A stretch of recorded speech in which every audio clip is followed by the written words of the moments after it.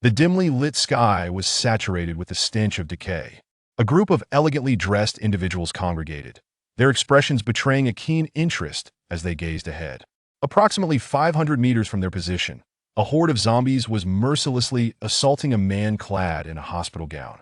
Though the man was clearly unarmed, he vigorously flailed his hands in defiance.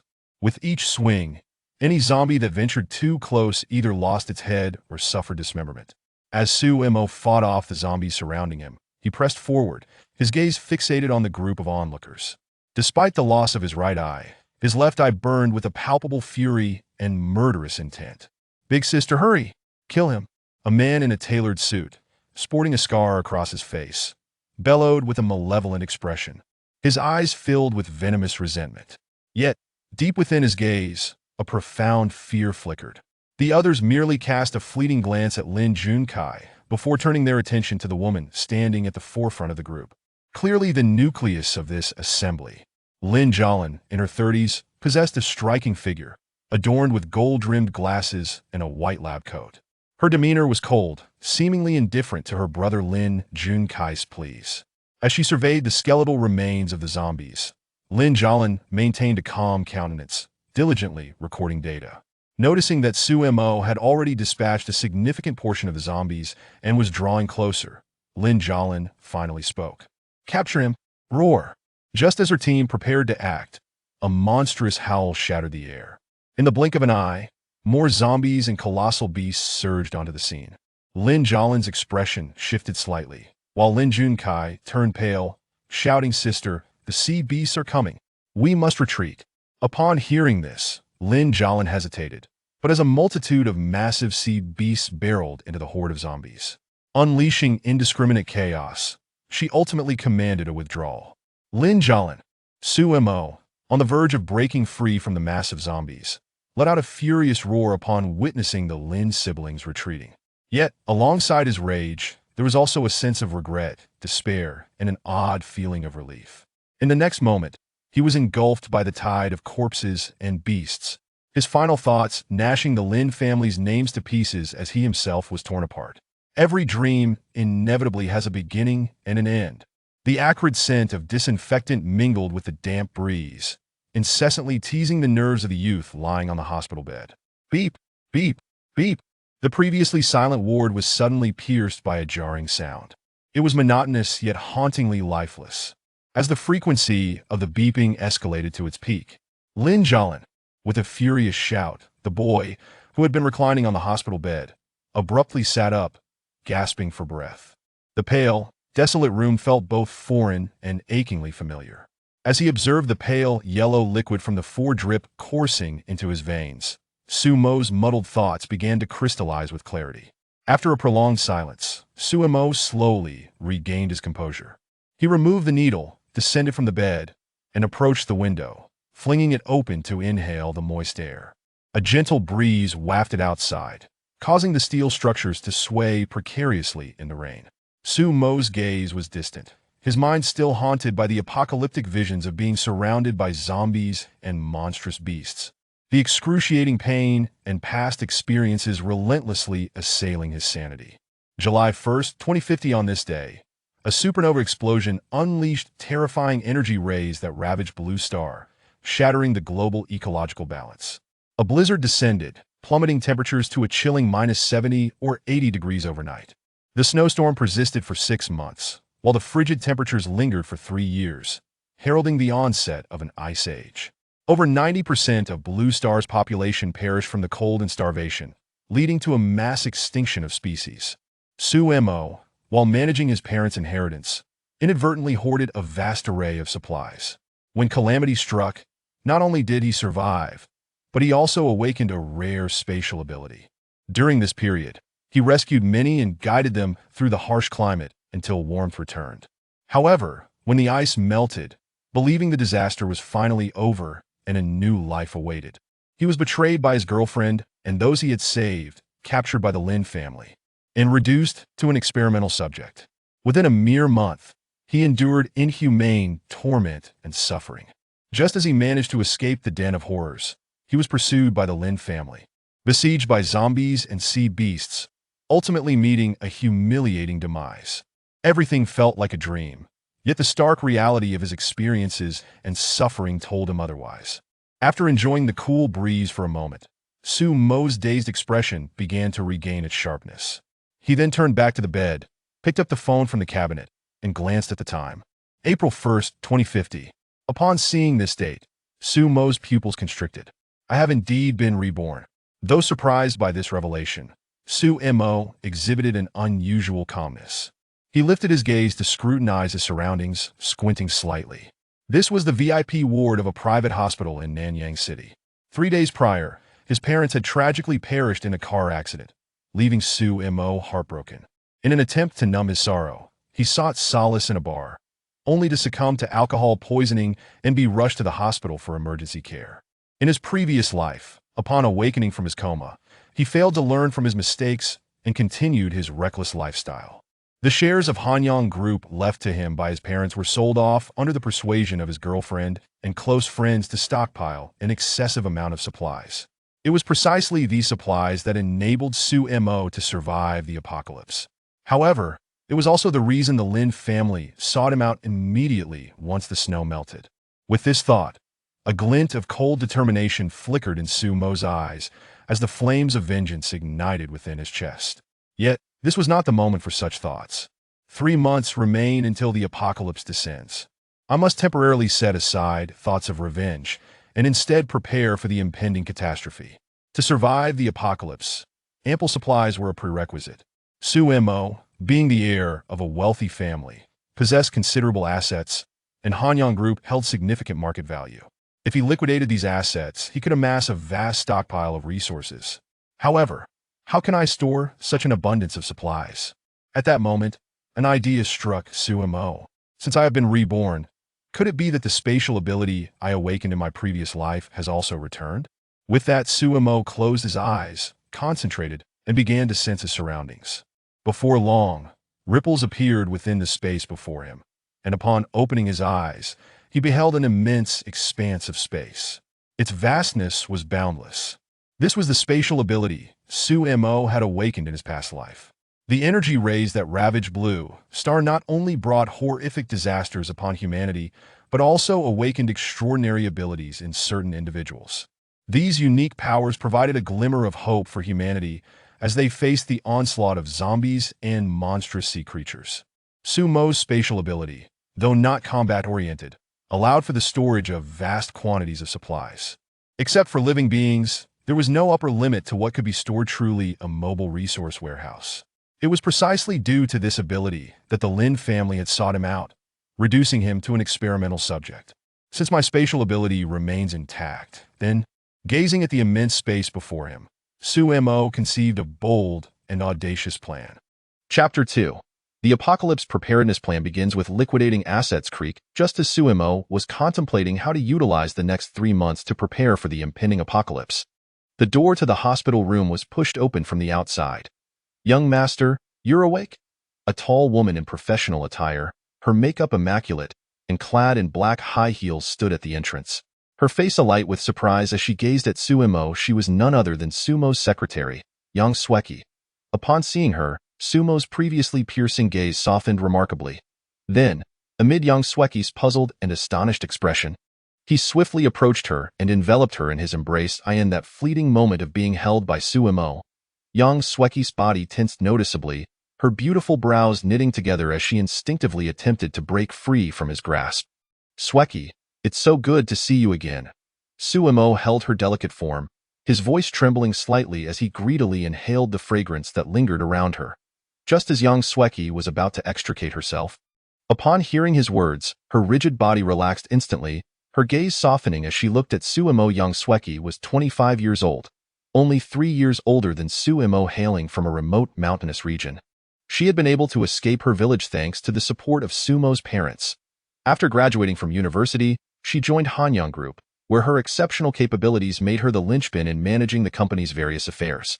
Additionally, she was responsible for attending to Mo's daily needs. In his previous life, a significant part of Mo's survival during the apocalypse was attributable to Yang Sweki. His past fate had been tragically grim, and Yang Sweki's was 100 times worse. All because of him, Suemo felt indebted to everyone, yet he could never repay young Sweki. Reflecting on this, he instinctively tightened his grip on her. Why, young master? Feeling Sumo's grip intensify once more, young Sweki's cheeks flushed as she struggled to breathe. Unable to suppress her voice, Suemo, hearing her, quickly regained his composure and released her, gazing at her exquisite features. He spoke earnestly, Sweki, I'm so sorry, huh? Young Sweki was momentarily taken aback, looking at Suemo in confusion. However, before she could voice her thoughts, Suemo continued, I wish to be discharged. Please assist me with the discharge procedures. Young Sweki was taken aback again, frowning as she replied, Young master, you've just awakened. You should rest more. Yet, before she could finish, Sumo interrupted, Please process the paperwork. His tone was soft but carried an unmistakable air of finality that brooked no objection. Seeing Sumo's insistence on being discharged, young Sweki ceased her objections and turned to exit the hospital room. Soon, the discharge procedures were completed, and the two emerged from the hospital on their way back. Sumo gazed out the car window, observing the scenery beyond. Towering steel structures lined the streets, harsh music assaulted the car windows, and hurried office workers rushed by, while youthful girls donned short skirts even before summer's arrival. Everything appeared so serene and tranquil, yet Sumo's brow furrowed deeply. For he knew that in 3 short months, this beautiful and harmonious scene would dissolve into nothingness. Young Sweki, driving, stole glances at Suemo through the rearview mirror. Noticing his furrowed brow, she sensed that he had undergone some sort of transformation. Was it due to his parents' sudden passing? Young Sweki was unsure, but given her understanding of Suemo, this possibility seemed unlikely. After all, would a young man, whose parents had passed, indulge in reckless revelry at bars, truly have such awareness? While young Sweki pondered these thoughts, Suemo suddenly spoke, How much liquid capital does the company currently have? At his words, young Sweki's brow furrowed slightly, thinking to herself, It seems I have overthought this. With a soft sigh, she replied, Approximately 10 million. Only 10 million. Suemo frowned slightly and then inquired, If we were to liquidate shares, how much cash could we obtain? Upon hearing this, young Sweki's expression shifted dramatically as she slammed on the brakes, turning to Suemo with disbelief. Young master, you intend to sell shares? Is that not permissible? Suemo countered. The shares belong to the young master, who naturally has the right to manage them. However, the company is currently flourishing, with vast potential for future growth. Liquidating shares at this juncture would have a significant impact on the company's market value. Sumo's expression remained impassive in response to young Sweki's concerns. Seeing this, she pressed on, Hanyang Group is the fruit of the chairman's lifetime of hard work. Unless absolutely necessary, it would be best for you not to sell the shares. If you require funds, I could arrange for 5 million from the account. Observing young Sweki, who was typically calm and composed yet was now visibly agitated, Suemo found himself momentarily taken aback. Yet, it was clear that her feelings for the company ran deep in this era, where material desires reign supreme. Individuals like young Sweki, who are grateful and fiercely loyal, are exceedingly rare. Nevertheless, Suemo interrupted her once more. I will give you 3 months to liquidate the company's shares, stocks, and all other assets that can be converted to cash. Seeing her attempts at persuasion yield no fruit, young Sweki couldn't help but ask, Why? Suemo looked at the woman before him, her eyes filled with urgency and pleading. He opened his mouth, intending to offer an explanation, but ultimately settled on, Do not ask so many questions. Simply do as I say. Young master. Young Sweki wished to say more, but Suemo turned his head away, gazing out the window, coldly asserting, If you do not comply, I will have someone else handle this matter. After staring at Suemo for a prolonged moment, young Sweki understood his determination. Biting her lip, she nodded firmly, her voice thick with emotion, Young master, I will manage it well. With that, young Sweki restarted the car. The two soon returned to the Junyu villa located in Nanyang. Upon entering, Suemo stated, Please contact the most reputable security company. Young Sweki was momentarily stunned, instinctively responding, There's no need to contact anyone.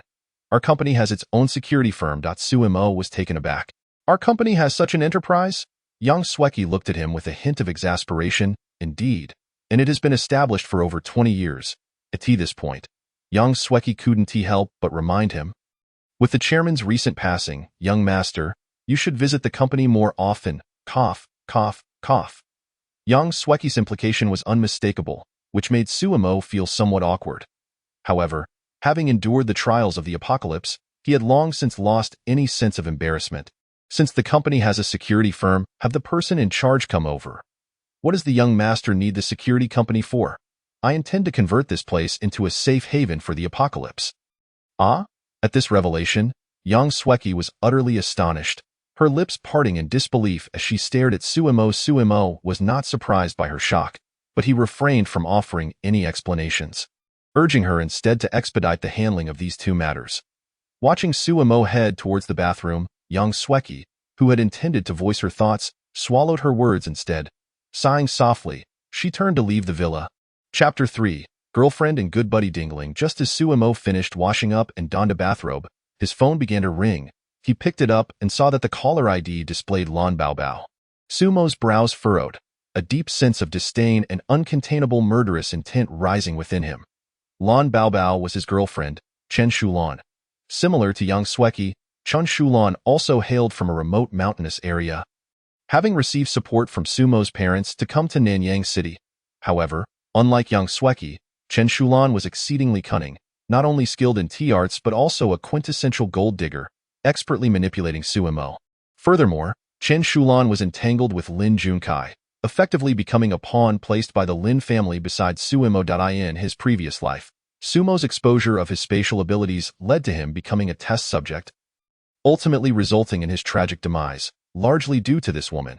Staring at his phone in silence for a moment, Suemo contemplated hanging up but eventually decided to answer the call.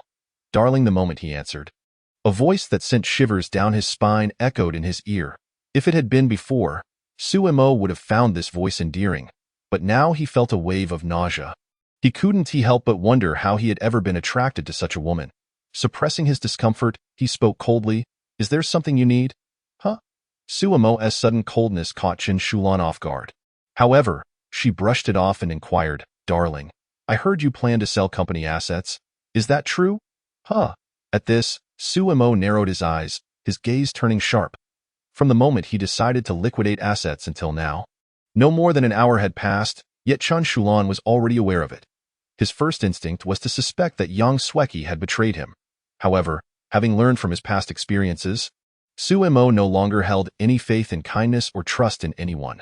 Fortunately, he understood the kind of person Yang Sweki was. She would never betray him.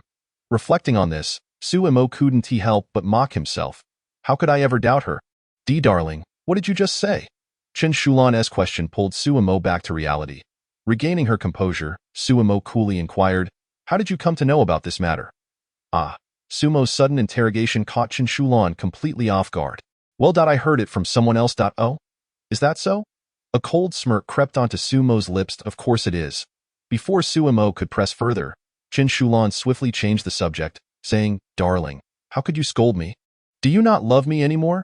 Love. Upon hearing that word, Suemo felt an overwhelming urge to retort, I love your mother's fried dough twists. Yet he restrained his disgust and replied, My dear, of course I love you. I knew you loved me the most. Recently, I've set my sights on the latest LV handbag. However, before Chen Shulan could finish her sentence, Suemo interrupted, I have some matters to attend to. I'll hang up now. Without giving Chen Shulan a chance to respond, he ended the call. Damn it, truly, it's nauseating how disgusting she is.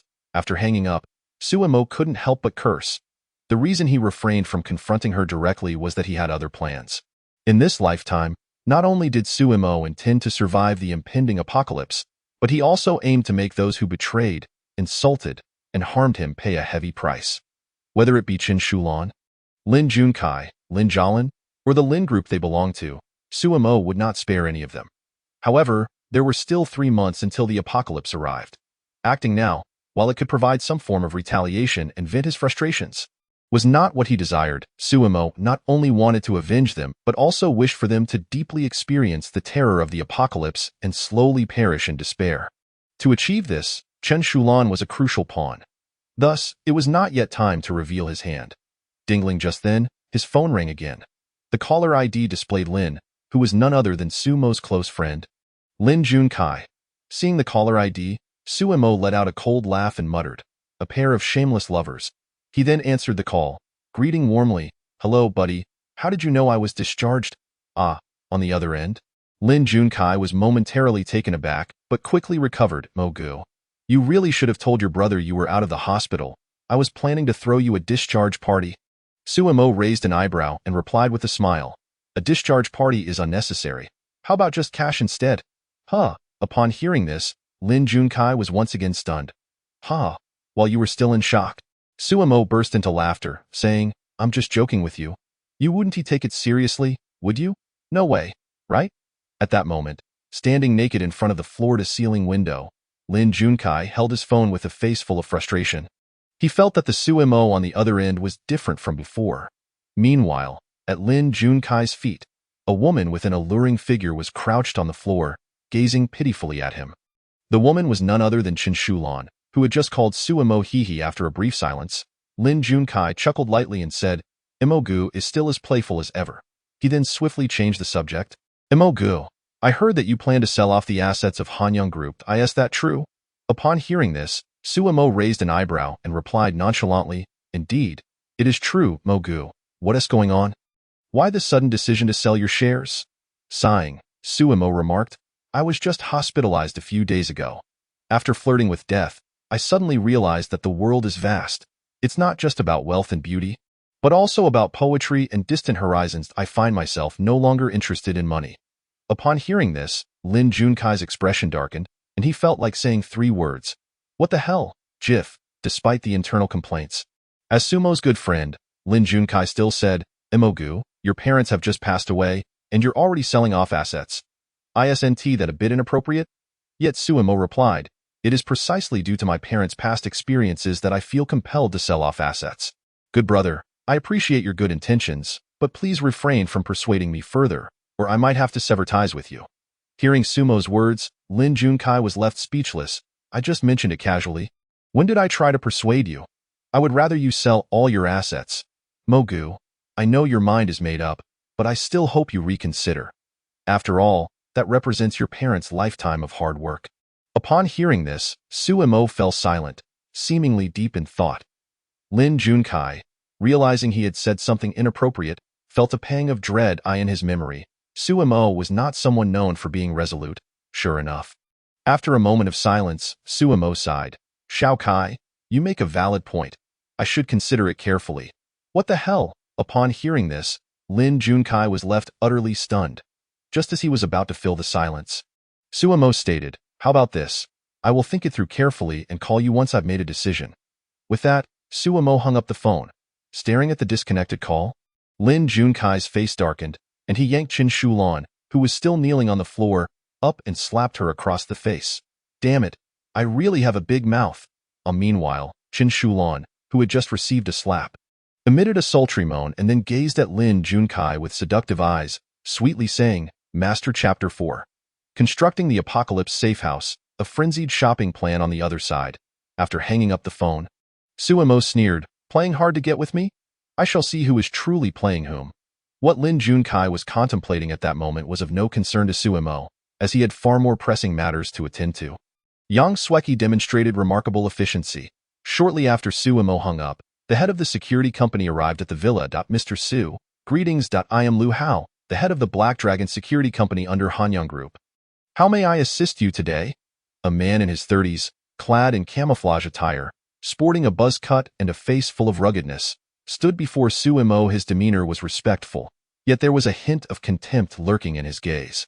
Suemo naturally noticed this, but paid it no mind. Dressed in a bathrobe, Suemo first poured himself a cup of coffee and then said casually, "I would like you to help me transform this villa into an apocalypse safe house."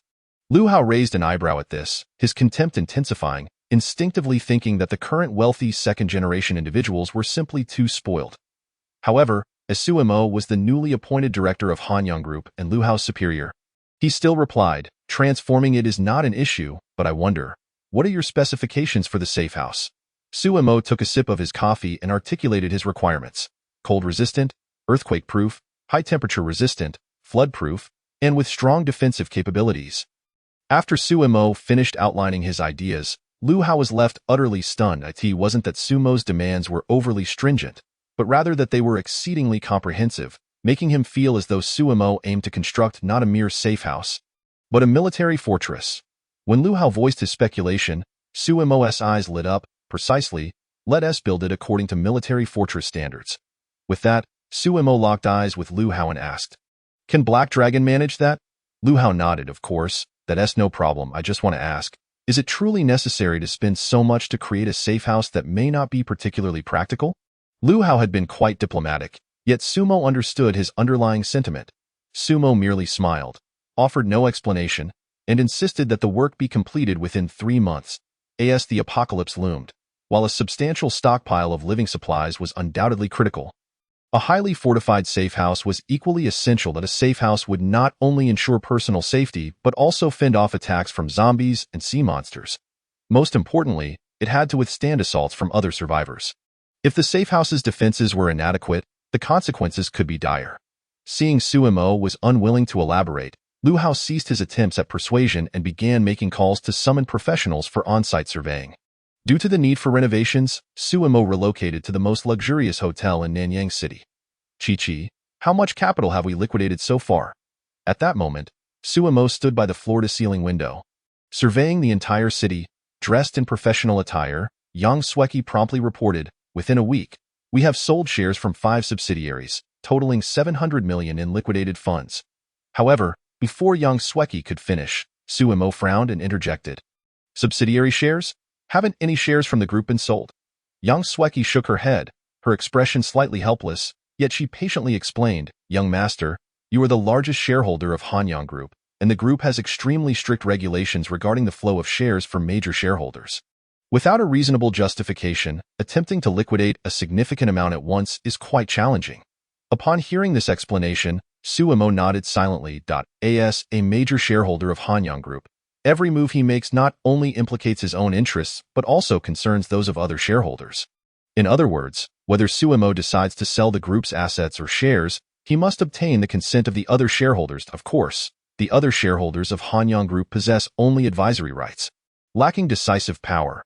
However, what Yang Sweki truly intends to convey is not merely these matters, but rather a different issue altogether. Since Suemo was discharged from the hospital and resolved to divest assets, it was the group shareholders who acted first. They questioned and obstructed Yang Sweki's actions in their capacity as shareholders while simultaneously covertly utilizing their savings to aggressively acquire assets and shares. Yet, Suemo is well aware of these happenings without Yang Sweki needing to elucidate them. Their obstruction stems from their fear of Suemo selling his shares and assets to others. He could inform them that they possess the right of first refusal on everything he intends to sell. Upon hearing this, Yang Sweki evidently hesitated and expressed concern. Sensing her unease, Suemo chuckled and remarked, "The joy they are experiencing now will be matched by their future agony." Huh? Yang Sweki paused slightly, clearly perplexed by the meaning of his words. Suemo had no intention of offering clarification and simply stated, "Follow my lead." Yang Sweki nodded, preparing to turn away, when Suemo added, "Oh, by the way, if my good brother Lin Junkai wishes to make a purchase, the price can be slightly lower, provided he consumes sufficiently." At this, Yang Sweki furrowed her brow and couldn't help but remind him, "Young master, while I am unsure why you insist on liquidating assets, selling Hanyang Group's assets and shares to Lin's Group should be reconsidered, especially considering the chairman's wishes during his lifetime." Suemo waved his hand, interrupting, "No need to reconsider. If they want it, they can have it, as long as the price is right, nothing else matters." Seeing Sumo's resolute stance, Yang Sweki ceased her attempts at persuasion. Although she strongly opposed Sumo's course of action, at the end of the day, he was divesting his own assets, and what could she, an outsider, truly say? She merely felt pity for Sumo's deceased parents. Yet, she spoke softly, "Young master, I understand." Suemo, oblivious to the change in her tone, continued, "In addition to further selling the group's assets and shares, you will also secure a bank loan in the name of Hanyang Group." "How much?" "Whatever can be borrowed." "For how long?" Suemo pondered briefly and replied, 3 months, I suppose." "All right. Transfer all the funds to Heilung Company and instruct them to expedite the construction of the safe house." "Understood. Connect me with breeding farms, meat processing plants, canning factories, instant noodle factories, pharmaceutical companies, flour mills, wineries, clothing factories, fuel companies, vegetable farming companies, machinery factories. Sumo enumerated dozens of companies, encompassing every aspect of life. The proceeds from the asset liquidation would be entirely allocated to procure these items. Furthermore, help me order a plane and a yacht. Sell all the vehicles in the garage except for the off-road vehicle and replace them with motorcycles, pickups, and snowmobiles. Additionally, find a way to acquire a batch of weapons with substantial lethality. If possible, hot weapons would be best. Chapter 5. Half-brothers of different fathers yet the same mother. Although young Sweki had grown somewhat accustomed to Sumo's whimsical notions, she could not help but gasp upon hearing this. This was no longer mere astonishment, but rather dread and profound fear. Young master, I can understand the rest, but why do you need so many weapons, especially hot ones? What exactly are you planning to do? In response to young Sweki's inquiry, or rather her reproach, Sumo offered no explanation. He turned to face her, gazing intently into her eyes, and spoke gravely, Chi-Chi, do you trust me? Under Sumo's gaze, young Sweki felt her cheeks flush. After a prolonged silence, she nodded slightly. Since you trust me, do not attempt to persuade me further, nor inquire about my reasons. In 3 months, I will provide you with an explanation. Upon hearing this, young Sweki first nodded, then shook her head. Young master, you don't actually need to explain to me. Though I don't understand why you've changed so, I will ensure that you recover. With that, she turned and departed swiftly, watching young Sweki leave. Sumo opened his mouth to say something, but ultimately swallowed the words. Taking a few steps forward and gazing down at much of Nanyang City, Sumo's eyes gleamed as he murmured, Sister Chi-Chi, you will soon understand. As Sumo continued to liquidate Hanyang Group's assets and shares, the once tranquil Nanyang City was akin to a bomb being dropped, stirring undercurrents of turmoil. Many speculated that Sumo's actions were linked to the sudden passing of his parents and the power transition within the group. Others claimed he had succumbed to gambling, accumulating massive debts that could only be repaid through asset liquidation. Some suggested that Sumo's parents had borrowed extensively during their lifetimes, leaving Hanyang Group in debt, prompting Sumo's intent to cash out and flee. While even more rumors circulated, in short, opinions varied widely. However, regardless of the external chatter, neither Sumo nor Hanyang Group emerged to clarify the reasons, continuing unabated in their asset and share sales. Dingling just as Sumo concluded his morning exercise and prepared for his ablutions. His phone rang. Upon seeing the caller ID, a smirk crept across Sumo's lips as he murmured, Finally can't sit still, can you? He promptly answered the call. Mogu, you're really being unreasonable. Lin Junkai's voice filled with grievance came through as soon as the line connected. Shao Kai, what do you mean by that? How have I been unreasonable? Sumo feigned ignorance.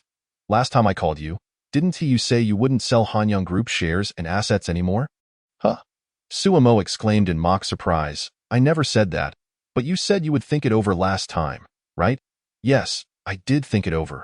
After much contemplation, I realized that rather than a life of indulgence, I prefer poetry and the open road. Upon hearing this, Lin Junkai nearly choked. If he weren't on the phone with Sumo, he might have started cursing right then and there. Clenching his phone tightly, Lin Junkai took a few deep breaths to calm himself before saying, Imogo, are you really planning to abandon your current life? Of course, I've made up my mind. Once I finish selling off my assets and shares, I will buy a yacht and go sailing, learning a bit from Robinson Crusoe and experiencing the thrills of sea drift. Then, I will purchase a plane. After tiring of the sea, I'll soar through the skies. Just as Sumo continued to elaborate on his future plans, Lin Junkai's face turned completely dark on the other end of the line. Realizing the absurdity of the situation, he also confirmed one thing. Sumo was genuinely intent on abandoning Hanyang Group. With this realization, Lin Junkai lost interest in listening to Sumo's rambling and interjected, Imogu. What is it? Sumo, abruptly interrupted while enthusiastically speaking, felt quite displeased, and his tone inevitably grew sharper. Lin Junkai noticed this but prioritized his next words, Imogu, we are good brothers, right? Hearing this, Sumo's lips curled into a smirk, a cold smile emerging as he replied, Of course, we are like brothers of different fathers but the same mother. Huh? Lin Junkai paused slightly, and after a prolonged silence, he finally processed the statement, inwardly cursing who the hell considers you a brother. Yet, he feigned agreement, yes, like brothers. Since Imogu intends to sell off the assets and shares, aside from us Lin family in Nanyang City, no one else can absorb them. How about this, Imogu? Sell all of Hanyang Group's assets and shares to me. What do you think? Upon hearing this, Sumo's tone wavered slightly. Lin Junkai immediately sensed Sumo's hesitation and realized he had been too eager. Though he had always viewed Sumo as a fool, that did not imply Sumo was truly naive. Hence, Lin Junkai hurriedly explained, Imogu, it's not that I want to take advantage of you. It's just that your sudden liquidation of so many assets means there are too few capable buyers in Nanyang City. I believe you've noticed this as well? Sumo, upon hearing this, wore an even more pronounced smirk, yet he still conceded, indeed. I used to think there were many wealthy individuals in Nanyang City, but now I realize there are very few who are genuinely affluent. Over a week has passed, and I've sold less than a tenth of the assets. Sumo sighed deeply at the end of his statement. Lin Junkai seized the opportunity to respond. Imogu is right. Instead of searching for others to take over, you might as well sell directly to me. That way, you can venture out sooner to seek your poetry in the open road. Xiaokai, you make a valid point. Upon hearing this, Lin Junkai felt a surge of joy, but Sumo's following words caused his heart to tighten. Xiaokai, I would very much like to sell to you. But Lin Junkai quickly inquired, but what? I had previously promised the other shareholders of the group that I would sell these assets to them. So, assuming Sumo had recognized his intentions, Lin Junkai let out a long breath upon hearing this. Oh, I thought it was something serious, Mogu. It is not that I look down upon you, but rather I have little regard for those shareholders of your group. Merely relying on them, they cannot consume the assets at your disposal. Instead of selling to them, why not sell directly to me? As Lin Junkai finished his statement, a prolonged silence ensued on the other end of the line. However, Lin Junkai remained unperturbed, fully aware that Sumo was tempted. Although Lin Junkai was also a scion of wealth, his ambitions were not to be underestimated. Ever since he learned of Sumo's intention to divest assets, he began extensive investigations. Only after confirming that this was not a trap and that it contained substantial profits did he choose to call Sumo. Naturally, Lin Junkai was aware of the prior comments made by Sumo. Yet, as he had indicated, the major shareholders of Hanyang Group truly could not absorb all the assets in Sumo's possession. Of course, even if they could, the Lin family had ways to reclaim them, albeit at a certain cost.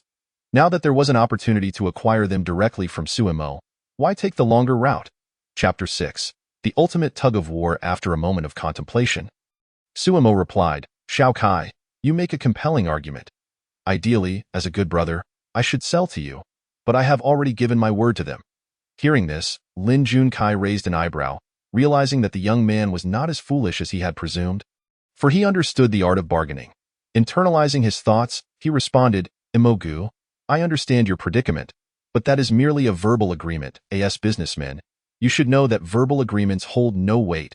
However, one must adhere to principles of integrity. Imogu, in business, profit is paramount, but they are the stalwarts of the group. You possess the right to manage your assets without infringing upon their interests, but they have watched me grow. Upon hearing this, Lin Junkai was momentarily taken aback, sensing that he was struggling to grasp Sumo's intent. After a brief silence, he hesitantly inquired, Imogu, what do you mean by all this? Sumo cleared his throat, feeling somewhat embarrassed as he said, Xiaokai, I genuinely want to sell to you, but the price they offered is exceedingly hard to refuse.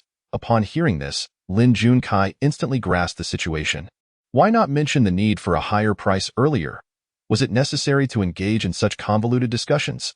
The thought of being outmaneuvered by someone he considered a fool made Lin Junkai want to curse.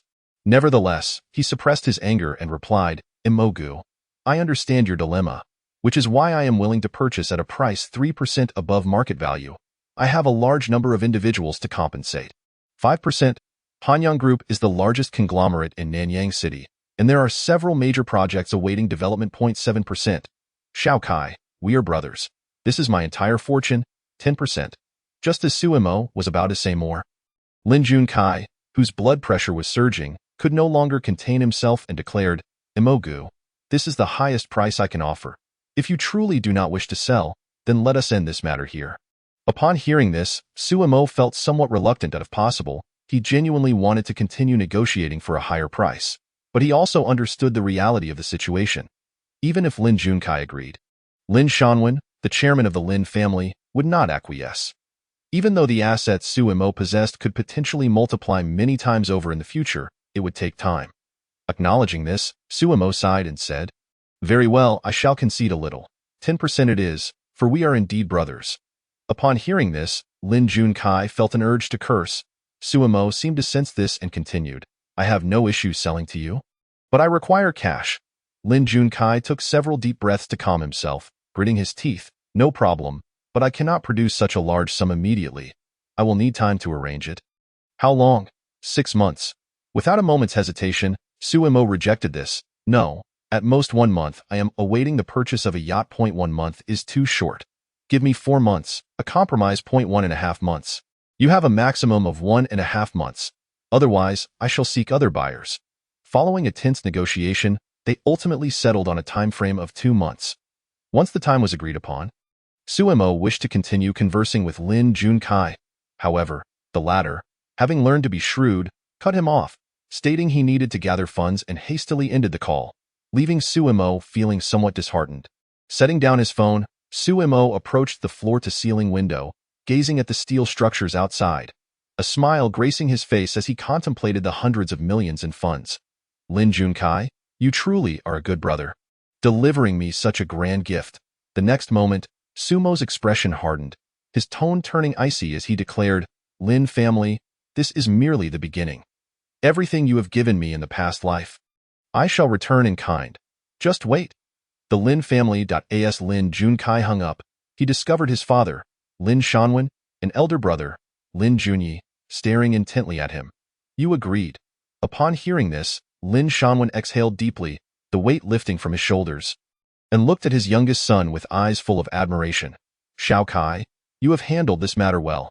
You truly are my son, accomplishing what I could not achieve in the past without much effort." Elated by his father's praise, Lin Junkai was about to respond when Lin Junyi interjected. Could Sumo's eagerness to divest assets indicate some underlying issue? However, before Lin Junyi could elaborate, Lin Junkai's expression soured. "An issue? What issue?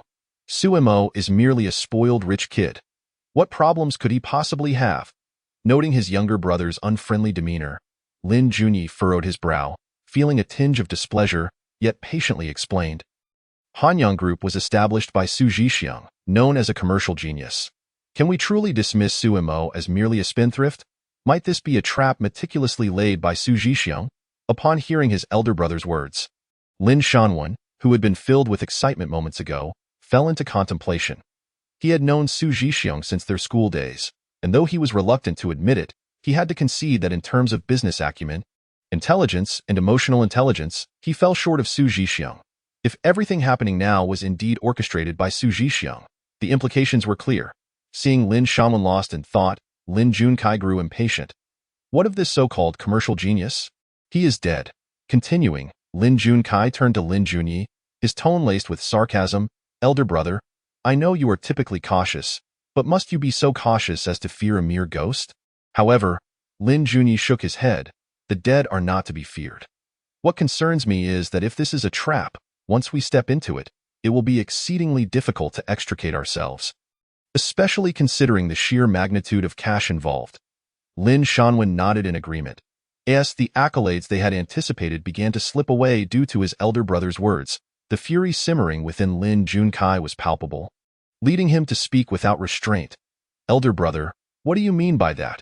Do not think I am oblivious to your ulterior motives. You are merely worried that I will help our father acquire Hanyang Group, thus jeopardizing your position as the future heir." The moment those words left his lips, Lin Junyi's expression darkened. Lin Shanwen erupted in anger. "Shao Kai, enough!" Feeling his father's ire, Lin Junkai startled and quickly fell silent. Observing his two sons, Lin Shanwen felt a headache coming on, a consequence of having too many children. After a brief silence, he finally spoke. "Proceed with the acquisition of Hanyang Group." Upon hearing this, Lin Junkai's anger dissipated, replaced by a beaming smile as he exclaimed, "Understood, father. I shall take care of it right away." With that, he hurriedly exited. Sighing as he watched Lin Junkai's hurried departure, Lin Shanwen turned his gaze to Lin Junyi. "Junyi, your younger brother is still young. It is crucial that you support him in his endeavors. Utilize all connections to thoroughly investigate Hanyang Group and Sumo's situation. Should anything seem amiss, inform me immediately." As a prominent business figure, Lin Shanwen was undeniably prudent. Lin Junyi frowned upon hearing this, clearly harboring reservations about the acquisition. However, since Lin Shanwen had already given his consent, he relented, understood. Once Lin Junyi left the room, Lin Shanwen retrieved a yellowed photograph from a locked drawer. The image depicted 3 individuals, 2 men and 1 woman. One of them was Lin Shanwen, while the other 2 were Sumo's parents. All strikingly youthful, Lin Shanwen traced the photograph with his fingers, his gaze fixed on Su Jixiong as he murmured, "Su Jixiong, while I may lack your emotional and intellectual prowess, I have lived longer than you, and my son surpasses yours. You may not have anticipated that the empire you built through a lifetime of toil would ultimately be squandered by your son and find its way into my possession." Chapter 7. The completion of the safe house. Unbeknownst to Su Mo, the conversation between the Lin family members transpired without his knowledge, yet he could surmise some of it. Regardless of what they discussed, the outcome would remain unchanged. Whether it be Lin Junkai, Lin Shanwen, or any other member of the Lin family, they all harbored an insatiable desire to acquire Hanyang Group, having endured the weight of its dominance for far too long. Relegated to the role of the second fiddle for nearly 2 decades, after reaching an agreement with Lin Junkai, Su Mo promptly contacted Yang Sweki to inform her of the development. Subsequently, he instructed Yang Sweki to shift her focus towards stockpiling supplies.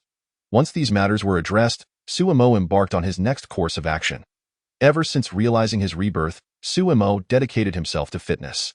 Regardless of the circumstances, maintaining a healthy physique is paramount, a fact that becomes even more pronounced in a post-apocalyptic scenario. Following a temporary halt in asset liquidation, Su Mo immersed himself in rigorous weight training at the gym. Additionally, he enlisted the services of highly paid fitness trainers, swimming coaches, mountaineering instructors, rock climbing experts, retired special forces soldiers, masters of ancient martial arts, and medical specialists for comprehensive one-on-one training. Under nearly 20 hours of grueling training each day, Sumo's physical condition significantly improved, transforming from a frail dandy into a striking figure. Moreover, he acquired various survival and self-rescue skills. On June 10th, just after concluding his physical training and preparing to rest, Sumo received a call from Lu Hao. "Mr. Su, the Doomsday Safe House has been completed. When will you come for an inspection?" Upon hearing this, Sumo's eyes brightened. "Great, I will come over immediately." With that, he departed from the shooting club and drove back to the Junyu villa. Upon arriving at the villa and surveying the renovated space, he raised an eyebrow. Thanks to his unrestricted financial investment, Lu Hao had employed a 3-shift system, working tirelessly for over 2 months to accomplish the design, planning, demolition, reconstruction, and renovation tasks. The villa, though only 2 stories, reached nearly 30 meters in height. Its entirely black exterior exuded a sense of solemnity and weightiness, instilling a profound sense of security. Lu Hao had long awaited at the entrance. Upon seeing Su Mo alight from his vehicle, he hurried over, smiling as he inquired, "Mr. Su, what do you think?" Su Mo nodded and replied, "It looks quite impressive." As they spoke, Su Mo approached the side of the villa and ran his hand along the wall. The cool touch and distinctive metallic feel were unmistakable. Observing this, Lu Hao eagerly explained, "The exterior of the safe house is constructed from aerospace materials, which was the most significant expense. Theoretically, it can withstand a nuclear strike. But, at this point," Lu Hao shook his head and continued, "if faced with an actual nuclear bomb or missile attack, it would still be compromised unless we replaced it with military-grade materials specifically designed for nuclear defense." However, Lu Hao hesitated, choosing not to elaborate further. Su Mo nodded in response.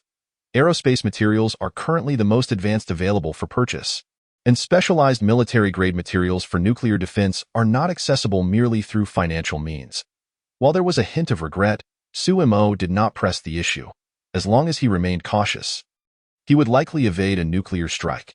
Then, a thought crossed Sumo's mind, prompting him to ask, if an armed force equipped with heavy weaponry were to attack, would they be able to breach the safe house? Lu Hao was momentarily taken aback, surprised by Sumo's inquiry, yet instinctively replied, "That scenario is highly unlikely. Hypothetically," Su Mo clarified. Lu Hao pondered for a moment before stating, in such a case, breaching the safe house would still be improbable unless they employed a saturation attack and engaged in a prolonged assault.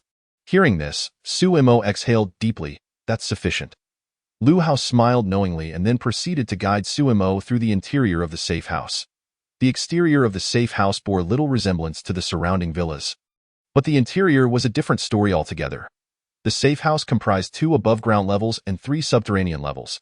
The upper 2 levels included a living room, dining room, kitchen, master bedroom, guest room, maid's quarters, study, fireplace, laundry room, shared restroom, and bathroom, with each room featuring its own private bathroom. The main entrance on the first floor was designed to bank vault specifications, equipped with independent fingerprint recognition, facial recognition, and iris recognition systems, rendering brute force ineffective. Behind the main door of the safe house, there was an additional corridor, the corridor's entrance. Tear gas dispensers were installed, and high-temperature spray devices were positioned on either side.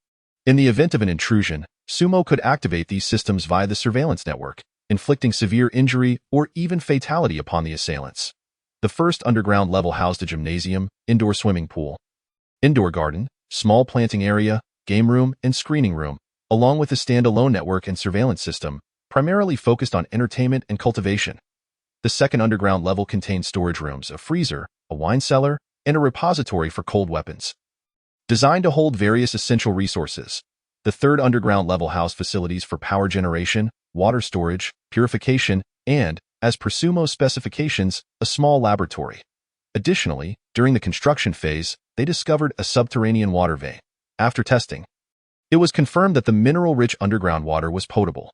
Consequently, they constructed an underground water reservoir and installed a small hydropower generator utilizing the underground water to sustain the safe house's basic electrical needs. Beyond this, the entire villa was equipped with intelligent systems for air purification, temperature regulation, and internal circulation. In summary, the safe house possessed all the security features typical of other villas while also boasting unique attributes. According to Liu Hao, the safe house, crafted at Sumo's considerable expense, would be able to sustain life for at least 20 years under conditions of ample resources. The materials employed in the construction were all cutting-edge, exhibiting advantages such as cold resistance, insulation, earthquake resistance, and flood protection. The renovated villa was notably robust, capable of withstanding an earthquake of magnitude 8 and a typhoon of magnitude 9. At this point, Liu Hao chuckled, remarking, Nanyang City is an inland city, situated outside seismic zones, so earthquakes and typhoons are not a concern. However, we still considered these factors during the design phase and reinforced the safe house accordingly. Sumo cast a sidelong glance at Liu Hao, remaining silent. Before the apocalypse, Nanyang City would indeed be free from disasters like earthquakes and typhoons. However, in the aftermath, as temperatures rise and snow melts, floods would trigger a series of calamities. Liu Hao then led Sumo on an extensive tour of the safe house, providing detailed descriptions of every corner. Sumo was thoroughly satisfied with the design of the safe house, as Liu Hao had anticipated aspects he had not previously considered, exceeding Sumo's expectations. Nevertheless, simultaneously, Sumo's gaze towards Liu Hao grew increasingly perilous. Chapter 8. Intent to kill. As he observed Liu Hao, who was enthusiastically detailing the features of the safe house, Sumo felt a surge of murderous intent. Having experienced an apocalypse firsthand, he understood the significance of a self-sufficient refuge that could shield against the elements. When the end of days arrives, this heavily fortified safe house would undoubtedly become a coveted target for survivors. While ordinary individuals would likely be unable to breach it, Liu Hao represented an exception. As the architect of the safe house, Liu Hao possessed in-depth knowledge far surpassing Sumo's, and with his capabilities, coupled with the strength of the Black Dragon Security Company, he posed a genuine threat to Sumo. Having witnessed the darker, selfish facets of human nature, Sumo felt neither trust nor belief in anyone. Consequently, he faced a stark choice. Either keep Liu Hao close until the impending apocalypse or eliminate him now to eradicate future risks. Perhaps influenced by the harrowing experiences of his previous life, Sumo instinctively leaned towards the latter option when faced with this decision. The prospect of taking a life did not weigh heavily on his conscience. After all, in his previous existence, he had resorted to murder to escape the Lin family. Thus, lagging a step behind Liu Hao, Sumo drew a dagger from his pocket, gripping it tightly in reverse as his gaze fixed on Liu Hao's throat. After enduring over 2 months of intense training, Sumo's physical prowess had significantly improved, granting him a high degree of confidence that he could swiftly slice Liu Hao's throat before he even realized the danger. Gaze can carry weight. As Sumo's eyes lingered on Liu Hao's throat, the latter's body instinctively reacted, goosebumps rising on his exposed skin. This sudden wave of alarm caused Liu Hao to stiffen. and he instinctively turned to look at Suemo.at that moment. Suemo stood merely half a step away from Lu Hao, the optimal distance for an attack. Mr. Su, why are you looking at me like that? Is there something unsatisfactory? Lu Hao inquired, attempting to create distance between them as he spoke. Suemo, who had been hesitating about whether to strike, realized he had missed the prime opportunity upon witnessing Lu Hao's movement. Thus, he sheathed the dagger back into his pocket, diverting his gaze as he smiled and said, "You've assisted me tremendously. I was pondering how to express my gratitude." Upon hearing this, Lu Hao raised an eyebrow and shook his head. "As a subsidiary of the Hanyang Group, it's my duty to assist." "Nevertheless," Suemo countered, "despite that, you've aided me greatly, and I feel I should acknowledge it, Mr. Su." Lu Hao began, but Suemo interrupted, "You have been with the company for a long time. I assume you lack for nothing in terms of ordinary gifts. After much consideration, I've decided to offer you shares of the Black Dragon Security Company. I hope you won't refuse." Lu Hao exclaimed in astonishment, staring incredulously at Suemo. "Mr. Su, you can't be joking, can you?" Had this statement come from Sumo's father, Lu Hao would have accepted it without question. However, from Suemo, considering Sumo's recent peculiar behavior and the external gossip surrounding him, it was difficult not to be skeptical. Suemo smiled knowingly at Lu Hao, fully anticipating this reaction, and affirmed, "I am certainly not joking." Lu Hao stared blankly at Suemo, confusion and bewilderment evident in his eyes. After several seconds of silence, he finally mustered the courage to ask, "Why?" Observing his reaction, Suemo patiently began to elucidate, "You are likely aware of the recent events within the company. The Black Dragon Security Company was among our earliest subsidiaries. I initially intended to package it for sale, but upon reflection, I concluded that rather than selling it to a third party, it would be more fitting to gift it to you." Upon hearing Sumo's words, Lu Hao did not feel a surge of joy. Instead, he furrowed his brow and posed the question that had been on everyone's mind lately. "Chairman Su, why are you liquidating company assets? Is it due to the sudden passing of the former chairman?" Suemo nodded slightly before shaking her head, responding, "That is indeed one reason. But there are additional factors at play." "Additional factors?" Lu Hao was momentarily taken aback. But then a realization struck him, causing his expression to darken. It related to the Lin Group? The unexpected death of the former chairman had left Suemo, as the heir, to make the immediate decision to divest assets, and Lu Hao's thoughts immediately turned to the Lin Group. After all, the conflict between Hanyang Group and the Lin Group was common knowledge. With this in mind, Lu Hao spoke again. "Chairman Su, are you under threat? If so, I can help resolve this matter." "You?" Suemo blinked in surprise, looking at Lu Hao with a hint of disbelief. Lu Hao quickly understood her astonishment and smiled. "Chairman Su may not be aware, but aside from undertaking security tasks, Black Dragon Security Company is involved in some less than reputable dealings." "Really?" Suemo was taken aback by Lu Hao's statement, as it was news to him. However, he swiftly regained his composure. Hanyang Group was a large corporation, and it was only natural that some matters would require discreet handling, making Black Dragon Security Company an optimal choice. What surprised Suemo even more was that Lu Hao would make such a statement at this moment. Whether his intentions were genuinely altruistic or ulterior, Suemo could not ascertain, but it was of little consequence. Thus, Suemo shook his head and stated, "It has nothing to do with the Lin Group. I am merely weary of my current life and wish to pursue a different way of living." This revelation seemed to leave Lu Hao unconvinced, yet before he could voice his skepticism, Suemo redirected the conversation. "This matter is settled. Secretary Yang will be in touch with you shortly." Observing Sumo's earnest demeanor, Lu Hao no longer hesitated and accepted her generous offer. Lu Hao acquiesced. A smile graced Sumo's face, and she added somewhat sheepishly, "However, there is one more matter in which I require your assistance." "What is it?" "Just give the order, Chairman Su. There are some assets in the island nation that need attending to. Originally, Secretary Yang was responsible for these matters, but she is currently unavailable, and the situation there is somewhat complicated. Therefore, I would like to ask if you could lead a team to the island nation and assist with this." Without a moment's hesitation, Lu Hao replied, "No problem. Consider it done." Sumo's smile widened at his response. After a brief discussion, Lu Hao took his leave. Suemo stood at the doorway, watching as he drove away. Her smile fading as her gaze grew profound. She murmured, "I hope you do not return." Otherwise, at this point, her expression turned icy white as Lu Hao drove away from Junyu Villa. His face was alight with joy.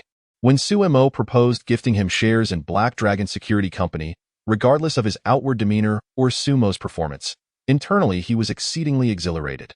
Previously, upon hearing about Sumo's divestiture of corporate assets, he had pondered seizing the opportunity to acquire shares in Black Dragon Security Company. This was not only his ambition, but also that of his associates, for working for someone else and being one's own boss are two entirely different propositions. Today, he had summoned Sumo to inspect the safe house with the ulterior motive of proposing a buyout. However, he had not anticipated Sumo's generosity in directly offering him the subsidiary shares, which left him unable to contain his excitement. Yet, following this exhilaration, Lu Hao contemplated another matter. Earlier, while in the villa, he had sensed an undercurrent of malice, given that only he and Sumo were present. The source of this malevolence was unmistakable. However, the sensation had come swiftly and dissipated just as quickly, leaving him perplexed, and he initially dismissed it as a mere illusion. Was it truly an illusion? As a veteran and a professional in high-risk security, his instincts were typically reliable. The conundrum, however, was why Sumo would harbor such animosity towards him. Had he spoken out of turn, or done something to displease her? Lu Hao began to reflect on his previous words and actions, assuring himself that there had been no missteps, which only deepened his confusion. Perhaps it was merely a byproduct of the intense work he had been engaged in recently, a figment born from relaxation. After fruitless contemplation, Lu Hao could only comfort himself with this notion. Nonetheless, he felt a twinge of concern regarding Sumo's gift of shares and the assignment to the island nation. Chapter 9. The misunderstanding of young Sweki. Sumo was unaware of Lu Hao's doubts and concerns, but he could surmise some of them. However, Sumo dismissed these thoughts, for as long as Lu Hao traveled to the island nation, he would undoubtedly be unable to return before the impending doom arrived, and that was sufficient for him. After bidding farewell to Lu Hao, Sumo meticulously rechecked the safe house inside and out, changing all access permissions. Once he was assured that everything was secure, he finally felt at ease. Just as he concluded his tasks regarding the safe house, young Sweki called. "Young master, the various supplies you requested have begun to arrive at the warehouse. Would you like to come and take a look?" Sumo's eyes lit up upon hearing this, and he promptly replied, "I'll be there immediately." After hanging up, Sumo drove to the warehouse where the supplies were stored. The warehouse, located on the outskirts of the city, took Sumo about half an hour to reach. Upon arrival, young Sweki hurried over to greet him. Upon seeing her, Sumo shared his plans to gift shares of Black Dragon Security Company to Lu Hao and to send him to the island nation to handle assets. Although young Sweki was taken aback, she did not oppose his decision. As long as the young master has decided, it is fine. With that, she led Sumo into the warehouse to begin introducing the supplies. This section contained canned goods, including meat, seafood, and fruit. As per your instructions, young master, I ordered 10 tons. We have received 7 tons so far, and the remaining 3 tons will arrive within a week. In another section were instant noodles in various flavors, braised, spicy, seafood, and tomato. Again, I ordered 10 tons. We have received 8 tons, and the factory is still producing the remainder. In another area were clothing items for all seasons, though primarily winter coats. This area contained kitchen supplies such as rice, oil, salt, soy sauce, vinegar, and tea, with most of the ordered items now in place. The warehouse for storing supplies had previously been constructed by Hanyang Group for logistical purposes, boasting ample space and high security. Under young Sweki's guidance, Sumo felt a sense of satisfaction, a smile unconsciously forming on his face. With these supplies, he felt bolstered confidence for the impending challenges of survival, despite their seemingly insignificant value now. Once the apocalypse struck and the world froze over, every little item would become exceedingly precious. People would fight tooth and nail over a single packet of instant noodles. Couples might turn against each other for a slice of ham. And individuals would offer anything, even their bodies, for a bottle of water. In that bleak future, whoever possessed supplies would be king, a deity. However, after surveying the warehouse, Sumo noticed that the current stock was primarily canned goods, instant noodles, and clothing, items that were abundant, easy to store, and had long shelf lives. Thus, he inquired, when will the remaining goods arrive? They are still being prepared and transported. They are expected to arrive within a week or 2. Sumo nodded slightly at this. Young Sweki observed Sumo's profile, her curiosity palpable as she attempted to voice a question several times, yet remained silent. Noticing this, Sumo prompted, "If you have something on your mind, please ask. Young master, do you have some new plans in mind?" Suemo was momentarily taken aback, instinctively asking, "What do you mean?" During this period, I have been handling the company's assets and have conducted a thorough assessment of all our assets and historical accounts. I discovered that aside from the parent company and two subsidiaries with significant industries, the remaining companies and assets have consistently been operating at a loss, and this situation has worsened over time. Furthermore, while organizing the chairman's office, I found several documents concerning company reform and restructuring within the safe. The chairman was evidently aware of these issues and was preparing for them, but unfortunately, at this point, young Sweki paused before continuing, "Young master, you are now divesting assets, stockpiling supplies, and sending Lu Hao to the island nation. Have you known about these matters all along?" Upon hearing this, Suemo was left in a state of shock. Just moments ago, he was contemplating whether or not to divulge the impending apocalypse to young Sweki. To his astonishment, she presented him with an exceedingly plausible reason, leaving him both amused and bewildered. Momentarily at a loss for words, observing Sumo's silence, young Sweki assumed her conjecture was correct and continued, "The conglomerate is on the brink of reform, and the chairman has met with an unforeseen accident. The coincidence is too striking. I suspect the chairman may not have died by accident, but rather through foul play. What do you think? Young master, consider this. The group's financial losses stem not only from the burdens of Sunset Industries, but primarily from internal corruption. Any reform will inevitably ruffle the feathers of many, particularly those with ambiguous ties to the Lin Group, who will surely obstruct progress. I now suspect that the chairman's unfortunate incident is the handiwork of these individuals. Young master, you are undoubtedly aware of these matters, which is why you decided to make the drastic choice of cutting losses and selling off assets, including shares of Hanyang Group to the Lin Group. Correct? Young master, your current endeavor to amass resources at any cost signifies your intention to start anew, does it not? As young Sweki spoke, her eyes sparkled with increasing fervor, her gaze towards Suemo growing more complex. Suemo could discern that it was admiration. Listening to young Sweki's elaborate speculations left Suemo utterly astounded. Had he not known the truth, he would have undoubtedly believed her narrative, and with unwavering conviction. Thus, young master, what exactly is your plan? Suemo gazed at the expectant young Sweki, and silence was his only response. Seeing this, young Sweki assumed Suemo was reluctant to share and continued, "Since you prefer to remain silent, I shall not pry. Regardless of your decisions, I shall support you without reservation." To be honest, although young Sweki's self-constructed narrative left Suemo speechless, it was her unwavering support that truly moved him. They shared no blood ties, yet in both their past lives and this one, she stood steadfastly by him, offering her unwavering support even amid his reckless choices. How could he not be touched? Observing the revitalized young Sweki, Suemo felt compelled to swallow his words about the apocalypse. Just as he pondered these thoughts, young Sweki's next statement prompted him to furrow his brow instinctively. "Young master, I understand you have your own plans, but a significant issue confronts us." "What issue?" "We are running out of funds." Following this, young Sweki elaborated on their current financial predicament. Firstly, the construction of the safe house had cost 10 billion. And that was with the security company being a subsidiary of their own. Had they chosen another firm, the expenses would have been at least triple, if not more. Secondly, most of the materials stored in the warehouse had only had their down payments made, amounting to over 10 billion, and upon full delivery, they would require at least 50 to 60 billion. Additionally, Suemo had ordered vials, machinery, and various fuels, each item being of considerable value, with the total cost of his orders reaching into the hundreds of billions. Furthermore, Suemo had also procured yachts, planes, trucks, and motorcycles, representing yet another substantial expenditure. Although most of these purchases were merely down payments, they had already depleted all available funds, including the recently acquired bank loans. At this point, young Sweki's face was etched with worry, and she could not help but suggest, "Young master, do you think we should sell off some of our resources?" Suemo, without a moment's hesitation, rejected the idea. "No, we have just ordered these. Selling now would only incur losses. Besides, even if we attempted to sell, who would take them? Even if someone were willing, how many could possibly absorb such an inventory?" Young Sweki recognized the truth in Sumo's words, which was precisely what troubled her.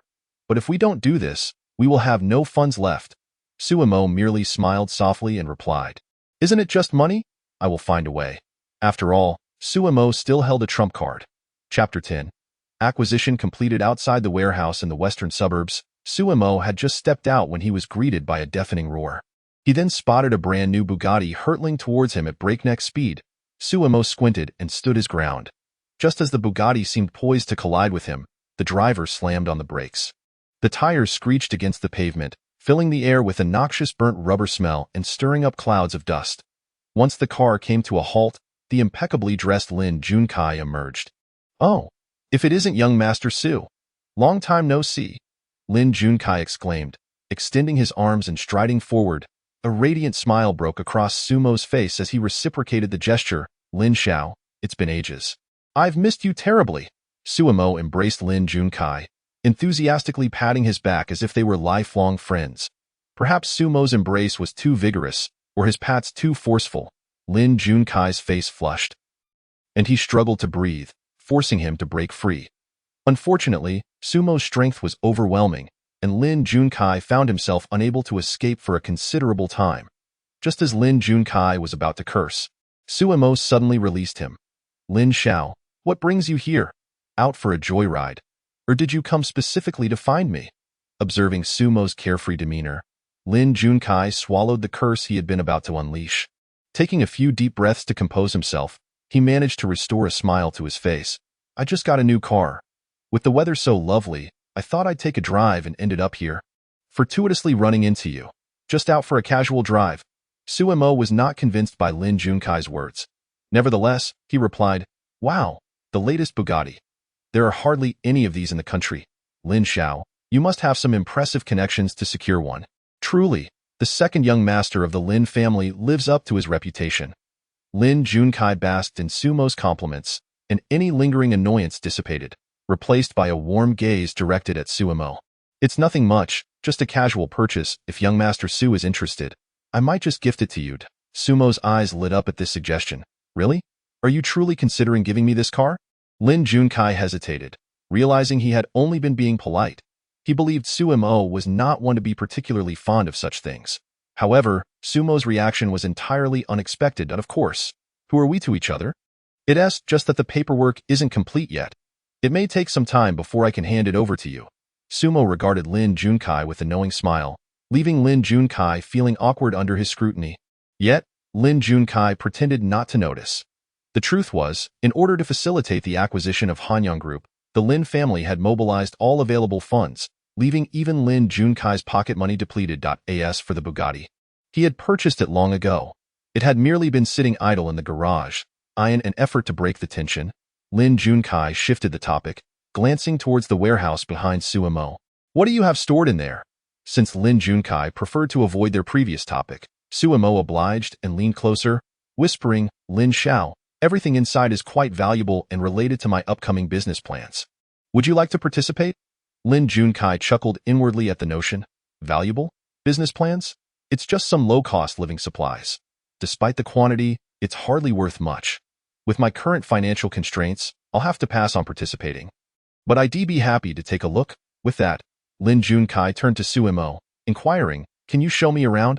Of course, Suemo readily agreed, leading Lin Junkai into the warehouse.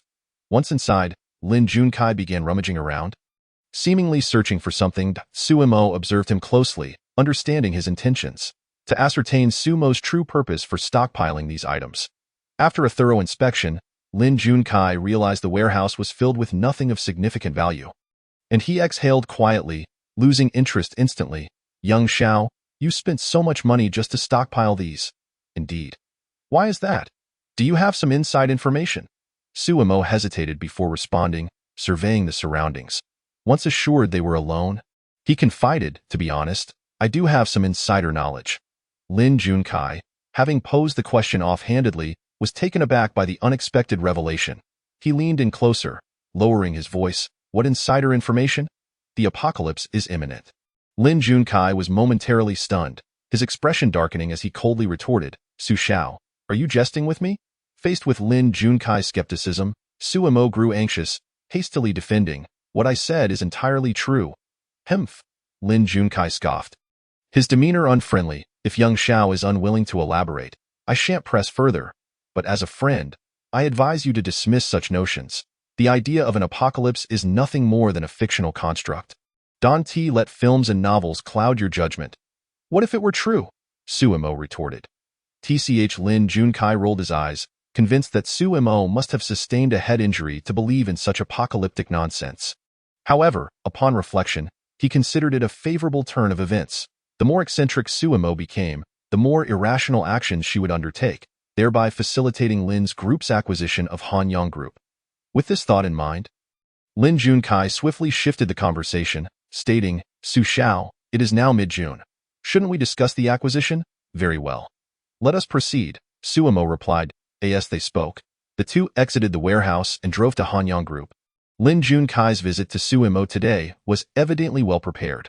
Upon their arrival at the central building of Hanyang Group, Lin's team was already awaiting them. Suemo squinted at the scene, then turned to Lin Junkai, who smiled and said, the sooner we sign the contract, the sooner we can wrap this up, don't you agree? Suemo nodded slightly, her tone enigmatic indeed. She then exited the vehicle and headed straight for the conference room.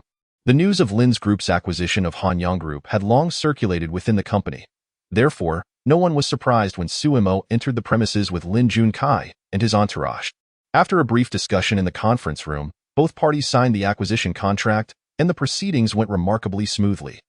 Once Suemo inscribed her name on the contract, Lin Junkai and his team exhaled in relief.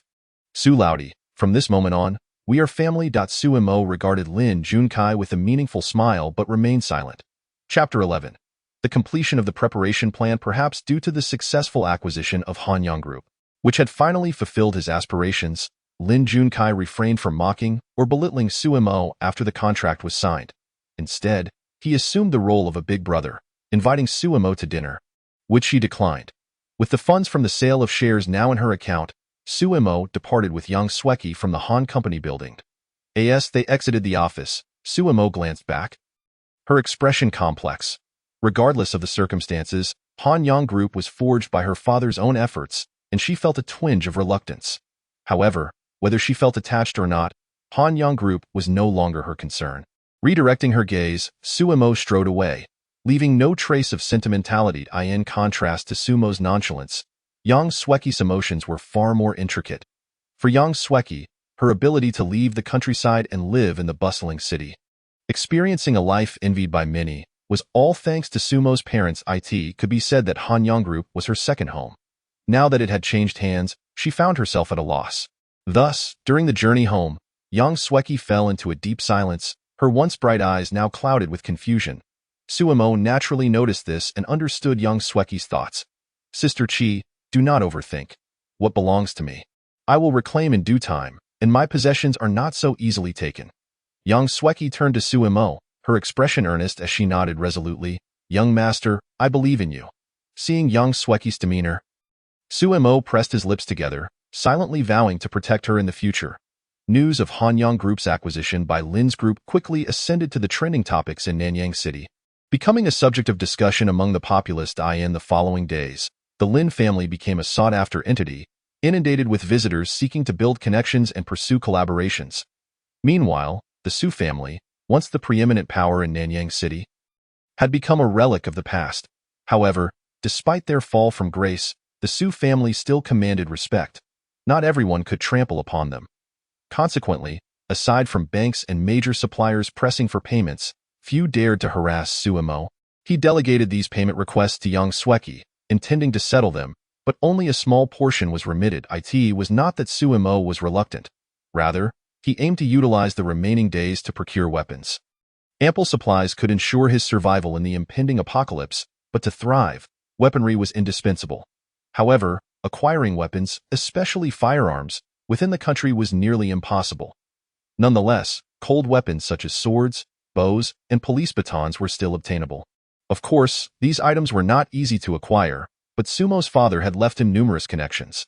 After extensive outreach and incurring significant costs, Suemo managed to procure a substantial cache of cold weapons. Among them, he was particularly satisfied with the custom-made crossbows. Unlike traditional crossbows, these were mechanically crafted, boasting greater range and power, and were easier to operate. Within a distance of 200 meters, a strike would result in severe injury, and a hit to a vital area could prove fatal. Regrettably, the quantity was limited. He had merely 5 crossbows and approximately 100 bolts. Yet this was sufficient to ensure his safety. What surprised Suemo was that Lu Hao, upon learning of Sumo's intention to acquire weapons, secretly approached him and gifted him a handgun. Although it was an old model with only about 30 rounds, it significantly enhanced Sumo's capabilities. Lu Hao did not disclose the origin of the firearm, and Suemo did not press for details. After receiving the handgun, Suemo decided to transfer some of his assets in the island nation to Lu Hao for a fee. Not out of reluctance, but rather to alleviate Lu Hao's concerns. Indeed, when Suemo proposed the transfer, Lu Hao initially declined with great determination until Suemo mentioned it would be a compensated transfer, with the price only slightly below market value. After careful consideration, Lu Hao ultimately agreed. The following day, Lu Hao departed for the island nation accompanied by personnel from the Black Dragon Security Company. Once Suemo confirmed Lu Hao's departure, he exhaled deeply.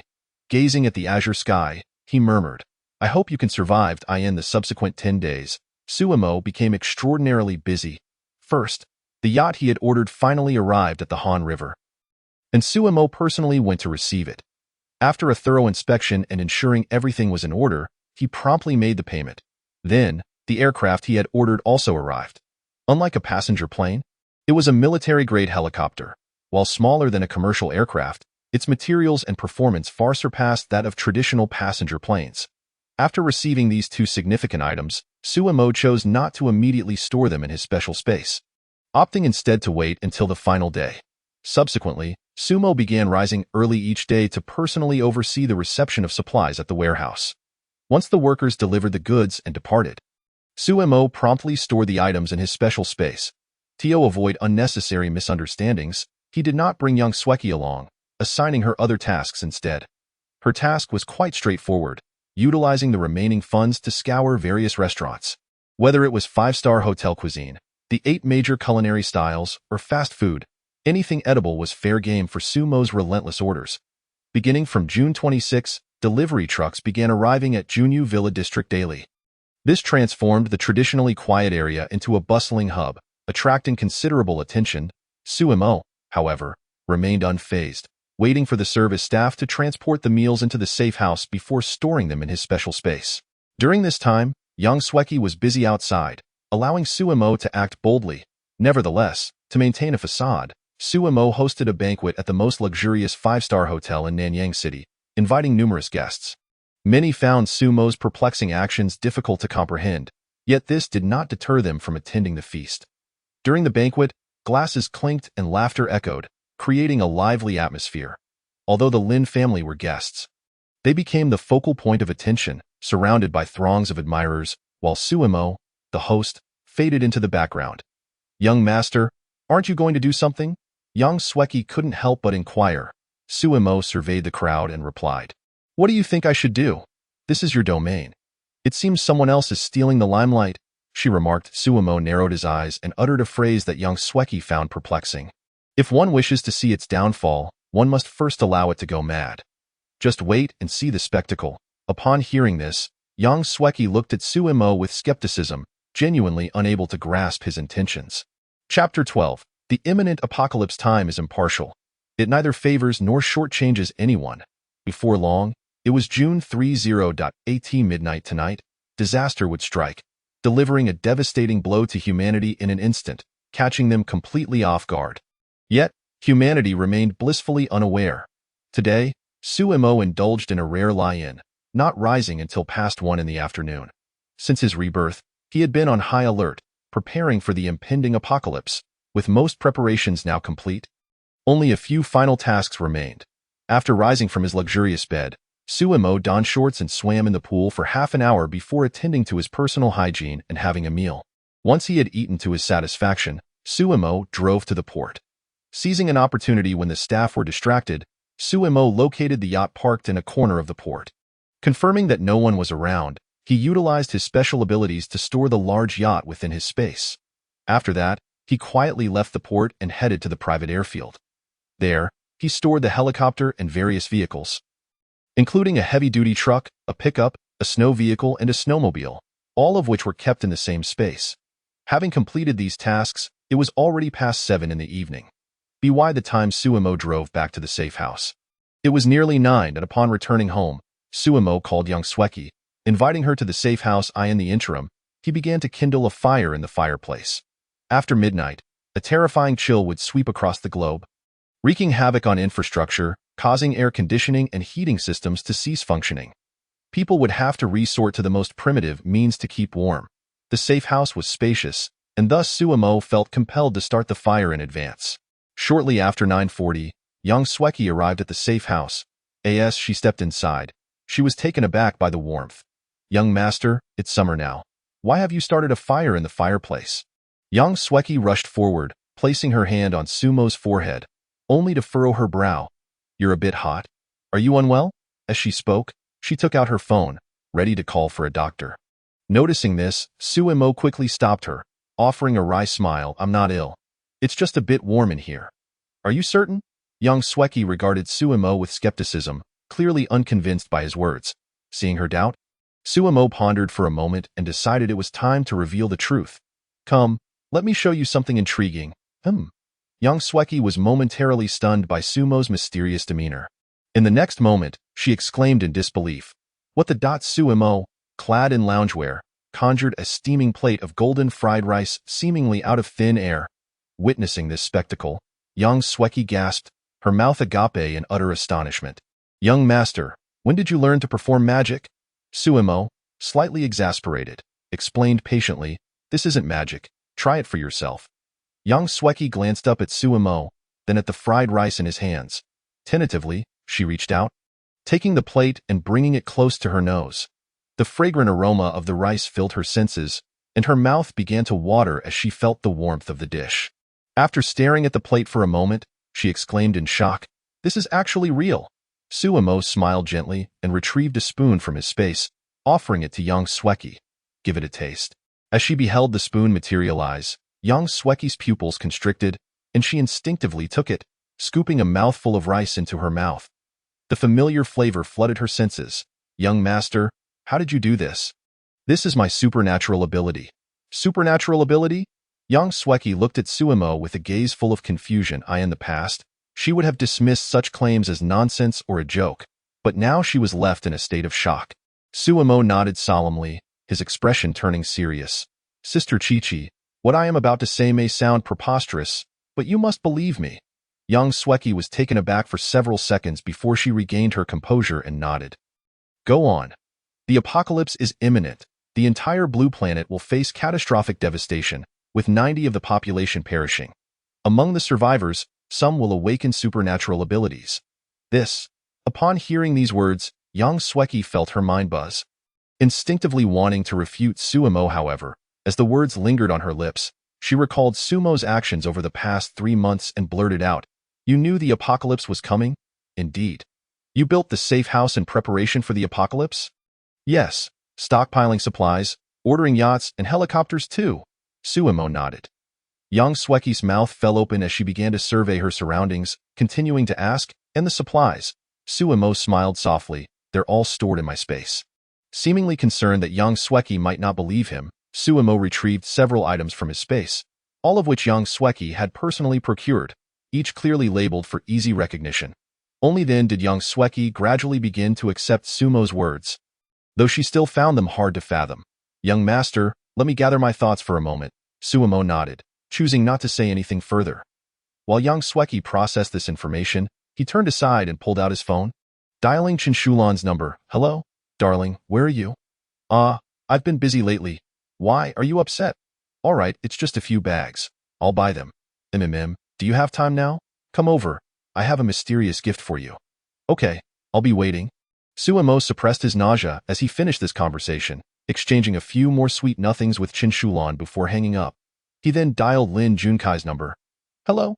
Young Master Lin, where are you?" "Oh, nothing much. I was just sorting through my father's belongings today and discovered a large plot of land in the eastern part of the city. Yes, that's the land my father purchased for a hefty some 7 or 8 years ago. I've heard they're planning to develop that area soon. I wonder if young Master Lin has any interest? If so, come visit me." "All right, make sure to come quickly, as someone else has already contacted me." "Okay, no problem. I'll be waiting." At that moment, as Suemo hung up the phone, his demeanor changed drastically, radiating a palpable aura of menace. "Young master, what are you?" Yang Sweki had approached Suimo without her realizing it.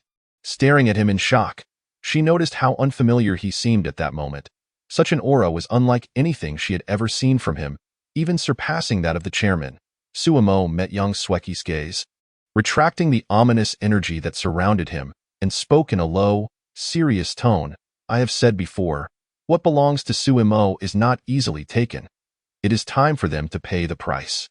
Upon hearing this, Yang Sweki felt a jolt of alarm and quickly inquired, Young master, what are you planning to do?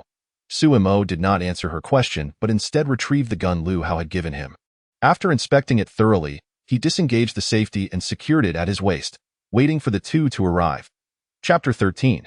The beginning of Revenge. Moon Bay Villa District. I thought Hanyang Group shares were all he had. I never imagined this guy still had other assets. Lin Junkai set down his phone, his expression shifting between surprise, confusion, joy, and jealousy, a complex tapestry of emotions. Although Lin Junkai had always looked down upon Suimo, he couldn't help but occasionally feel a tinge of envy, even jealousy towards him. This stemmed partly from the grievances between their families. The Lin Group's success was the result of generations of hard work, while the Hanyang Group was single-handedly established by Sumo's father, creating wealth that spanned generations. Just thinking about it stirred feelings of imbalance within him. This discontent naturally extended to Lin Junkai himself. Furthermore, while Suimo was an only child, Lin Junkai had an older brother and sister. Having siblings meant that any inheritance would be divided. As the youngest in the Lin family, his share of the inheritance would amount to at most a third, if not less, especially since his siblings were far more capable than he was. Most importantly, while Sumo's father had passed away, leaving him the freedom to squander his inherited wealth as he pleased. Every cent Lin Junkai spent required the approval of Lin Shanwen, or even his older brother, a situation he had grown weary of. With these thoughts swirling in his mind, Lin Junkai's resentment towards Suimo deepened. Suimo, you truly deserve to die. After muttering a few curses under his breath, Lin Junkai finally regained his composure. After some contemplation, he decided to visit Junyu Villa to discuss the land with Suimo.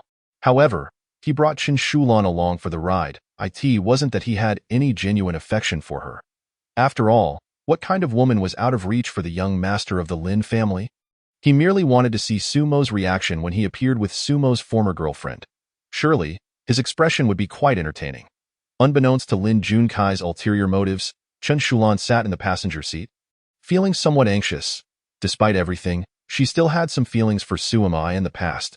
Suimo had spent a considerable amount of money to win her over, and once she agreed to be his girlfriend, he was always at her beck and call. What woman wouldn't be enamored by a young, wealthy, and handsome man? Moreover, even though Suimo had lost the Hanyang Group, he still possessed a vast fortune. At times, she pondered whether she should leave Lin Junkai and travel the world with Suimo, living a life that belonged solely to the two of them. With this thought in mind, Chen Shulan couldn't help but ask, Are you sure it's all right for us to go together? Lin Junkai shot her a sidelong glance, a smirk playing on his lips. What could possibly go wrong? After all, I am his girlfriend, and you are his best friend. If we appear together, he might misunderstand. Ha ha. Lin Junkai scoffed at her words, his gaze teasing as he regarded Chen Shulan. Are you worried he might misunderstand? Or do you wish to return to his side? Upon hearing this, Chen Shulan felt a chill run down her spine and hurriedly protested. I don't. How could I ever think such a thing? Oh, is that so?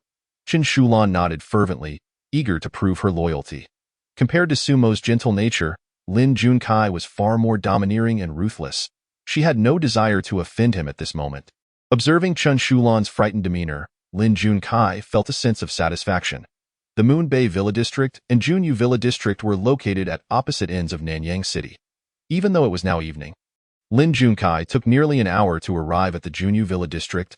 Damn it, truly a case of having too much money and nowhere to spend it, creating such a thing. An apocalypse? It's utterly laughable. After stepping out of the car, Lin Junkai gazed at the oddly designed security house before him, his eyes filled with disdain and contempt. Upon seeing the tightly shut door, his brows furrowed slightly, and a flicker of displeasure stirred within him. Consequently, he vented this displeasure onto Chen Shulan, turning to shout into the car. Get out! Under Lin Junkai's unwavering gaze and pressure, Chen Shulan had no choice but to exit the vehicle. Once outside, she stared at the villa, which had undergone a significant transformation, momentarily taken aback. "What are you dawdling for? Move!" Chen Shulan snapped back to reality at his words and proceeded forward.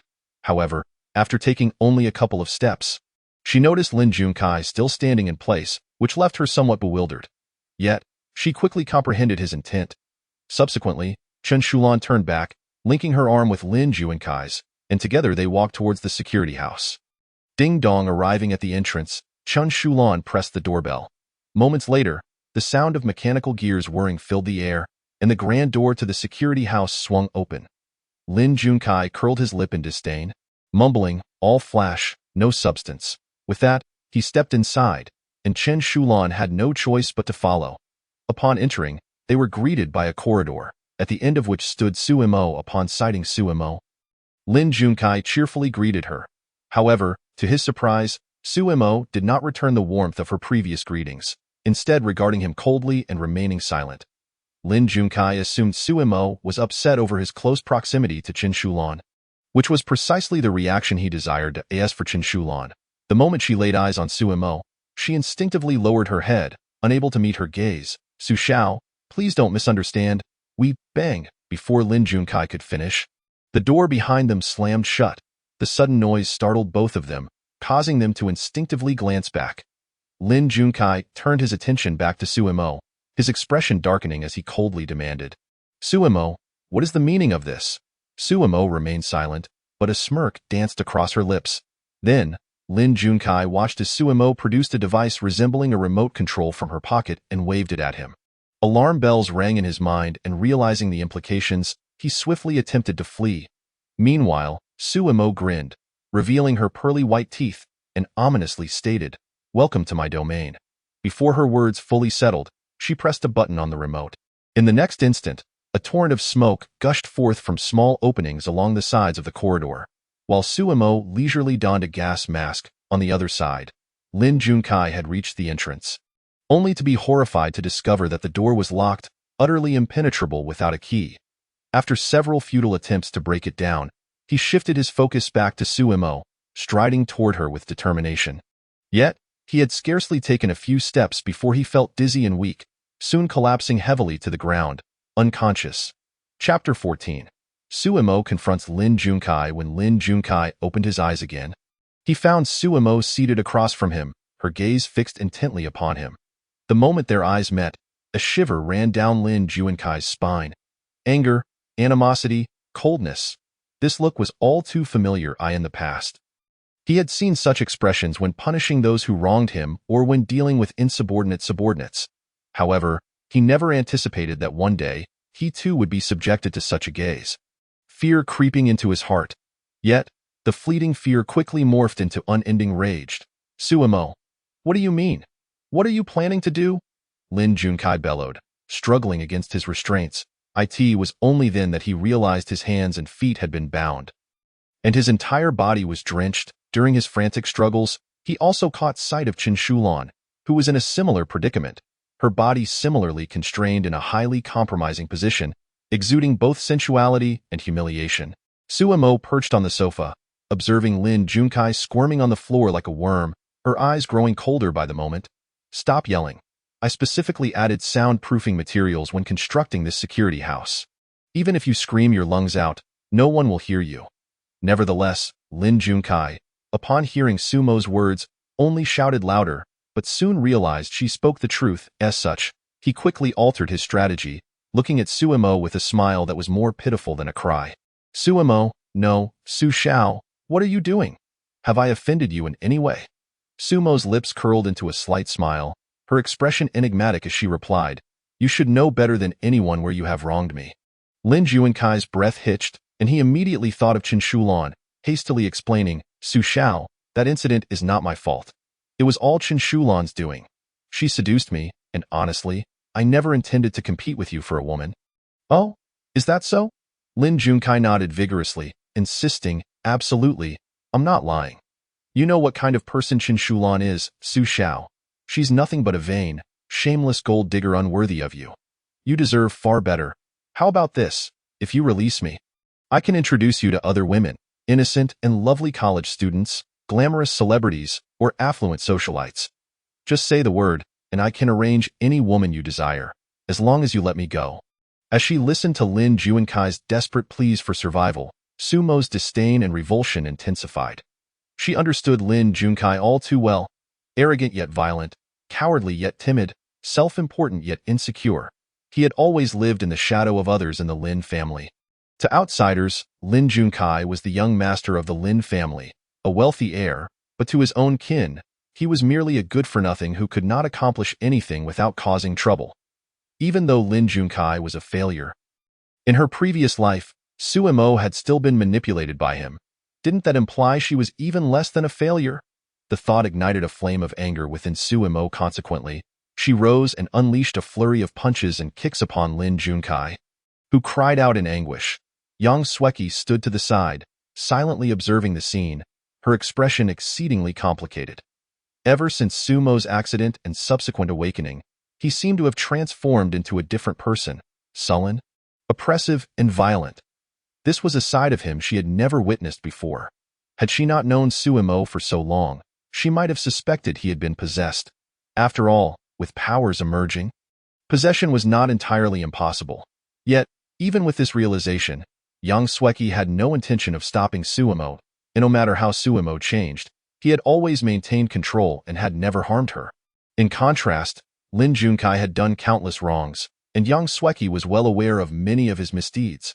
She wished she could kick him herself. Please, brother, stop hitting me.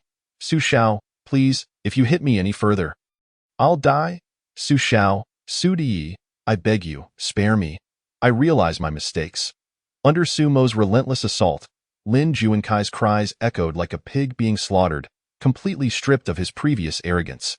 Initially, Sumo hadn't exerted much force, but as Lin Junkai's cries grew louder, her anger only intensified. You realize your mistakes? Where did you go wrong? Let you go. When I begged you to spare me, how did you respond? You stole my assets, seized my abilities, and even used me as a test subject. What kind of person do you think deserves to live? Hearing Sumo's accusations, Lin Junkai was utterly dumbfounded. When had Sumo ever begged him? When had he ever stolen Sumo's abilities? What did she mean by using her as a test subject? Yet, the pain coursing through his body left him no time to ponder these questions. He could only repeatedly apologize and plead for Sumo's mercy. Perhaps it was a release of pent-up frustration, or perhaps she was simply exhausted from the exertion.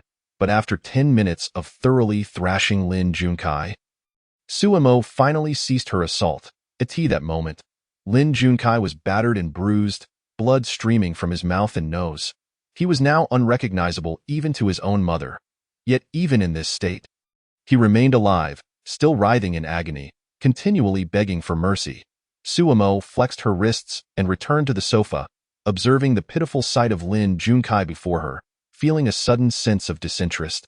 The current state of Lin Junkai mirrored that of her previous life. However, the fate of the Sumo from her past was far more tragic than Lin Junkai's. As Sumo fell silent, the room sank into an oppressive stillness, the atmosphere thick with tension. Even Lin Junkai refrained from making a sound, fearful that Sumo might resume her assault. After a prolonged silence, Sumo finally spoke. You may leave.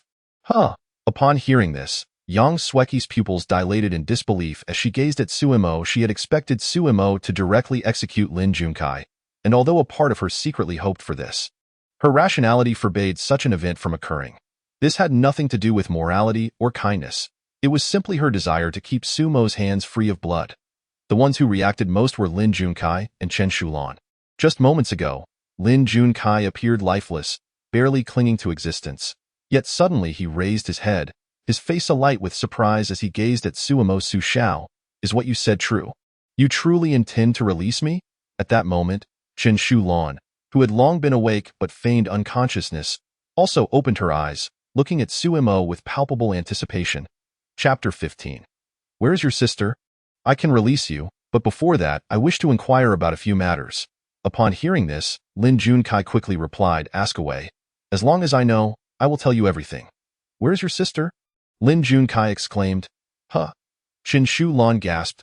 Oh, Yang Shueqi interjected. The moment those words were uttered, the expressions of the three present varied.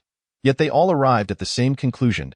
Suemo was undertaking all of this for the sake of someone's sister. In truth, their assumption was not entirely unfounded. Firstly, they all recognized Sumo's character, a debauched scion, a notorious playboy. Secondly, Lin Junkai's elder sister, Lin Jialin, was a stunning beauty, often lauded as one of the four great beauties of Nanyang. And Suemo had once pursued her, only to be ruthlessly spurned. Although Lin Junkai was somewhat taken aback, he nevertheless asked, Su Xiao, do you wish to pursue my sister? Upon hearing this, Suemo realized that Lin Junkai had misconstrued his intentions, prompting him to furrow his brow, though he refrained from denying it. Lin Junkai, interpreting Sumo's silence as confirmation, continued, she is at the Nanyang Research Institute. I can help you get in touch with her. Even assist you in winning her over. As long as you set me free. Suemo was momentarily taken aback and instinctively queried, help me? How do you intend to assist? In a few days. It will be my father's birthday, and a banquet will be held. My sister is sure to return at that time. I will create an opportunity for you two to meet privately, and I can discreetly add some enhancements to her drink. Then at this juncture, Lin Junkai leered, winking at Suemo with a knowing expression. Upon hearing this, Suemo was taken aback, exclaiming, good heavens, he had thought he knew Lin Junkai well enough, only to discover this individual possessed a hidden predatory nature. Yang Xueqi, standing nearby, was equally shocked by Lin Junkai's words and couldn't help but interject, but she is your sister, you are family. How can you treat her this way? Lin Junkai merely scoffed, his expression one of indignation. Family? Ha, to her. I am nothing but a pile of dog excrement, a heap of mud that can't be propped up. She has never regarded me as family. I would rather she marry off soon. Yang Xueqi gasped, her worldview once again shattered by Lin Junkai's words. However, Suemo understood the underlying circumstances. Although Lin Junkai belonged to the Lin family, his chances of inheriting the Lin Corporation were slim. Thus, in order to monopolize the family business, he would either need to alter Lin Shanwen's mindset or eliminate Lin Junyi and Lin Jialin. Under different circumstances, Lin Junkai would not have resorted to such tactics, but now, the opportunity lay before him, and he finally revealed his innermost thoughts. It sounded incredulous, yet upon reflection, it was entirely reasonable. However, Suemo held little interest in pursuing Lin Jialin but harbored a considerable desire to eliminate her. Regrettably, she was at the research institute and not at home, which left him somewhat disheartened. Yet, Suemo finally grasped the reason behind the Lin family's rapid rise after the apocalypse in his previous life. Even collaborating with the military in the later stages, it seemed he would have to postpone her elimination for the time being. With this thought in mind, Suemo shifted the topic and inquired, where is your elder brother? Lin Junkai shook his head, I do not know. Suemo frowned, skepticism etched across his face. Observing this, Lin Junkai hurriedly clarified, you know that our relationship is not good. He never tells me where he goes or what he does, and frankly, I have no interest in knowing it, so I truly do not know. Suemo regarded Lin Junkai in silence. 2 consecutive pieces of bad news had disrupted his plans. Just then, Chen Shulan interjected, I know where he has gone. Suemo was momentarily taken aback. Turning to Chen Shulan, Lin Juni and Lin Shan went to the capital 3 days ago. What business do they have in the capital? The Lin Corporation has acquired the Hanyang Corporation, and they are there to negotiate a project. When will they return? They should be back tonight. They are likely already off the plane by now. Upon hearing this, Suemo furrowed his brow, scrutinizing Chen Shulan as he could not suppress his curiosity. How do you know this? This question piqued not only Sumo's interest but also that of Yang Xueqi and Lin Junkai. Under the gaze of the three, Chen Shulan, for once, appeared somewhat shy, or rather, embarrassed. However, considering her current predicament, she had no choice but to reveal the truth. The reality was rather simple. She was entangled with both Lin Junkai and the suave Lin Junyi.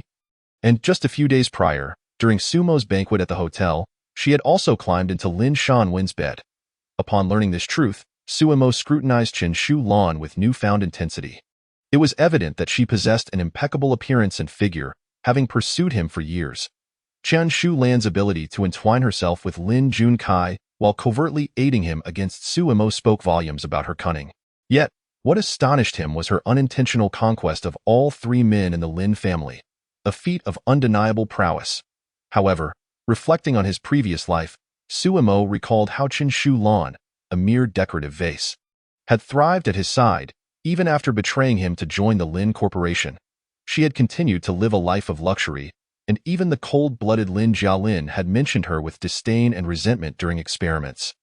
Illustrating the formidable nature of this woman, Suemo had to concede that he had underestimated Chen Shulan. Yet, despite his shock, Suemo quickly regained his composure. Regardless of her schemes, they would not alter the conclusion he had set for her. At this moment, Suemo contemplated whether to have Lin Junkai make a call to ascertain the whereabouts of Lin Shanwan and his son, using a similar tactic to lure them in. However, this idea was swiftly dismissed. Firstly, Lin Junkai would not cooperate willingly. Secondly, Lin Shanwan and his son were no fools like Lin Junkai. They would not be easily deceived, even if they were tricked. By the time they arrived, it would already be past midnight. At that point, Suemo would be unable to leave, and their first instinct would be to prepare for an anomaly, which was not the outcome he desired. Thus, for the time being, he decided to let them live. He would inevitably resolve them in due course. With this thought settled, Suemo returned his focus to Lin Junkai and Chen Shulan, his deep gaze once again taking on a dangerous quality. Chapter 16. The apocalypse descends. Lin Junkai and Chen Shulan felt like fish on a chopping board, immediately sensing the change in Suemo's demeanor. Before Suemo could utter a word, Chen Shulan hastily interjected, "Imogu, it is all my fault. You may do as you please with me, and I will satisfy you in any way you desire. I have many talents." As she pleaded for mercy, Chen Shulan writhed at Sumo's feet. As a woman adept in reading the room, she had observed the gun tucked into Sumo's waistband while he dealt with Lin Junkai. Knowing that he had murderous intent, she realized the only way to survive was to prove her worth. "I know a great deal about Lin Junkai, including his bank card passwords and his privately acquired assets." Without hesitation, Chen Shulan divulged Lin Junkai's secrets entirely. This incensed Lin Junkai, who erupted in furious curses, but Chen Shulan paid him no heed. Remaining oblivious to his wrath, Suemo remained silent, merely observing Chen Shulan's performance. Seeing this, Chen Shulan believed her leverage insufficient and began to betray Lin Jun-yi, even revealing some internal information regarding the Lin Corporation. Suemo seemed swayed by her words. Rising to his feet and approaching Chen Shulan, lifting her delicate chin, Chen Shulan assumed Suemo had ulterior motives and leaned into his hand like a tamed pet. What a beautiful face. Yet what a shame about her mouth. In the next moment, Suemo produced duct tape, sealing Chen Shulan's mouth, and retrieved a dagger from his pocket.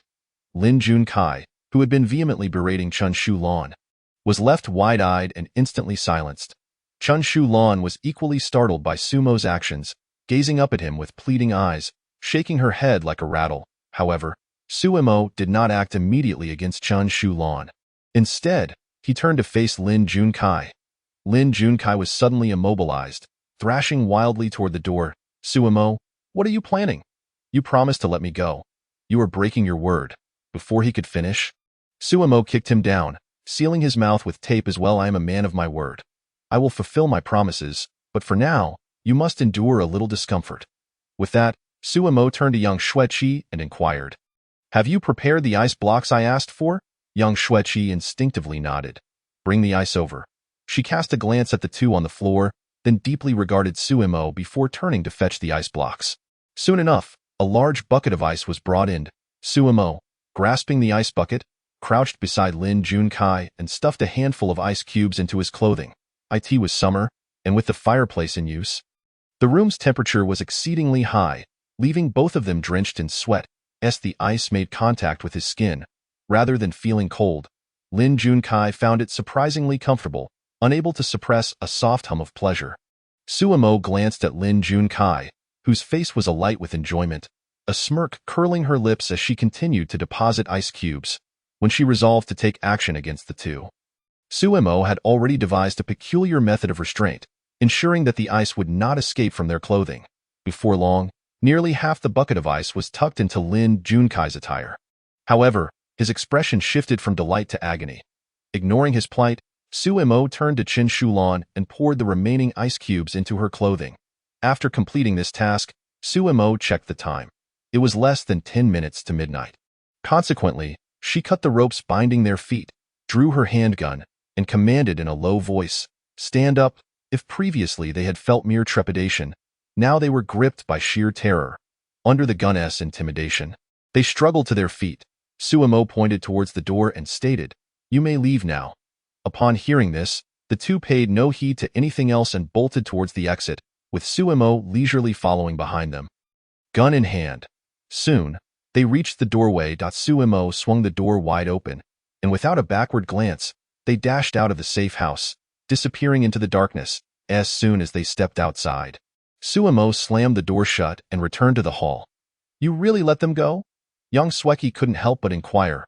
Suemo lifted her gaze to young Sweki and retorted, "What, do you think I would kill them?" Young Sweki instinctively nodded. "So I am a murderer in your eyes," Suemo teased. This, young Sweki shook her head, declaring, "I know the young master is not that kind of person." Suemo chuckled lightly, moving closer to young Sweki and whispering in her ear, "You are mistaken. I am precisely that kind of person." Young Sweki assumed Suemo was jesting, casting her an incredulous glance, yet it appeared rather provocative. Even Suemo felt a bit flustered, forcing a couple of awkward laughs to change the subject. "The time has come. Accompany me to greet the arrival of the apocalypse." Thus, the two ascended to the second floor. As time ticked away, it swiftly approached midnight. A blinding light suddenly sliced through the night sky, illuminating the world as bright as day. Yet, before anyone could discern the nature of this brilliance, it vanished, seemingly an illusion. But in the next moment, torrential raindrops, the size of marbles, began to plummet from the heavens, mixed with hailstones that crashed onto the ground with a resounding crack. Within mere minutes, the rainwater on the streets converged into rivers. Moments later, the rain and hail ceased, replaced by a flurry of snowflakes. Initially, the snowflakes were small, but they quickly transformed into a heavy snowfall. A fierce wind howled, temperatures plummeted, and the snowflakes settled, melting into water, only to freeze again at a visibly rapid pace. Buildings within sight were soon cloaked in a veil of white, and the entire world transitioned into a wintry wonderland. Snow in July? Young Sweki, standing by the window, gazed wide-eyed at the spectacle. Suddenly, she recalled Sumo's words from hours earlier, turning sharply to him, "Young master, you were telling the truth. The apocalypse has truly arrived." At that moment, Sumo's expression was grave. Hearing her, he replied coolly, "This is merely the prologue to the end. Greater disasters lie ahead." Young Sweki studied Sumo's profile, her gaze filled with complexity, rendered speechless. Despite this not being his first experience, witnessing the onset of the apocalypse once more left him profoundly shaken, a flicker of fear surfacing in his heart. The sudden onset of the snow disaster, arriving silently, was a testament to nature's might, unpredictable and insurmountable. When nature rages, human effort appears infinitesimally insignificant, akin to a speck of dust in the air. All one can do is adapt as best as possible. Chapter 17. Initial revenge successful. On the winding mountain road leading to the Junyu Villa district, two figures were sprinting furiously, one trailing the other. "Damn Suemo! How dare you treat me this way? I will kill you!" Lin Junkai raged internally as he ran for his life. Throughout his life, he had always been the one dishing out punishment. He had never been at the receiving end of such treatment. Moreover, the one who had struck him was Suemo, whom he had always looked down upon, intensifying his fury. Truly, it could be said that patience breeds resentment, and retreating only stokes the fire. Suddenly, as Lin Junkai plotted his revenge against Suemo, large raindrops and hailstones the size of pigeon eggs began to pelt down from the sky, striking him painfully and distorting his features. "What on earth is with this hail in the middle of summer?" Lin Junkai sought refuge, but found nothing around him.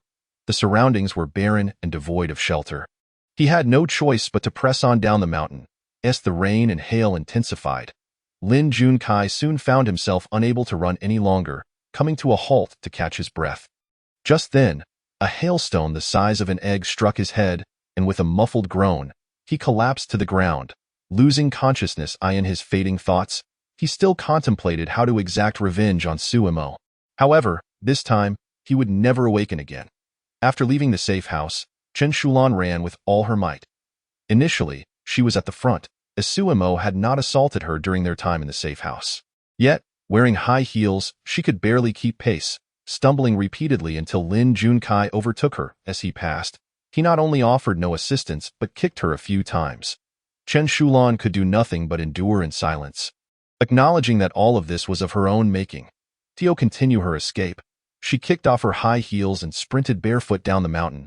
Suemo, how dare you threaten me? Just wait.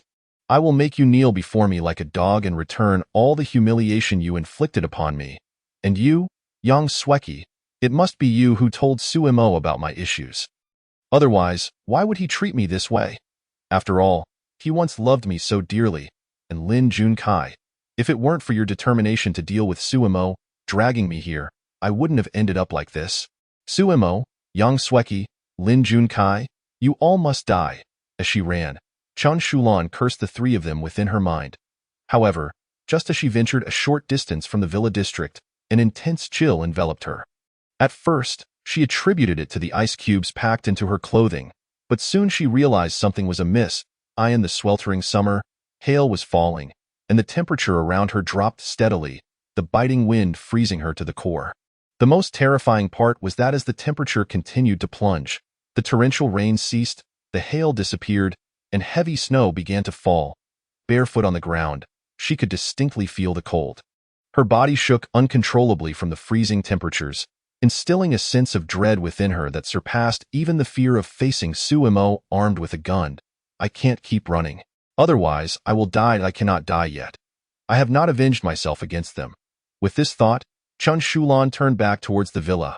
However, with ice cubes stuffed into her clothing and having exerted herself moments earlier, some of the ice had melted, soaking her garments to the point of dripping at that moment.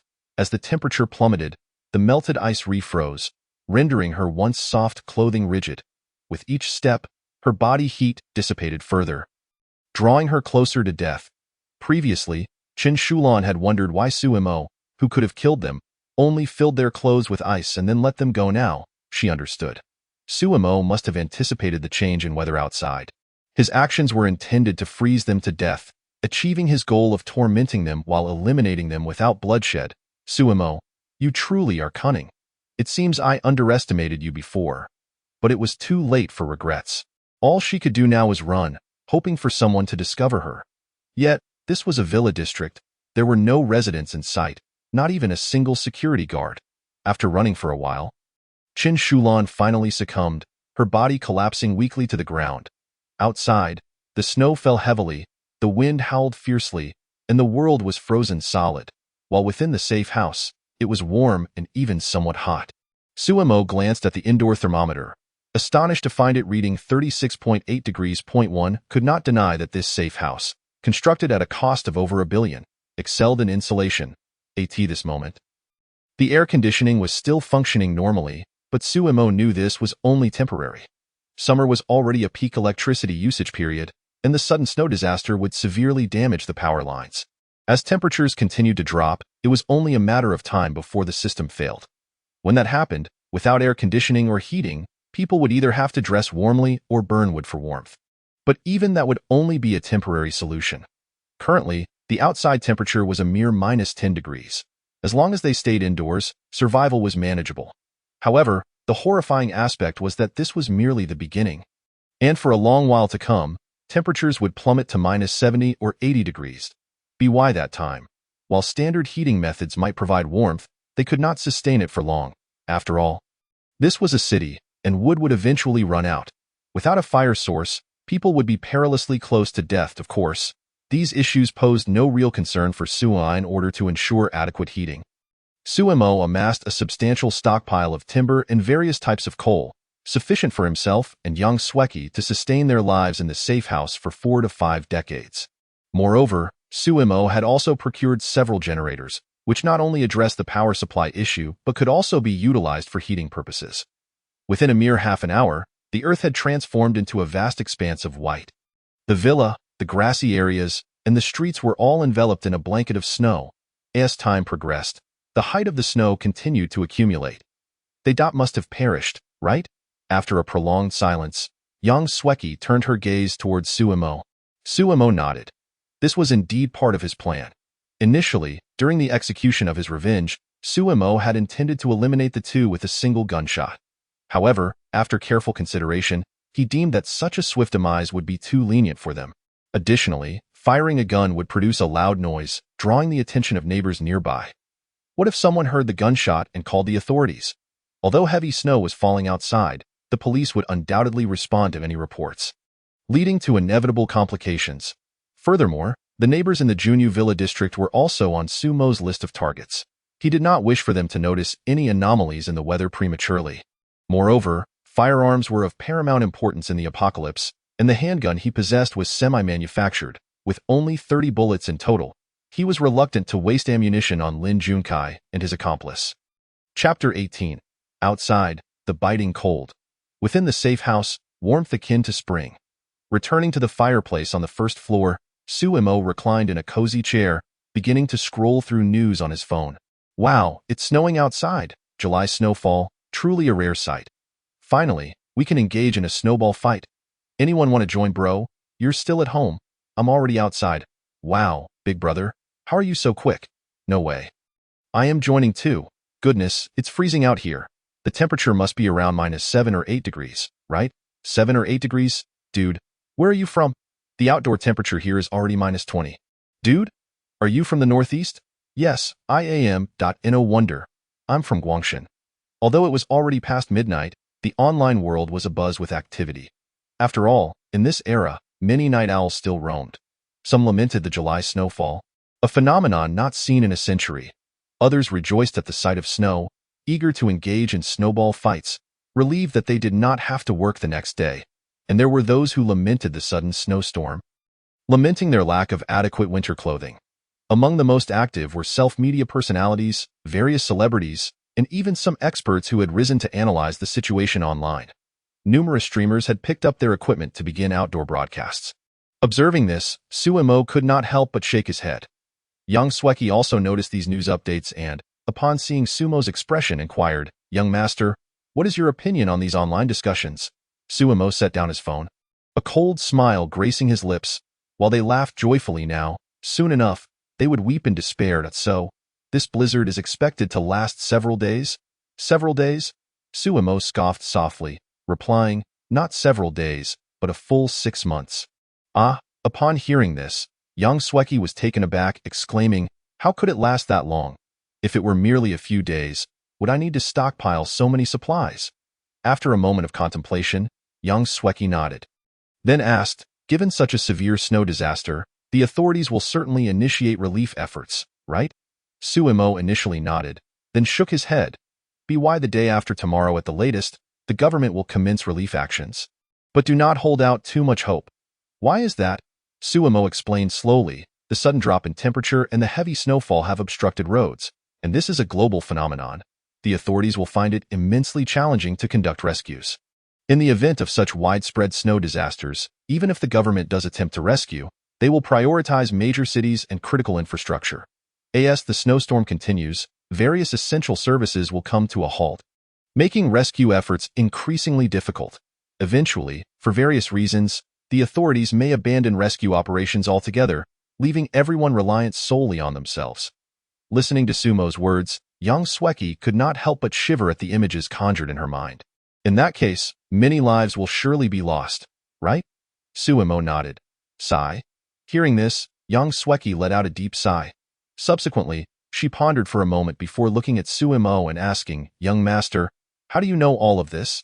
Suemo fell silent. He was not surprised that she posed such a question, but he was at a loss for how to respond. Would he directly tell her that he had experienced an apocalypse and had been reborn? That was, of course, impossible. Suemo would not divulge his rebirth to anyone, not even young Sweki, despite his trust in her. After all, in his previous life, when he awakened his spatial abilities, he was captured and subjected to experimentation. If anyone learned that he was a reborn individual, he would become a target. At that point, it would not just be the Lin family pursuing him, but also the authorities and a multitude of other factions. The onset of the apocalypse and the arrival of calamity not only altered the ecological environment but also dismantled societal order. Once the authorities ceased their rescue efforts, despair would engulf the populace. Unleashing their inner malevolence in their struggle for survival, they would resort to any means necessary. Particularly with the emergence of those with abilities, the old societal order would collapse entirely, giving rise to new factions and structures centered around these individuals. It would be then that the true challenges would commence. What Suemo had done thus far was merely to ensure he would not perish from hunger, thirst, or the cold in the apocalypse. In such dire circumstances, the most terrifying threats were not the extreme weather or harsh environments, but rather the survivors, those with abilities, and the zombies that accompanied them, as well as the oceanic beasts that would emerge from the sea. Noticing Sumo's prolonged silence, Yang Sweki assumed he was unwilling to speak further, so she wisely refrained from pressing the matter. "Are you hungry?" Gurgled just as Yang Sweki spoke. Sumo's stomach let out a loud growl. "What do you want to eat?" "I can't prepare something." Suemo pondered for a moment, shaking his head. "Cooking is too much trouble. Let's stick to something ready-made."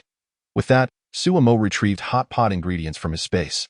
Soon, a steaming pot of spicy hot pot was ready. Despite the frigid weather outside, Suemo and Yang Sweki sat by the fireplace, relishing their meal with great delight. Premium snowflake beef, various ingredients, and a bottle of 1986 red wine made for a sumptuous feast. As they enjoyed the hot pot and engaged in light conversation, the atmosphere was exceedingly pleasant. The indoor temperature was already high, and as they savored the hot pot, they began to perspire. Suemo had to lower the indoor temperature. After satisfying their hunger and thirst, the two chatted for a while before washing up. They then lay down on the warm bed, quickly drifting off to sleep. The following day, Suemo awoke from his slumber, washed up briefly, and made his way to the window. Outside, the heavy snowfall continued unabated, showing no signs of letting up. In fact, it seemed to be intensifying. The roads and greenery outside were completely buried beneath the snow, while the surrounding villas were blanketed in a thick layer of snow. Gazing at this familiar scene, Sumo's expression turned complex. He wished fervently that the apocalypse had not come and that all of this were merely a dream.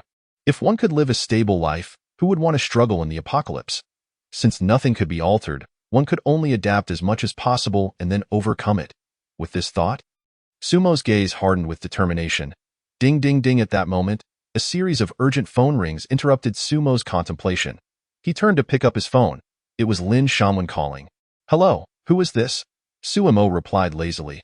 "Him." On the other end, Lin Shanwen paused for a moment before saying, "It's me, Lin Shanwen, your Uncle Lin. It's Chairman Lin. Is there something urgent that requires your call this early?" Lin Shanwen detected the unfamiliarity in Sumo's tone but dismissed it, asking, "Is Xiao Kai with you?" Hearing this, Suemo couldn't help but smirk. Chapter 19. The Enchantment at the Dining Table. "No. He isn't. Not there?" Lin Shanwen clearly found it hard to believe Sumo's words and inquired again. After receiving a confirmed answer, Lin Shanwen murmured over the phone, "Then where could he have gone?" Only then did Suemo belatedly realize, his face filled with surprise. "Lin Xiao hasn't returned home? I thought he was back long ago." Lin Shanwen was taken aback for a moment, then quickly reacted. "Suemo, what do you mean by that? Have you seen him yesterday?" "No, I haven't." Before Lin Shanwen could press for further details, Suemo continued, "However, although we didn't meet, we did speak on the phone. He said he would come over to find me and asked me to wait at home, mentioning he had something important to discuss with me, but I waited all night and he never showed up. I thought he had returned." As he spoke, Suemo began to voice his complaints. "Uncle Lin, Xiao Kai really is something else, leaving me hanging like this, and he messed up my dinner plans." At that moment, however, Lin Shanwen was too preoccupied to listen to Sumo's grievances and directly interrupted. "When did Xiao Kai call you yesterday?" Suemo held the phone and pretended to ponder for a moment, uncertainly replying, "I think it was around 9 o'clock in the evening, close to 10. Upon hearing this, Lin Shanwen furrowed his brow, murmuring, 10 o'clock in the evening. Logically, Xiao Kai should have arrived at your place by now. Suddenly, he pondered something and inquired, "Could it be that Xiao Kai is with you? And you two have conspired to deceive us?" This was not an unfounded suspicion from Lin Shanwen, for in the past, when Lin Junkai and Suemo frolicked together, they had indeed engaged in such antics frequently. Upon hearing this, Suemo promptly denied the accusation and aptly expressed her own doubts. "Uncle Lin, Lin Xiao is no longer a child. He merely hasn't returned home for one night. Is it really necessary for you to be so anxious? Perhaps he is simply enjoying himself at some bar." Lin Shanwen's face darkened at her words. He wished to articulate that the situation was drastically different now, especially with the heavy snowfall that showed no signs of abating. Yet, the words caught in his throat, and he swallowed them down. After inquiring about the entertainment venues Lin Junkai often frequented with Suemo, he abruptly ended the call. staring at the disconnected phone. Suemo felt her drowsiness dissipate, and her gaze turned icy. Lin Shanwen, you remain as selfish as ever. Indeed, like father, like son. It was a pity that he would never find Lin Junkai again in this lifetime. The thought of Lin Shanwen's anxious demeanor at this moment filled Suemo with delight. Thus, she exited her room and addressed young Sweki, who had long since risen and was gazing out at the snow-laden scenery from the floor-to-ceiling window. Saying, "Prepare for hot pot." Young Sweki was momentarily taken aback, exclaiming, "Hot pot for breakfast? Young master, are you serious?" "Of course. What else could bring me such joy?" Suemo replied, as she retrieved a portion of hot pot ingredients from her storage space. After handing them to young Sweki, she hummed a tune and made her way into the bathroom. It was indeed a splendid day. Young Sweki gazed at the pile of ingredients before her and listened to Sumo's cheery singing, momentarily lost in thought. Ever since Suemo awoke in the hospital, she had been on edge. Although he always wore a smile upon their encounters, young Sweki knew that Suemo had not genuinely relaxed until last night. She observed this with concern, unsure of how to remedy the situation. Now that Suemo had finally let his guard down, though she was unaware of the reason, she couldn't help but smile. Consequently, her own heavy heart felt considerably lighter as she began preparing for the hot pot. After a refreshing cold shower, Suemo felt a wave of relief wash over him, as though he had been rejuvenated. The choice of a cold shower was not due to any masochistic tendencies, but rather to maintain his body's vitality, for he did not intend to remain cooped up in the safe house indefinitely. Enjoying the spicy hot pot, Sumo's already uplifted spirits soared even higher. During the meal, he took the initiative to recount the phone call from Lin Shanwen, who was searching for Lin Junkai, and animatedly shared his performance during the call, eliciting peals of laughter from young Sweki. "Young master, you are quite the rascal, am I?" Suemo replied, shaking his head. "But I realize I am not nearly wicked enough." "Really?" Young Sweki gazed at Suemo, a mixture of astonishment and disappointment in her expression.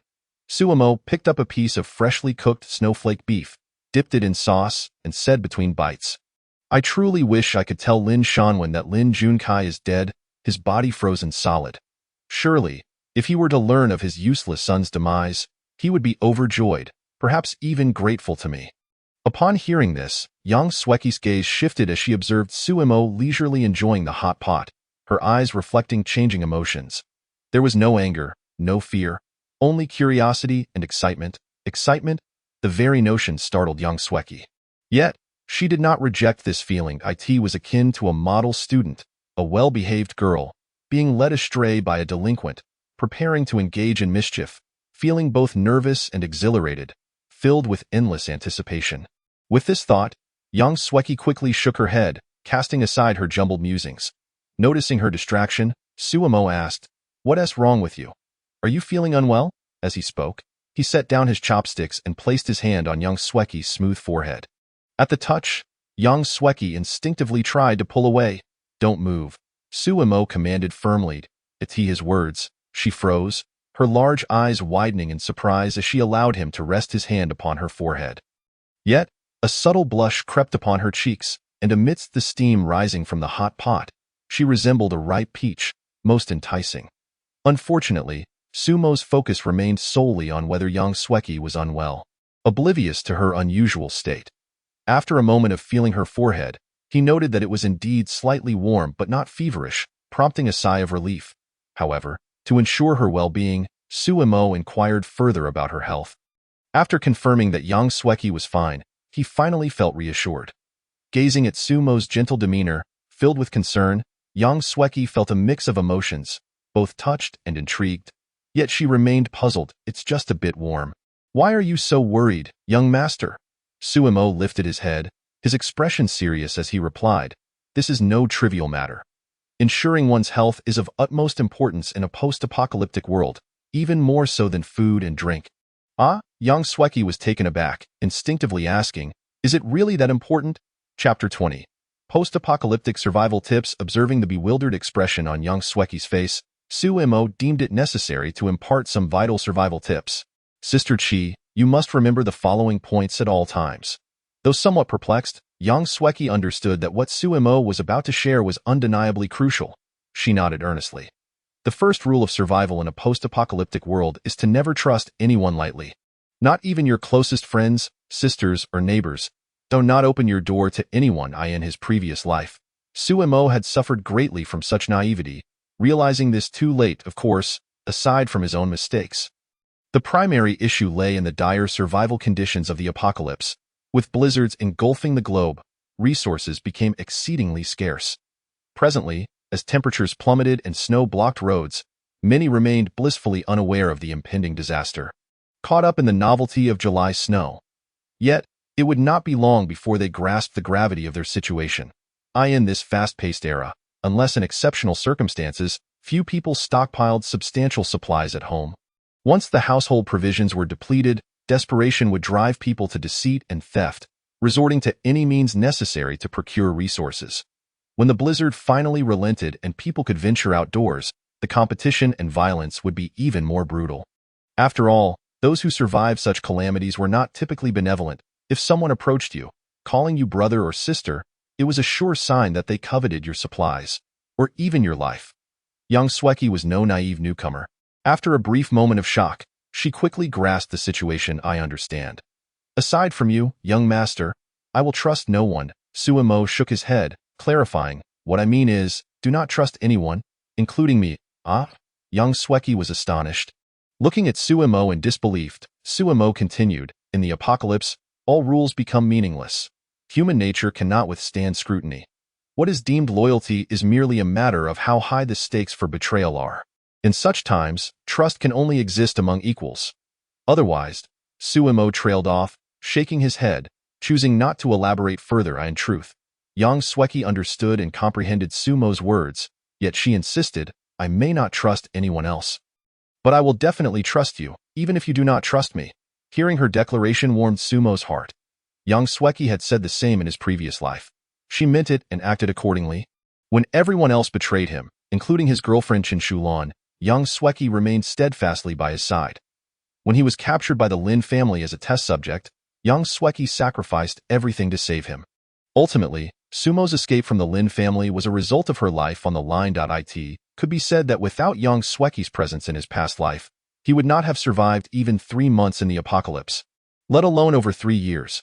This was precisely why Suemo was determined to keep young Sweki by his side in this new life. Of course, Suemo did not trust young Sweki entirely. For example, he had not disclosed his rebirth or his knowledge of the apocalypse, nor had he revealed certain aspects of the safe house. Even the supplies he had previously hoarded were only partially stored within the safe house. As the saying goes, human nature cannot withstand trials. After a brief silence, Suemo continued with other survival tips. Secondly, do not fall under any circumstances. In the apocalypse, being sick is a troublesome affair.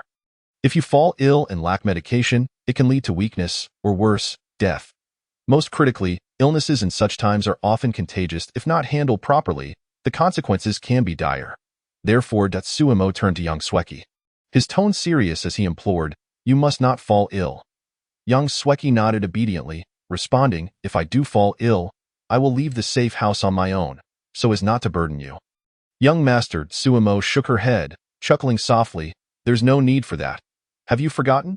I previously had you order a substantial quantity of medicine, as long as it's not an instantly fatal illness. It won't significantly affect me. The reason I'm telling you this is to emphasize that if you feel unwell, you must inform me promptly. Do not conceal it. Expressing it is beneficial for both you and me. All right, I understand. Suemo shook her head once more, stating, understanding is not enough. One must also take action. Moreover, do not take it upon yourself to engage in foolish acts of leaving the safe house. Seeing Sumo's genuine concern for her, young Sweki felt a wave of emotion wash over her. Consequently, her gaze towards Suemo grew increasingly fervent. Regrettably, Suemo remained oblivious to this change and continued. Thirdly, minimize your outings as much as possible. Do not succumb to curiosity and taste the snow outside, nor should you drink water of unknown origin, as it could lead to mutations. Mutations? Young Sweki widened her eyes, instinctively asking what happens after a mutation. Have you seen zombie movies? Suemo inquired. Young Sweki nodded. Suddenly, a thought struck her, and she exclaimed, could zombies actually appear during the apocalypse? Indeed, during the apocalypse, humanity must confront ecological challenges while also facing threats from other survivors. Most importantly, one must prepare for the assault of zombies. Zombies in the apocalypse are exceedingly terrifying. They possess tremendous attacking power, move with remarkable speed, and have acute hearing. Once a zombie detects you, do not emulate the survivors in films who attempt to slay them. The wisest course of action is to flee with all your might, as far as you can. When one zombie spots you, it is likely to attract others if a zombie manages to strike you. The probability of infection is significantly high unless you possess a vaccine against the zombie virus. Upon hearing Sumo's description of zombies, young Sweki gasped in shock. Are zombies truly that dreadful? However, Sumo shook her head, replying, that is not the most terrifying aspect. Young Sweki exclaimed, there is something even more frightening. Sumo, her expression grave, nodded. The zombies I mentioned earlier are those from the early stages of the apocalypse. Although they are formidable, they still have limitations. As long as one understands their habits and weaknesses, they can be managed effectively. The truly horrifying aspect is that zombies can evolve. After evolving, zombies experience a significant enhancement in their abilities, particularly in physical strength, becoming immune to basic physical attacks. Some zombies can even withstand heavy weaponry. At this moment, young Sweki was utterly shocked. The notion of zombies being immune to firearms shattered her understanding. Sumo's serious demeanor conveyed the gravity of the situation as she bitterly stated, yes. Does that mean humans can only await their demise in the face of zombies? Haha, that Sumo chuckled lightly, shaking her head. Not necessarily. Concurrent with the emergence of zombies, there will also be individuals among the survivors possessing special abilities, capable of slaying zombies. Oh, that's a relief. Young Sweki patted her chest and exhaled deeply. Yet, Sumo's subsequent words plunged her into despair. But don't rejoice too soon. Zombies that can withstand firearms are merely a step above ordinary zombies. The most terrifying ones are those that continue to evolve and possess intelligence. Ah, zombies can possess intelligence? Young Sweki's eyes widened in disbelief. Observing her reaction, Sumo's smile turned increasingly bitter. Surviving humans may have those with abilities who can evolve through special means, and zombies can do the same. However, the evolution of human abilities is heavily restricted. A slight misstep could lead to failure, adversely affecting oneself or even resulting in death. Zombies, on the other hand, have numerous ways to evolve unbound by limitations. Thus, in terms of evolutionary progression, zombies have consistently stayed ahead of humanity. Nature is impartial, and this is indeed the case. While zombies gain near immortal life, they lose many attributes, such as intelligence. Yet, there are exceptions. In the course of their evolution, there exists a certain probability of them gaining intelligence. Though their intellect may not be high, they are capable of thought, learning, forming groups for warmth, and even collaborating with humans. In her previous life, Sumo met her demise at the hands of zombies, who were orchestrated by a pair of zombie spouses. They had formed a collaboration with the Lin family, directing the zombie horde to attack Sumo while Lin Jialin led a research team to record data. Despite her deep-seated hatred for Lin Jialin, Sumo had to concede that the woman played a significant role during the apocalypse, especially in her groundbreaking research on abilities and zombies. Upon Sumo's revelation about the intelligent zombies, young Sweki had long since fallen into a daze. Noticing young Sweki's pale face, Sumo comforted her. There's no need to worry excessively. At least a year remains before zombies manifest, and it may take even longer for intelligent zombies to appear. Furthermore, the emergence of intelligent zombies is a rarity. As long as we remain within the safe house, even if they do appear, they cannot harm us. Yet, Sumo concealed certain truths. The arrival of zombies would occur much earlier than she had indicated, and the number of intelligent zombies would be far greater than stated. A significant portion of these were transformed from uncontrolled ability users. Of course, young Sweki did not need to know these details. At that moment, young Sweki's mind was buzzing. Aside from nodding in agreement with Sumo, she found herself at a loss for what else to do. However, one question lingered in her mind. Young master, how did zombies come to exist? Sumo shook his head, frowning as he replied, I don't know how zombies originated. It could be due to changes in the ecological environment or some form of radiation, or perhaps other factors. The specifics will only be understood once zombies appear and are studied by professionals. So the young master doesn't know either? I thought you had all the answers. Upon hearing this, Sumo was momentarily speechless. If he knew everything, he wouldn't be engaged in so many trivial matters. It would be far better to locate the source of the zombie outbreak and extinguish it. Young Sweki, noticing Sumo's silence, shifted the topic. Then how did ability users come into existence? Young master. Since you possess abilities, you must know something. However, Sumo's response left her deeply disappointed. To be honest, I am also unclear about how ability users are born. Young Sweki regarded Sumo with skepticism, clearly unconvinced. Since the young master doesn't wish to divulge, I want to press for answers. Sumo, upon hearing this, forced a smile and patiently explained, it's not that I don't want to tell you. It is that I genuinely do not know. Regarding this matter, Sumo was not lying. He truly had no knowledge. His spatial abilities manifested about a year after the last apocalypse began, that time. The supplies in the villa had been nearly depleted by Chen Shulan and the neighbors, compelling him to venture out in search of food. During that endeavor, they encountered zombies and were subsequently attacked. Among the 10 or so individuals who ventured out, all perished at the hands of the zombies. Due to his inferior physical condition and the cold, Sumo had remained at the back of the group. When the zombies appeared and attacked the exploration team, Sumo chose not to assist but instead turned to flee. He ran, with the zombies in pursuit, and continued to run until he collapsed from exhaustion. As he lost consciousness, he believed he was doomed to die outside. Yet, when he opened his eyes again, he found himself alive and able to perceive a subspace. After awakening his abilities, Sumo felt a surge of excitement. Thinking he was unique and could finally escape the grasp of Chen Shulan and her ilk. However, reality dealt him a harsh blow. Although spatial abilities are rare, according to Lin Jialin and the authorities, they are merely auxiliary powers and not suited for combat. In their eyes, spatial ability users are akin to mere pack mules, mobile storage units. At this juncture, it is essential to revisit the subject of Lin Jialin.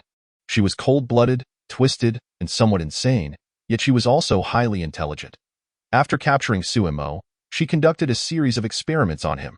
Not only did she discover a method to create ability users, but she also managed to transplant Sumo's spatial abilities into Lin Junkai, granting him similar powers. Although these artificially created ability users carry numerous flaws and side effects with a low success rate, it is undeniable that this represents a significant advancement for humanity. Moreover, she developed a variety of applications for spatial abilities.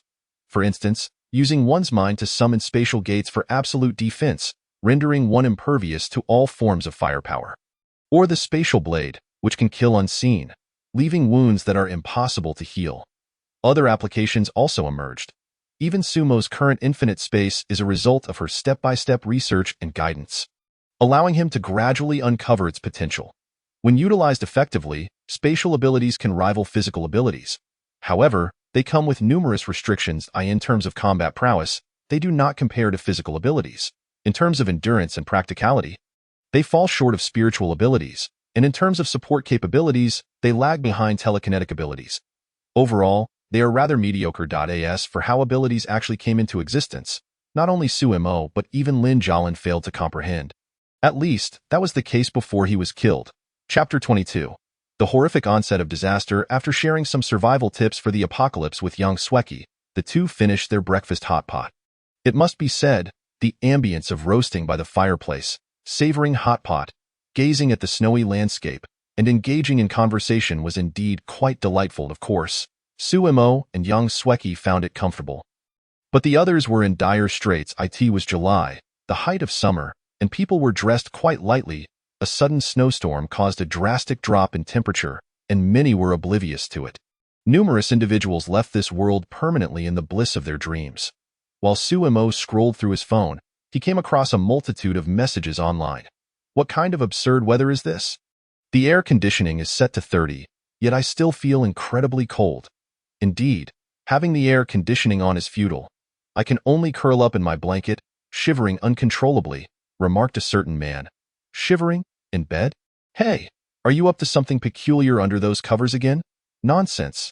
In this frigid weather, even if I wanted to, the conditions wouldn't allow it. Oh dear. It's so cold. I desperately need to use the restroom. But I truly do not wish to leave my warm little cocoon, exclaimed a certain fairy. It's just a few steps. Why is the host so lazy? If it were me, I'd be up in half a second. Racing to the bathroom in 1 second, resolving my business in 3, and then back to bed in another second. As long as I move swiftly enough, the cold can't catch me. 3 seconds?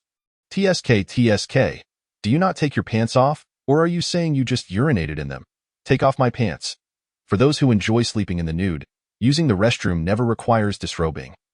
Goodness, the one above is quite the pervert. I find it rather appealing. Using the restroom is easily resolved, but what about food and drink? A certain woman inquired.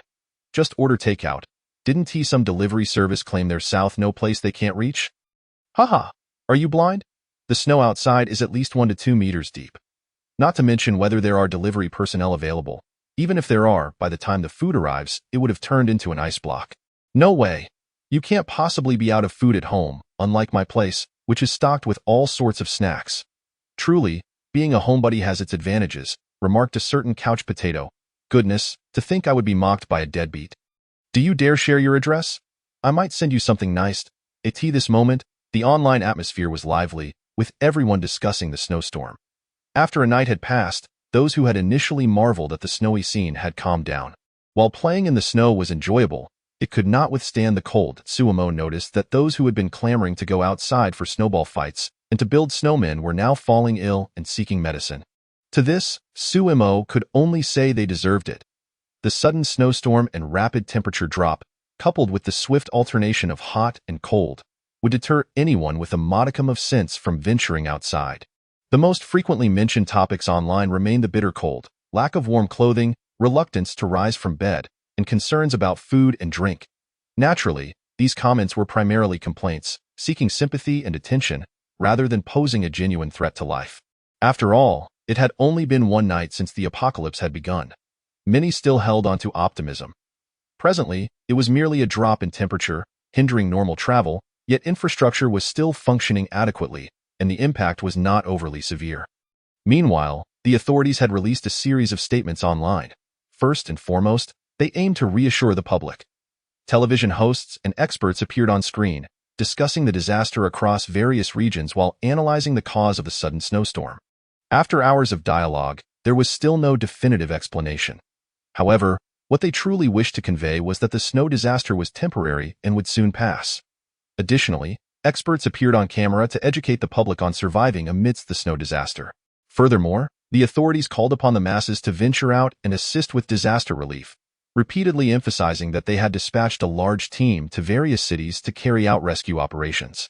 With the official presence, those who had been somewhat panicked quickly settled down, hiding in their homes and awaiting rescue. Many also responded to the call, donning appropriate attire, gathering tools, and heading out to clear the snow and open up the roads. In summary, the majority believed that this snow disaster would soon be over. Upon reading this, Suemo could not help but shake his head and sigh, murmuring to himself, "If this continues, many will perish."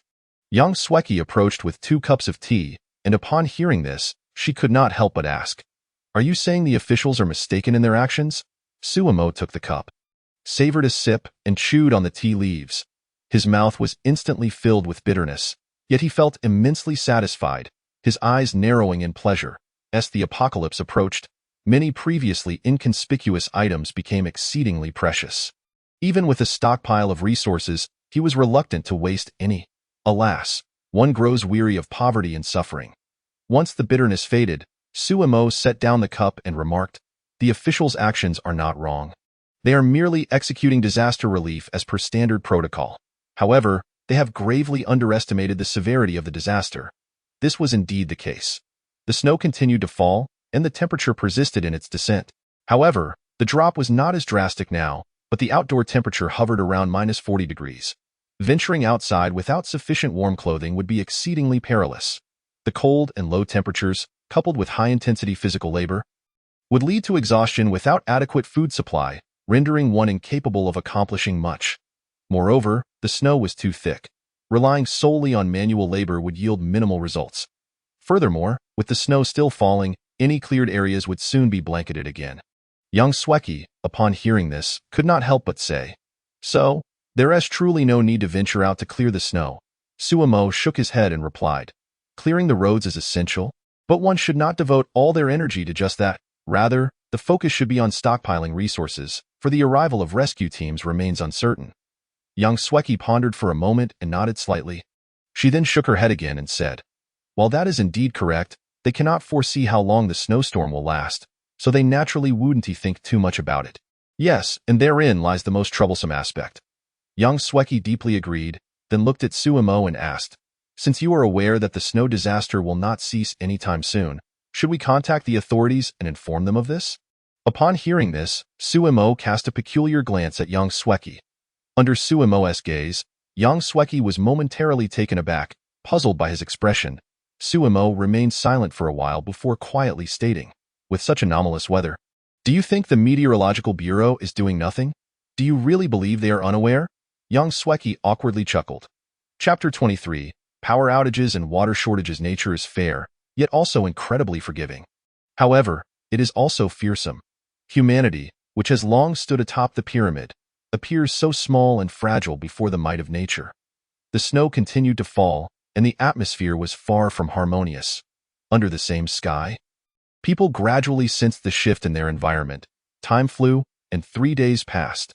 The heavy snow persisted, showing no signs of abating, growing ever more intense. During this time, people had begun to succumb to the harsh conditions. Most of them were homeless wanderers in the biting cold. Clad in thin garments and lacking heating devices, they often fell asleep and never awoke again. Others perished because they had not returned home promptly when the snowstorm struck or were cast out by their families. Succumbing to the cold outside, and of course, some fatalities were self-inflicted. As news of the deceased spread online, the initial excitement over the snow had long since faded, replaced by melancholy, confusion, and panic. Discussions regarding the snowstorm proliferated online, and the tone of conversation gradually became more aggressive. One can face death with composure. Nonetheless, the authorities excelled in soothing public sentiment. Major television networks and online platforms broadcasted continuously.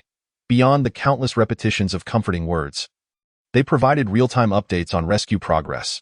Observing the orderly and steadily advancing rescue efforts, many remained filled with hope and anticipation. Numerous individuals voluntarily ventured outside to clear the roads, hoping to expedite the arrival of aid. However, as time passed, those clearing the roads discovered an increasing number of deceased individuals. Seeing their lifeless faces adorned with eerie smiles instilled fear. Moreover, clearing the roads proved to be an arduous task. Snow shoveling is physically demanding, and even a healthy adult cannot endure for long. Some collapsed on site due to the strenuous exertion, further escalating the atmosphere of dread. Additionally, shortly after clearing a path, it would be covered anew by falling snow, leaving a landscape of stark white, breeding feelings of confusion and despair. Consequently, those who had initially set out to shovel snow dwindled, with most choosing to remain indoors, awaiting the uncertain arrival of rescue. Most importantly, temperatures continued to decline steadily, and the pace of rescue operations began to slow. Although many were rescued and relocated to safety, the number saved remained but a fraction, while the vast majority remained in peril. As they observed others being rescued, enjoying food and warmth, their faces aglow with happiness, they could only cower beneath their blankets, shivering. Even the courage to rise for a bathroom visit seemed monumental. Naturally, a sense of imbalance arises within the heart. As the old adage goes, it is not the scarcity that troubles a person, but the inequity. Consequently, an increasing number of individuals flock to the official accounts, incessantly inquiring when the rescue teams will arrive. However, this question is one that even the authorities cannot answer. Beyond their continual reassurances, they are unable to do much more, and the effectiveness of their soothing words has significantly diminished. When a critical question remains unanswered for an extended period, individuals begin to voice their dissatisfaction. Before long, the official account transforms into an outlet for emotional release and a receptacle for grievances. Additionally, some with ulterior motives stoke the flames online, amplifying discontent and fear, leading to an escalation of the crisis. Yet, their actions do not resolve the issues. Rather, they hinder the official rescue efforts. Some may be unaware of this, but many are cognizant of the truth yet choose to act otherwise. In the face of cold, hunger, and the specter of death, fear is a natural response. However, no matter how they vent their frustrations online, it cannot alter the current situation. Their only recourse is self-rescue. Yet, gazing at the pristine white snow and feeling the biting wind, many hesitate, ultimately lacking the courage to step outside, passively awaiting salvation. Even those daring enough to risk venturing out in search of a way to survive find themselves surrounded by a sea of white. A fortunate few manage to locate the rescue teams and are saved. but many more either become lost in the blizzard or succumb along the way. As most individuals fail in their attempts to seek help, an increasing number opt for waiting. The authorities are undoubtedly aware of this situation. They see it and feel the urgency in their hearts. Their only recourse is to intensify rescue efforts and continue to reassure the populace. However, given the vast expanse of land, numerous cities, and the enormous population, even countless soldiers and volunteers can only achieve so much. Moreover, the rescue teams are human too. They experience fatigue and cold. As the rescue operations ramp up, the daily consumption of resources becomes immense, and more rescuers falter, complicating the efforts. Nonetheless, they persist resolutely through the blizzard, striving to rescue as many trapped individuals as possible. Yet, the number of those saved remains a minority. The authorities are compelled to encourage and call upon the populace to engage in self-rescue. While this is a standard procedure, to those trapped, the official plea for self-rescue feels like a signal of abandonment, intensifying their existing panic. As days pass, the true horror of the disaster gradually becomes apparent. First, under the relentless assault of the blizzard, the infrastructure begins to deteriorate. Among the first to fail is the power supply. Due to the bitter cold, people are forced to utilize high-powered appliances, straining the electricity supply to its limits, often resulting in tripped circuits and burnt wires. Despite the prompt repair efforts by the staff, the supply of electricity remains inadequate to meet the demand, leading to increasingly frequent outages. Some residential buildings, overwhelmed by excessive electricity use or the use of open flames for heating, have ignited into flames. In the current predicament, fire trucks are unable to respond, leaving residents to extinguish the fires themselves or wait for them to burn out. The tragic outcome is predictable, with numerous residents perishing in the inferno. Due to the insufficient power supply, many large factories and facilities are forced to temporarily shut down to alleviate the load. Yet the results are far from satisfactory. As the electrical grid continues to falter, water supply issues arise as well. Residents on lower floors fare somewhat better, as their water supply remains relatively normal. However, those living on higher floors suffer greatly, as water cannot reach them. Those fortunate enough to have bottled water or who had previously stocked up find some relief, while others who did not prepare are plunged into despair. They are unable to wash, cook, or even flush toilets, and obtaining drinking water becomes a significant challenge. Chapter 24. The demand for food. Fortunately, the issue of drinking water is relatively easier to resolve. With snow blanketing the ground, one can simply scoop up a handful to quench their thirst. The more pressing concern remains food. Initially, people believed the snow would soon pass.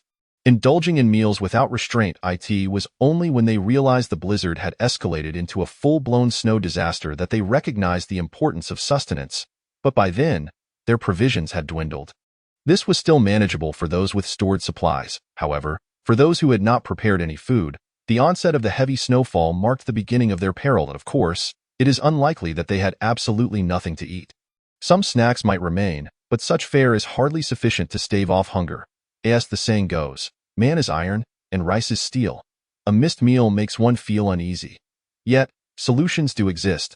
Some choose to minimize their consumption, aiming merely to sustain their bodily functions. Others opt for lying down to sleep or drinking to excess, believing that inactivity will curtail their energy expenditure. However, this is clearly not a sustainable solution. Thus, many begin reaching out to acquaintances, hoping to procure food from them. On the 5th day of the apocalypse, Dingling Suimo had just finished a pan-seared steak and was sitting by the fireplace sipping tea when his phone rang. Glancing at the screen, he noticed an unfamiliar number and chose to ignore it, continuing to enjoy his tea. Moments later, the call ended automatically. However, the next second, the phone rang again. Suimo furrowed his brow, yet still had no intention of answering. Young Sweki, having tidied up the aftermath, approached and, eyeing the incessantly ringing phone, inquired with curiosity, "Who is it this time?" "Who cares?" Suimo replied casually. "Young master, are you still not going to answer?" Suimo set down his teacup, lifted his gaze, and countered, "Why should I?" Their persistence in calling is hardly a mystery. Young Sweki looked at Suimo, feeling somewhat helpless, and remarked, "Since you don't intend to provide them with food, why not just turn off your phone? Why turn it off? It's rather lively this way." Upon hearing this, young Sweki smiled wryly and shook her head. Since 3 days prior, their phones had been ringing incessantly. Due to work, many knew young Sweki's phone number, making her the primary recipient of calls. Colleagues from her previous company called, stating that as a country girl who managed to enter Hanyang Group and hold a significant position, they hoped she would lend them some food out of past camaraderie. Company shareholders demanded she share a portion of the supplies she had hoarded, asserting that these supplies were partially theirs. Neighbors argued that proximity makes one akin to family, and thus, she should assist them in their time of need. In summary, numerous individuals were calling, including former colleagues, shareholders, other business owners, and local neighbors. Regardless of who was calling, their purpose remained the same, requesting food. In the past, Yang Sweki would have considered their requests, potentially agreeing to assist. However, Su Mo had previously emphasized the importance of food, leading Yang Sweki to naturally refuse. Moreover, even if she were to agree, Su Mo's disapproval would render her decision moot. After all, the supplies were purchased with Su Mo's money. Tio put it bluntly, everything Yang Sweki consumed, food, drink, and shelter, was provided by Su Mo. She was essentially living under his roof, making it implausible for her to be generous to others, hence her polite refusals. The callers were taken aback by the rejections. They were aware that Su Mo had instructed Yang Sweki to stock up extensively, though they did not know the exact quantity. Nonetheless, it was evident that there was a substantial amount of supplies. Given such resources, it would not cause significant harm for Yang Sweki to share a little with everyone. Furthermore, they were merely borrowing, not taking without return. Thus, after Yang Sweki declined, they continued to call, their tone shifting from initial negotiation and supplication to increasingly forceful demands, with some even resorting to threats during the calls. It had only been a few days, and they had devolved into this state. This realization sparked immense anger and profound disappointment in Yang Sweki, alongside a burgeoning fear of human nature. Previously, when Su Mo had warned her that the most dangerous element during an apocalypse is humanity itself, she had been skeptical, believing he was exaggerating and viewing people too negatively. Yet now, she was utterly convinced of Su Mo's words. To avoid further harassment, she resolved to ignore these individuals and simply turn off her phone. She believed this would bring peace, but to her surprise, the callers found Su Mo and began bombarding his phone with calls. In contrast to Yang Sweki's cold treatment, Su Mo adopted a different approach. He answered every call, responding to each caller with a singular word, scram, simple, blunt, and assertive. However, the callers did not relent in their pursuit of their goals due to Su Mo's demeanor. Ever since Su Mo answered the first call, his phone had been ringing non-stop for the following days, 24 hours a day. Yet, Su Mo chose not to answer any further calls, nor did he turn off his phone, allowing the deluge of calls to continue unabated. Young master, I'm sorry. Yang Sweki suddenly spoke. Huh? Su Mo, momentarily taken aback, looked at Yang Sweki in confusion. If I had done a better job keeping things confidential and not turned off my phone, they wouldn't have been harassing you. Upon hearing this, Su Mo instantly understood, casting a bemused smile at the apologetic Yang Sweki. This matter is not your fault. How could one keep such a large procurement a secret? As for turning off the phone, you have done nothing wrong. If I didn't have other matters to attend to, I would have done the same. Therefore, there is no need for you to feel apologetic. The one who should truly apologize is I should have arranged for the supplies myself, which would have spared you the trouble. Upon hearing this, Yang Sweki felt a warmth in her heart. Yet she still believed it was her own work that had fallen short. Thus, she spoke up, but Su Mo, who had known Yang Sweki for quite some time, immediately discerned her thoughts and what she was about to say. Without waiting for her to continue, Su Mo gently extended her teacup toward Yang Sweki, saying softly, "The tea has grown weak. Let us brew a fresh cup." Yang Sweki gazed at the teacup before her, then glanced at the languid Su Mo, hesitating to speak further. Ultimately, she refrained from continuing her apology, accepted the teacup, and turned to brew the tea. Once Yang Sweki departed, the languor on Su Mo's face vanished in an instant. Observing the incessantly ringing phone, her expression turned icy as she murmured, "I had intended to keep you around for a while longer. It seems the plan must be expedited." Chapter 25. The shift in human hearts amidst catastrophe within a villa situated in the Junyu estate. Zhao Tai, with his attire disheveled and eyes bloodshot, dialed a number saved as Xiao Wang, anxiously awaiting a response. "We are sorry. The number you have dialed is currently unreachable.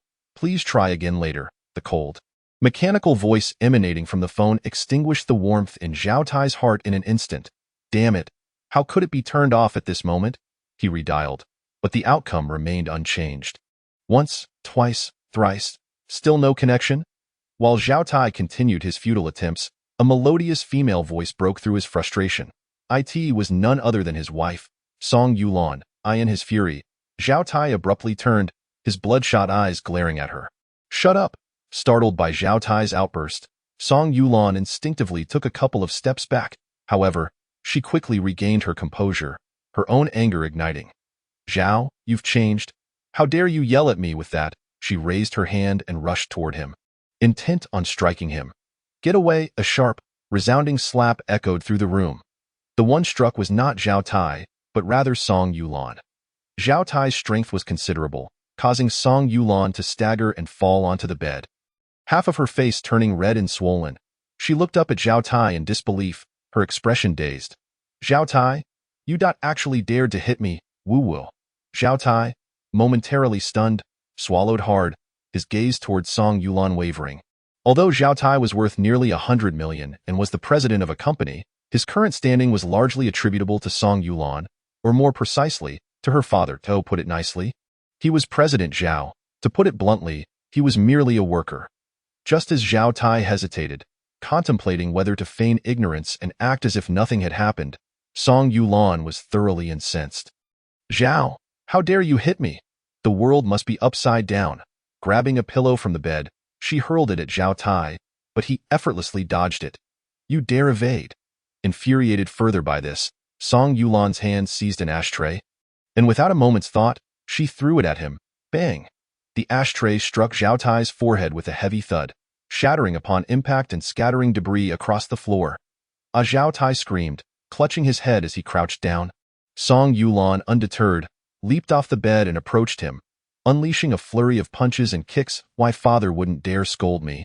Yet you have the audacity to bully me. I have never been hit in my life. How dare you strike me, Zhao? You are a worthless piece of trash. Everything you have today is because of me." The more she spoke, the angrier she became, her strikes growing more fervent. Yet, what she failed to notice was the blood trickling from Zhao Tai's forehead, the crimson liquid seeping through his fingers and dripping onto the expensive white floor, creating an eerie pattern. Each of Song Yulan's angry tirades further fueled Zhao Tai's simmering rage. Each blow inflicted upon him caused him tremendous pain, and in turn, intensified his fury. Ultimately, amidst Song Yulan's relentless insults and assaults, Zhao Tai ceased to evade and no longer cried out in agony. Slowly raising his head, his gaze towards Song Yulan transformed from trepidation to a cold malice. Upon seeing Zhao Tai, now bloodied and fierce, Song Yulan was taken aback. What unsettled her even more was the sinister glint in Zhao Tai's eyes, a look she had never witnessed before she could utter a word. Zhao Tai abruptly rose, his hand striking Song Yulan's face with a resounding slap. This time, his force was even greater. Song Yulan fell to the ground, feeling a burning pain in her cheek, her teeth loosening, a metallic taste flooding her mouth. Yet, it did not end there. Observing Song Yulan on the ground, clutching her face in shock, Zhao Tai raised his foot and delivered a savage kick, accompanied by a piercing scream. The once arrogant Song Yulan instantly became a mere shell of herself. As if one kick was insufficient to quell his anger, Zhao Tai continued to unleash several more, each kick imbued with immense force. Finally, when Song Yulan crawled to the opposite side of the bed, Zhao Tai ceased his assault. Breathing heavily, he stood upright, exhaling a long sigh. At that moment, Zhao Tai felt an exhilarating clarity. Even the pain in his injured forehead seemed to dissipate. They say that honest men should not be trifled with, for once they explode, their actions become utterly unpredictable. Yet, Zhao Tai was no honest man. Throughout his school years, he had endured disdain and ridicule from those of better means, even suffering physical abuse, all while remaining unable to retaliate due to the fear of harsh rebuke and even heavier blows. Thus, he had chosen to ingratiate himself with such individuals, aiding them in bullying others. After graduation, Zhao Tai finally found a job, only to be courted by a wealthy heiress. He thought this was his chance for a reversal of fortune, to marry a beautiful and affluent partner and ascend to the pinnacle of life. To marry Song Yulan, he abandoned his hardworking parents, forsook his childhood sweetheart, and severed ties with everyone else. Yet, once married, he discovered that everything was not as he had envisioned. Although Song Yulan hailed from a respectable background and possessed a commendable figure, Her looks were merely average, and her temperament was exceedingly poor. Regardless of whether in work or life, any minor inconvenience would cause Zhao Tai to become her outlet for frustration. In response to this, Zhao Tai could only swallow his anger. What exacerbated his discontent was that rather than correcting her behavior, his father-in-law encouraged her capriciousness. Although he had become a company director as an up-and-coming son-in-law, to his colleagues, he was merely a parasite. When collaborating with other companies, he was viewed as a beggar. Zhao Tai appeared to have acquired everything, living a life that many envied, yet few truly respected him. Just like earlier, when he lacked essential supplies and attempted to contact the driver, he was utterly ignored. The years had weighed heavily upon him. The relentless snow, the dwindling food supplies, the pervasive cold, and the driver's deliberate avoidance all coalesced in his heart, suffocating him.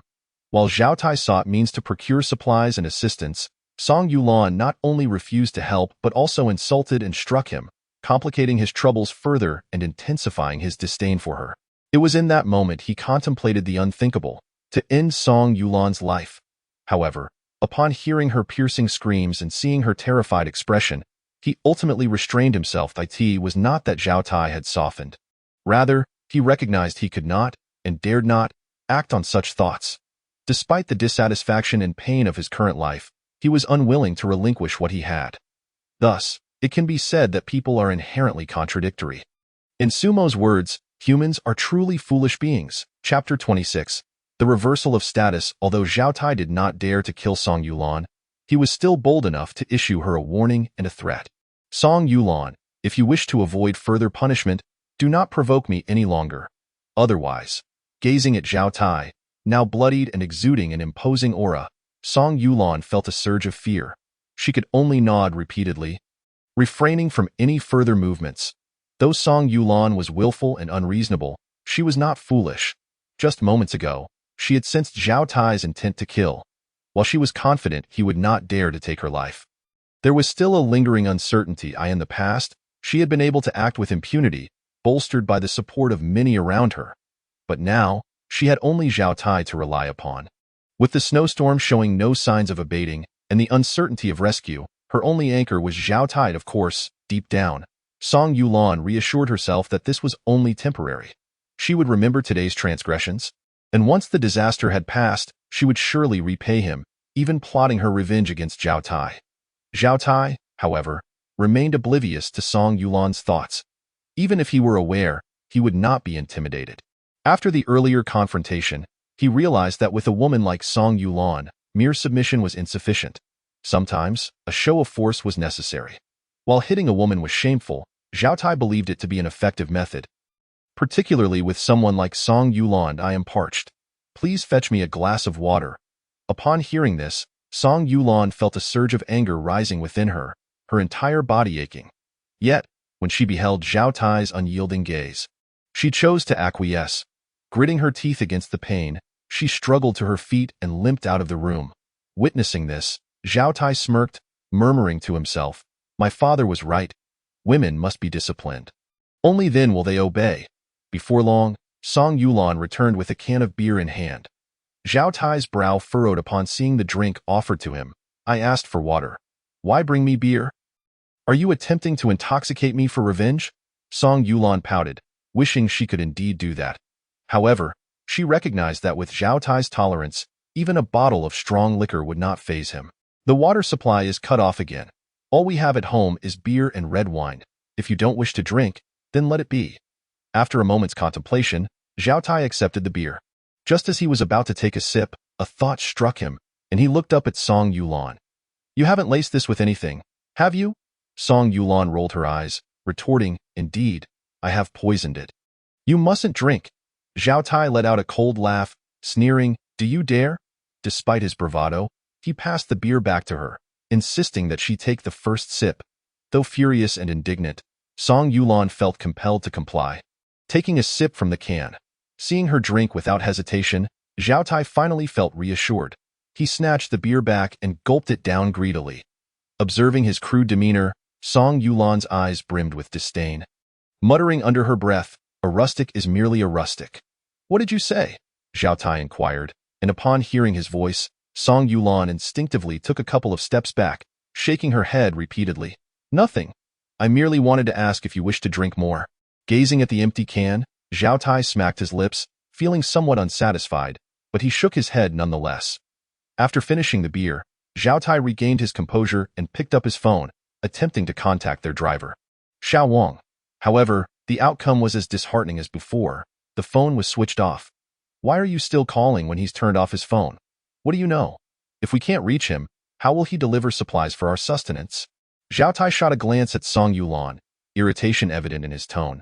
You already contacted him before, and he agreed to bring us supplies. Just wait for ITIS. There really a need to be so anxious? Song Yulan replied, somewhat incredulously.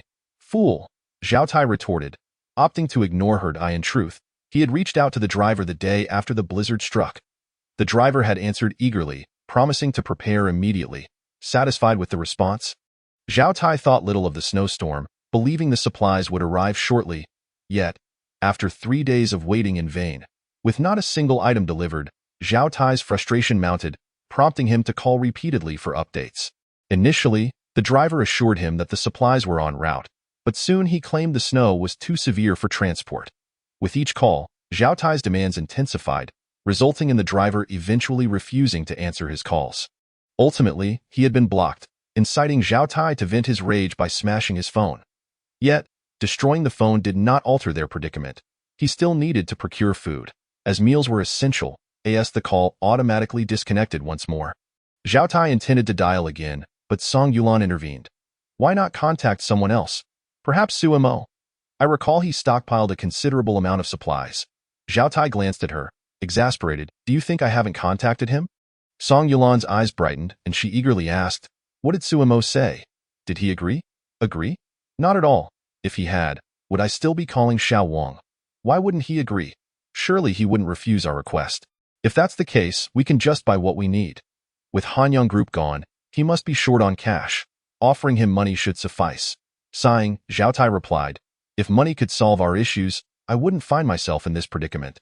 After the driver ceased answering his calls, Zhao Tai had immediately thought of Suemo and reached out without delay. However, before he could finish speaking, Suemo had dismissed him with a curt "get lost." Abruptly hanging up, Sumo's attitude infuriated Zhao Tai, but given the circumstances, he had to swallow his pride and continue calling. To his dismay, while some calls went through, no one picked up, and often he found himself met with a busy signal. After countless failed attempts, he was left with no choice but to place his hopes back on the driver. Upon hearing this, Song Yulan expressed her indignation. How can Suemo act this way? Regardless, we share a bond and we are neighbors. How could he be so heartless? Sighing once more, Zhao Tai replied, what bonds? In today's society, how much is camaraderie worth? Besides, our so-called connection was merely a business arrangement, one that existed only while Sumo's father was alive. Now that he has gone and Hanyang Group has changed hands, does Suemo truly care about that? As for being neighbors, that merely makes us strangers residing in proximity. Chapter 27. Zhao Tai's self-rescue. We can't just wait idly. There are so many residents in the villa district. Can't you think of contacting others? Song Yulan complained. Zhao Tai's expression turned grim. Naturally, he had considered her suggestion. Yet the issue lay in the fact that they rarely resided there and did not know most residents, let alone have their contact information. Nevertheless, her words sparked an idea. While he may not know them, perhaps they would recognize him. Thus, Zhao Tai picked up his phone once more, scrolling through his contacts to make calls. After inquiring around, he finally managed to obtain a few phone numbers of residents in Junyu Villa District. Elated, he dialed the first number. The call connected, and before he could introduce himself, the other party blurted out, hello? Is this the rescue team? Hurry and save me. I'm starving. Not waiting for the rest of the sentence, Zhao Tai promptly hung up, fully aware of what was to follow. After this, he called another 7 or 8 numbers, only to receive similar responses. Everyone was out of food, with several even asking to borrow supplies. Alarmed, Zhao Tai quickly ended the calls and blocked those numbers. His initial excitement dwindled with each call, his heart sinking lower. It was only then that Song Yulan began to grasp the gravity of the situation. How could this be? How can they possibly have no food? Listening to her murmurs, Zhao Tai's bitterness deepened. In truth, he was not surprised by the outcome. Firstly, this was a villa district. The residents were either affluent or wealthy, unlikely to cook or concern themselves with food supplies, hence they would not stockpile provisions. Secondly, it was summer. Even with hired help, they wouldn't purchase excessive food, usually opting for fresh ingredients, as wealthy individuals prioritize quality and freshness. Although he understood the reasoning, contacting others was still necessary, even if the result remained unchanged, as he had anticipated. The remaining residents faced similar plights, and Zhao Tai found himself relying on Suimo once more. However, when he attempted to reach Suimo, he either encountered a busy line or received no answer, leaving him perplexed. Eventually, it was Song Yulan's suggestion that brought clarity. Our home is not far from Sumo's. Since we can't reach him by phone, we can go see him in person. Upon hearing this, Zhao Tai's eyes lit up and he slapped his thigh in excitement. Yes, why didn't I think of that? He rose to his feet, ready to head out, but Song Yulan interjected. Hold on, don't be so hasty. Huh? Zhao Tai paused, confusion etched on his face as he looked at her. We're not that familiar with him. If we show up unannounced, he might refuse to see us. Surely not. This is a matter of life and death. How could he stand by and do nothing? Zhao Tai murmured. Song Yulan shot him an exasperated glance. Her thoughts unspoken, if Suimo were truly so accommodating, he would have agreed to help during their first interaction. What do you mean? We still have cash at home. Take some with you to buy supplies. Surely, for the sake of money, he will agree. Zhao Tai pondered her words for a moment before nodding. He then turned and entered the bedroom, retrieving a thick bundle of cash from the safe, around 20 to 30,000. Armed with the cash, he prepared to leave. Once again, Song Yulan spoke up, grabbed 2 bottles of the finest wine. This time, Zhao Tai hesitated. Is it really necessary to take the expensive wine? That's my favorite. Song Yulan, hearing this, grew anxious. What does it matter? Is wine more important than food? Realizing she had a point, Zhao Tai complied, retrieving 2 bottles of fine wine before bundling up and finally stepping outside. As he pushed the door open, a biting cold wind rushed in, causing him to shiver. The courage he had mustered was nearly swept away by the chill. Perhaps we should reconsider our decision and not go after all? Zhao Tai turned to Song Yulan and said, Are we just going to wait here until we starve? But it's freezing outside, and the snow is so thick. What if? Before he could finish, Song Yulan interrupted. Why are you being so cowardly? What happened to that bravado you just displayed? It's merely a short walk, just a few steps and we'll arrive. You won't freeze to death. Her words ignited a fire within Zhao Tai, and he suddenly felt warm despite the cold. Gritting his teeth and stomping his foot, he stepped out of the house and headed towards Sumo's residence. The biting cold wind howled, stinging his eyes. Flurries of pristine snowflakes fell, settling on Zhao Tai's shoulders. In less than 10 minutes, he had transformed into a snowman. On a typical day, he would have reached his destination by now, but at this moment, he had only covered a mere 100 meters. The snow outside was deep. Each step he took sank him halfway up his body, depleting his energy with every movement. Zhao Tai, usually busy with work and lacking time for exercise, found his progress exceedingly arduous. After every few steps, he needed to pause and catch his breath. Damn this weather, Zhao Tai grumbled as he stopped once more, panting heavily. Truth be told, he regretted stepping outside and contemplated turning back home. Yet, the thought of the meager food supply at home and Song Yulan's disdainful gaze before he left compelled him to press on. Fortunately, the Junyu villa was part of an older cluster of villas, making the buildings relatively close together, and his home was not far from Sumo's at that moment. He could see the black villa, blanketed in snow. Outside, the frigid wind was relentless, but inside the safe house, it was as warm as spring. After spending too long in the comforting warmth, young Sweki found herself unable to sleep. Previously, she had been preoccupied with assisting Suimo in various tasks, but now, with a sudden lull, she felt somewhat unaccustomed. Additionally, having come to understand the horrors of the apocalypse and the scarcity of resources, young Sweki felt an urge to contribute, to prove her worth, be it through cooking or cleaning. Thus, she routinely ascended to the second floor to clear the snow from the windows. Oh, just as she finished, she inadvertently spotted Zhao Tai. At first, she thought it was merely a snowman, but soon realized it was moving towards them. Young Sweki instantly recognized that someone was approaching and hurried downstairs to inform Suimo someone is coming. Suimo, who was in the basement crafting makeshift weapons, paused in surprise but felt no shock. He was merely curious as to who would dare venture out at such a time. Could it be rescuers? However, upon further reflection, he doubted it. The distance from the city was considerable, and even if rescuers arrived, they would prioritize aiding those in urban areas. Who could it be? Sumo set aside his work and made his way to the second floor. Chapter 28. The long road ahead. What is the longest journey one undertakes in life? Each person holds their own answer. For Zhao Tai, it was the path from home to school, the journey from his hometown to Nanyang City, and the ascent from the lower echelons of society to the upper tiers. As he trudged through the snow, memories flooded back in his childhood. His hometown was impoverished, with only a single elementary school. Tio attended junior high. One had to traverse several formidable mountains. The only main road was a two-lane concrete path, pockmarked by heavy trucks, while the rest were dirt paths. Zhao Tai would walk a long distance along these unpaved roads to reach school. In those days, rain or snow posed a catastrophe for the townsfolk. Yet Zhao Tai and his peers found joy in the elements. Rain meant splashing in puddles, and snow offered snowball fights and snowman building. When the snowfall was heavy, they were even spared from school. For children, such weather was nothing short of magical. Gazing at the pristine white snow before him, Zhao Tai was transported back to those carefree days. Whenever it snowed, his father or mother would wait at the crossroads, holding an umbrella, a bamboo stick in one hand, and a steaming meal in the other, eagerly anticipating his return in the biting wind. Although the sight of the bamboo stick filled him with a hint of trepidation, it was overshadowed by the joy of a warm meal and the prospect of a cozy fire.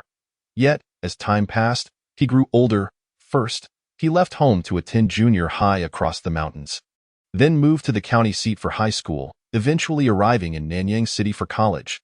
As he matured, he found himself increasingly distant from home, making it rare to see his parents waiting at the crossroads. Even when they did, he felt more embarrassment than nostalgia. After graduating, his job search was fraught with challenges, and when he finally secured a position, he was at the mercy of others' whims. During that time, Zhao Tai began to question the value of education. Amidst his doubts, resentment and bitterness took root. He believed his struggles stemmed from his parents' shortcomings in providing him with a solid educational foundation, leaving him at a disadvantage from the start. Thus, when Song Yulan appeared, expressing interest in him, Zhao Tai seized the opportunity to climb higher, even at the cost of sacrificing his dignity. Zhao Tai's efforts bore fruit, granting him the success he sought.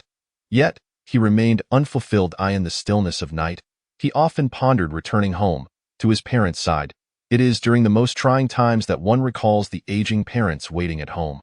Yet, upon awakening, such thoughts vanished, and life continued as before. As he stood before the safe house, which felt both close yet insurmountably distant, Zhao Tai realized that the path from his home to Sumo's was indeed the longest journey he had ever undertaken, a seemingly endless trek. With a surge of memories flooding his mind, Zhao Tai's resolve strengthened. I cannot perish. I must survive. My parents are waiting for me at home. With this thought, a surge of power coursed through Zhao Tai, spurring him to quicken his pace. On the second floor of the safe house, Sumo peered through the window, observing the approaching figure of Zhao Tai. Narrowing his eyes, he murmured, "So it's him, huh, young Sweki?" Hearing this, paused in surprise and instinctively asked, "Do you know him, young master?" Sumo nodded, his tone complex in a way. "Yes." Listening to Sumo's ambiguous response, young Sweki felt somewhat exasperated. Ever since Sumo had awakened from the hospital 3 months prior, his speech had been similarly vague, and she had grown accustomed to it. Sumo, however, remained oblivious to the change in young Sweki's expression as his thoughts drifted back to the past, his previous life. After the apocalypse struck, most city dwellers perished from the cold and hunger, yet the majority of residents in the Junyu villa survived, largely due to Sumo. With the onset of the disaster, many things changed quietly, and the most significant transformation was in human hearts.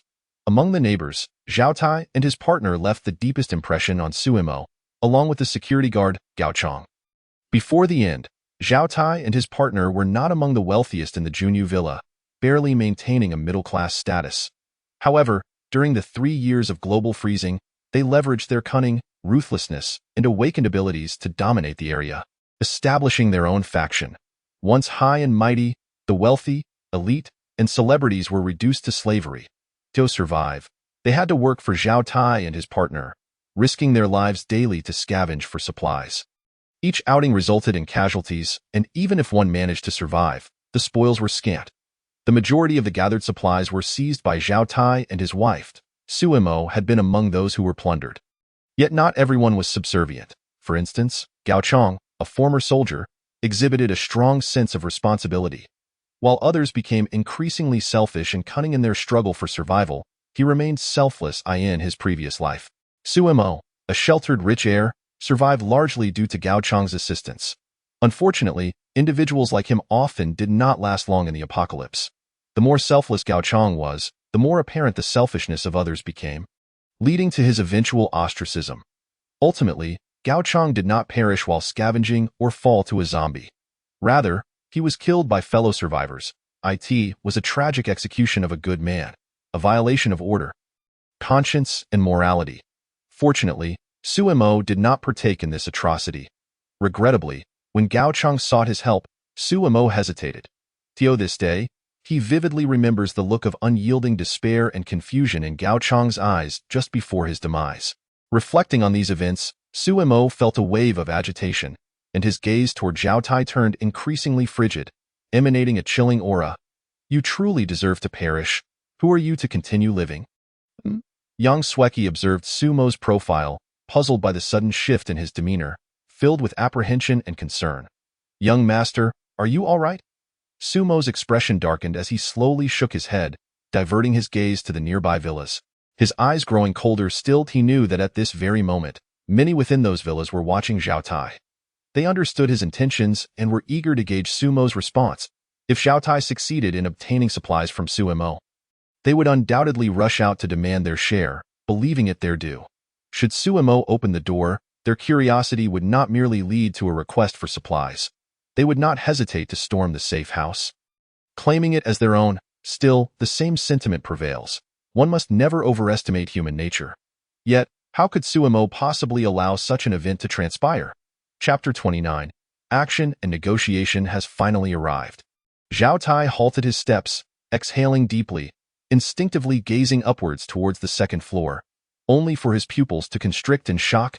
There, at the window of the safe house on the second floor, stood Suimo, intently watching him, wielding an oddly shaped and terrifying mechanical crossbow, its arrowhead aimed directly at him. In the reflection of the white snow, the arrowhead glimmered with a chilling radiance. Zhao Tai was taken aback, disregarding everything else, hastily discarding what he held, raising both hands in surrender and shouting, "Suimo, do not take action. I am Zhao Tai, and I have come to purchase something from you." His voice resonated loudly, not only audible to Suimo and Yang Sweki, but also to those surrounding them. This was a veiled threat. Zhao Tai could not believe that Suimo would dare to kill him. After all, this is a society governed by law. However, he had grossly misjudged the situation, underestimating Sumo's animosity towards him, or rather, towards all the residents of the community. Whoosh! Without hesitation, Suimo pulled the trigger, and the crossbow bolt shot forth, hurtling towards Zhao Tai's face. "What the hell? Suimo, you truly dare to act?" Zhao Tai exclaimed, his expression one of disbelief. Yet, at that moment, he had no time to ponder. And disregarding the biting cold, he leapt forward, crashing into the snow, creating a large depression in the accumulation. Although his appearance was exceedingly disheveled, he successfully evaded this lethal strike. However, before Zhao Tai could revel in his narrow escape, another rush of wind pierced the air. Cursing inwardly, he exerted all his strength to roll aside. Yet, this time, Zhao Tai was not so fortunate. Facing downwards, he could not discern the direction from which the bolt was fired, and the soft snow beneath him caused him to sink with even the slightest effort, resulting in him not moving very far. The bolt struck his thigh, warm crimson blood flowing from the wound, instantly staining the white snow a vivid red. Fortunately, the distance between them was over 300 meters. Although he was hit, the wound was not deep enough to be fatal. His thigh, already numbed by the snow, was now awakened by the excruciating pain. This time, Zhao Tai learned to be wise. Before a third bolt could be launched, he rolled away into the distance. Only when he had moved 70 to 80 meters away, far beyond the range of the crossbow, did he come to a stop. That Suimo, standing at the window with the iron crossbow, silently observed the scene. refraining from further attacks. It was not that the range was insufficient, but rather that he deemed it unnecessary. The customized iron crossbow possessed a range far exceeding Zhao Tai's imagination. Observing the struggling figure of Zhao Tai as he rose, Suimo finally spoke. This was merely a warning. Leave now, and I shall let bygones be bygones. Zhao Tai lifted his gaze to Suimo and replied in a grave tone. Suimo, possessing controlled items and intentionally causing harm. I will accuse you of murder. In the face of Zhao Tai's threat, Suimo merely scoffed. Then report me. Let the police come and apprehend me. Just wait. I will report this right away, Zhao Tai declared, pulling out his phone to dial the emergency number. However, when he glanced down at his phone, he discovered, to his dismay, that it had inexplicably powered off. He attempted to restart it, the screen illuminating with the startup animation, only for it to shut down once more in the next instant. Witnessing this, Zhao Tai's eyes widened in disbelief, leaving him momentarily stupefied. Every move he made was under Sumo's scrutiny. Although he could not see what transpired, he could make an educated guess. In this technological era, smartphones are becoming increasingly sophisticated, evolving at an astonishing pace. Yet they are also becoming more fragile. In such extreme weather conditions, their battery consumption is substantial, far inferior to that of older models. Realizing this, Sumo's lips curled into a cold smirk. Report me? I eagerly await the arrival of the police. In response to Sumo's derision, Zhao Tai forced an awkward smile, retracting his phone and putting on a radiant facade, pretending that nothing had occurred. Suimo, no, Su Xiao, I was in the wrong. I should not have intruded without your permission. Tio expressed my apology. I am willing to give you all the money and belongings I brought with me today. One cannot deny that Zhao Tai was well versed in the intricacies of human relationships. Suimo regarded Zhao Tai with a half smile. Oh, you are no longer reporting me? Zhao Tai shook his head vigorously, insisting it was a misunderstanding. I was merely jesting. Do not take it seriously. But I have taken it seriously. What now? Zhao Tai found himself momentarily at a loss for words. He believed that by lowering himself so much, Suimo would surely forgive him out of respect for his apparent understanding. Yet the reality was quite the opposite. Even a clay figurine has its limits, let alone a human being. Seeing Sumo's unwillingness to overlook the matter, Zhao Tai's expression turned cold. Su Xiao, one should leave a way out for others. It will be advantageous for future encounters. The snow disaster will eventually pass. There is no need to make a complete break. Such actions would yield no benefit for you. I shall make a complete break. What can you do about it? Suimo retorted dismissively. Su Xiao, the Hanyang Group has collapsed. While I am unaware of your reasons for selling it, I can only assume you had your own plans. However, we are all aware of the enmity between your family and the Lin Group. They will certainly not allow you the chance to make a comeback. Suimo narrowed his eyes and asked, after saying all this, what exactly do you wish to convey? I can assist you. These words, Suimo let out a scoff. You, a mere son-in-law, a high-ranking employee, daring to boast that you can assist me? This was a blatant mockery, striking directly at Zhao Tai's vulnerability. In the past, such words would have ignited his fury instantaneously, but now, under the eaves of another, he had no choice but to swallow his indignation. Though I am merely a son-in-law, I still hold decision-making power over most of the company's business affairs. Of course, I am aware that my company alone cannot contend with the Lin Group. But Su Xiao, do not forget that those residing here are all affluent executives.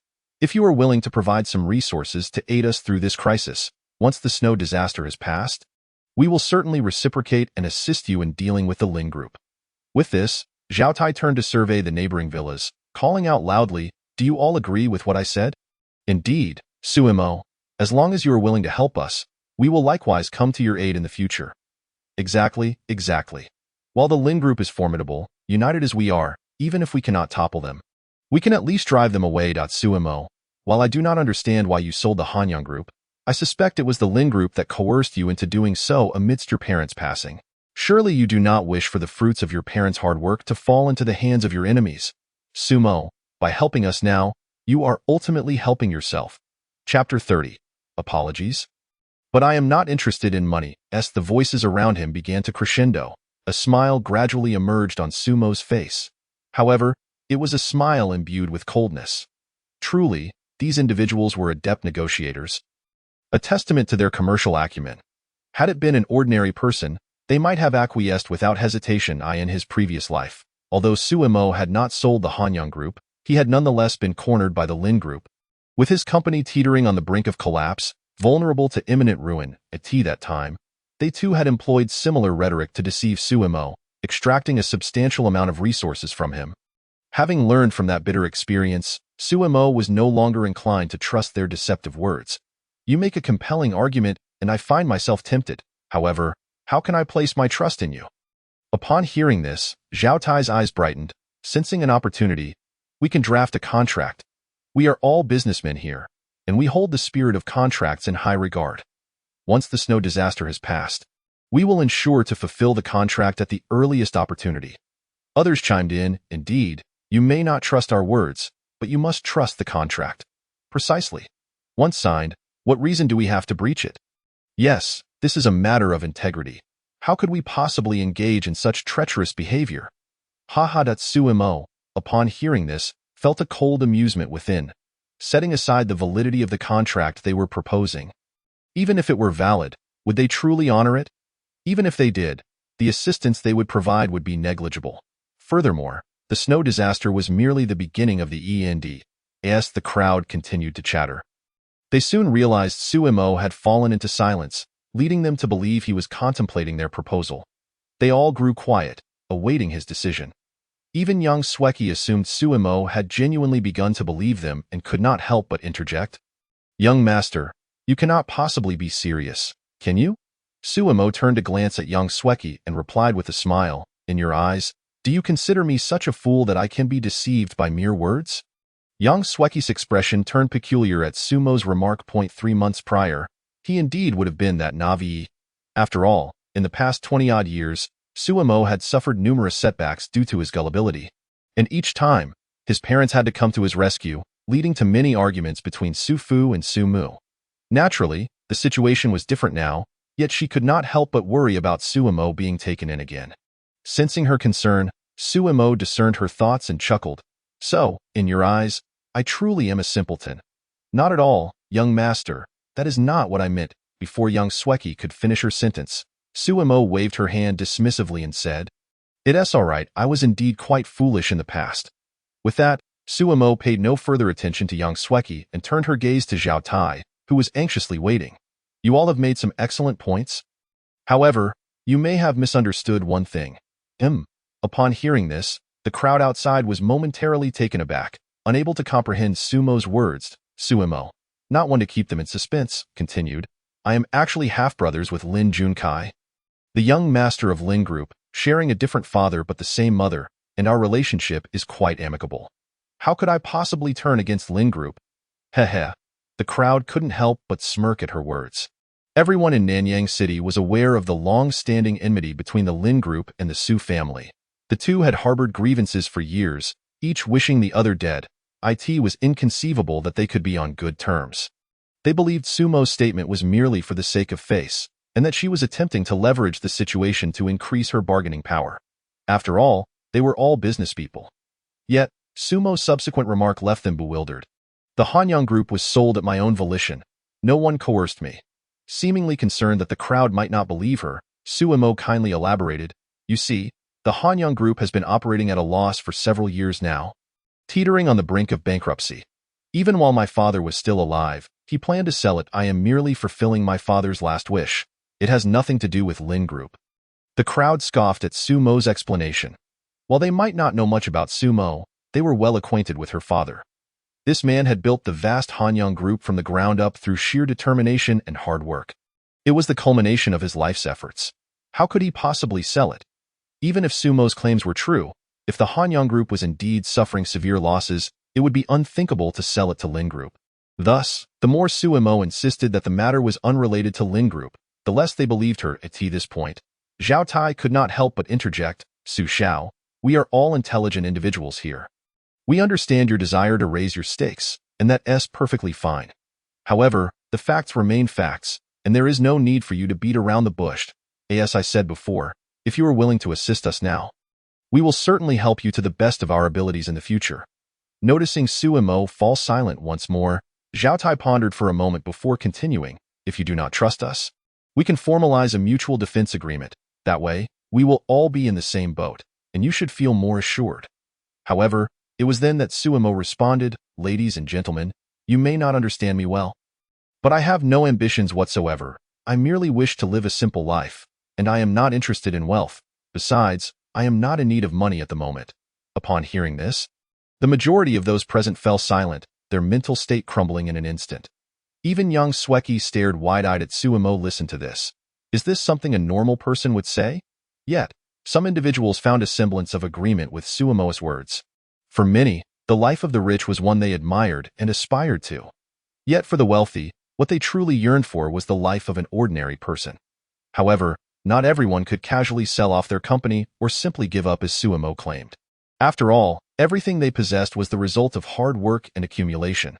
Relinquishing it meant starting over, a notion that many affluent individuals found unbearable. Naturally, Zhao Tai was not inclined to believe Suemo's words. To him, she was merely attempting to inflate her asking price. However, having already laid his cards on the table and shown enough sincerity, he found her continued attempts to raise her stakes to be nothing short of greed and utterly contemptible. Nevertheless, the negotiations had to continue, yet no matter what he said next, Suemo simply reiterated her stance. "I do not like money. I am not interested in wealth, nor do I wish to start a business. I simply wish to lie flat." Suemo was like a slippery eel, rendering all of Zhao Tai's previously acquired negotiation tactics ineffective. Thus, after a brief silence, Zhao Tai decided to lay everything bare. "Suemo, I know you have stockpiled a considerable amount of supplies. Share a portion to help everyone through this crisis. Of course, we will not take it for free. We will purchase it. Just name your price, and we assure you we will comply, or we can exchange other items of value." This was undoubtedly a complete reveal of intentions. Zhao Tai felt he had shown Suemo sufficient respect. After all, he was still willing to buy or barter rather than resort to outright theft. He believed that before such a large audience, Suemo would not dare to act in a way that would incite public wrath. Grateful for the kindness? Suemo scoffed. Had it not been for the weapon in her possession and the display of power she had exerted over Zhao Tai, would he have been so compliant? "Zhao Tai, are you threatening me?" Suemo replied coldly. Zhao Tai raised an eyebrow and slowly responded, "This is not a threat. I am merely discussing matters with you. We are neighbors living in the same area, and there's no need to make things so tense." "Neighbors?" Suemo laughed coldly. "If we are neighbors, then you should return all the assets you previously took from me. After all, we are neighbors." Upon hearing this, the crowd fell into silence. The Hanyang Group, as the leading conglomerate in Nanyang City, despite its losses, possessed assets beyond the imagination of ordinary individuals, and certainly not something Lin Group could easily absorb. It was inconceivable that Lin Group could amass over 100 billion in cash in less than 3 months without the aid of these individuals. Of course, this was typical business maneuvering, though everyone chose to ignore it. The demise of Hanyang Group was akin to a whale fall, providing sustenance for countless others. As businesspeople, how could they possibly let such an opportunity slip away? Observing the silent Zhao Tai and the others, Suemo couldn't help but feel a cold amusement within it. At this point, she was growing weary and had no desire to engage in further debate with these individuals. Thus, she turned to Zhao Tai and addressed the crowd. "All right, I have said all I needed to say. I possess supplies, but I will not be giving them to you. If you wish for supplies, you can either trade them for assets or offer something that piques my interest, and of course, you may also choose to come and take them by force, provided you are not afraid of death. Come back when you have made up your minds." With that, Suemo closed the window and prepared to head downstairs to warm herself by the fire. Zhao Tai's expression darkened immediately. He had not anticipated that despite his humble demeanor, Suemo would still refuse to yield. He was even more astonished by her seemingly insatiable appetite. While it was true that they could barter with assets, Suemo had not specified that they were to exchange only the assets they had previously taken from Hanyang Group. As a successful businessman, they all understood that Suemo's definition of assets included their own properties. Would they agree to that? Certainly not. Of course, Zhao Tai had considered the possibility of storming in to seize the supplies. However, the issue lay in Suemo's possession of a weapon. Although 2 individuals could not easily contend with a larger group, who among them would be willing to be the first to rush in? After all, the wealthier individuals tended to value their lives more. With these thoughts in mind, Zhao Tai felt an overwhelming sense of agitation. He raised his head and glared fiercely at Suemo. Speaking coldly, "Suemo, Are you truly intent on making this situation irreparable? Do you not fear that once the snowstorm passes, we will join forces with Lin Group to hunt you down? At that point, there will be no place for you in all of Nanyang City, or even across the nation. In response to Zhao Tai's blatant threat, Suemo merely scoffed. Feel free to ally yourselves. I shall await your arrival. The question is, will you be able to last until that time? After delivering these words, Suemo disregarded the crowd entirely and turned to head downstairs, leaving Zhao Tai alone, floundering in the cold wind. Upon reaching the first floor, Suemo stowed her steel crossbow away and instructed young Sweki, pull up the sunshade. Huh? Young Sweki was taken aback and hesitated, saying, Isn't that a bit inappropriate? Sumo rolled her eyes and replied, What's inappropriate about it? I've worked hard for so long. Shouldn't I enjoy a little? I want them to see us feasting and reveling, driving them mad with envy. Hearing this, young Sweki was left speechless. She realized Suemo was becoming increasingly audacious. With a complex expression, she glanced at Suemo before turning to raise the sunshades on all the floor-to-ceiling windows on the first floor. Seizing the opportunity, Suemo retrieved a lavish spread of delicacies from her storage space. Australian lobsters, Kobe beef steaks, caviar, marinated chicken, and cured meats, along with a steaming pot of spicy Sichuan hot pot and 2 bottles of Romani Conti.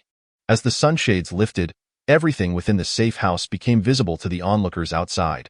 Upon seeing the extravagant feast, the bubbling hot pot, the roaring fireplace, and the 2 individuals clad in adorable pajamas, sitting at the dining table indulging in their meal, the crowd was utterly dumbfounded. While a blizzard raged on, they shivered in their homes, too afraid to leave their beds. Yet Suemo was comfortably warming herself, dressed in nothing but lightweight sleepwear. It was utterly shameless that, despite their age, she wore such kawaii pajamas. Infuriatingly, while they were starving, barely managing to scrape by with meager rations, Suemo feasted on top-tier seafood, authentic Sichuan hot pot, and savored fine wine. It is simply infuriating how people can evoke such feelings of envy. What is even more aggravating is that if you must indulge, could you not do so in our presence? Are you not aware that such an act is exceedingly impolite?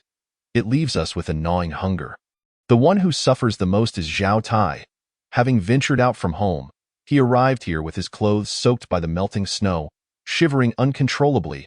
To make matters worse, he was recently struck by an arrow from Suemo, which, while not fatal, is nonetheless excruciating.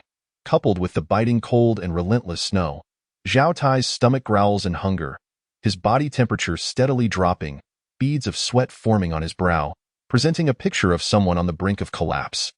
Witnessing this scene nearly caused him to faint from rage. In this moment, his feelings can be encapsulated in a single phrase.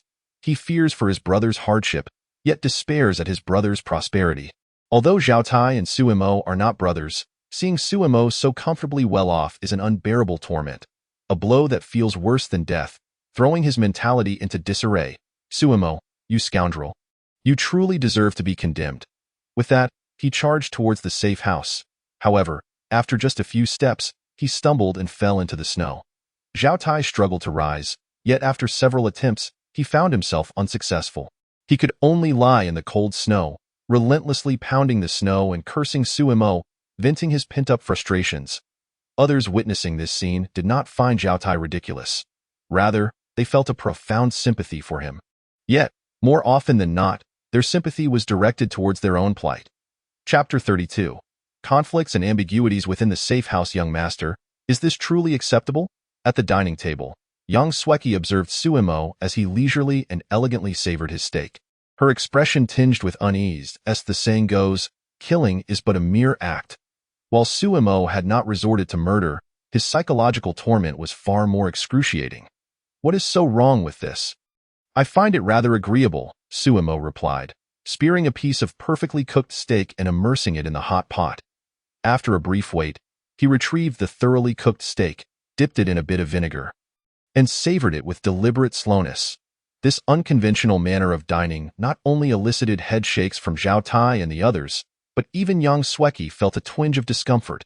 To alleviate her unease, she attempted to change the subject, saying, "Young master, while I can comprehend your decision to withhold supplies from them, why must you humiliate them so?" Suemo lifted his gaze to young Sweki and inquired, Are you expressing sympathy for them? Young Sweki shook her head and replied, No, I merely believe such actions are unnecessary, so, you are accusing me then? The moment those words escaped his lips, young Sweki felt a chill run down her spine. Her heart racing as she hastily shook her head. Young master, you misunderstand. I did not intend to accuse you. Before she could finish, Suemo interrupted. Accusations are inconsequential. I am indifferent to them. The more Suemo spoke in such a manner, the more anxious young Sweki became, yet she found herself at a loss for words. Suemo, not sparing a glance at her, continued, without experiencing another's suffering, do not advise them on virtue. You should be well aware of the nature of those outside. Take Zhao Tai, for instance. One need not delve into the details of how he arrived at this point. Suffice it to say, his father-in-law's company owes its current success to my father and Hanyang Group. But how did they repay that? While my father was still alive, they colluded with company shareholders in private, seizing company profits. After my father's passing, they were the first to target Hanyang Group, previously collaborating with the Lin Group to provide them with substantial cash. Seizing the opportunity to tear flesh from me, for such individuals, do you expect me to provide them with supplies? Of course, you could argue that it is natural for a businessman to pursue profit. I do not oppose that. However, as a competent businessman, integrity and gratitude are indispensable. If one loses these values, no matter how grand their enterprise, it will swiftly crumble. Alternatively, you may argue that the assistance my father and Hanyang Group provided is a relic of the past. And with my father gone and Zhao Tai's father-in-law deceased, their actions are justifiable. But is it truly so? When dealing with foes, especially ungrateful wretches, if I do not dare to resist or retaliate?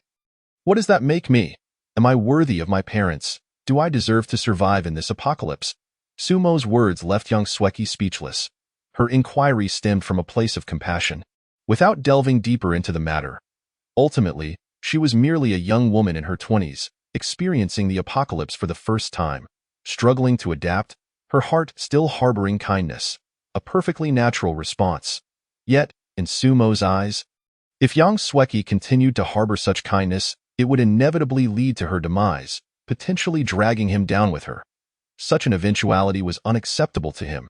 Even the slightest hint of it could not be tolerated. When the apocalypse descends and order collapses, survival necessitates a hardened heart. Especially in later stages, when resources are severely scarce, one must swiftly adapt to the harsh realities and rules of the new world to endure. Or face a grim fate. In truth, Suemo was not always this way. However, after experiencing the end of the world once and witnessing the true nature of those around him, the previous version of Suemo had perished. The man he is now simply wishes to survive. If young Sweki could keep pace with him, Suemo would naturally protect her, ensuring she faced no harm. Even if she could not keep up, he would not voice any complaints. After all, with the resources he possessed, nurturing a mere vase was no burden. Yet, if young Sweki were to interfere with him or drag him into peril, Suemo would not hesitate to abandon her. Some may deem Suemo devoid of humanity, but such is the rule of survival in the apocalypse. It is crucial to understand that even within officially established survival bases or shelters, one must prove their worth to reside there. Those without value are cast out or treated as expendable resources. Nevertheless, Suemo would not abandon young Sweki unless absolutely necessary. After all, she is currently the only person he can trust. Thus, when young Sweki expressed sympathy for others, Suemo felt compelled to respond with utmost seriousness, issuing her a warning. As for his anger, Suemo was not truly enraged. He recognized this as a typical human response in the early stages of the apocalypse. As similar situations arose and she became acquainted with the darker aspects of humanity, she would inevitably come to understand. Following a brief silence, Suemo finished his meal. Setting down his chopsticks, he looked up at young Sweki. His tone unusually solemn and serious. Kindness is a precious quality. I deeply admire those who manage to preserve their benevolence amidst the apocalypse, but I shall not be one of them. Chi-Chi, my world is quite small. Leaving little room for others, I hope we can survive together in this new era rather than have me walk this path alone. I do not wish to lose you, nor do I want to one day discover your corpse outside. My parents are no longer with me. Aside from you, I have no one else I can trust. Thus, Chi-Chi, please temper your kindness. As Suemo spoke earnestly, his eyes gentle, young Sweki felt her cheeks flush. Her heart racing, unable to meet his gaze. Simultaneously, She understood that Sumo's lengthy discourse was for her benefit. In truth, she comprehended many things, for Yang Sueki was an astute woman. Yet, the more intelligent one is, the more complex their emotions tend to be, especially for women, who often find themselves overwhelmed by feelings they cannot control or suppress. After a considerable pause, having come to terms with everything, Yang Sueki finally lifted her head. Meeting Sumo's eyes, her tone grave as she declared, "Young master, I understand your perspective. I assure you such incidents will not repeat. The young master's world is small, while mine is even smaller, accommodating only him. Regardless of what happens in the future or the choices the young master makes, I will steadfastly stand by his side, unwavering in my support." The previously tense atmosphere in the room transformed into an ambiguous and flirtatious one, as if something anticipated yet unwelcome might transpire in the next moment. Chapter 33. Young master, I wish to become the sharpest blade in your hand. Within the safe house, the atmosphere was charged with ambiguity, while outside, tensions ran high. After venting his impotent fury in the snow, Zhao Tai eventually regained his composure. Having ascended to his current position, he was no fool. He understood that anger would resolve nothing. Struggling to rise from the ground, he cast a glance at the two engaged in lively conversation at the dining table. Zhao Tai maintained a calm demeanor, though his eyes brimmed with resentment. "Suemo, you will come to regret this." Zhao Tai refrained from uttering any further threats, limping back with his injured leg. As for the substantial cash and valuable alcohol he had brought, he chose not to retrieve them. Money mattered little, but he was genuinely reluctant to part with the alcohol. Although it could not satiate hunger, it might provide warmth against the cold. Yet, Zhao Tai lacked the courage to enter Sumo's domain and claim it. From Sumo's earlier demeanor, he had discerned that help would not be forthcoming. Should circumstances allow, Suemo would not hesitate to eliminate him, and indeed, that was the reality. Although Suemo was in the midst of a meal, he had been closely observing Zhao Tai, waiting for the opportune moment to strike. Watching Zhao Tai gradually retreat, Suemo averted his gaze and murmured, "What a pity." Yang Sueki comprehended the meaning behind Sumo's words. She gently tucked her dark hair behind her ears and remarked, "The young master possesses a weapon. He has already shot him, so naturally, he would not dare approach again. After this lesson, I believe he will not return." However, Suemo shook her head, her tone resolute as she stated, "He will come back."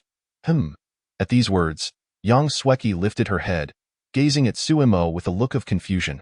"Why? Is he not afraid of death?" Suemo turned her gaze towards the window, narrowing her eyes as she spoke in a hushed tone. "Every person fears death. I am no exception." Zhao Tai's choice to leave directly was due to his family's remaining provisions. They had not yet reached a point of desperation and were filled with hope and anticipation for the arrival of rescue teams. However, once all supplies were exhausted and rescue had not been forthcoming, when he could no longer endure, he would no longer fear death, at least not as much as he does now. Yang Sueki pondered this and felt Suemo was correct. If the young master knew he would return, why not eliminate him now? Upon her suggestion, Suemo turned her head, her gaze fixed on Yang Sueki with an expression of peculiarity. "What is it? Am I mistaken?" Suemo shook her head. "Your reasoning is sound. I merely did not expect your change to occur so swiftly, hee. Yang Sueki smiled bashfully at Sumo's words. "The young master has just said so. I am not foolish. I understand what can be done and what cannot. Moreover, I simply do not wish for the young master to have blood on his hands. I am not a saint. As long as the young master is unharmed, the fates of others hold little significance for me. If the young master truly wishes to take a life, I shall strive to become the sharpest blade in his hand, even if it means standing against the entire world." At this moment, Yang Sueki returned to her former self, exceptionally intelligent, wise, and cold. Hearing her words, Sumo's gaze towards Yang Sueki grew increasingly complex. To say he was not moved would be a lie. Unbeknownst to Sumo, Yang Sueki bore the nickname Go See Worry. Sumo's parents were exceptionally kind-hearted individuals. After establishing their business and witnessing a slight improvement, they set up a special fund dedicated to assisting impoverished students. Though few outside were aware, over the years, the Su family had supported at least 100 individuals, from elementary school through university. However, those who truly succeeded and expressed gratitude were exceedingly rare, with Yang Sueki being one of them. Emerging from a background of poverty, upon receiving assistance, She did not behave like others who continuously drained the Su family's resources like parasites. Instead, she worked diligently and exhibited immense self-discipline. During the college entrance examination, she was accepted into a prestigious university in the capital but chose to study in Nanyang City solely because her benefactor was there. After graduation, she did not hesitate to apply for a position at Hanyang Group as an ordinary graduate and was successfully hired. Within less than a year, she, through her own abilities, ascended from a regular employee at a subsidiary to a management position, garnering the attention of the headquarters leadership. It was only at this point that Sumo's parents took note of her and brought her to the headquarters to serve as Sumo's father's secretary, handling various company matters. During this time, Yang Sweki not only managed the tasks assigned by the chairman with meticulous precision, but also negotiated with other companies. Many projects that others could not secure, she managed to acquire, and those she could secure, she obtained at even lower bids. When Sumo's father prepared to reform the company, she became a sharp knife, specifically tasked with dealing with internal corruption. Such was Yang Sweki that not only did people from other companies fear encountering her, but even those within her own company held a similar dread. There were even rumors circulating internally that it was preferable to confront the chairman than to face Secretary Yang.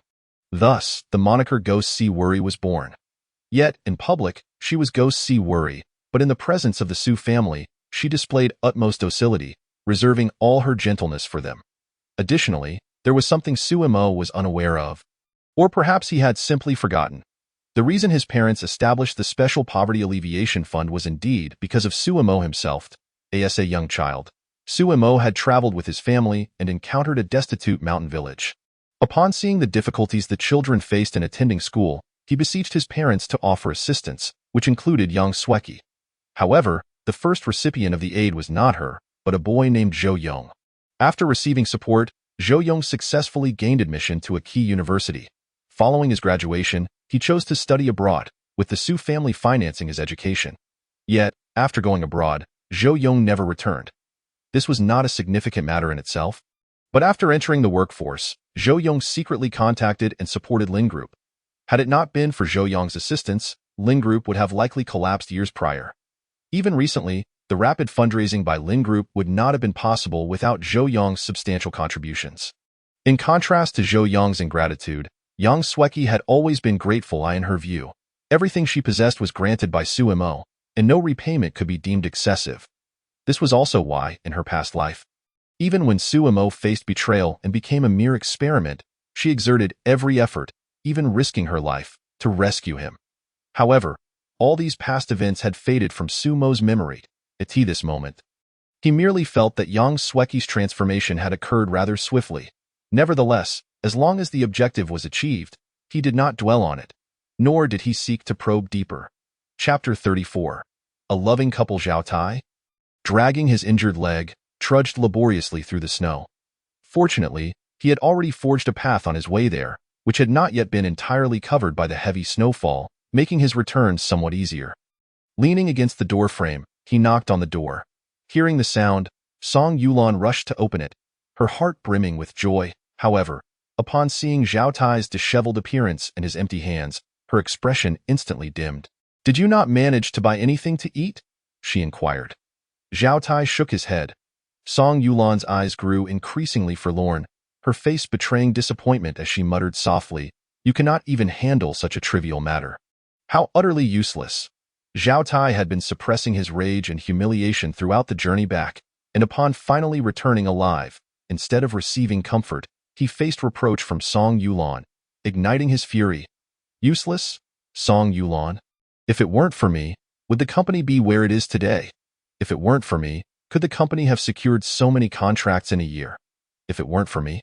After your father's death, the company would have long been divided among the other shareholders. If it weren't for me. The more he thought about it, the angrier he became, and the more agitated he grew.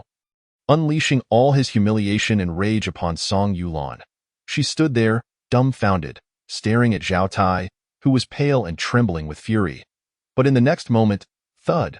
Perhaps it was due to his overwhelming emotions, or the biting cold outside, or perhaps because of his injuries, Zhao Tai suddenly collapsed to the ground, unconscious. The bewildered Song Yulan was now even more perplexed, staring blankly at Zhao Tai on the floor, instinctively wanting to rush forward to help him. Yet, after taking a couple of steps, she hesitated. Remembering how Zhao Tai had continuously scolded and even struck her upon his return, blaming her for not procuring food.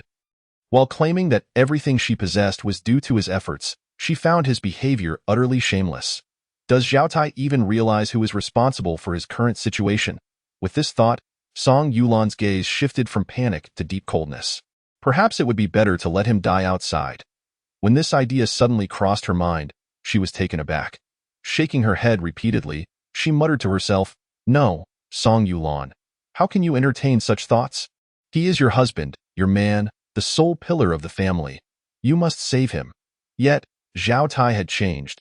He no longer loved her and had even dared to strike her, if he could strike her now.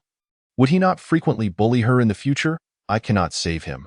I refuse to be bullied by him. Yes, let him die outside. After all, I am not the one who killed him at this moment. Song Yulan's heart was in turmoil, vacillating over the decision to save him. But ultimately, she chose to save him. It was not that Song Yulan loved Zhao Tai immensely, but rather she recognized a harsh reality. The snow disaster could continue indefinitely, and the arrival of rescue teams was uncertain. Currently, Zhao Tai was the only man in the household, and many tasks required his assistance. For instance, finding food, repairing things, and so forth. In any case, if Zhao Tai were to die now, her life would become exceedingly difficult. Of course, there was a hint of sentiment in her decision. Regardless, Zhao Tai was the man she had chosen. Even if they were to divorce, it should be after the snow disaster had passed. With her mind made up, Song Yulan dragged Zhao Tai towards the room. However, considering her usual focus on makeup and appearance, one could imagine her limited strength. Using all her might, she managed to pull Zhao Tai from outside to inside the house. After closing the door, she collapsed onto the floor, gasping for breath as for what to do next. To be honest, she had no idea. All she could do was wait. Fortunately, Zhao Tai merely experienced a temporary fainting spell and soon began to regain consciousness. Upon opening his eyes, Zhao Tai immediately surveyed his surroundings. Upon realizing he was at home, he let out a long sigh, inwardly reflecting. Song Yulan still possesses a semblance of conscience. He'll be honest, at the moment he collapsed, Zhao Tai was engulfed in a profound sense of panic, fear, and despair. Ever since his marriage to Song Yulan, the disparities and conflicts between them had gradually come to light. However, with his father-in-law present, Zhao Tai had no choice but to endure any grievances he faced. Even after his father-in-law's passing, he refrained from showing his true feelings right away, instead probing Song Yulan's limits bit by bit. Was only with the arrival of the heavy snowfall that Zhao Tai revealed his true colors. Although he harbored a strong dislike for Song Yulan's demeanor, it was undeniable that this woman was quite astute. He genuinely feared that she might abandon him, leaving him to fend for himself amidst the storm. Yet, it now appeared that his worries were unfounded, and he felt a swell of gratitude. "Zhao Tai, what expression is that? Surely, you cannot think I would abandon you." Song Yulan had been observing Zhao Tai intently, her gaze flickering with varying emotions. The moment she noticed Zhao Tai had awakened, she took in his expression, which only served to heighten her anger and disappointment. She questioned herself, wondering if she had been blind or foolish to choose him. Hearing her words, Zhao Tai managed an awkward smile, his face contorting into a semblance of a pleasing grin. "How could that be? I know you care for me the most. How could you abandon me? It's just that it's so cold outside. I thought I was hallucinating. Haha." Song Yulan remained noncommittal to Zhao Tai's explanation, though she found it somewhat comforting, her tone softening. "You're hurt? You're bleeding? How did this happen?" Until Song Yulan mentioned it, Zhao Tai had nearly forgotten about his injury. The cold outdoors had numbed his legs from the constant to and fro. However, with her reminder, he suddenly felt a piercing pain in his left leg. Involuntarily grunting in discomfort, though his predominant feeling was one of anger. This was all Sumo's fault. What happened to him? Suddenly, Song Yulan realized something, her eyes widening in shock. "You don't mean to say this injury was caused by him, do you? Who else could it be? That damned scoundrel. I will kill him eventually." Song Yulan's face registered disbelief, her eyes filled with fear. "How dare he? This is a society governed by law.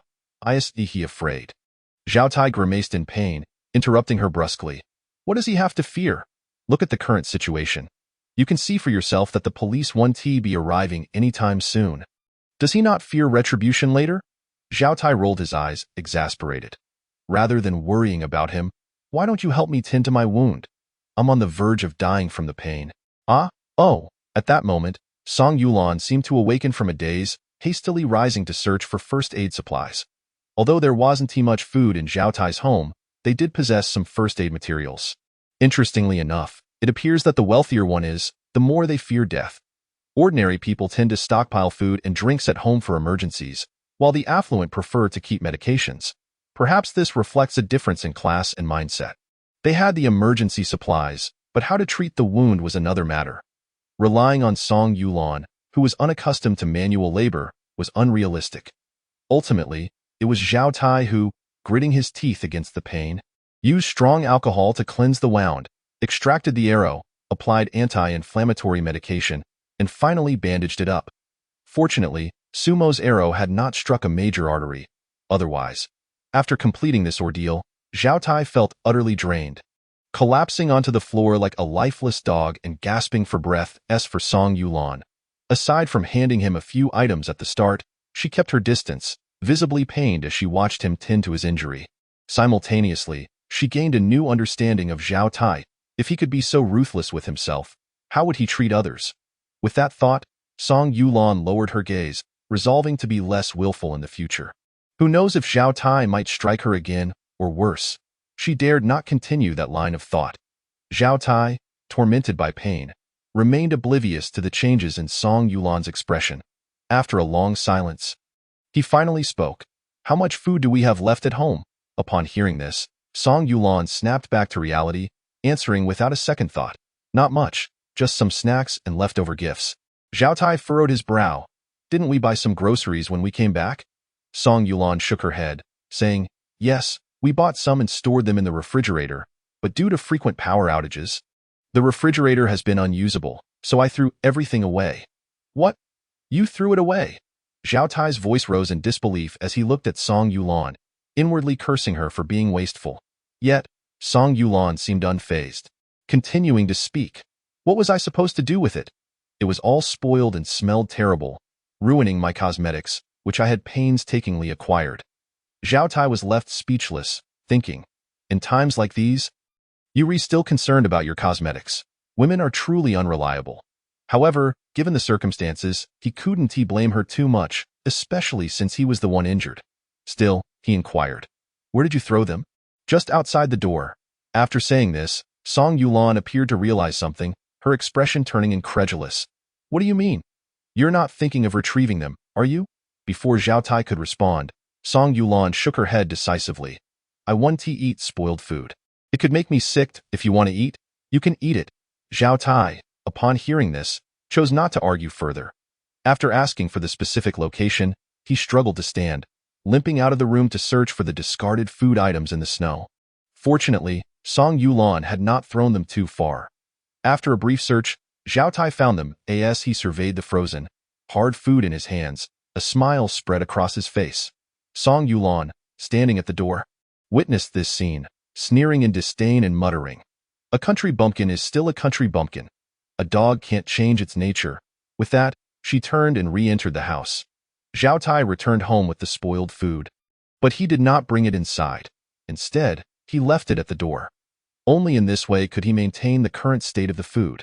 After completing these tasks, Zhao Tai was utterly exhausted, his mind foggy and longing for sleep. However, he knew he could not rest just yet. There were still matters to attend to. Bring me your phone. What do you need my phone for? Although somewhat reluctant, she still handed it over.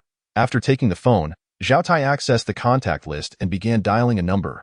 Hello, is this Mr. Li? Yes, this is Zhao Tai. Thank you for your concern. I'm still alive. Rather than mocking me, it would be more prudent to consider how to resolve our food predicament. As you can see, Sumo possesses a vast amount of resources, including top-tier seafood and hot pot supplies. Not to mention the fireplace in the room. If we wish to survive, we must acquire these supplies, even considering ways to infiltrate his home. Meanwhile, in a villa, a portly middle-aged man lay nestled under several layers of blankets. This man was Li Jianya, a businessman from Nanyang City. Upon hearing Zhao Tai's words, Li Jianya fell into deep contemplation. After a brief silence, he spoke. We've seen what you're saying, but how do we go about acquiring these supplies? Sumo is armed, and he is not someone to be trifled with. Zhao Tai replied, I am fully aware of that, but what of it? He is but 2 people. We can rally others and join forces to pressure him into surrendering the resources. Haha. Upon hearing this, Li Jianya scoffed. Unite to pressure him? Zhao Tai, have you forgotten what just transpired? If that tactic were effective, Sumo would have capitulated earlier. Zhao Tai, unfazed by Li Jianya's sarcasm, pressed on. At that moment, I was alone, and you were merely bystanders.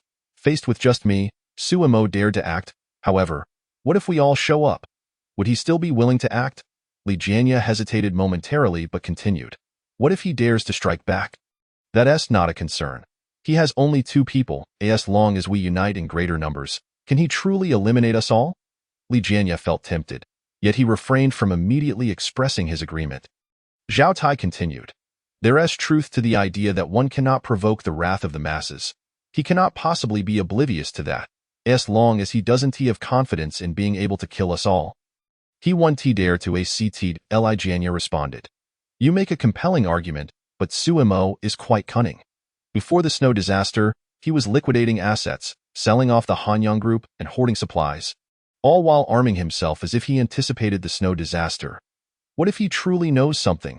If he does, he would be emboldened. Even if we unite, he might still take action against us. Upon hearing this, Zhao Tai fell silent. He had contemplated this very issue but had never delved deeply into it. After all, at that time, they were all preoccupied with seizing the assets and market of the Hanyang group, leaving no room for such thoughts. Yet now, reflecting on Sumo's previous actions, they certainly appeared suspicious. Could it be that he genuinely possessed foresight regarding the impending disaster? As Zhao Tai pondered these thoughts, Li Jianya interjected, saying, I believe that rather than risking a coup together, we should consider his previous proposal. Upon hearing this, Zhao Tai replied without a moment's hesitation, Impossible, absolutely impossible. Chapter 36. The plan in motion regarding Sumo's condition of exchanging assets for supplies. Zhao Tai had contemplated it before, yet he resolutely declined. In truth, it was not only him. The majority of people shared his rejection. Who would willingly regurgitate the meat they have already savored? Moreover, trading assets for supplies is hardly advantageous. The cost of food and drink is minimal compared to the value of assets, a distinction that anyone can discern. Zhao Tai's reaction did not surprise Li Jianya, who, with a tone of resignation, remarked, Zhao Tai, how can you be so muddled? What do you mean? Zhao Tai responded, perplexed. Li Jianya elaborated. Sumo's actions are merely an attempt to elevate his own worth and reclaim the Hanyang group through this strategy. If he desires it, we should concede to him. However, whether he can actually reclaim it depends on his capabilities. Furthermore, even if we were to give him the assets now, would it hold any legal weight? Can he truly take them? Since there exists a simpler solution to resolve this issue, why complicate matters further? Upon hearing these words, Zhao Tai's eyes brightened, thinking to himself, indeed, how could I have overlooked this? However, amidst his excitement, he felt a twinge of concern. Li, your approach is indeed commendable, but I worry that Sumo, that scoundrel, might take the items without acknowledging the exchange. What if he refuses to hand over anything later? Li Jianya chuckled darkly. Refuse to acknowledge? Does he dare? We have so many people confronting him, and he has already agreed to the asset exchange. If he were to renege, do you think the others would stand by idly? Would they let him off the hook? The wrath of the masses is not to be trifled with. Hearing this, Zhao Tai felt a wave of clarity wash over him. His previously gloomy mood considerably lifted. Li Jianya, you truly deserve your reputation. Your foresight surpasses mine.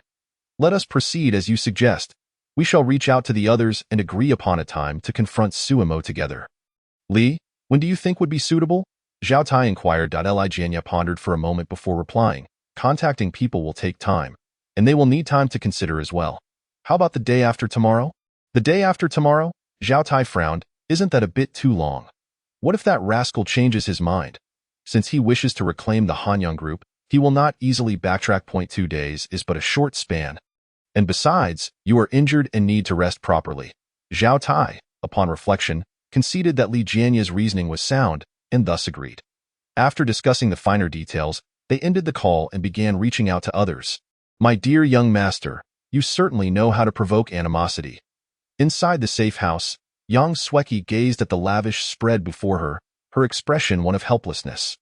Ever since the sunshade of the floor-to-ceiling window was raised, it had remained open. During this time, Suemo would periodically produce an abundance of delectable food, consuming half and discarding the rest, exemplifying sheer wastefulness, a display that irritated many onlookers who felt powerless to intervene. Had he not acted in such a manner, they would not have been incited to anger, and without anger, they would not have felt compelled to take action. Young Sweki squinted, posing the question, is the young master deliberately provoking them to incite their actions? Suemo nodded in affirmation. What other choice do I have? I am not an exhibitionist who enjoys being watched.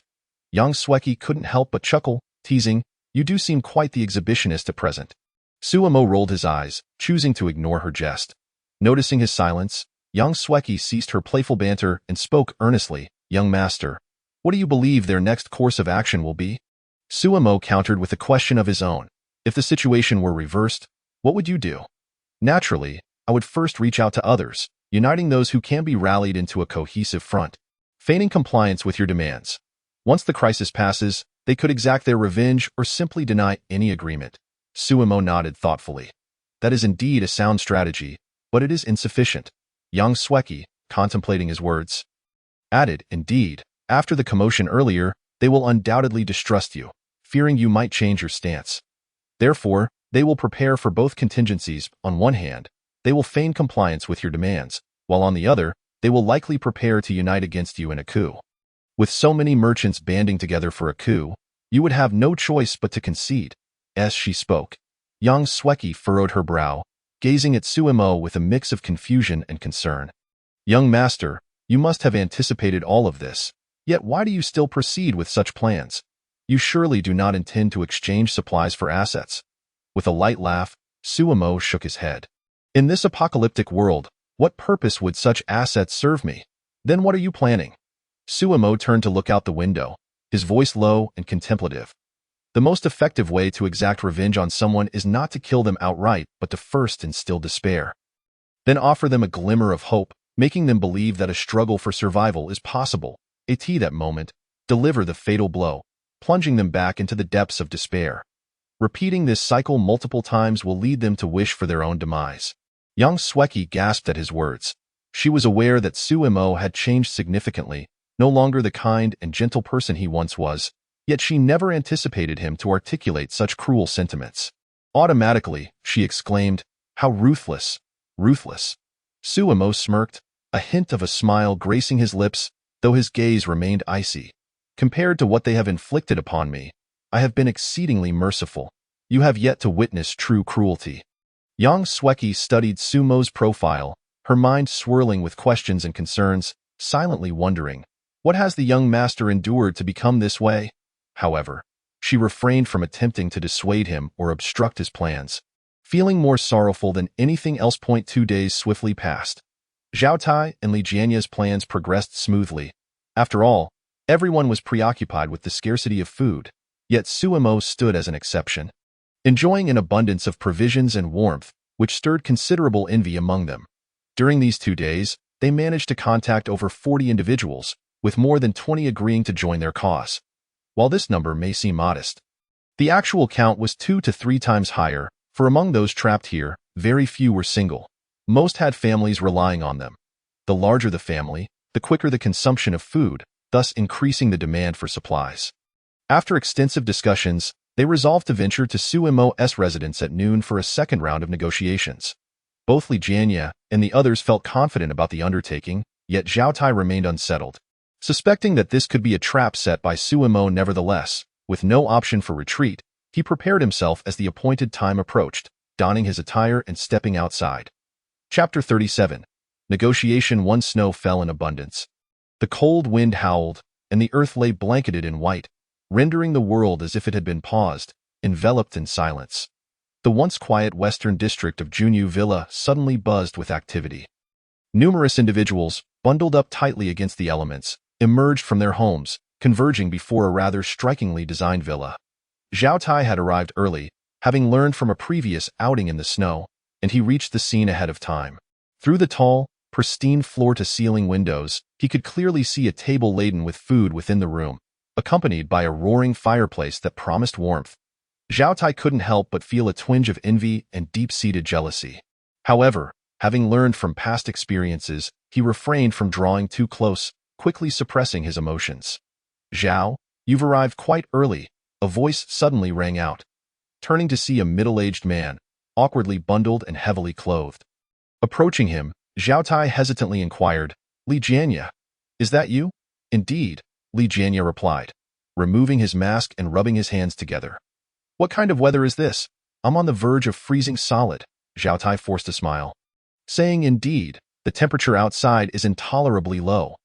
After a few more choice curses from Li Jianya about the weather, he finally asked, "Have all the contacts arrived?" Zhao Tai surveyed the area, his brow furrowing slightly as he murmured. 25 had confirmed, yet only 17 have shown up. That leaves 8 still unaccounted for. Have they been unable to come, or did they back out at the last moment? Zhao Tai squinted into the distance. Spotting no further arrivals, it seems they likely backed out. The bunch of cowards, utterly useless. Li Jianya began cursing again, growing increasingly frustrated, while Zhao Tai could only listen with a sense of resignation. Yet this was not unexpected. Not everyone was desperate for food. In truth, Zhao Tai and the others were not on the verge of starvation. They simply had dwindling supplies at home, forcing them to venture out.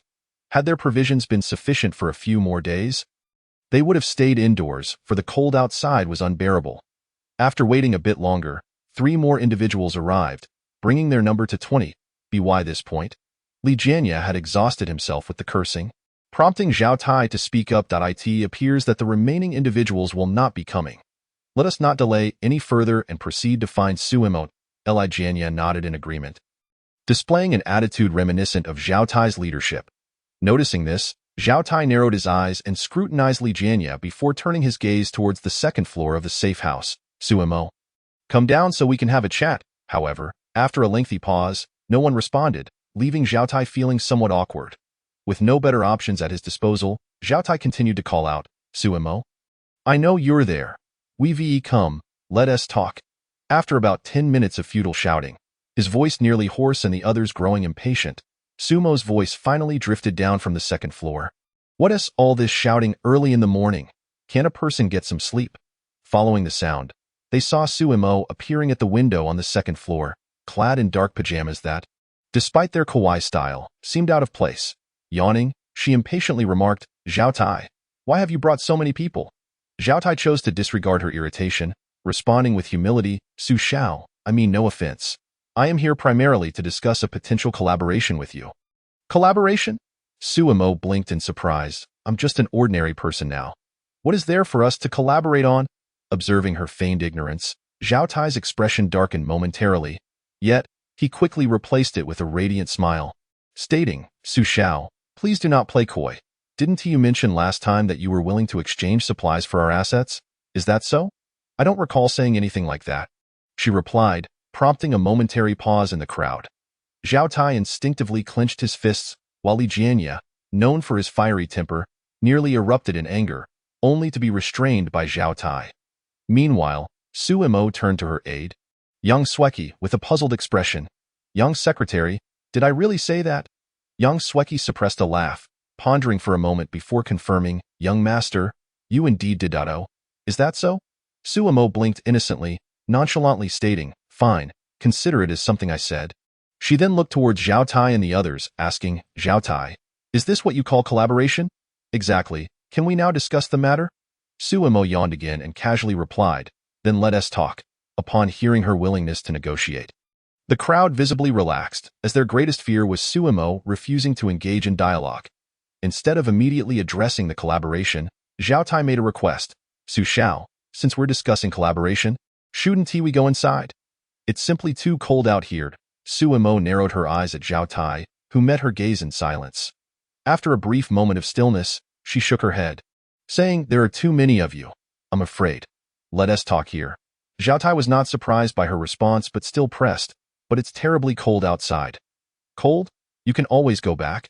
"I am not forcing you to stay," she retorted. Zhao Tai frowned, exchanging a disappointed glance with Li Jianya. Prior to this operation, they had deliberated various scenarios. The ideal situation was to deceive Suemo into opening the door under the pretense of a contract, allowing them to enter the safe house. Once inside, the situation would turn in their favor. Discussions of collaboration could be set aside. Even the notion of collaboration itself would require re-evaluation. After all, despite any weapons Suemo might possess, she could not possibly expel them all. Yet, it was evident that, although Suemo was young, she was not foolish. Nevertheless, Zhao Tai persisted. Su Xiao, in terms of age and experience, we are like uncles to you. Can you bear to leave us out here in the cold? If your father were alive, he would never allow this. When straightforward appeals failed, Zhao Tai resorted to emotional manipulation. Although he understood its limited effect, he felt compelled to express it. Should Suemo continue to refuse entry, it would not be Zhao Tai's fault. The blame would fall solely on Suemo for her perceived lack of compassion. Yang Sueki scowled at Zhao Tai's words, her displeasure evident, before turning to Suemo with concern in her eyes. She feared that Suemo might be swayed and concede to Zhao Tai's unreasonable demands. However, Yang Sueki's worries were unfounded. Suemo recognized Zhao Tai's intentions, including the fact that he had gathered so many people to discuss collaboration. In truth, the current situation, though seemingly orchestrated by Zhao Tai, had been subtly influenced by Suemo from behind the scenes. Chapter 38. Negotiation 2. Suemo replied coolly, "My father has passed, and I am not well acquainted with you, so I will not invite you all inside. I hope you can understand." Zhao Tai frowned. Beside him, Li Jianya muttered, "This kid is impervious to both persuasion and intimidation. Isn't that to be expected? If you were in my position, would you dare let such a large group into your home?" Li Jianya instinctively shook his head. Zhao Tai seized the opportunity to gauge the reactions of the others. Although they remained silent, their expressions revealed a hint of dissatisfaction. It was only natural. Those living here were either societal elites or well-known affluent individuals in Nanyang, accustomed to being sought after.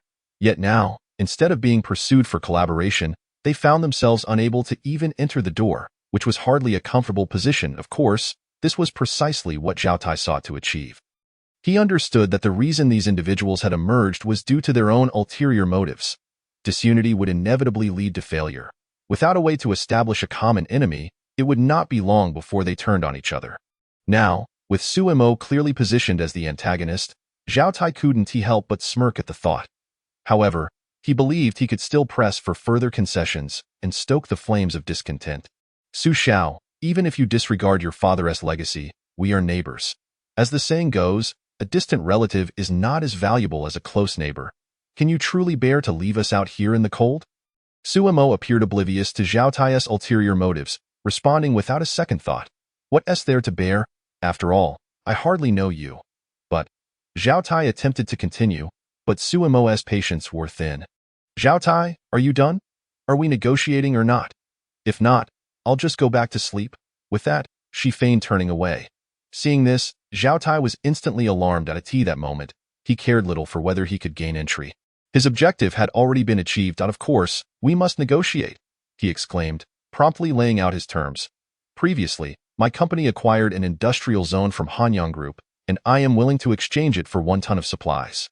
Though I might be at a disadvantage, given the current situation, I'm prepared to take a loss, considering my seniority." Upon hearing this, Yang Sueki's eyes widened in disbelief, instinctively exclaiming, 1 ton? Has he lost his mind? He really dares to ask for that?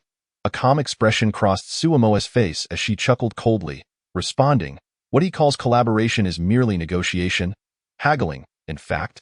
Starting with high demands makes for easier discussion." Yang Sueki understood this logic but remained indignant. "But his demands are far too excessive. That's irrelevant. I never intended to truly bargain with them." Suemo then turned to Zhao Tai, stating, 1 ton of supplies? Setting aside whether I even have that much, do you truly believe I would exchange it with you? Then how about 800 kilograms? That is already a fair price, Zhao Tai countered. But Suemo shook her head in refusal. 600, 500? With each subsequent offer, Suemo continued to reject Zhao Tai's proposals. Just as he was about to make another attempt, Suemo interjected, "Zhao Tai, I had thought you were a clever individual. Yet you seem to treat me, Suemo, as a fool. Since you lack the sincerity to collaborate, there's no need for further discussion." Her words, Zhao Tai fell silent, contemplating. After a moment, He donned a troubled expression and shook his head. 300 kilograms. That is my bottom line and cannot be lowered. Suemo remained silent. Turning to leave, in a panic, Zhao Tai shouted, "How much would it take for an exchange?" Suemo paused and replied coolly, 10 kilograms. What? The moment this statement left her lips, Zhao Tai's expression shifted dramatically, his voice rising in pitch. 10 kilograms? Suemo, are you taking advantage of a situation? No, this is outright robbery. Before Zhao Tai could finish, Suemo interrupted, if it were anyone else, I might offer more, but for you, 10 kilograms is already my utmost goodwill. Upon hearing this, the crowd exchanged various glances, instinctively turning to Zhao Tai. Why? Why should I only receive 10 kilograms? Suemo rolled her eyes, responding, do you not have any awareness of your own actions? And you dare to threaten me? If it weren't for our neighborly ties, I wouldn't even consider exchanging 10 kilograms with you. At this, Yang Sueki exclaimed in delight, while many below shared in the schadenfreude, casting glances at Zhao Tai, thinking, why provoke her? Well, how do you feel now? Zhao Tai was genuinely furious at this point, feeling that Suemo was humiliating him, and he longed to storm off. Yet, he refrained, weighing whether to proceed with the exchange. Trading an industrial zone for 10 kilograms of supplies was a clear loss. In the past, he would have never considered such a deal. But now he had no choice but to contemplate it. Just as Zhao Tai remained deep in thought, others began to lose their patience. Before them stood a man clad in a somewhat tattered down jacket, wrapped in a woman's scarf, who spoke up, Suemo, I previously acquired a property from Hanyang Group, which, in terms of both area and value, surpasses Zhao Tai's. My demands are modest. I only require 300 kilograms. No, 200 kilograms of supplies will suffice. The moment this was uttered, Zhao Tai nearly spat out a mouthful of blood. While he was still contemplating how to bargain with Suemo, this individual had brazenly stabbed him in the back, slashing the offer by 80%. Is there any humanity left in you?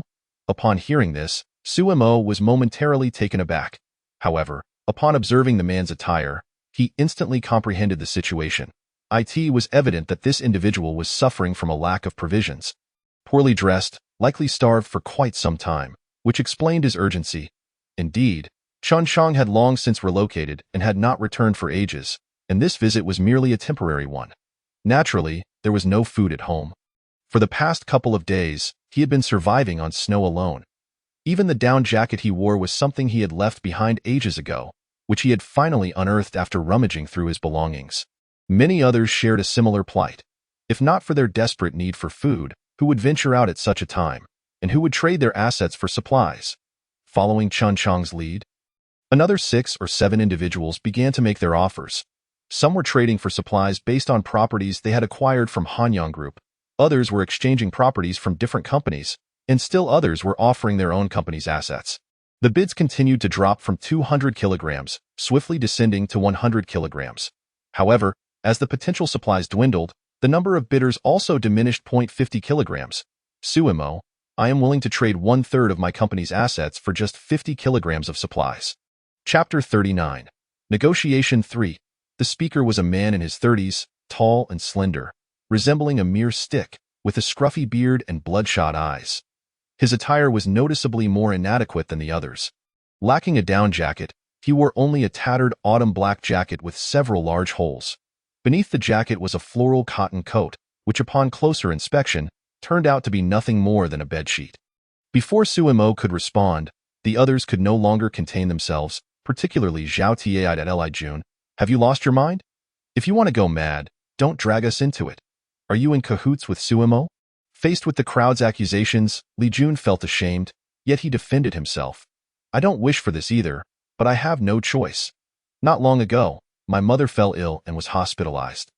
My wife divorced me, and my child is still small. I came here to sell my house to pay for my mother's treatment. There's nothing to eat here. My child is crying from hunger. If I don't bring something back soon, he will starve to death. So, Suemo, I beg you, please give me some food. As he spoke, Li Jun fell to his knees in the snow, frantically bowing his head in Sumo's direction. The crowd, who had just been berating Li Jun, fell silent. It is often said that a man's knees are made of gold. Under normal circumstances, who would kneel before youth? Especially individuals like them, who valued their reputation above all else. The previously noisy scene abruptly turned silent with Li Jun's kneeling. Everyone's gaze shifted to Suemo, awaiting his decision. Even Yang Sweki turned to look at Suemo. However, to everyone's despair, Suemo, upon hearing these words, displayed no reaction, not even a hint of sympathy in his eyes. As the crowd felt a wave of despair wash over them, they were also gripped by fear. Fear of Sumo's indifference and fear of their own survival. After a long pause, Suemo finally spoke. I empathize with your plight, but it is too much. Your demands are excessive. Upon hearing this, Li Jun quickly replied, then how about 40 kilograms, 30, 20, 10 kilograms? Seeing Suemo remain unmoved, Li Jun, with a quivering voice, pleaded, just tell me the amount. I'll give you whatever you want, including my company. Just please, grant me some food. His pitiful plea, laden with sorrow, brought tears to those who heard it. And Yang Sweki's eyes glistened with moisture, reminiscent of her own childhood. Yet, even in this moment, she refrained from speaking, fully aware of her position. Suemo narrowed his eyes, gazing at the kneeling Li Jun, contemplating before he stated, I can provide you with supplies, but my resources are limited. I cannot meet all of your needs nor provide you with such quantities. At that moment, Li Jun appeared as a drowning man, clinging desperately to the last straw of hope. Without a second thought, he exclaimed, as long as there's food, I don't ask for much, just enough to survive. Others, upon hearing this, exchanged glances, their eyes flickering with interest. Suemo did not address Li Jun further but turned to the others, saying, I do have a small amount of supplies left, but only 10 kilograms. So, he left his sentence hanging, quietly observing the crowd. This statement sent a jolt of surprise through everyone. They naturally did not believe Sumo's claim. In just the past few days, they had witnessed dozens of kilograms of supplies. Not to mention, Suemo had previously hoarded a significant amount. However, at this moment, no one dared to question Sumo. It was evident to all that Suemo possessed supplies, but obtaining them from him would require a steep price, a price that was far from trivial. After all, Li Jun had offered to relinquish his company, yet Suemo had shown little reaction and not a single agreement. Now, they pondered how to acquire the 10 kilograms while seeking to monopolize the supplies. Should they offer their assets in exchange? They hesitated at the thought. Like Li Jun, should they grovel like dogs on the ground, wagging their tails in desperation? They found that unthinkable. At this juncture, Li Jianya quietly remarked, This fellow is truly ruthless. Zhao Tai nodded, acknowledging, we underestimated him. Though we seem numerous and hold the advantage, he deftly shifted the conflict onto others with just a few words. Plans had exceeded expectations. Action was imperative. Zhao Tai nodded again and inquired, Li, what do you suggest we do next? Yet, Li Jianya replied, don't ask me. I truly don't know. Oh? Is that so? Zhao Tai scrutinized Li Jianya, his brows furrowing. Li Jianya nodded affirmatively, indicating he genuinely had no idea what to do next. Zhao Tai gazed at Li Jianya for a moment longer, remaining silent, as he understood what Li Jianya was contemplating. Among the 20 individuals present, few were genuinely starving and unable to survive. Most still had some food at home, albeit not much, but it was enough to last for a while longer. As for Li Jianya, judging by his rosy complexion, he certainly wasn't lacking sustenance at the moment. However, Li Jianya was astute enough to realize that the snow disaster would not dissipate anytime soon, and the arrival of rescue teams was uncertain. Seizing the opportunity while he still had provisions at home, he aimed to procure as many supplies as possible. After all, no one could ever have too many supplies, especially in such dire circumstances. There were not many who shared Li Jianya's mindset, but there were certainly enough. Yet, whether it was Li Jianya or the others, none were willing to be the first to step forward. Currently, Suemo held a substantial amount of supplies, and it was prudent to avoid provoking him. However, Zhao Tai was in a different position. Having already crossed Suemo once, a second offense mattered little. Understanding this, Zhao Tai felt a sense of helplessness. Yet, he also realized that this stalemate could not persist. If they did not take action soon, others would inevitably yield like Li Jiyuan. At that point, morale would dissipate, and the so-called alliance would become a mere joke. Thus, Zhao Tai lifted his head and addressed Suemo, saying, Suemo, you hoarded so many supplies before the snow disaster struck. How could you possibly have only 10 kilograms? We have all observed clearly what you have consumed and drunk over the past few days. 10 kilograms of supplies is akin to begging. Suemo turned to Zhao Tai, raising an eyebrow in mockery. Aren't you essentially begging now? Zhao Tai was taken aback, then erupted infuriated. Suemo, regardless of the circumstances, we are your elders. Is this how you speak to your elders? A young person should not be so arrogant. If not being arrogant is the hallmark of youth, then I suppose I am indeed arrogant. What can you do about it? Good, good, good. Zhao Tai was genuinely infuriated. Finding himself unable to counter Suemo, he shifted the topic, saying, Suemo, prior to the snow disaster, you hoarded supplies, driving up prices, which prevented us from purchasing any. This is nothing short of market disruption. Now, with everyone lacking supplies, you are exploiting the situation to inflate prices. This is tantamount to playing with lives. Suemo merely scoffed. And then what? Suemo, let me make this clear. If anyone present today starves to death, it will be your doing. You will be the murderer. Ha ha. Chapter 40. Negotiation Ford. Resorting to moral coercion when arguments fail. To be generous with others' fortunes. To impose upon others while being indifferent to oneself. How utterly senseless. Suemo found this notion laughable.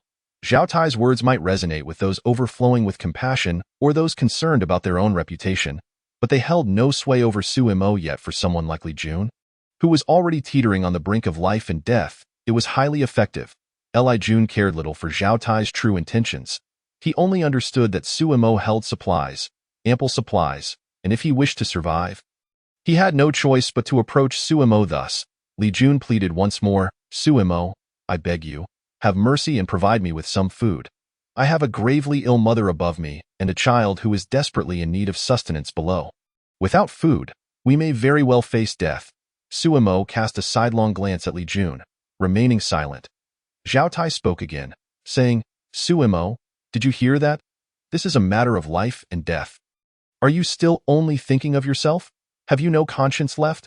Is there no humanity within you? Suemo remained unmoved, replying coolly, since President Zhao is so concerned about the lives of others, why not donate your own supplies to him? After all, you are quite wealthy. To this, Li Jun turned to Zhao Tai, his eyes filled with pleading. Zhao Tai's expression darkened, and he hurriedly retorted, I do not have any supplies at home either. If I did, I would give them to him without your prompting. But you, with so many resources at your disposal, are unwilling to help save a life. What is your true intention? Suemo was amused by Zhao Tai's shamelessness, but her expression gradually grew somber. Initially, Suemo had entertained the thought of toying with these individuals, but her mood had shifted. I can provide him with supplies, but I have one condition. Upon hearing this, Zhao Tai's eyes lit up with interest, thinking, you young one, you are still too inexperienced to challenge me. The others also perked up. What condition? As long as it is not too outrageous, we can negotiate. Suemo shook her head and said, it is not a particularly difficult request. I simply feel that he is trying to care for his gravely ill mother while also raising a child.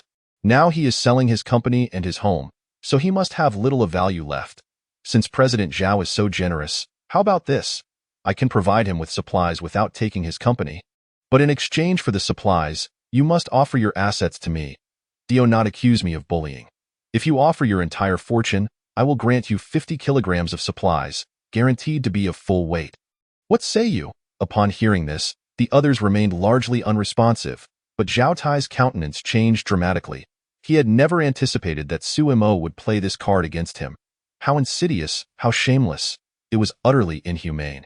Yet, he seemed to forget that he had just treated Suemo in precisely the same manner. She was merely returning the favor. Why should I exchange my entire fortune for supplies? Suemo feigned surprise, exclaiming, did not President Zhao just declare that I was treating lives as mere trifles? Now that I am willing to offer supplies, why is President Zhao suddenly unwilling? At this point, Suemo seemed to come to a realization, expressing incredulity. Surely, you do not wish to save a life, do you? Or perhaps you are merely using the pretext of saving someone to plot against me and rob me. Suemo, do not speak such nonsense. I have not. Zhao Tai instinctively denied her claims. Whether or not I am speaking nonsense, you know best, and as for your intentions, I care not. I only ask, will you exchange or not? Why should I exchange? Suemo, upon hearing this, looked at Zhao Tai with disappointment, sighing, alas, I had thought President Zhao to be a benevolent savior, but it seems he never truly intended to save anyone. Just moments ago, I contemplated that if President Zhao agreed, I might ask for less or even provide a bit more supplies, perhaps a few extra kilograms. But now, as she trailed off, Suemo shook her head. At this moment, the atmosphere in the room was quite delicate, and the expressions of the onlookers were equally nuanced. None present were fools. They could all see that neither party was genuinely interested in saving a life, but rather engaged in a battle of wits against one another. It was evident that Suemo held the upper hand. After all, she had already made a concession, willing to offer supplies, albeit a modest 50 kilograms, sufficient for the collective needs of the group. Now, it hinged on whether Zhao Tai would be willing to exchange. The answer was all too clear. Zhao Tai would undoubtedly refuse, setting aside the question of worth. Even if he were inclined to exchange, he would never consider giving anything to Li Jun, nor would he share it with the others. Yet, there is a saying, in the world of men, one is not always free to choose their path. Zhao Tai may refuse to exchange, but the others were willing. As the saying goes, better a friend in need than a friend in deed. The onlookers exchanged glances, all recognizing one another's thoughts, yet none dared to speak out or take the initiative. While everyone was still calculating their gains and losses internally, Li Jun could no longer contain himself. He scrambled to Zhao Tai, clasping his leg tightly, and with tears and snot, he fervently pleaded, "President Zhao, dear Zhao, I implore you, please, just agree to her terms. Once we weather this catastrophe, I will personally hand over my company to you. I am willing to serve you like a beast of burden to repay your kindness." When Zhao Tai had come 2 days prior, he had been struck by an arrow from Suemo. Though it had not injured any vital areas, it was still a painful wound. Now, with Li Jun clinging to him, he felt sharp pangs of pain, breaking into a cold sweat, gritting his teeth, and instinctively kicking Li Jun to the ground, cursing, "Get off me, don't touch me." But at that moment, Li Jun had placed all his hopes on Zhao Tai. How could he let go of this solitary chance for survival, just after being kicked down? He disregarded his pain and lunged once more, clinging tightly to Zhao Tai, continuing his desperate pleas. Zhao Tai, already irked by Suemo's machinations, found his mood further soured as Li Jun's grip reopened his wound, prompting him to lift his foot once again to kick Li Jun. Yet, despite several attempts, he was unable to shake him off. Instead, Li Jun clung tighter. Ultimately, in the midst of their struggle, both men tumbled to the ground. Yet even then, Li Jun did not release Zhao Tai, persistently begging for his assistance. Suemo stood on the second floor, her expression calm and her gaze indifferent as she observed the scene. The others silently watched, showing no inclination to intervene.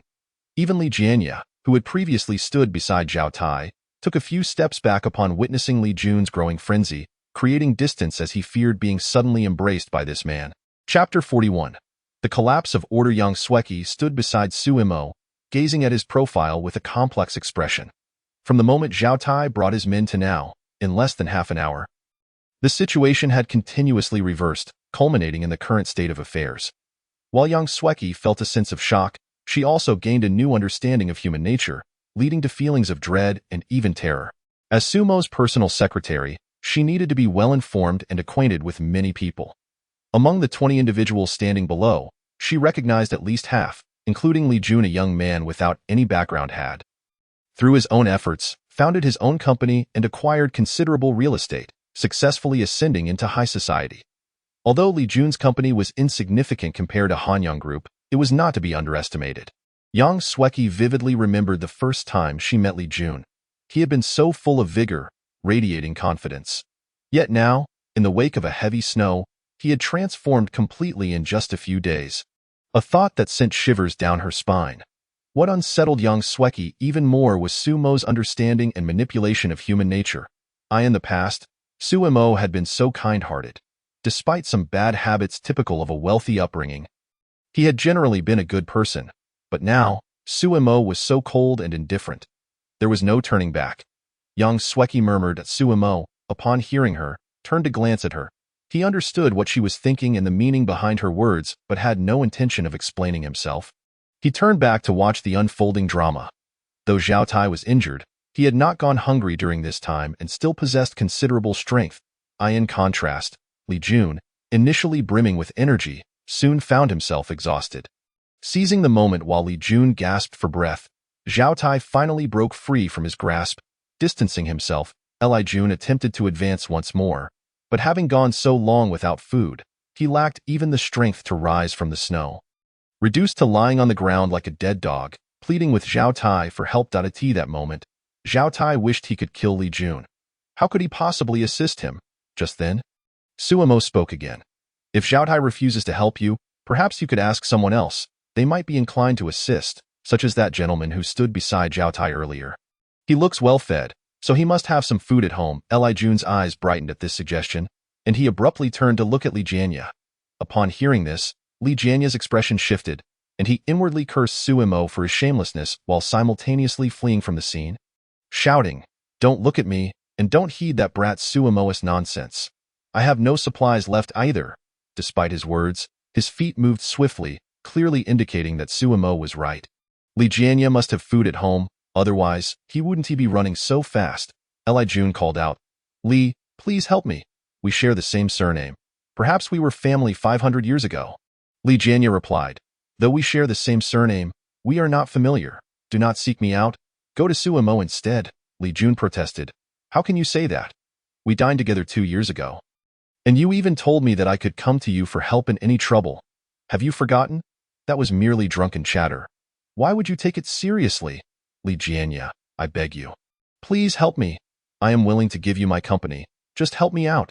At this moment, Li Jun had nothing to offer but the company he had painstakingly built up. However, everyone present quickly realized the truth. The critical disaster had not yet passed, and company assets were meaningless in such dire circumstances. Moreover, everyone is well aware of Li Jun's predicament. He has been reduced to the point of selling his house, which speaks volumes about the state of his company. As for your company, you might as well keep it to yourself. I have no interest in it. Upon hearing this, Li Jun's expression darkened. He struggled to rise and glanced at the others. Whenever his gaze fell upon someone, they instinctively lowered their heads and took a few steps back. Witnessing this scene, Li Jun sank deeper into despair. Ultimately, he could only turn his attention once more to Suemo. Noticing his gaze, Suemo replied coolly, "Don't look at me. I have supplies, but you must offer something in exchange. Whether what you provide belongs to you or to them is of no consequence to me. The point is, you need to possess something of value." At these words, a chill swept through everyone present. They understood Sumo's intention all too well. He clearly aimed to incite conflict and simultaneously dismantle their alliance. However, understanding the situation was one thing. Offering assistance was another. Upon hearing Sumo's words, Li Jun came to a realization and calmly asked, "Is what you said true?" Suemo nodded, stating, "There is no benefit in deceiving you." "Of course, it is true." Li Jun remained noncommittal regarding Sumo's declaration, silently hoping he would honor his word. Suemo gazed at Li Jun in silence, choosing not to say another word. Li Jun, likewise, fell silent, his previously pleading gaze gradually morphing into one of madness, a sharp intensity sweeping across the faces of those around him. When his eyes landed on Li Jianya, he hesitated momentarily, causing Li Jianya to feel a wave of panic. They say a barking dog seldom bites, but in this moment, Li Jun resembled a ravenous wolf. Li Jianya regretted his involvement, yet fortunately, Li Jun chose not to focus on him, instead locking his gaze onto the limping Zhao Tai. Then, everyone watched as Li Jun advanced step by step toward Zhao Tai. Initially moving slowly, he soon broke into a jog. The instant Li Jun fixated on him, Zhao Tai realized he was in grave danger. Li Jun's eyes reminded Zhao Tai of his childhood days spent hunting with his father, the look of an animal cornered and nearing death. Without a moment's hesitation, Zhao Tai turned and fled. "Zhao Zong, please help me, I beg you." As Zhao Tai ran, Li Jun quickened his pace, shouting after him. The more Li Jun shouted, the faster Zhao Tai ran. The snowy terrain was already treacherous, with each step creating a pit, and compounded by his injury, he could hardly keep pace with Li Jun. Before long, Li Jun caught up with him, seizing the moment to pounce on Zhao Tai like a ravenous dog. Zhao Tai was tackled to the ground. He erupted in curses, struggling with all his might, throwing punches and kicks. Yet, no matter how much he swore or fought back, Li Jun refused to release his grip. However, due to their unequal strength, Zhao Tai eventually broke free. But before he could rise and escape, Li Jun lunged at him once more. This time, Li Jun was far from gentle. After pinning Zhao Tai down, he raised his hand and struck him several times, leaving Zhao Tai's head spinning. "Zhao Zong, please help me, I beg you," Li Jun cried out amidst his assault on Zhao Tai. Yet, his actions bore no resemblance to a plea for help. The onlookers stood frozen, witnessing the scene unfold. Many felt sympathy for Li Jun's plight, but with their own resources depleted, they had no strength left to assist him.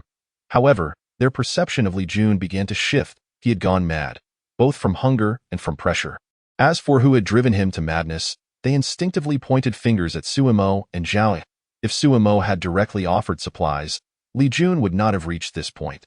If Zhao Tai had acquiesced to Sumo's demands, Li Jun would not have been pushed to such extremes, and one believed they were the ones who had driven Li Jun to this brink. Just as Suimo did not perceive himself as the catalyst for Li Jun's actions, of course, Suimo was acutely aware that once he uttered those words, the scene before him was inevitable. Whether it was Li Jun or Wang Jun who was driven to madness mattered little to him. In the midst of Li Jun's relentless blows, Zhao Tai could no longer hold out. He began to cry out for help. Li Zong, come help. Wang Zong, Lu Zong. Yet, neither Li Jianya nor the others made any move to assist. Even those who contemplated intervening fell silent, dissuaded by the inaction of their peers. As his pleas fell on deaf ears, Zhao Tai's panic escalated. The arrogance he had previously displayed was now replaced by sheer terror. He regretted provoking Suimo, regretted reaching out to Li Jun, and regretted being the one to stick his neck out. At the same time, he was filled with resentment toward Li Jun for his ungratefulness, and resentment toward Li Jianya and the others for their passive observation. Above all, he loathed Suimo in Zhao Tai's eyes. All the suffering and humiliation he endured stemmed from Sumo's machinations. Once the seeds of hatred are sown, they quickly take root, flourishing into towering trees. Just as Li Jun was cornered, so too was Zhao Tai. Gazing at the frenzied Li Jun pressing down upon him, Zhao Tai ceased his cries for help and pleas for mercy. Instead, he discreetly freed one hand, reaching into his pocket to grasp a hard object. In the next moment, "To hell with you, you dog, die!" With a roar, Zhao Tai plunged the blade into Li Jun's chest. Li Jun's body went rigid, his eyes widening in disbelief as he gazed at Zhao Tai, then slowly lowered his gaze to see a bone-cutting knife embedded in his chest. The blade pierced through fabric and flesh, warm crimson blood gushing forth, splattering onto Zhao Tai's face. As the knife penetrated, Li Jun first felt a chill, followed by agonizing pain. His expression shifted from madness to shock, then to fear and anger. Fear of death. Anger at Zhao Tai for inflicting harm upon him. Ultimately, his gaze morphed back into one of utter madness, a complete descent into insanity. Though this sequence of events felt prolonged, it transpired within mere seconds, leaving the others unaware of what had just unfolded. "Zhao Tai, I will kill you," Li Jun bellowed, his frostbitten hands tightly gripping Zhao Tai's throat. Blood dripped onto Zhao Tai's face, eliciting feelings of nausea and a churn in his stomach, alongside a surge of fear. For most, the inclination to harm another is rare.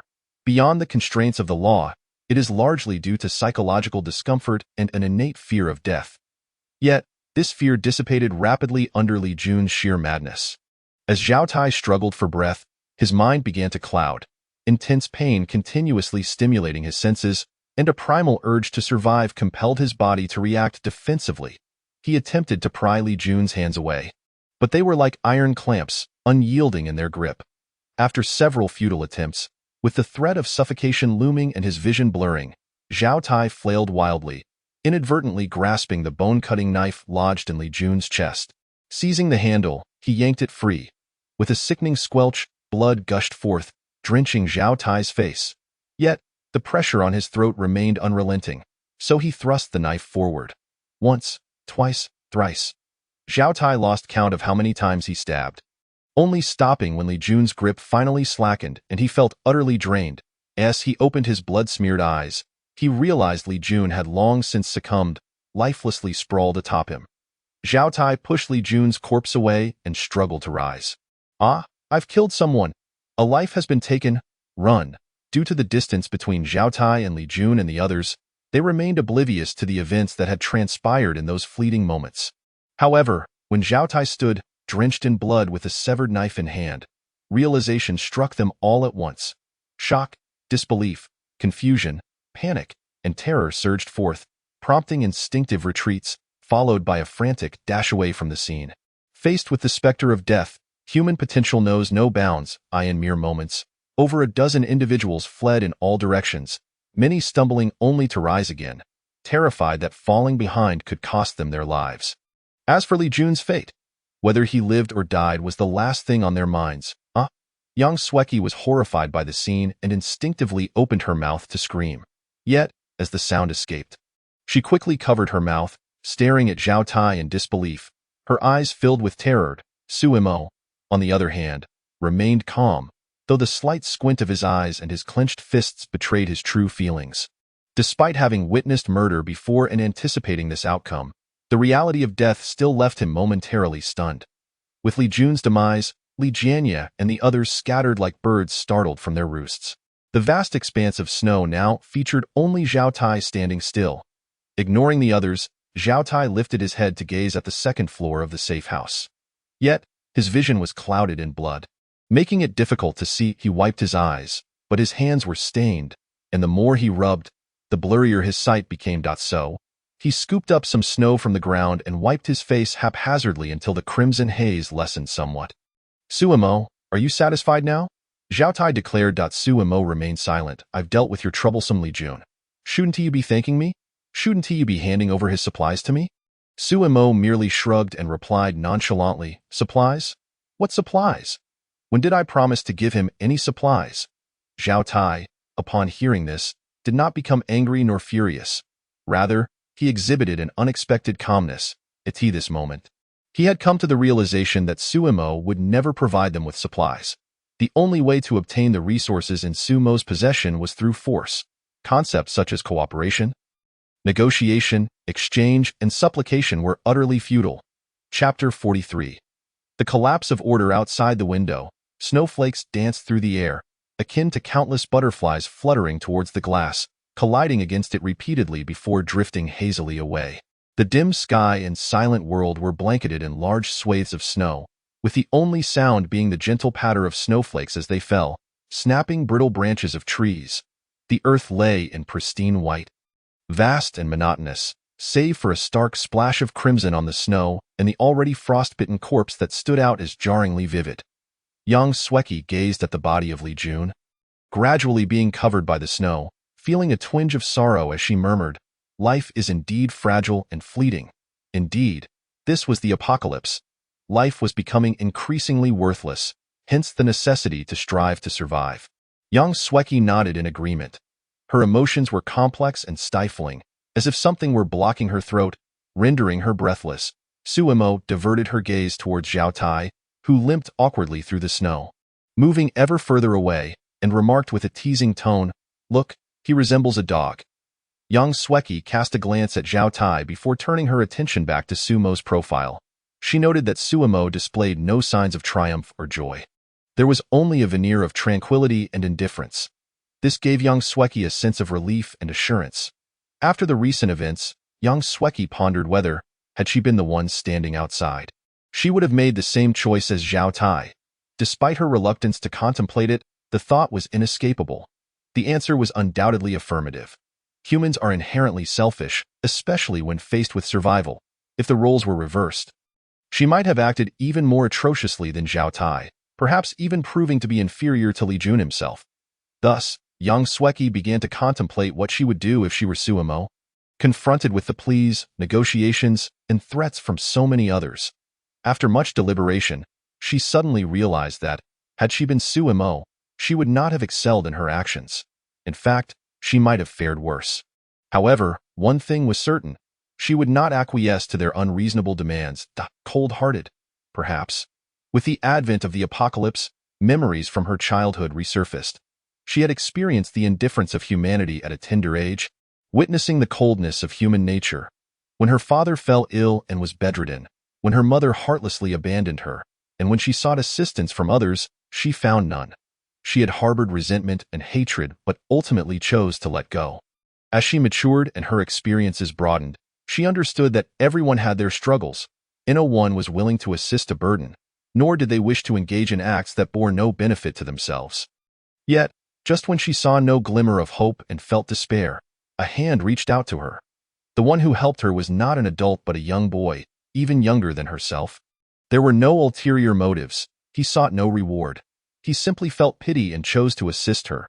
Because of him, her eyes sparkled with light, her world brimmed with hope, and her life gained its vibrancy. Thus, she resolved to repay him, no matter what the future held. Over the years, she endeavored to excel in every task, refusing to permit herself even the slightest mistake, with all her actions geared towards safeguarding his interests. Only in this manner could she find peace and satisfaction. Perhaps some viewed her as foolish, questioning the necessity of such commitment to a mere act of kindness. For young Sweki, it was not only necessary but also profoundly worthwhile. As for whether others understood or sympathized with her, it mattered little. As Suemo had once said, "Do not advise others to be kind without having endured their sufferings." At this thought, young Sweki felt a surge of guilt. As Sumo's secretary and personal steward, it was her duty to manage such trivial matters, yet Suemo had taken it upon herself, and previously, young Sweki had doubted and questioned Sumo's decisions, deeming it a failure on her part. Thus, she began to reflect upon herself.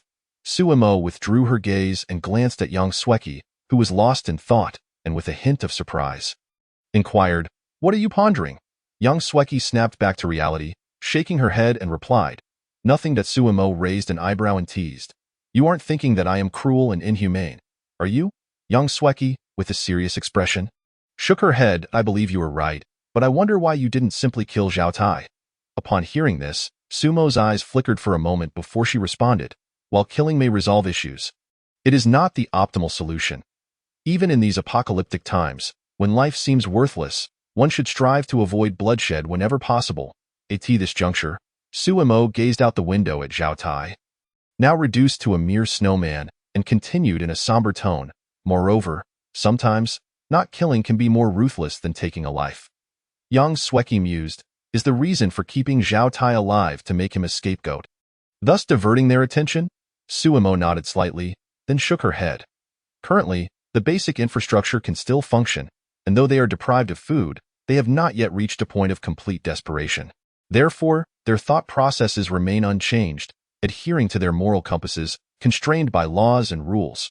Until the official announcement of a cessation of aid, no matter how arduous their existence becomes, they will refrain from extreme actions. However, once that announcement is made, everything will change, and today's events will repeat endlessly." Young Sweki contemplated this and remarked, "But you have expedited everything."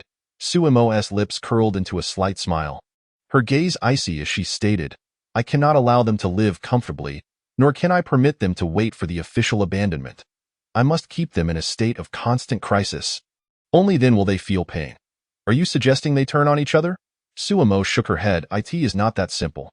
Young Sweki was taken aback, perplexed as she responded, "Zhao Tai has failed to obtain resources from us and is aware that you possess weapons.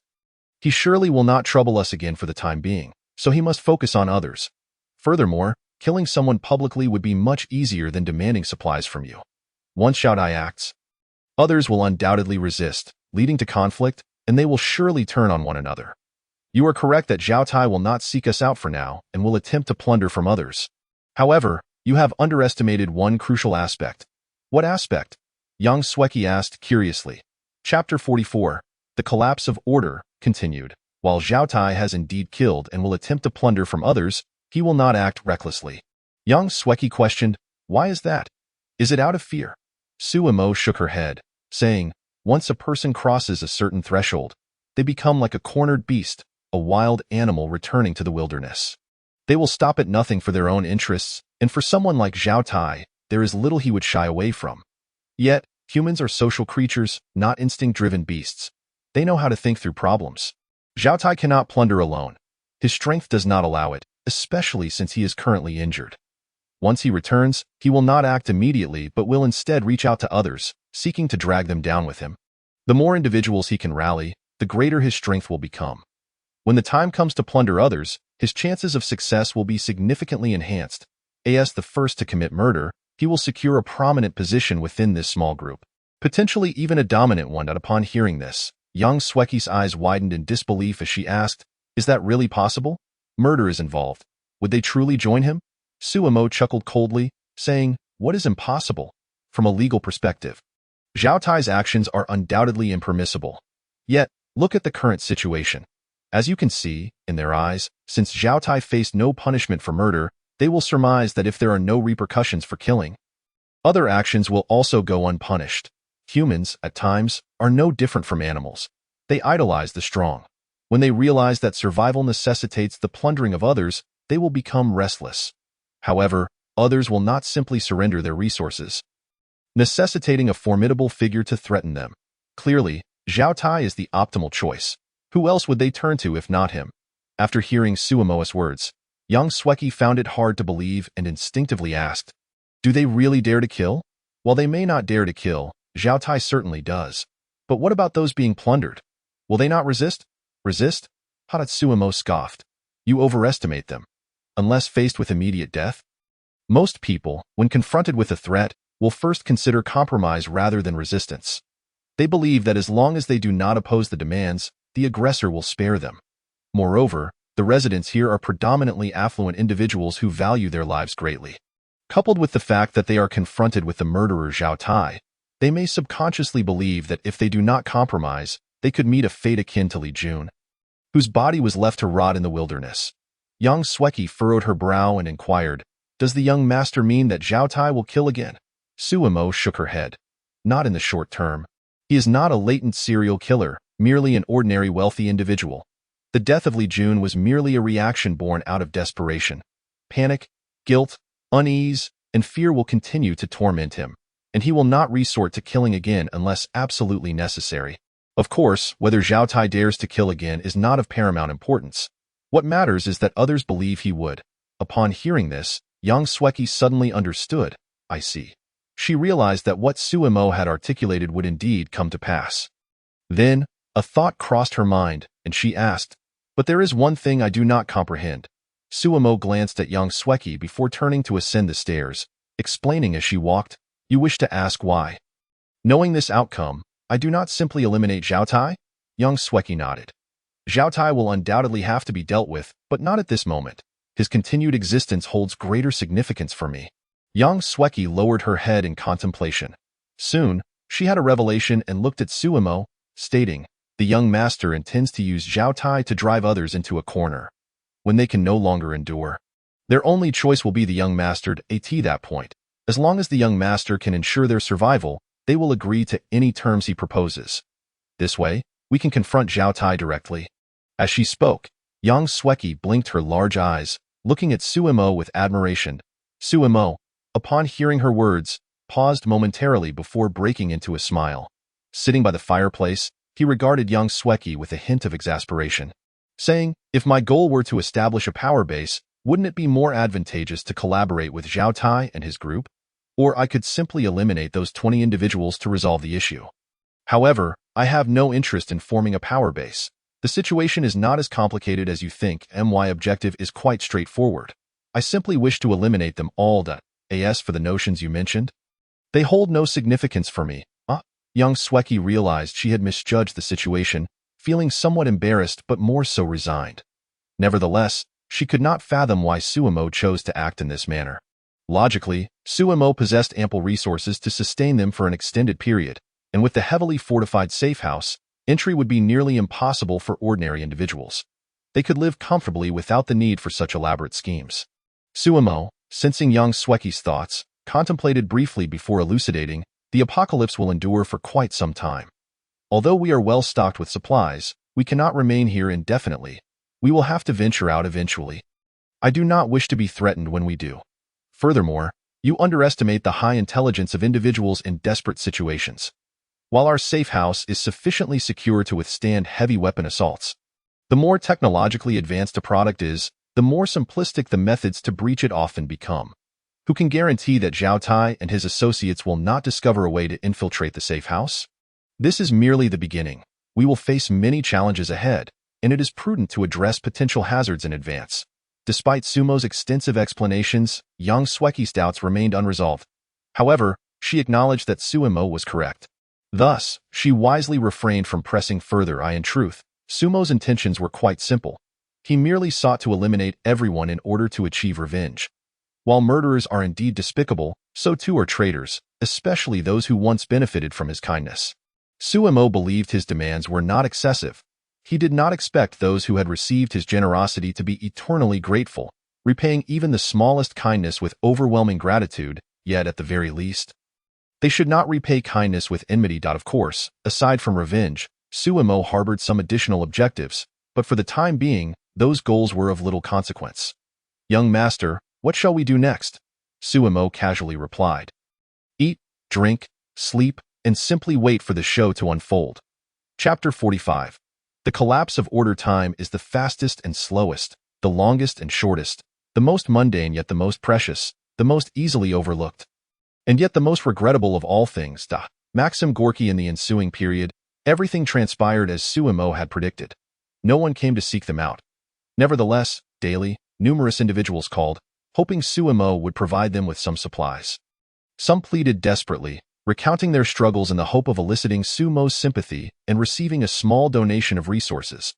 Others opted for barter, exchanging goods beyond mere food and drink, while some offered their bodies. And others still proposed asset exchanges. Naturally, there were those who resorted to threatening Suemo over the phone, coercing him into relinquishing supplies. Initially, Suemo answered these calls with interest. After all, he was not lacking in sustenance. The safe house was exceptionally warm, and Zhao had not returned to cause trouble, leaving him with time on his hands. However, after hearing the same pleas repeatedly, Suemo lost interest, silencing his phone and tossing it into a corner. For Suemo, life now bore little difference from the time before the apocalypse, yet for others, it represented a profound and tumultuous change. As time passed, many aspects of life began to alter quietly. Firstly, the snow continued to fall, accumulating thicker layers as temperatures plummeted, making life increasingly difficult for the populace. All major facilities had ceased operations, with only the most basic services still being maintained by the authorities. From the 8th day onward, the water supply was completely cut off. People wishing to drink had to rely on stored water or resort to consuming snow for hydration. Fortunately, previous disruptions had made many aware of the importance of water. So numerous individuals had prepared large containers to collect water in advance. Thus, for most, the issue of drinking water was temporarily resolved. Of course, some slackers only realized the gravity of their situation when they were parched after the water was cut off. Alongside the water shortage, electricity also became scarce, transitioning from intermittent outages to prolonged periods of blackouts. By the 12th day of the apocalypse, power was entirely lost. The absence of electricity proved to be a heavy blow for everyone. Phones required power, air conditioning required power, electric stoves required power, and even cooking demanded electricity. Without power, many essential tasks became impossible. Despite the authorities' continuous repair efforts, the frigid temperatures hindered the restoration process, and each repair effort came at a significant cost.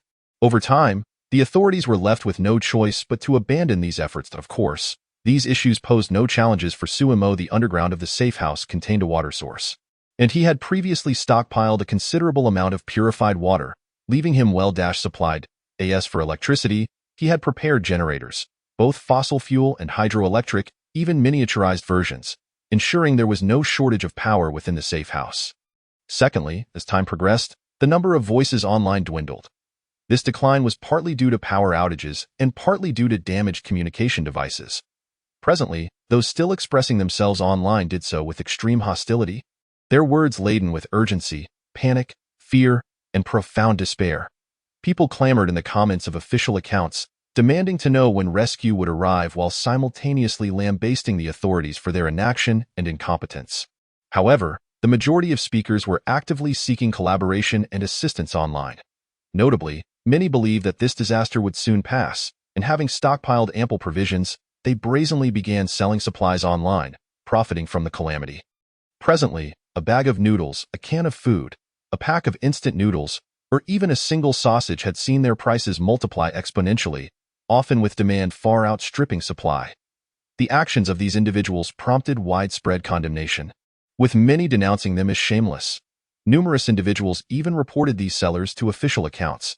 Initially, the authorities attempted to intervene, but it was not long before they ceased to respond, adopting a passive stance. Only at this point did people begin to realize the importance of resources.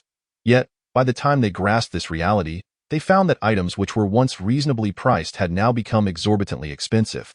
Even more distressingly, these resources were no longer available for any amount of money. However, the world is never short of clever individuals. The truly astute recognized the scarcity of resources early on, and when supplies became available for sale online, they were the first to make purchases.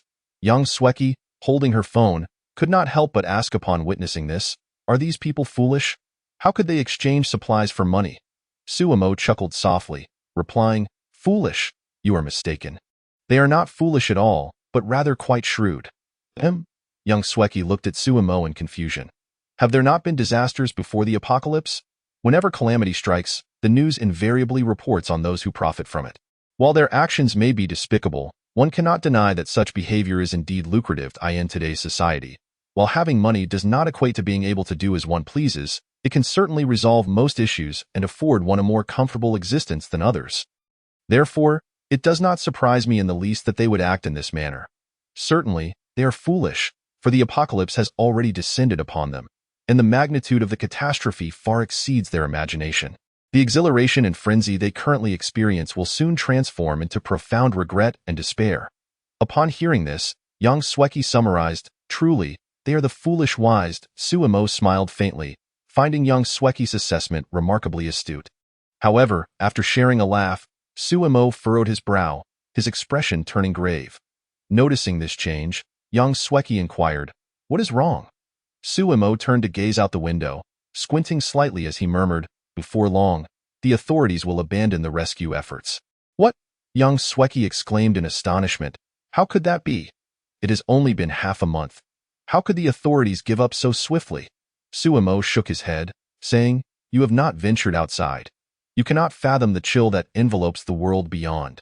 The snow has not ceased falling, and the accumulation has nearly submerged our thighs. Movement in such frigid temperatures is exceedingly arduous, and if we engage in high-intensity exertion, the consumption is staggering. The sheer volume of resources we expend daily is astronomical. The authorities, if faced with any other group, would likely have surrendered long ago. The cessation of water and electricity exacerbates the challenges of rescue. Even the sustenance for rescuers poses a significant issue. Furthermore, nature is impartial. It does not grant leniency to rescuers merely because they endeavor to save lives. Human strength is remarkably insignificant and powerless in the face of nature's might. Rescuers are human too, and they too have their breaking points. When the cost of rescue reaches its zenith, surpassing what the authorities can bear, relinquishing the effort becomes the most prudent choice. To preserve their remaining strength, they must concede, and they have no recourse but to do so. Moreover, at this juncture, Suemo paused. There exists an even more terrifying, more helpless, and more brutal truth that compels the authorities to retreat. Chapter 46. The authorities begin to withdraw. Time flows like an unceasing stream. The blizzard continues to fall, and the rescue efforts persist, yet progress is excruciatingly slow. The rescue efforts in first-tier cities remain robust, but those in smaller cities are gradually stagnating, and in some locales, the rescue teams have begun to withdraw on a small scale. It is not that they lack the desire to save lives. Rather, the number of those awaiting rescue far exceeds the number of those participating in the efforts. Coupled with the terrifying depletion of resources, the substantial casualties among rescue personnel, and the relentless blizzard, they have done their utmost and must make sacrifices, consequently opting to withdraw. Of course, withdrawal does not equate to abandonment. Those who can still assist must continue their efforts, provided they are willing and courageous enough to step outside and seek out the rescue teams. Tragically, apart from a few brave souls who take action, the overwhelming majority choose to remain hidden in their homes, anxiously awaiting the arrival of rescue. Yet, they remain oblivious to the fact that for most of them, this may be their final opportunity for salvation. Regrettably, not many sees it in times past. When such incidents occurred, news would swiftly spread online, igniting a whirlwind of reactions. However, in the present, with water and electricity cut off, the internet infrastructure has suffered devastating blows, and those still communicating online are primarily seeking supplies, with little concern for other matters. Naturally, the decision for the authorities to retreat eventually surfaced online. "Oh my goodness. The rescue teams are actually withdrawing. What? Is what you're saying true?" "Absolutely. I'm currently in a rescue truck, en route out of XX City." Soon after, a somewhat blurry, pixelated photograph was uploaded online. The photographer must have been situated at the rear of the truck. resulting in insufficient lighting that rendered the image dim, with many details obscured. However, the military green tarpaulin of the transport vehicle was discernible, along with soldiers clad in thick combat gear, resting against the truck's interior. And the distant city shrouded in snow, rendered indistinct. Goodness! The rescue teams really are withdrawing. Is it possible this is a truck specifically designated for transporting those rescued? The person upstairs makes a valid point. How could the authorities possibly retreat? How could they abandon us? Exactly. The individual claiming the rescue teams are withdrawing is truly reprehensible. Indeed, he is safe now, having escaped, and upon witnessing his distance from the city, he assumes the authorities have retreated. Perhaps this city no longer harbors any trapped individuals, and the rescue teams are moving to assist others. Regarding the authorities' abandonment of rescue efforts and their choice to withdraw, many are incredulous, or rather, unwilling to accept the reality. Countless individuals have persevered to this point, exhausting all their strength to survive, all in anticipation of rescue. Now, being told that no rescue is forthcoming and that they have been forsaken is a bitter pill to swallow. Within the safe house, young master, the rescue teams have truly begun to withdraw. Young Sweki exclaimed, her eyes wide with disbelief as she scanned the comments and photos online. Although Suemo had previously warned that it would not be long before the authorities abandoned their rescue efforts. When the event transpired, young Sweki found it difficult to accept. Naturally, Suemo had also seen the related news, yet he paid it little heed. That moment, he was engrossed in studying the map on his phone, jotting down notes in his notebook. Upon hearing young Sweki's words, Suemo remained focused, responding coolly, the teams currently withdrawing are likely from smaller cities, relying solely on local resources for rescue. Their endurance thus far has been commendable. If they continue, not only will they fail to save anyone, but they might also find it impossible to escape themselves. Young Sweki pondered briefly before grasping the situation. This snow disaster is not confined to a single city but has impacted the nation and the globe. In the aftermath of the apocalypse, the authorities responded swiftly and zealously mobilized personnel for rescue. However, with so many locations affected, the authorities could only permit each province, city, and county to manage their own rescue efforts. The actual capabilities of the authorities are quite limited. Beyond deploying military forces and conducting emergency relief, they have been focused on gathering supplies, employing every method and means to deliver these resources to various locations. The remainder consists of waiting and offering reassurance. There is little else they can do. Different cities have varying levels of economic development, resource reserves, and personnel availability, resulting in disparate levels of rescue efforts. As finances and resources dwindle, as rescue personnel suffer significant casualties, and as the challenges of rescue escalate, the costs become untenable, compelling them to choose withdrawal. While the phrase abandoning the vehicle to save the commander may not entirely fit, when everyone has exerted their utmost, withdrawal becomes the only option. Although it may sound harsh, many are unable to accept this reality. Nevertheless, by now, many should realize that this snow disaster is unlikely to dissipate in the short term. The authorities must conserve their resources for post-disaster reconstruction. Having come to this understanding, young Sweki felt an overwhelming heaviness in her heart. After a prolonged silence, she inquired, I wonder if the rescue teams in Nanyang City have withdrawn? At that moment, Suemo had finished recording his observations. Setting down his pen, he stretched his sore wrist and replied, though Nanyang City is classified as a super second-tier city, in reality, it is merely a third-tier city. For now, they likely have not yet withdrawn, but that status is about to change. I wonder how many people have been rescued. Suemo mused, shaking his head. Regarding this matter, he had been unaware in his previous life.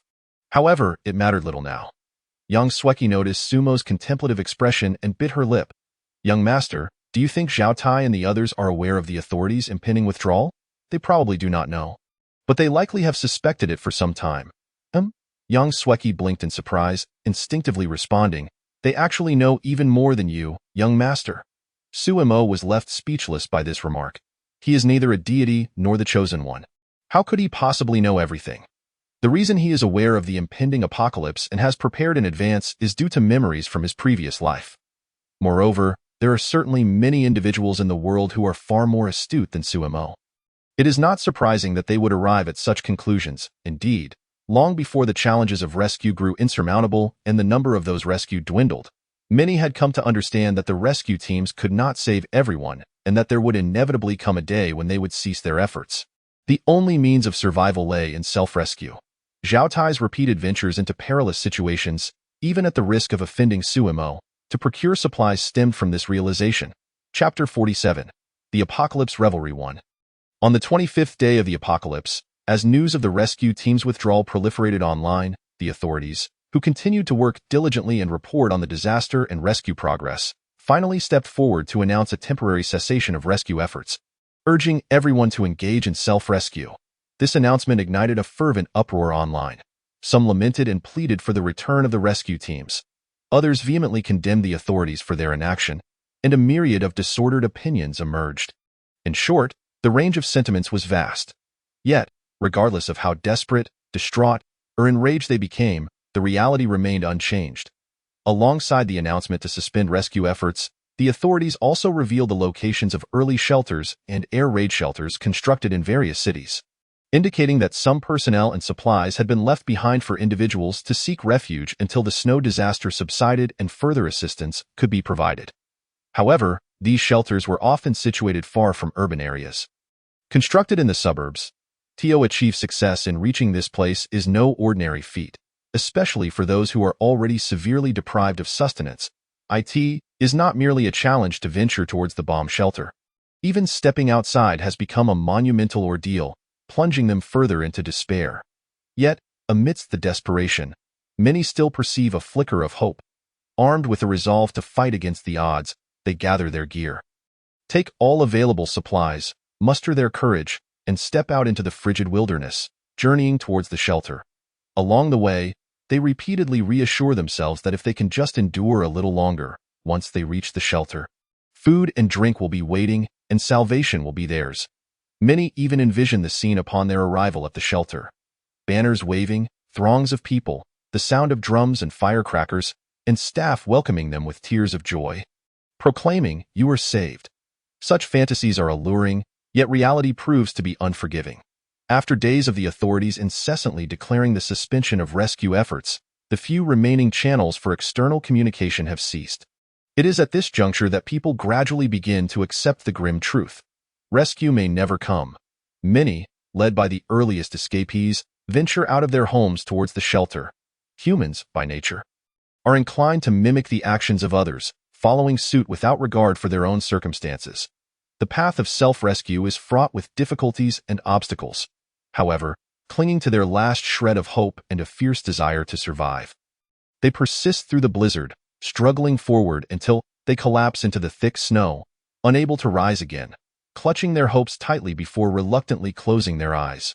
While many choose to embark on the journey to the bomb shelter, the number who actually succeed in reaching it is exceedingly small.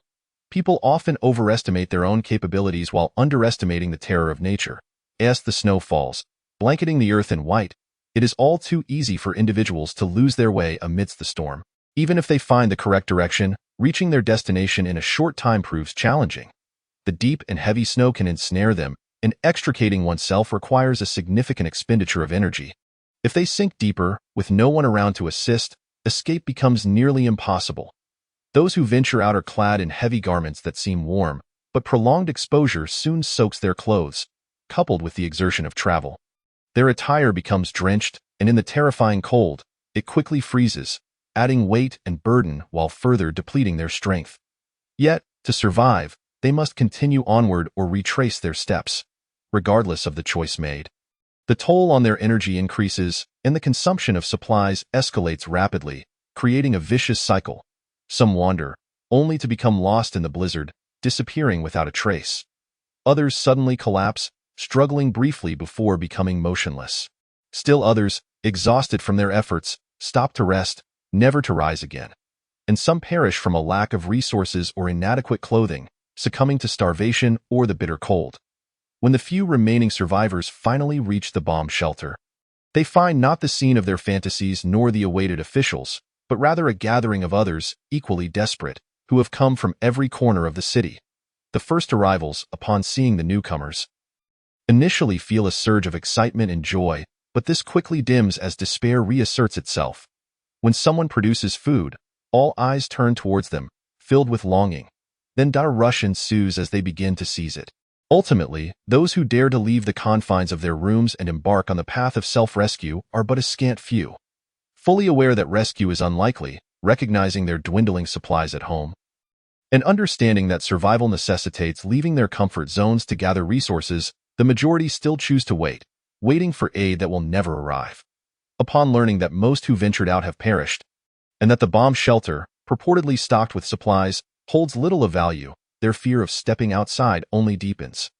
This may sound incredulous and perplexing, yet it reflects the most authentic reactions and mindsets of many when faced with calamity. In an era characterized by rapid advancement and steady economic growth, the basic material needs of individuals have largely been met, leading many to pursue spiritual fulfillment instead. Prolonged stays within their comfort zones have caused them to forget how to confront adversity, even losing the knowledge of how to save themselves. It is somewhat ironic that those who initially took the initiative to self-rescue were often the laborers they typically disregarded, the soiled and muddy workers, and the elderly whom they often scorned. Yet, this is not the most terrifying aspect. As the authorities withdraw and resources dwindle, despair engulfs the populace, and the previously established order crumbles at an alarming rate. Many begin to seize weapons, arming themselves and stepping outside, not towards the bomb shelter, but rather to their neighbors' homes to plunder. They seek to acquire everything they once deemed insignificant but now consider invaluable. Except for the bright cash and glimmering jewelry, which they hardly glance at in the face of this pillaging, some choose to compromise, others to resist, while still others opt to join.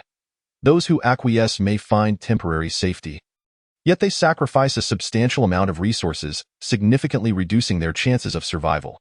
Even so, they lack the courage to leave their rooms and pursue self-rescue, instead silently praying that the marauders will not return. But is that truly possible? Clearly, it is not. As the saying goes, pick the soft persimmons first. The moment they chose to capitulate, the outcome was already sealed. The resistors, some successfully fending off the marauders and preserving their meager supplies, find that the majority fail in their attempts, paying the price with their resources stripped bare, and perhaps even their lives. Those who choose the first two options typically do not fare well. Conversely, those who join the ranks of the marauders not only evade significant loss, but also acquire ample resources while pillaging others. In fact, at this juncture, the number of households still possessing reserves of food and supplies is quite limited. Even if some do, their stockpiles are modest. Yet, from little, much can grow, and as long as they gather sufficiently, their situation remains tenable, at least for the time being. Fortunately, thus far, the marauders have not resorted to murder. At least, they have not initiated the killings themselves. However, as more individuals join their ranks, the demand for resources escalates, necessitating a choice: to dissolve and take their share of supplies and leave, or to continue their looting. Once Pandora's box is opened, it is not easily closed. Having been ravenous for nearly a month, how could they possibly cease their foraging? Thus, a new wave of plunder begins. The compromisers once again yield. The resistors are subdued, and those who wish to join are turned away, as their services are no longer required. Young master, do you remember Lu Daong? Yang Sweki suddenly raised her head from her phone to look at Suemo. Suemo paused, contemplating before replying, I have some recollection, but I cannot quite place him. He was the one who came with Zhao Tai to find you a while back, wearing a red down jacket. With Yang Sweki's prompt, Suemo recalled. Oh, so it was he? Then, casually, she inquired, why bring him up all of a sudden? Has he come again? Yang Sweki's expression was complex as she replied, he is dead. Suemo was taken aback for a moment, but quickly regained her composure, stating blandly, how did he die? After Zhao Tai left last time, he contacted some people and formed an alliance, beginning to stealthily rob the supplies of other residents. Lu Daong, having stored a considerable amount of resources, refused Zhao Tai. However, just 3 days ago, Zhao Tai stormed into Lu Daong's home with a large group, and during the ensuing struggle, Lu Daong was stabbed by Zhao Tai. That Zhao Tai.is that not expected? Sumo's tone remained calm, showing no signs of emotional upheaval at Lu Daong's death. Yang Sweki was already accustomed to this response, shaking her head as she continued. What astonished me was that after Zhao Tai attacked, he did not kill Lu Daong outright but instead ordered everyone present to stab him, and Lu Daong received over 20 stabs. Upon hearing this, Suemo smiled slightly. What is there to be surprised about? Zhao Tai was the first among our neighbors to approach me for supplies, and may very well be the first to commit murder in this area, which speaks volumes about his cunning. The marauders accompanying Zhao Tai have either joined out of survival instinct or out of fear of persecution, or for a myriad of other reasons, but regardless of the motivation, the internal cohesion of the Marauder Alliance is tenuous. Zhao Tai, being astute, recognizes that many are fickle and could withdraw at any moment. Thus, to ensure his survival and establish dominance within the alliance, he cannot allow such uncertainty to persist. The simplest and most direct solution to this problem is to drag everyone into the mire, ensuring their hands are stained with blood, thereby severing their escape routes. Only then can Zhao Tai unify, command, and control them. Young Sweki, of course, perceives this as well, though she finds it difficult to accept. After all, it is still a vibrant life at stake. Suemo let out a scoff, murmuring softly, "This is neither the first time nor will it be the last. Such incidents will only proliferate in the future. And when that time arrives, you will comprehend that human lives are far less significant than resources." "Are you suggesting that Zhao Tai might kill again?" Suemo shook her head and replied, "Not possibly, but certainly."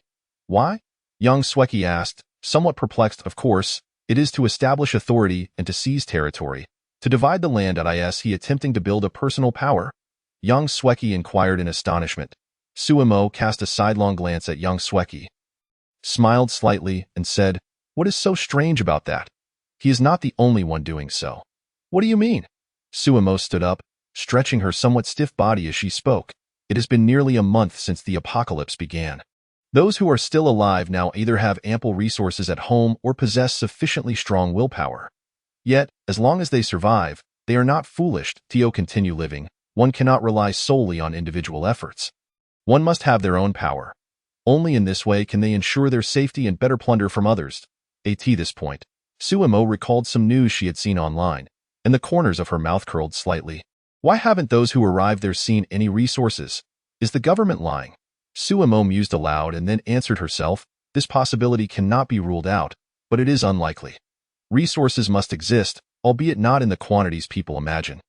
Whoever arrives first will obtain the most resources. However, to occupy these resources, one must possess weapons and power.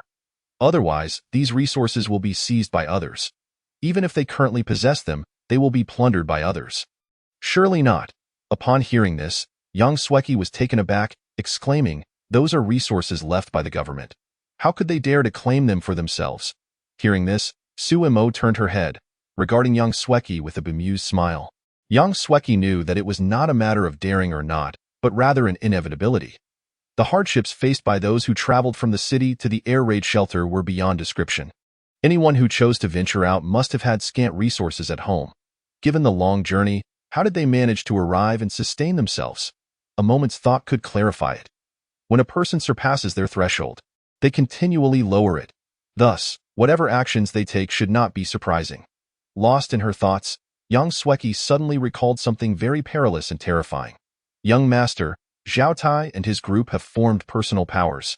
Should we not also?" Suemo, upon hearing this, waved her hand to interrupt, saying, "No need.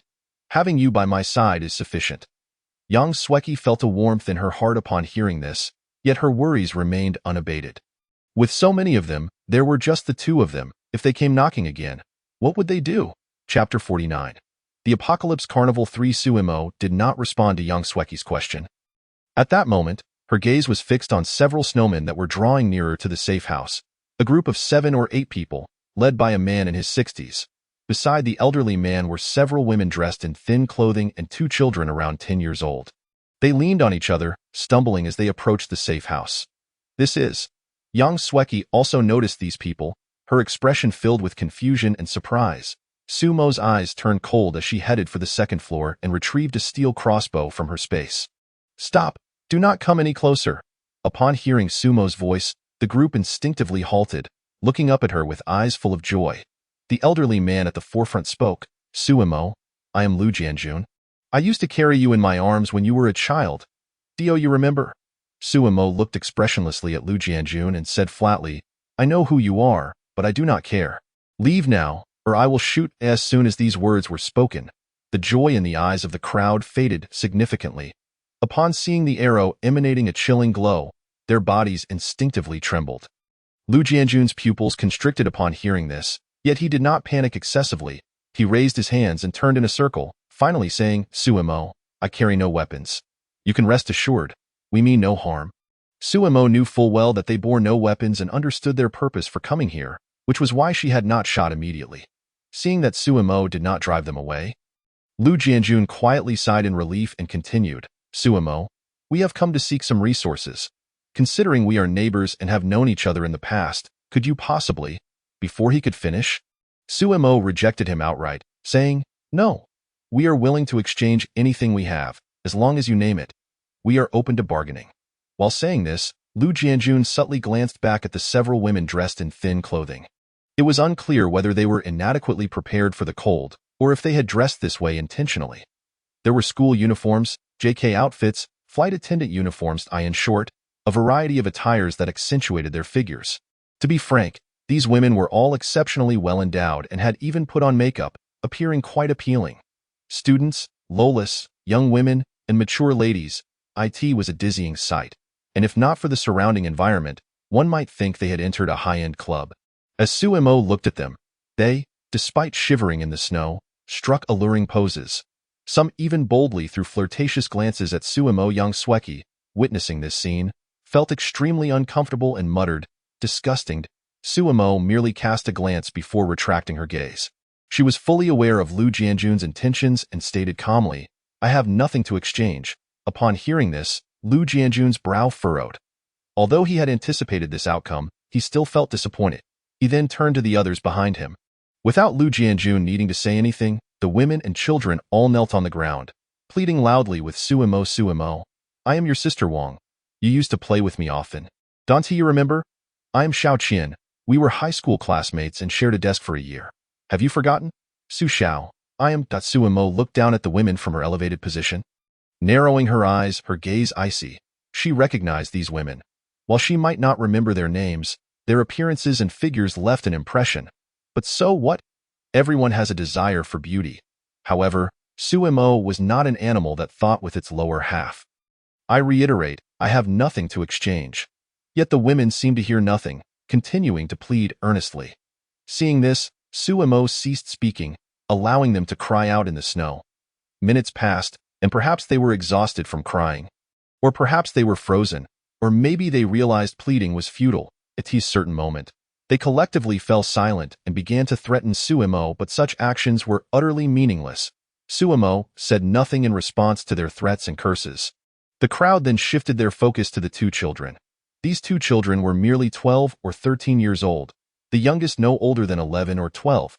They were dressed warmly, yet still trembled in the cold. Their small faces flushed red, gazing at Suemo with pitiful eyes. Suemo remained unmoved. Conversely, Yang Sweki, who had shown little reaction to Lu Jianjun and the women's pleas and threats, felt a pang of compassion upon seeing the two children and instinctively looked towards Suemo. Young Master. Suemo turned to glance at her, shaking his head. No. Upon hearing this, Yang Sweki instantly understood and fell silent.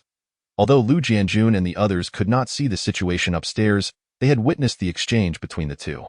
Consequently, everyone shifted their pleas, now beseeching Yang Sweki instead. Yang Sweki was initially taken aback but quickly regained her composure, the compassion on her face vanishing, replaced by coldness. She snorted, a bunch of scoundrels.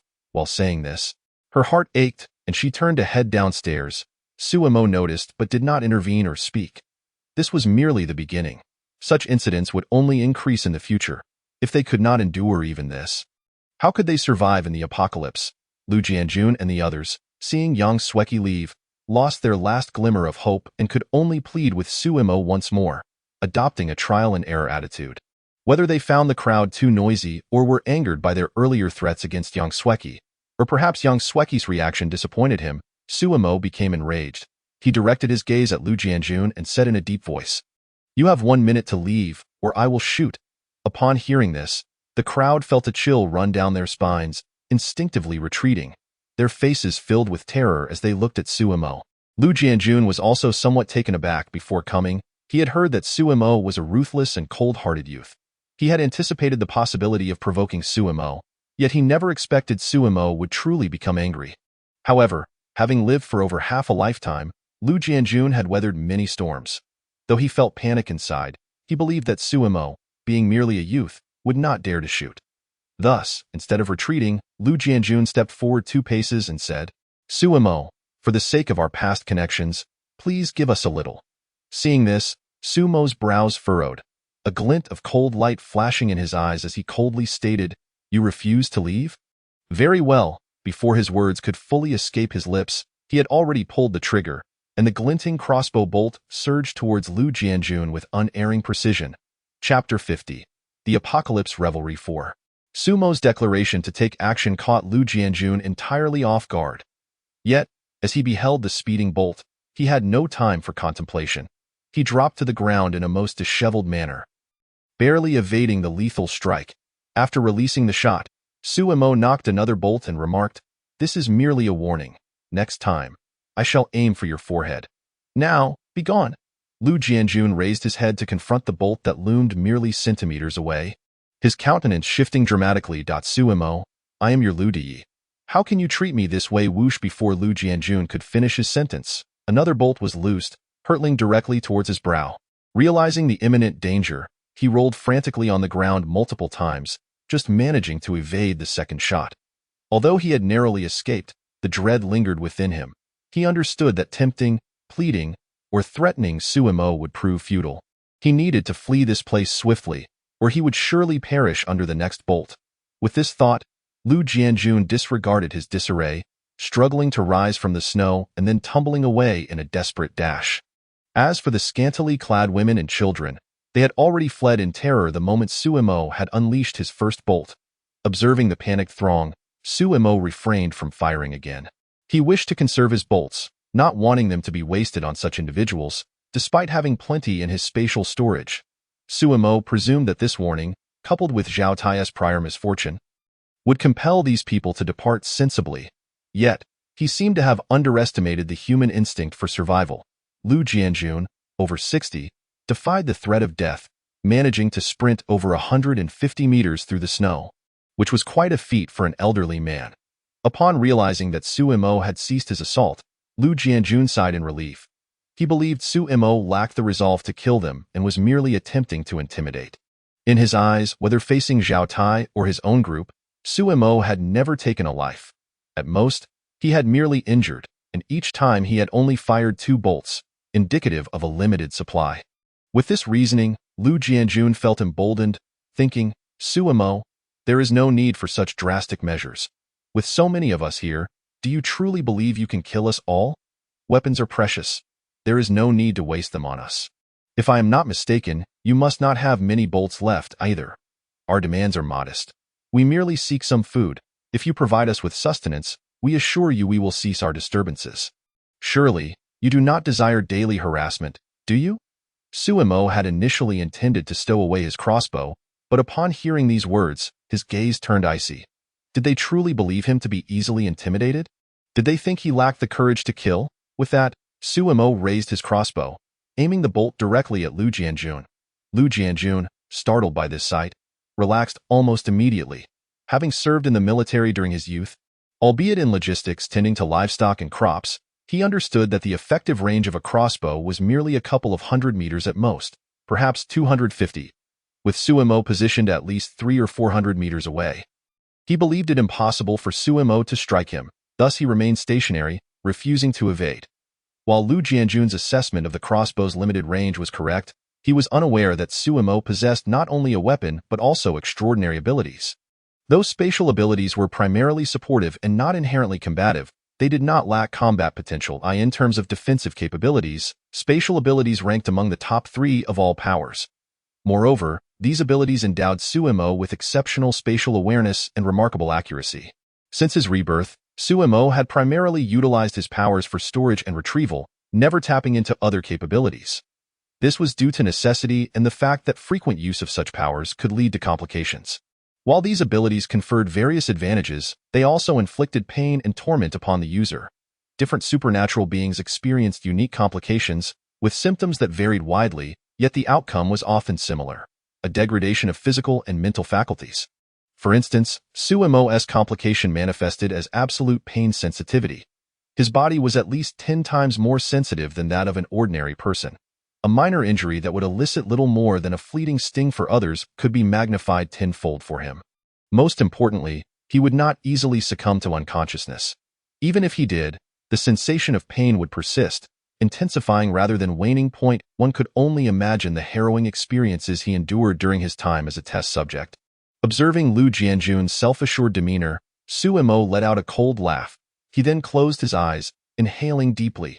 When he reopened them, the world around him appeared astonishingly clear, and the distance between him and Lu Jianjun seemed to have halved.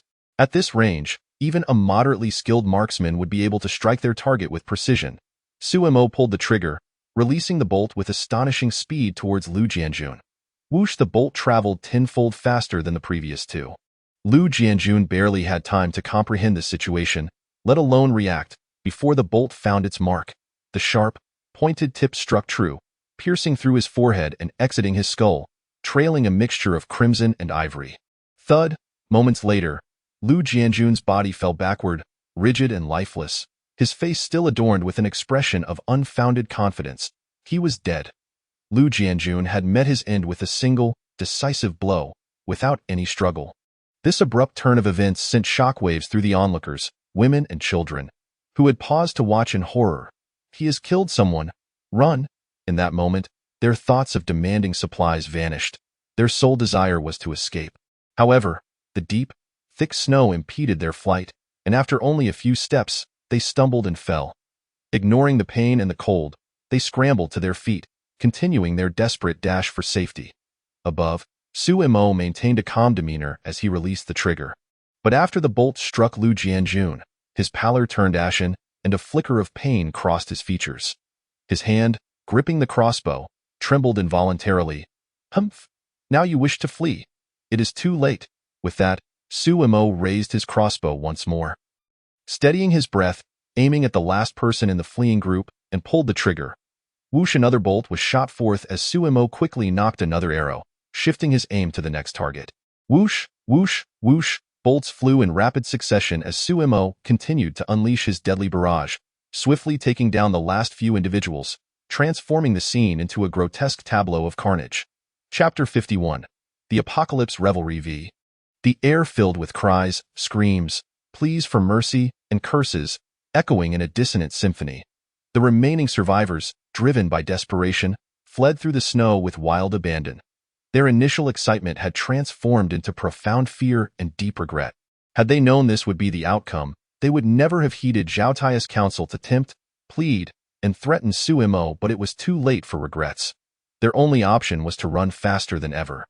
As the saying goes, I do not need to outrun the bear. I merely need to outrun you. Thus, in their frantic flight, they seized opportunities to attack those beside them, hoping to surpass them. But did this tactic prove effective? Evidently, it did. Despite the treacherous snow, the distance between them steadily widened as they ran with reckless abandon, forcing Su Mo to concentrate intently with each shot, drawing upon more of his powers. Yet with each use of his abilities, Su Mo felt the toll it took on him increase. Although his spatial awareness and precision shooting were invaluable, the mental strain was immense, and his physical burden multiplied. It was a testament to Su Mo's resilience. Had this been anyone else, they likely would have succumbed to the agony and cried out for relief.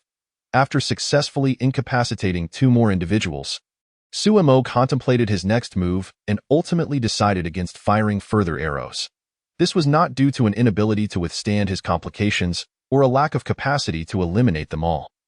Rather, he deemed it unnecessary. Following his encounters with Zhao Tai, everyone understood that Su Mo was not to be trifled with.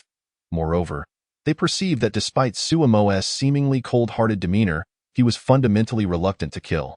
A person who possessed ample supplies yet feared taking lives naturally became a target for many.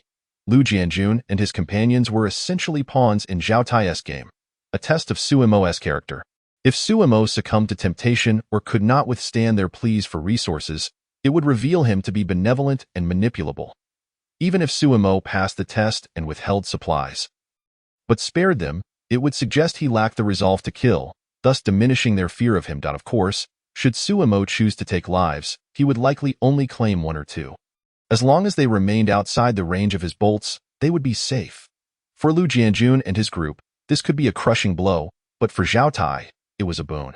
If Su Mo killed, he would be branded a murderer, much like Zhao Tai himself. In that case, They would all be in the same boat, opening avenues for cooperation and negotiation. Even if collaboration proved impossible, Zhao Tai could instill hatred towards Suemo among the plundered, thus redirecting animosity away from himself to in essence. No matter the outcome, Zhao Tai would find it acceptable. As for Lu Jianjun and his companions, they were merely expendable. Their deaths would bear no consequence, as they were not the ones pulling the strings. Regarding Zhao Tai's sinister intentions, Suemo naturally perceives them, but what of it? Suemo simply does not wish to take a life.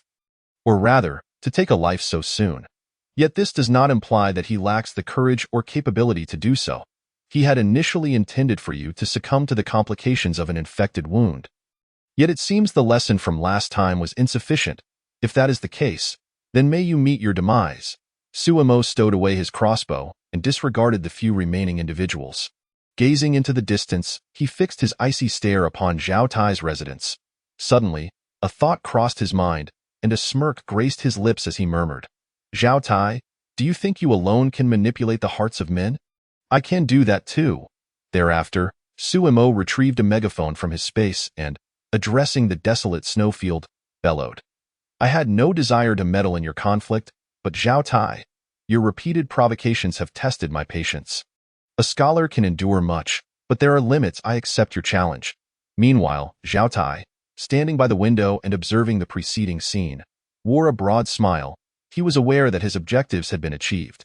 Although Sumo's choice to resort to murder was somewhat unexpected, Zhao Tai regarded it as a fortuitous development. However, upon hearing Sumo's declaration, Zhao Tai's brow furrowed, though he remained largely unfazed, sneering, "Are you in a rush? That suits me just fine." Yet, in the next moment, the smile vanished from his face. "To those still alive, I know you are all watching. I express my deepest sympathy for your plight. I am both regretful and infuriated by Zhao Tai's plundering of your resources. What wrongs have I, Suemo, committed? What wrongs have you committed? By what right does Zhao Tai lay claim to our possessions?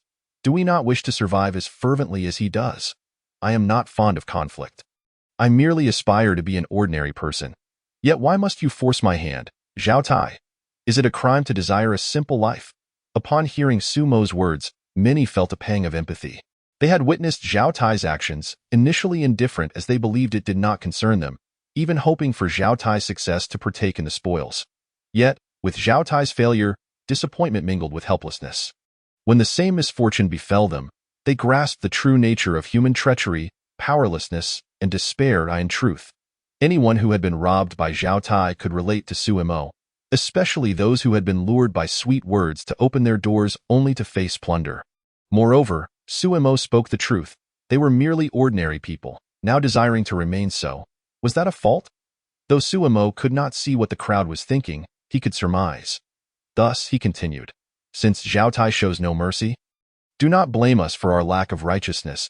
If you wish to survive, if you wish to cease being plundered, then, like me, take up your weapons and begin to resist." All eyes were upon Suemo, and they heard his words. They yearned to act, yet ultimately chose silence. Previously, they had contemplated rebellion, yet those who did so met grim fates, either crippled or slain. Thus, they opted for submission. Now, as Suemo urged them to revolt, they felt the desire but lacked the courage, fearing for their lives. Some even suspected that Sumo's actions were entirely self-serving. Why had he not stood up when Zhao Tai robbed them? Why did he only emerge after having killed? Initially, Zhao Tai had harbored concerns that Suemo might rally the masses. However, upon witnessing the crowd's silence, Zhao Tai relaxed, a cold smirk returning to his features. "Suemo, you remain too naive, believing a few words could awaken them? Foolish." Yet, what Suemo said next darkened Zhao Tai's expression in an instant. Chapter 52. Bounty 1.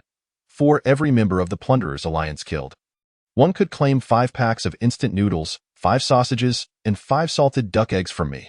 Should anyone slay a murderer among the plunderers, they may receive 8 packs of instant noodles, 5 sausages, 5 salted duck eggs, plus a can of beef or a pack of cigarettes. If one can eliminate Zhao Tai or Li Jianya, they may claim a whole box of instant noodles, a pack of sausages, 20 salted duck eggs, along with 2 bottles of fine red wine and 5 cans of beef, or a pack of cigarettes. The moment these words were uttered, gasps of astonishment reverberated throughout the villa in the Western District. Zhao Tai and Li Jianya's faces darkened completely. They had anticipated Sumo would resort to violence, and they had considered retaliation, but they had not foreseen Sumo's counterattack would take such a form, offering rewards for resources. In times past, instant noodles were hardly worth a glance, but now, anything edible that alleviates hunger is a treasured commodity. Furthermore, for some, the essentials are not merely food, but alcohol and cigarettes. For alcoholics, 3 days without food is bearable. Yet 3 days without drink is not. The same applies to smokers. Li Jianya turned to Zhao Tai, speaking softly. This kid is ruthless. What should we do now? Zhao Tai shot him a glance. Remaining silent for a while, in light of Sumo's direct declaration of war, reconciliation was clearly out of the question, and they had never considered it anyway, not at least for the time being. Noticing Zhao Tai's prolonged silence, Li Jianya tentatively suggested, should we not also offer a bounty on Sumo? After all, we have seized quite a bit of goods recently. Absolutely not. Before Zhao Tai could reply, Chen Chong, who had followed them, was the first to voice his opposition. Others quickly joined him in dissent. Li Jianya glanced at them but remained silent, continuing to observe Zhao Tai. In truth, Li Jianya understood perfectly why they opposed him. Nearly a month had passed since the snow disaster, and the authorities had ceased rescue efforts. Everyone was acutely aware of the importance of resources. Many who had joined them were on the brink of starvation. Having barely managed to secure food through plunder, how could they possibly afford to part with any? Only those who had suffered the pangs of hunger could truly cherish every morsel of sustenance. Moreover, these resources were hard-won. They were loath to share them for the sake of confronting a single individual. Li Jianya himself was reluctant, as a senior figure and a strategist within the alliance. His status was second only to Zhao Tai. He and Zhao Tai had typically reaped the most considerable share of resources. If they were to offer a bounty on Sumo, they would undoubtedly bear the brunt of it. Even if they were to symbolically contribute some resources, with others pitching in, they were still unwilling. Furthermore, if they proceeded in this manner, the other members would certainly voice their objections. Should these individuals feel cornered and choose to betray them, it would be a farcical outcome. The possibility of such a scenario was not negligible. In fact, it was quite likely. Previously, to maintain the alliance's stability, Zhao Tai had coerced them into murder. Now, among those gathered around Zhao Tai, who had not blood on their hands. Not to mention, when Sumo announced the generous rewards, some alliance members had already begun to waver. Even if they had not yet committed to the idea, they were certainly calculating the prospects in their minds. Zhao Tai was well aware of this, and it only added to his headache. Li Jianya pressed on. It is imperative that we place a bounty on Sumo. The question is how much to offer in the end. It is we who will decide. Even if we fulfill our promise and provide the resources, can't we simply seize them back later? After all, whether we rob once or multiple times, what difference does it make? Upon hearing this, Zhao Tai's expression brightened. Li Jianya continued. Since Sumo has offered such substantial rewards, it indicates he possesses considerable resources. However, he is but 2 individuals, while we are manyed. We can simultaneously offer a bounty and threaten those individuals, compelling them to assault Sumo's safe house. Once the safe house is breached, at this point, the alliance members became instantly animated. They had long been aware of Sumo's vast resources and had yearned for them, yet how to breach the safe house and neutralize the armed Sumo posed a significant challenge. They had contemplated a frontal assault, but no one wished to march to their own demise, which had led to the shelving of that plan. Now, they could seize this opportunity to dispatch a group of expendable fighters to attack the safe house. If successful, their future would be free from want. Even in failure, it mattered little, for it would not be their lives on the line. As for the resources offered as a bounty on Sumo, they could spare them, and they could also retrieve more. This was an opportunity to profit without risk. However, Zhao Tai did not share their enthusiasm. He understood that while Li Jianya's proposal was appealing, those who had survived until now were no fools. Moreover, the residents of this place were all business elites. Such a simplistic scheme would undoubtedly be seen through. Nevertheless, in extreme hunger, even the most astute would be compelled to tread into the trap. Just as those they had plundered chose to submit, knowing that without resources, death awaited them, many would opt for the latter when faced with the choice between imminent death and a delayed demise. Having come to this realization, Zhao Tai made his decision. He straightened his attire, stepped forward, and cleared his throat. Sumo, do you truly wish to engage in battle with me? There is no need for such a course of action. After all, We are neighbors, and we all wish to survive.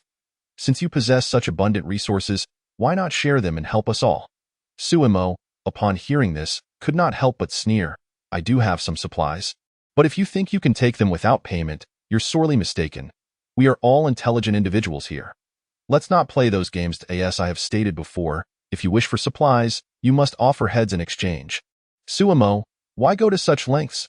Zhao Tai sighed, his tone laden with regret. In the next moment, however, Zhao Tai's demeanor shifted as he coldly declared, since you insist on this course of action, I shall refrain from countering. Ladies and gentlemen, whoever can eliminate Suemo and Yang Sweki shall be rewarded with 2 cases of instant noodles, half a case each of ham sausages and salted duck eggs, a case of red wine, 2 cartons of cigarettes, and 10 cans of food. The individuals hiding in the villa, upon hearing this proclamation, began to exchange furtive glances. Some were visibly excited, whispering fervently, "Here it comes, here it comes," quickly raised the stakes. Suemo, raise the stakes. Chapter 53. The bounty 2 Suemo stood pale at the window, gazing at Zhao Tai's residence, the corners of her mouth lifting into a cold, disdainful arc. Was it truly so easy to fall for such a ruse? As expected, Suemo began to raise the stakes. All bounties doubled, causing those who had been hoping for an increase in the stakes to breathe heavily with anticipation. Zhao Tai was not taken aback. This was a game of wits, a psychological battle as well as a contest for resources. Now, it was a matter of who could withstand the pressure. Zhao Tai brimmed with confidence, determined to match whatever Suemo offered. Whether he could actually provide so many supplies was irrelevant. He had no intention of delivering. Since these were merely empty promises, he could state any amount he wished. Additionally, Zhao Tai was curious to discover just how many resources Suemo truly possessed. The two engaged in a fierce yet calm bidding war, while the spectators outside were particularly agitated. There were far too many supplies, more than they could possibly consume. Yet, no one intervened. In their eyes, neither Zhao Tai nor Suemo were virtuous beings. Soon, amidst the frenzy of bidding, the reward for the bounty skyrocketed tenfold. Just as Zhao Tai anticipated, Suemo would continue to raise the stakes. Her cold laughter echoed. Heh, Zhao Tai, do you possess so many resources? Let us not even mention the other items. Can you truly produce those 20 boxes of instant noodles? Upon hearing this, Zhao Tai smirked. He recognized that Suemo was becoming anxious. Or rather, he had successfully tested her limits. Naturally, he did not possess 20 boxes of instant noodles and other supplies, but Suemo did. According to Zhao Tai's estimation, the resources in Suemo's possession were approximately 10 times the current bounty. After all, they were all business-minded individuals. Offering a mere tenth of their stock to eliminate a rival seemed quite advantageous. With this realization, Zhao Tai felt a surge of excitement. Over 200 boxes of supplies. With such resources, he believed they could endure for at least a month or 2. If they could seize additional supplies from others, sustaining themselves for 3 to 4 months would pose no issue. If they further streamlined their ranks, they could last over 6 months. After half a year, the snow disaster should have passed. Thus, Zhao Tai calmly stated, I can certainly provide the goods. The real question is, can you, Suemo? Suemo coldly chuckled, retracting her crossbow and bending down to retrieve a box of instant noodles from her storage, placing it on the windowsill. She then bent down once more, bringing out 3 or 4 more boxes of noodles, alongside several boxes of other supplies. Having completed this, Suemo proclaimed, the supplies are right here, if you desire them. You must exchange them for heads. Zhao Tai and his companions watched this scene with fiery eyes, eager to rush out and claim the boxes of supplies for themselves. Li Jianya glanced at the crowd and then turned to Zhao Tai, asking, what should we do now? We do not possess such resources. Zhao Tai waved his hand dismissively, responding, it's merely a matter of moving boxes. Who cannot do that? Who knows what lies within them?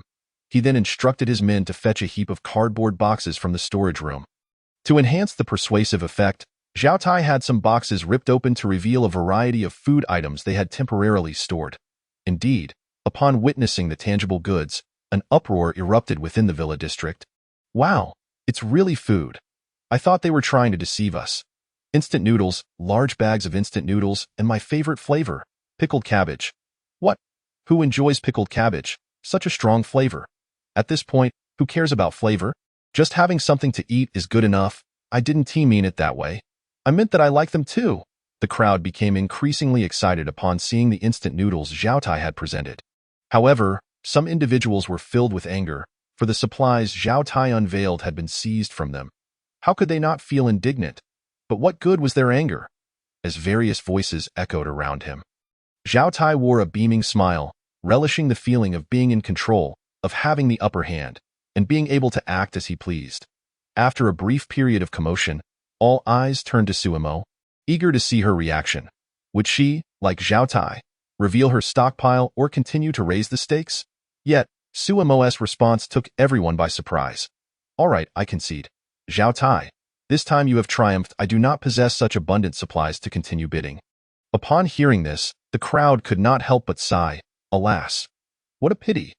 They had hoped to see Suemo raise the stakes further, but it seemed she, too, had limited resources. Suemo disregarded the others. Gazing at Zhao Tai's residence as she continued, the bounty supplies are limited to these. First come, first served.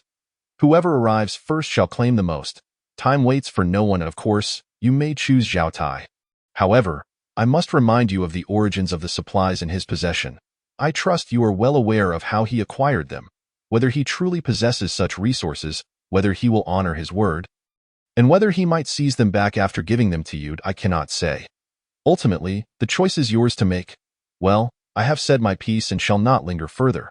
I must go enjoy my afternoon tea. With that, Suemo turned and departed, leaving Zhao Tai's reaction unacknowledged. After her exit, Yang Sueki appeared on the second floor, moving the boxes by the window down to the floor-to-ceiling window. She then tore open one side of each box.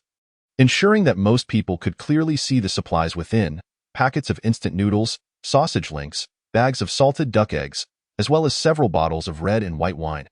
However, the most eye-catching, the most drool-inducing, were the neatly arranged boxes of beef canned goods. While they were not large, they were incredibly high in fat content and, most importantly, quite filling, far more effective than instant noodles. The boxes were not numerous. Merely 20 in total. While that was fewer than previously claimed, it was still enough to incite frenzied as for Zhao Tai's side. Everyone fell silent. They were not afraid of raising the stakes. The issue lay in their inability to produce such abundant supplies. Of course, it wasn't that they truly could not. With so many people in the alliance, pooling resources was indeed feasible, but who would be willing? Ultimately, this was of little consequence, as they had never intended to genuinely provide anything. The crucial point was that Suemo had vocalized their innermost thoughts. Despite the limited effect, those driven to desperation would cling to any glimmer of hope. However, the impact was significant. Should anyone truly kill Suemo or breach the safe house? If they failed to deliver, they would find it difficult to justify their actions. Consequently, they not only had to provide but must also do so publicly.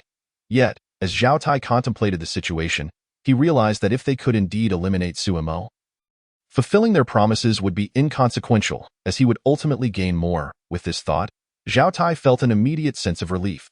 Chapter 54. The beginning of carnage. Meanwhile, Suemo claimed to be enjoying afternoon tea. Yet the table was laden with an array of food. Suemo savored each bite with exquisite grace, entirely unfazed by the fact that she had just taken lives.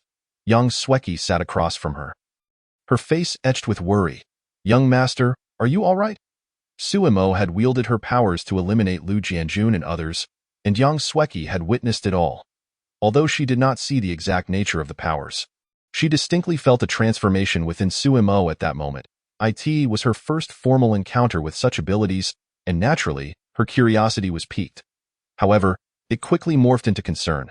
Suemo shook her head, assuring her, I am fine. But Yang Sueki furrowed her brow. Suemo glanced at her before returning to her meal. There's no need for such alarm. This is merely a side effect of utilizing my powers, just a minor issue. Side effect? Is there a consequence to using powers? Yang Sueki inquired, astonished. Suemo chuckled lightly. Do you think such abilities come without a price? One must always pay a cost. Young master, what are the side effects after using your powers? Upon hearing this, Suemo instinctively narrowed her eyes, a glimmer of coldness flashing within. Yet, she quickly relaxed, shaking her head and remaining silent. Yang Sueki, understanding her cue, ceased her inquiries. Whether it was the powers themselves or the potential repercussions, these were the two greatest secrets of any ability user, especially the latter. Once exposed and exploited, an ability user could be rendered ineffective. Sumo's afternoon tea stretched on longer than anticipated, from just past 1 in the afternoon until evening. Though she had not consumed much, she certainly took her time. Of course, Sumo had her reasons for this. Firstly, he intended to convey to everyone that Sumo possessed resources, but to acquire these resources, one must offer something in exchange, the specifics of which Sumo had made abundantly clear during the day. Secondly, Sumo was provoking these individuals. No amount of talk could compare to the direct and effective nature of genuine hunger. While pain can indeed torment a person, it pales in comparison to the madness that hunger can inflict. Thirdly, Sumo was alleviating the complications through consumption. Complications, while certainly troublesome, can be managed effectively if approached correctly. Sumo wasn't entirely certain about the nature of these abilities or how they manifested, yet he speculated that such powers were expressions of one's potential, stimulated and exhausted through unique means. The complications, in turn, seemed to be the side effects of this exhaustion. Those endowed with abilities could mitigate these side effects through food or other activities. As for eradicating the complications, Sumo had contemplated it. But thus far, he had found no viable means to achieve this, at least in his previous life. Before his demise, no effective method existed to eliminate the complications associated with abilities. Of course, there were methods available. Beyond the conventional approaches, there was another way: awakening a secondary ability, which had to be a specific one. For instance, Sumo currently possessed space abilities, while his complication was acute pain perception. To alleviate this complication, he needed to awaken a physical ability, which could significantly enhance the physical attributes of an ability wielder, including attack power, defense, and reflexes. Most crucially, they would possess an extraordinarily high tolerance and immunity to complications such as pain. It sounds simple enough, but awakening an ability is far from easy. Some fortunate individuals who manage to awaken a single ability often do so after facing near-death experiences. The difficulty of awakening a second ability is at least tenfold, if not greater. As for awakening a designated ability, that presents an even greater challenge, given that the origins of these abilities remain shrouded in mystery. Nevertheless, solutions often outnumber difficulties. In her previous life, Lin Jialin devised a method through incessant experimentation on test subjects, the creation of pseudo-ability wielders. Simply put, this involves finding a natural ability wielder and using surgical means to artificially create another. However, the success rate is exceedingly low, and the abilities of these manufactured individuals are significantly diminished, accompanied by severe side effects and complications. Each use of an ability would cause considerable damage to their bodily organs, shortening their lifespan, and the effects are irreversible. Moreover, the complications would vary from person to person, but they would undoubtedly suffer tenfold more than natural ability wielders. The more frequently one utilizes their abilities, the longer the complications persist, and the more agonizing the process becomes. Generally, such measures are only employed as a last resort. Naturally, most individuals opting for ability transplantation are those in positions of power, seeking it as a means of self-preservation. In her previous life, Lin Jialin had created numerous pseudo-ability wielders and multi-ability wielders for the Lin group through this method.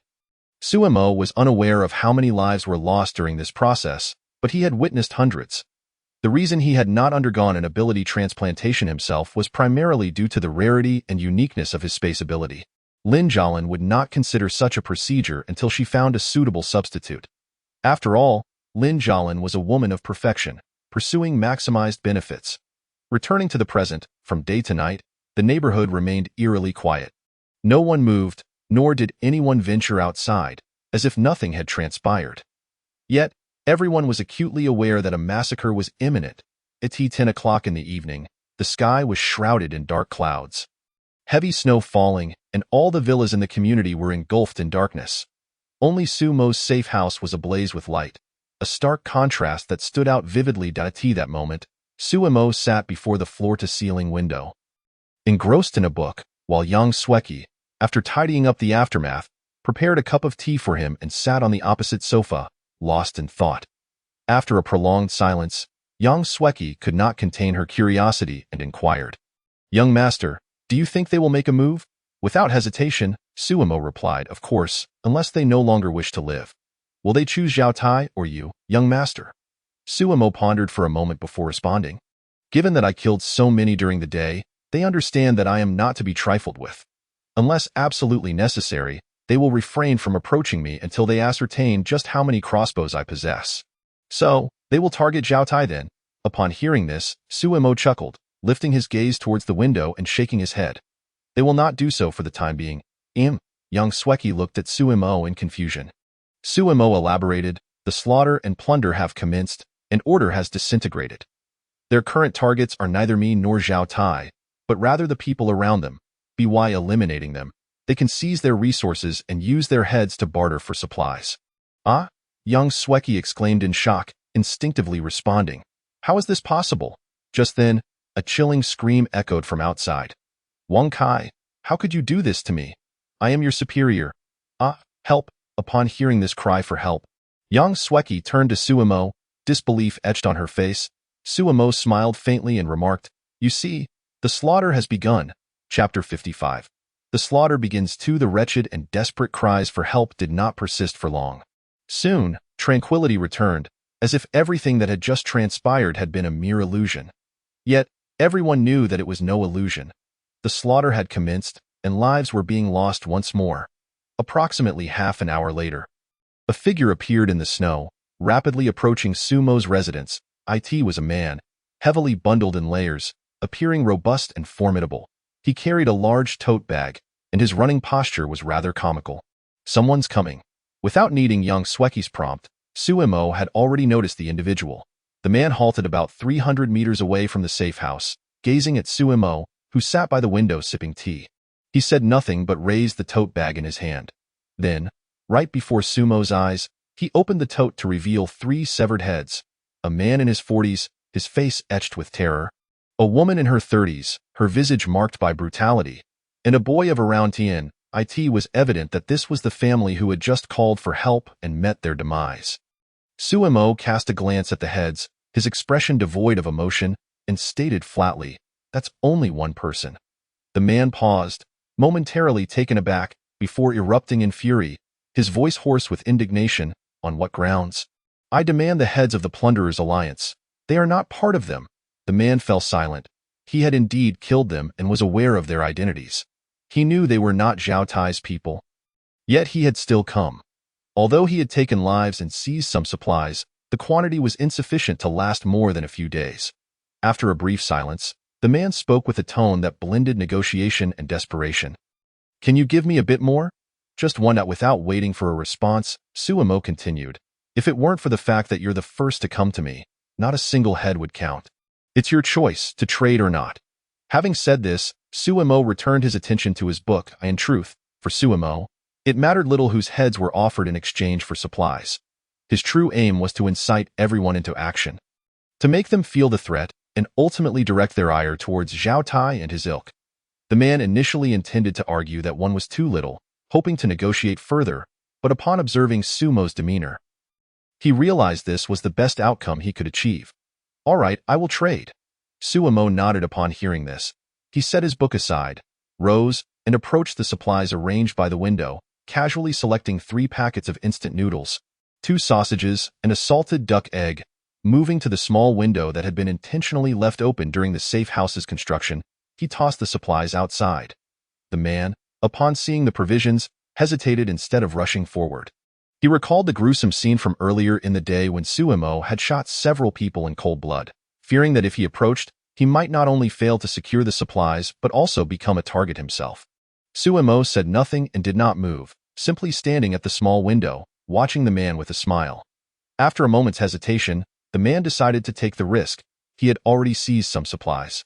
Enough for his family to eat for a few days. Even if he died, it didn't matter. Just as he was about to step forward with the tote bag, Suemo suddenly called out, Wait! Hearing this, the man froze momentarily, then, on high alert, shouted, Are you backing out? To be honest, he had anticipated this possibility before coming. Yet even if Suemo were to retract his offer, he would be powerless to contest it. However, Suemo shook his head and pointed at the tote bag containing the heads, saying, Keep that thing away from me. I faint at the sight of blood. The man's expression was a sight to behold.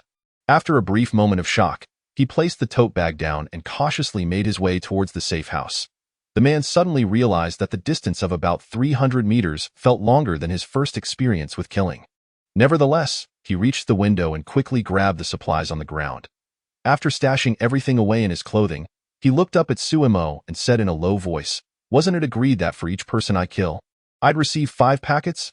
The quantity is insufficient." Suemo let out a scoff, regarding the man with an expression as if he were a fool. She remarked coolly, "What I seek are the people from Zhao Tai's side. The ones you just killed were certainly not from them." "You say they aren't, so they aren't?"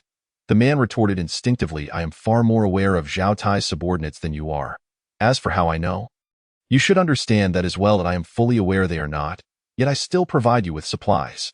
You know in your heart what that means, so before I change my mind, be swift and leave." The man gazed at Suemo, filled with reluctance, but he found himself unable to counter her words. After a moment of hesitation, he turned to leave. Just then, Suemo spoke again. "Wait." The man abruptly spun around, his bloodshot eyes fixated on Suemo as he coldly asked, "Are you having second thoughts?" Suemo shook her head and replied, "It's merely a few packets of instant noodles. I am not so foolish as to reconsider. Then I need you to convey a message to others."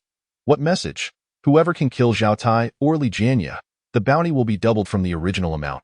Upon hearing this, the man squinted and asked in a low voice, "What benefit will I gain?" "The benefit is that each time you come to trade, you can receive an additional packet of instant noodles. Of course, you may refuse." The man pondered for a moment, deeming it feasible, and then asked, "Can it be exchanged for cigarettes?" Suemo was slightly taken aback. She had not anticipated that, even at this juncture. This fellow would prefer cigarettes over food. Nevertheless, Suemo, mildly surprised, nodded and said, "That is acceptable." Subsequently, she retrieved a substantial portion of cigarettes from her pocket and tossed it out the window. "This shall serve as your remuneration for this transaction." The moment the man beheld the cigarettes, his eyes instantly sparkled with excitement. Without a second thought, he scrambled over to retrieve them, pulling out one to inhale deeply. Had he not forgotten to bring a lighter, he would have likely lit one right then and there. Cautiously placing the cigarette aside, he looked up only to find Suemo aiming a crossbow at him, which startled him greatly. "What are you going to do?" Suemo replied with a smile, "No need to be so anxious. I merely wish to inform you that this is both the first and last time. If you attempt to deceive me again, I shall eliminate you. Do you understand?" At that moment, the man was too frightened to think of anything else and nodded vigorously, repeatedly saying he understood.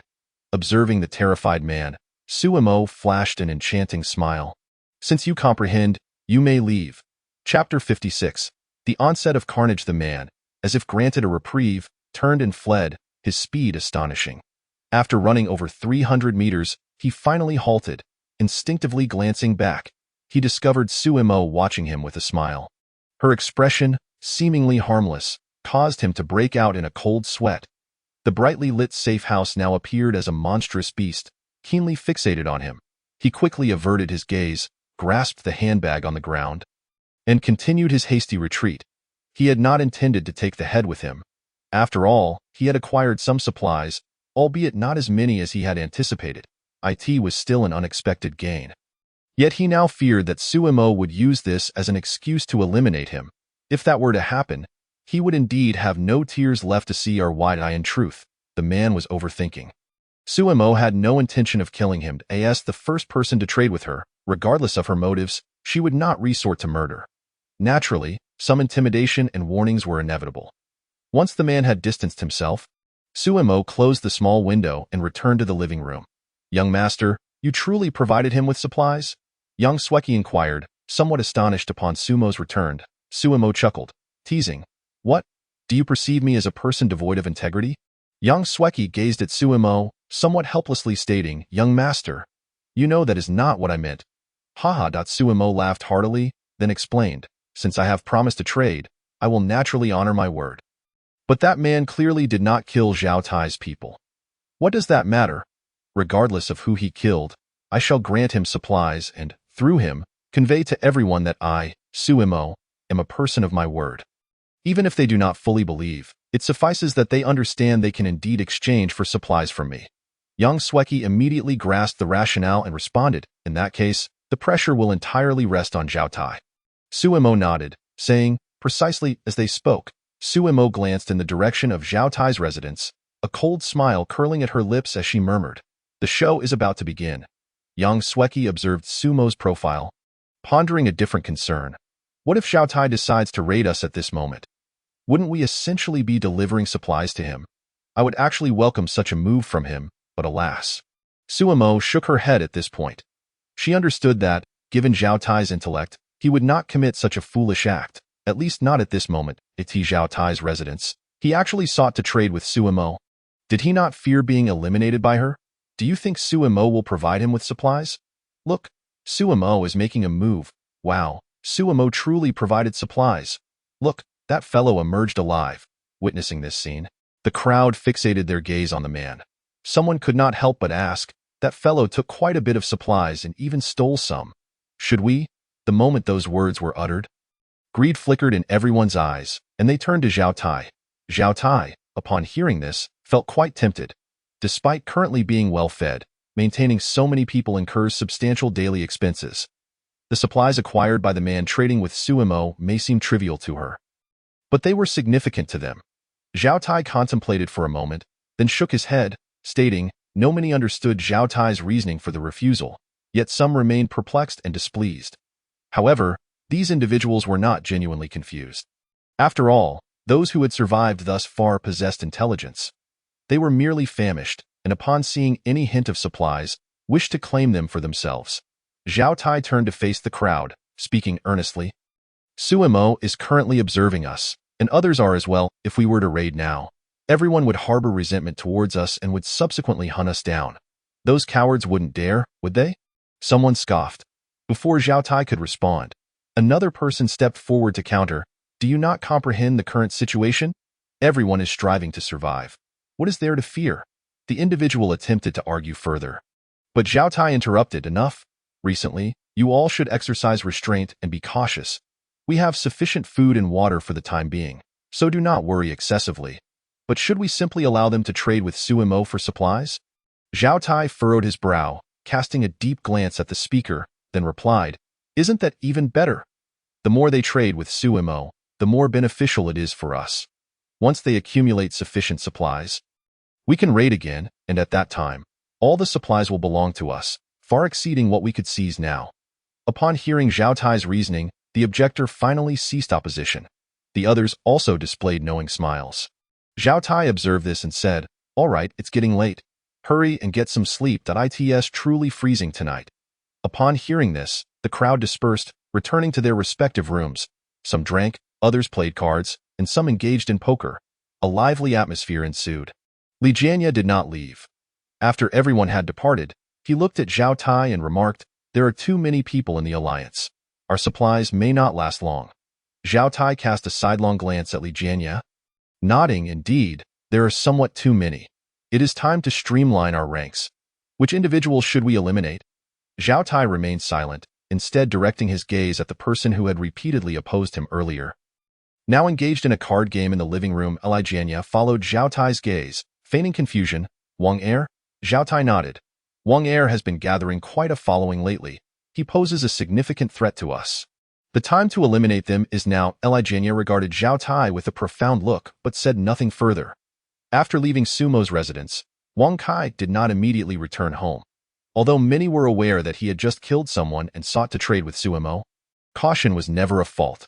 After circling around in the snow for a considerable distance, Wang Kai climbed over the back gate's wall and stealthily made his way home. Is that you, Wang Kai? A woman's voice resonated in the dark room. It's me. Upon hearing the familiar voice, several relieved exclamations echoed from the shadows. Dad, I'm hungry. You won't be hungry for long. Wang Kai replied while retrieving a small portion of the supplies he had acquired and stolen, handing it to the woman to prepare. Meanwhile, he approached the window, gripping a knife, attentively observing the situation outside. Only after confirming that no one had noticed their family's unusual behavior did Wang Kai finally exhale in relief. He sank to the ground, utterly exhausted, breathing heavily. After all, it was murder. How could he not be afraid? Upon recalling the expressions of that family of three in their final moments, Wang Kai was engulfed by a sense of dread, his shoulders trembling as he murmured, I'm sorry, I didn't wish for things to unfold this way. I merely seek to survive. Do not blame me, for heaven's sake, do not blame me. Chapter 57. The onset of slaughter, it is all your fault. Had you not tormented and suppressed me in the past, I would never have resorted to killing you. Yes, it is entirely your fault. You deserve to die, and your entire family deserves the same fate. I am innocent. I merely wish to live. What have I done wrong? After all, everyone else is committing murder. Upon returning home, the now relaxed Wang Kai initially felt a wave of fear and guilt wash over him, his conscience weighing heavily. Yet, as he continued to speak, he began to fabricate excuses, recounting the various grievances he had endured at the hands of others. In this manner, he sought to find solace for his troubled soul. The truth proved that Wang Kai's method indeed bore some fruit, especially when considering that Suimo, Zhao Tai, and others had committed murder. He reasoned that in his quest to ensure his family's survival, taking a life was hardly a significant transgression. As the noodles boiled, he gazed at the steaming strands and the joyous, satisfied faces of his wife, child, and parents, and Wang Kai felt increasingly justified in his actions. Simultaneously, he began to ponder Sumo's earlier words. Wang Kai was acutely aware of Sumo's intentions. When it came to trading supplies, he had contemplated seizing the opportunity to eliminate Suimo. At that moment, he mused that as soon as Suimo stepped out of the safe house, he would spare no effort to vanquish her, ensuring his own sustenance. Naturally, Wang Kai recognized that the likelihood of this occurring was minimal. Based on his observations over the past few days, it was clear that Suimo would not emerge. Were he in her position, he would not venture out either. In fact, Wang Kai had another opportunity to act, which was when he approached Suimo to converse. He had considered this possibility, but dismissed it as mere speculation. Ultimately, it was evident that refraining from action was the right choice. By eliminating Zhao Tai, he could acquire a substantial cache of supplies, a transaction well worth pursuing. Furthermore, once Zhao Tai was dispatched, all the provisions they had previously seized would rightfully belong to him. Contemplating this, Wang Kai lit a cigarette, his gaze growing more resolute as he began to plot how to deal with Zhao Tai. This night was destined to be tumultuous and fraught with insomnia. During the day, the bountiful rewards offered by Suimo and Zhao Tai had significantly stirred the populace. As night fell, Wang Kai took the initiative, successfully assassinating the leader, seizing his supplies, and even trading with Suimo for additional provisions, which further ignited the frenzy among the people. In the face of temptation, everyone yearned to partake, yet no one wished to be the first to act. However, with a bold pioneer emerging and reaping high rewards, others could no longer contain their impatience. Thus, numerous individuals began to mobilize. Yang Wei, a lawyer who had won numerous cases over the years, had amassed quite a few secrets and a substantial fortune. As a successful individual, his expectations for life were exceedingly high. Whatever he consumed or utilized had to be the finest and freshest. Consequently, before the apocalypse struck, his stockpile of supplies was meager. Yet, Yang Wei was astute. Upon realizing the relentless snowfall, he recognized the significance of supplies and the improbability of rescue. While others frolicked in the snow, lamenting the cold and awaiting salvation, Yang Wei discreetly began stockpiling provisions. His early actions and willingness to spend lavishly allowed him to amass a considerable amount of supplies during this period. Although most of it comprised junk food, he reasoned that having anything to eat was preferable to starving. However, as the snow intensified and temperatures plummeted, more individuals became acutely aware of the necessity for supplies, making it increasingly challenging to procure them. Nevertheless, some continued to sell, albeit at exorbitantly inflated prices.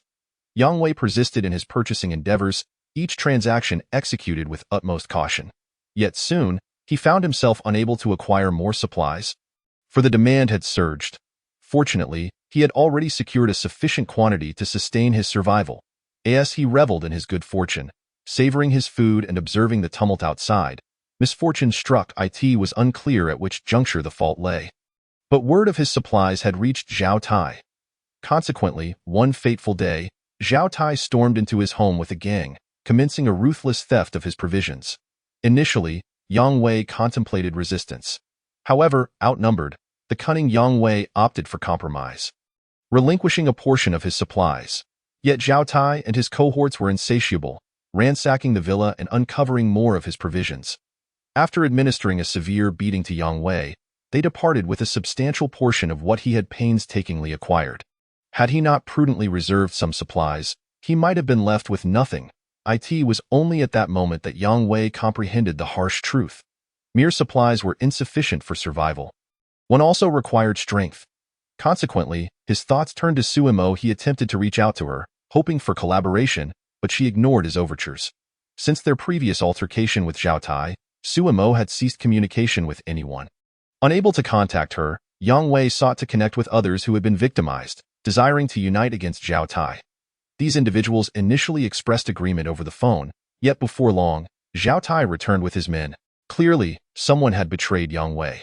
When Zhao Tai arrived once more, the outcome was predictable. Had Yang Wei not immediately knelt and offered up his remaining supplies while divulging the locations of others' stashes, he might have lost his life. During this harrowing confrontation, he even attempted to join Zhao Tai's ranks, but Zhao Tai rejected him outright. Thus, Yang Wei lost all his supplies and faced the grim prospect of starvation, when suddenly, Suemo announced a bounty. Yang Wei was well aware of Sumo's motives behind the bounty, yet at that point, it mattered little. He perceived a glimmer of hope for survival, especially upon witnessing Wang Kai successfully acquire the bounty provisions. His excitement surged. Thus, Yang Wei resolved to take action. However, his target was not the neighboring victims nor Zhao Tai, but Wang Kai himself. After all, Wang Kai had obtained such a considerable amount of supplies. Yet, as Yang Wei approached the exterior of Wang Kai's residence, he discovered a throng of individuals already gathered. Clearly, they shared the same intentions as Yang Wei. Should they join forces with Wang Kai or assist him? Logically, Yang Wei should not entertain such thoughts. After all, the situation was abundantly clear. With 5 or 6 individuals congregated at Wang Kai's doorstep, the likelihood of successfully seizing the supplies was substantial, making alliance with them the optimal choice. However, Yang Wei contemplated differently. The very fact that Wang Kai had managed to procure supplies and return alive indicated not only Sumo's integrity but also revealed a crucial truth. Wang Kai was her representative. Though this notion appeared absurd, it was nonetheless accurate. Yang Wei even speculated that Suemo had communicated something to Wang Kai, perhaps extending promises. If they were to eliminate Wang Kai at this juncture, they would undoubtedly incur Sumo's wrath. While Yang Wei could not ascertain whether Suemo would avenge Wang Kai, he was certain that they would lose their opportunity to trade with her. Should this be the case, killing Wang Kai would be an unwise decision. It was not that Wang Kai was of paramount importance, but rather that Suemo wielded significant resources. Aligning with her was the most prudent course of action. With this realization, Yang Wei swiftly made his decision. Chapter 58. Collaboration. Inside the room, darkness enveloped them in silence, with the sound of increasingly labored breathing resonating in the air. "Honey, what should we do now?" Wang Kai's wife whispered anxiously. "Xiao Kai, I told you it was unwise to venture out. See, now they've come knocking at our door." Wang Kai's mother chastised softly. "Xiao Kai, can't we negotiate with them?" His father's deep voice interjected. "Dad, what are you all watching?" the young boy inquired, puzzled. The previously cheerful family, having enjoyed a hearty meal, now found themselves tense and apprehensive. Although the intruders were cautious, their numbers were considerable, and they were not professionals, thus inevitably creating some noise. The already anxious family quickly realized their presence. Wang Kai was not particularly surprised by their arrival. After all, his lack of decisiveness during the killing had allowed his name to be called out. What he hadn't anticipated was the swiftness of their intrusion. Initially, he felt neither panic nor fear. After all, they were a family of 5, and united, they possessed a measure of resistance. However, gazing at his family huddled together, trembling in fright, Wang Kai felt a profound disappointment as he listened to their inquiries, complaints, and pleas for compromise. A wave of irritation washed over him. A disturbing thought took root in his mind. How could I have such a family? If they were to perish, I wouldn't be entangled in this mess. The emergence of this notion startled Wang Kai. How could I harbor such thoughts? They are my kin.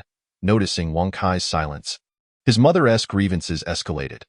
Although his father remained quiet, he exhibited clear signs of panic.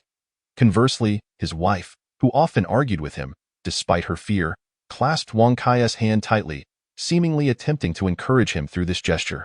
This small act brought Wang Kai a modicum of comfort amidst his growing agitation. At that moment, Wang Kai felt a twinge of regret. He did not lament his decision to kill nor his dealings with Suemo. Rather, he regretted not eliminating the neighbors after dispatching his superior. Had he done so, he could have plundered their supplies and avoided the current predicament. Furthermore, in trading with Suemo, he might have secured even more provisions while simultaneously instilling fear in others. Yet, Wang Kai merely entertained these thoughts. After all, he had once been an ordinary person. It was out of desperation that he had mustered the courage to kill. The fact that he dared to take a life and seek out Suimo for trade already placed him above 90% of the residents in the community. If given another chance, he resolved to eliminate everyone around him. At this thought, Wang Kai murmured, "Suimo, I finally comprehend and empathize with your predicament." If Suimo were to hear this, she would likely burst into laughter and inform him, "Young man, you are still too naive." However, for Wang Kai, the paramount concern was how to deal with those outside. Observing the lurking shadows beyond, he hesitated between taking the initiative or opting for passive defense. Just then, a sudden and faint knocking echoed at the door. The 5 individuals in the room were startled, instinctively glancing towards the rear entrance. Wang Kai's first instinct was that someone had entered through the back door. With this in mind, he turned to his father and said, "Dad, stay here and keep an eye on the outside. If anyone comes in, no matter who they are, you must eliminate them." His father was momentarily dumbfounded, exclaiming in shock, "Isn't killing a bit excessive?"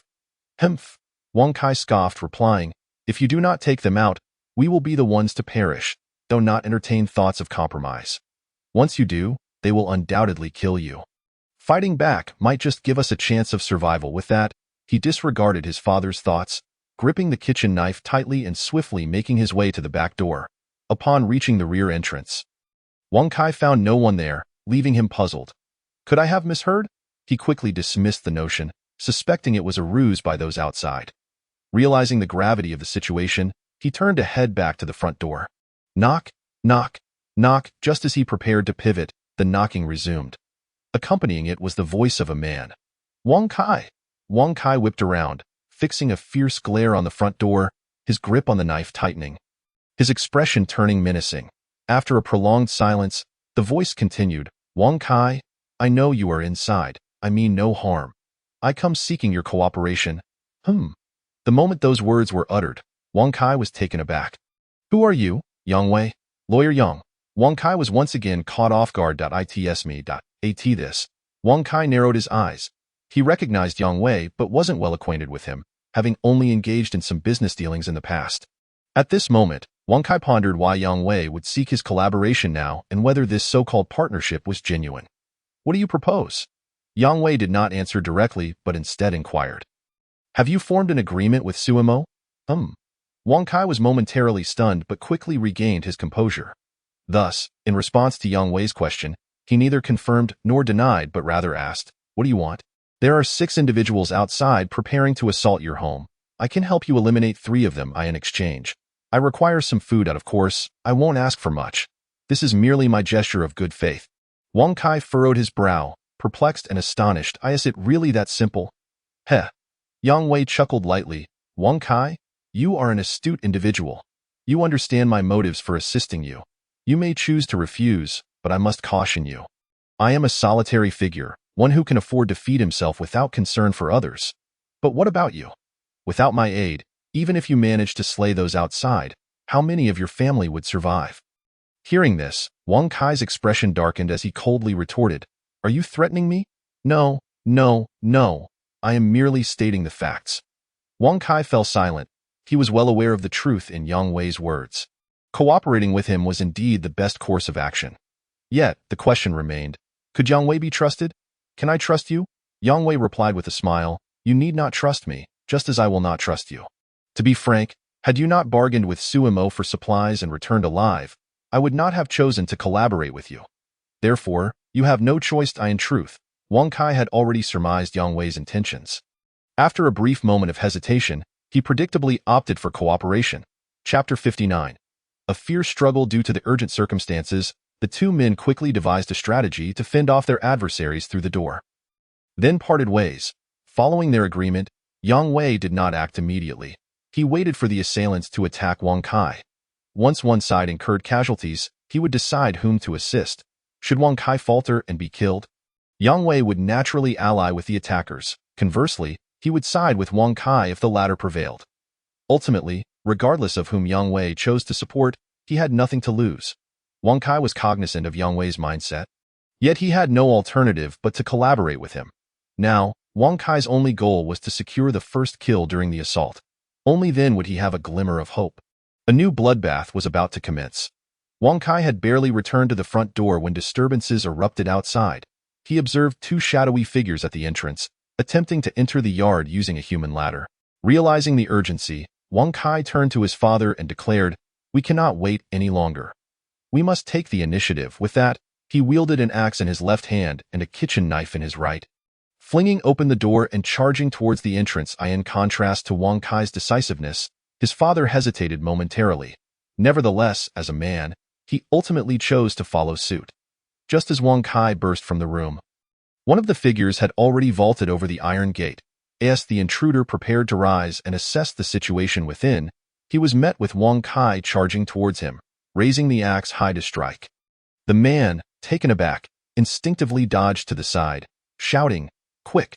This bastard has spotted us!" Crack! Oak! Before he could finish his sentence, a piercing scream erupted.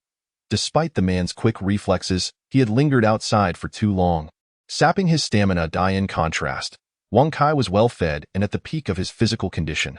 Moreover, having previously dispatched 3 individuals, his resolve was unyielding. Although the axe did not cleave through the man's skull, it struck firmly into his thigh. While it did not sever the limb, the bone was certainly broken, rendering the man unable to fight back. Wang Kai swiftly eliminated the first man but did not immediately deliver a finishing blow. Instead, he withdrew the axe and launched an attack on the second intruder. Simultaneously, he bellowed at his father, "Kill him!" Now in his 60s, Wang Kai's father was visibly pale from fear. Having led a life devoid of much education or skill, he had raised Wang Kai and supported his family, never having encountered such brutality. He was utterly unprepared for the ferocity displayed by his son. Observing the man writhing on the ground, pleading for mercy, the father felt a twinge of compassion. Yet, upon witnessing more figures scaling the iron gate and rushing towards Wang Kai, the old man finally erupted. He shouted fiercely, swinging the baseball bat at the man on the ground with reckless abandon. Bang! Oak! 1 blow, 2 blows, 3 blows. Before long, the man with the injured leg drew his last breath, but the elderly father continued to rain blows with the bat. "Watch out!" Just then, Wang Kai shouted urgently. The old man, startled, instinctively turned to look at Wang Kai. Before he could inquire further, a figure pounced upon him. In the next instant, the old man felt a sharp chill in his chest. Looking down, he saw a cleaver thrust into his torso. At the same time, the assailant, straddling him, gripped the cleaver tightly, applying relentless force. His face contorted into a terrifying mask of panic and madness. The old man, now aware of the situation, felt a surge of survival instinct propel him into a frenzy. He grasped the knife handle with one hand and the baseball bat with the other, striking wildly at his attacker. The man grunted as he received a blow, his grip on the cleaver loosening, but it was not enough to incapacitate him. The elder, disregarding everything else, swung the bat fervently, launching a barrage of strikes at the man, denying him even a moment to react. Soon, the assailant could no longer withstand the pain and relinquished the cleaver, attempting to seize the bat. The old man seized the opportunity to push the man off him. Struggling to rise to his feet, ignoring the knife still lodged in his chest, clutching the bat tightly and beginning to swing it erratically while shouting, "I will kill you all. You all deserve to die." Simultaneously, the situation on Wang Kai's side was equally dire. Of the 6 attackers, 5 had breached the premises. His father managed to dispatch one and held another at bay, while the remaining 2 launched a coordinated assault against Wang Kai. As for the last one, upon entering, he dashed straight into the house. Despite Wang Kai's ferocity, he was just an ordinary individual, relying solely on brute strength in combat. The 2 attackers did not engage him directly. Instead, they circled around him, delivering blows and slashes, sapping his strength with every strike. As the 5th intruder rushed into the house, screams erupted from his wife, mother, and child, causing Wang Kai to panic. He attempted to turn back to save them, but the 2 assailants would not allow him to do so. Wang Kai, unable to save his family, took 2 more blows, leaving him to place his hopes on his father. However, when he glanced at his father, he was met with the sight of a knife protruding from his chest. Clearly, his father was no longer a reliable ally. Just as Wang Kai felt engulfed in despair, another person leapt into the fray. Upon seeing this individual, Wang Kai's eyes lit up, and he shouted, "Quick, save them!" The newcomer was none other than Yang Wei, who had dealt with one of the adversaries outside. Yang Wei glanced at Wang Kai, then at Wang Kai's father, narrowing his eyes as he hesitated over whether to join forces to eliminate Wang Kai's entire family. The arrival of Yang Wei startled the others momentarily, but as they noticed his lack of immediate action, realization dawned upon them. One of them then spoke up, "Let us collaborate. If we kill him, we can split the resources inside." Upon hearing this, Wang Kai was instantly thrown into a panic. However, before he could utter a word, Yang Wei chuckled, "I'm just here for the excitement. You all carry on, don't mind me." Yet, despite his words, Yang Wei charged into the room. Witnessing this, both Wang Kai and the others grew anxious.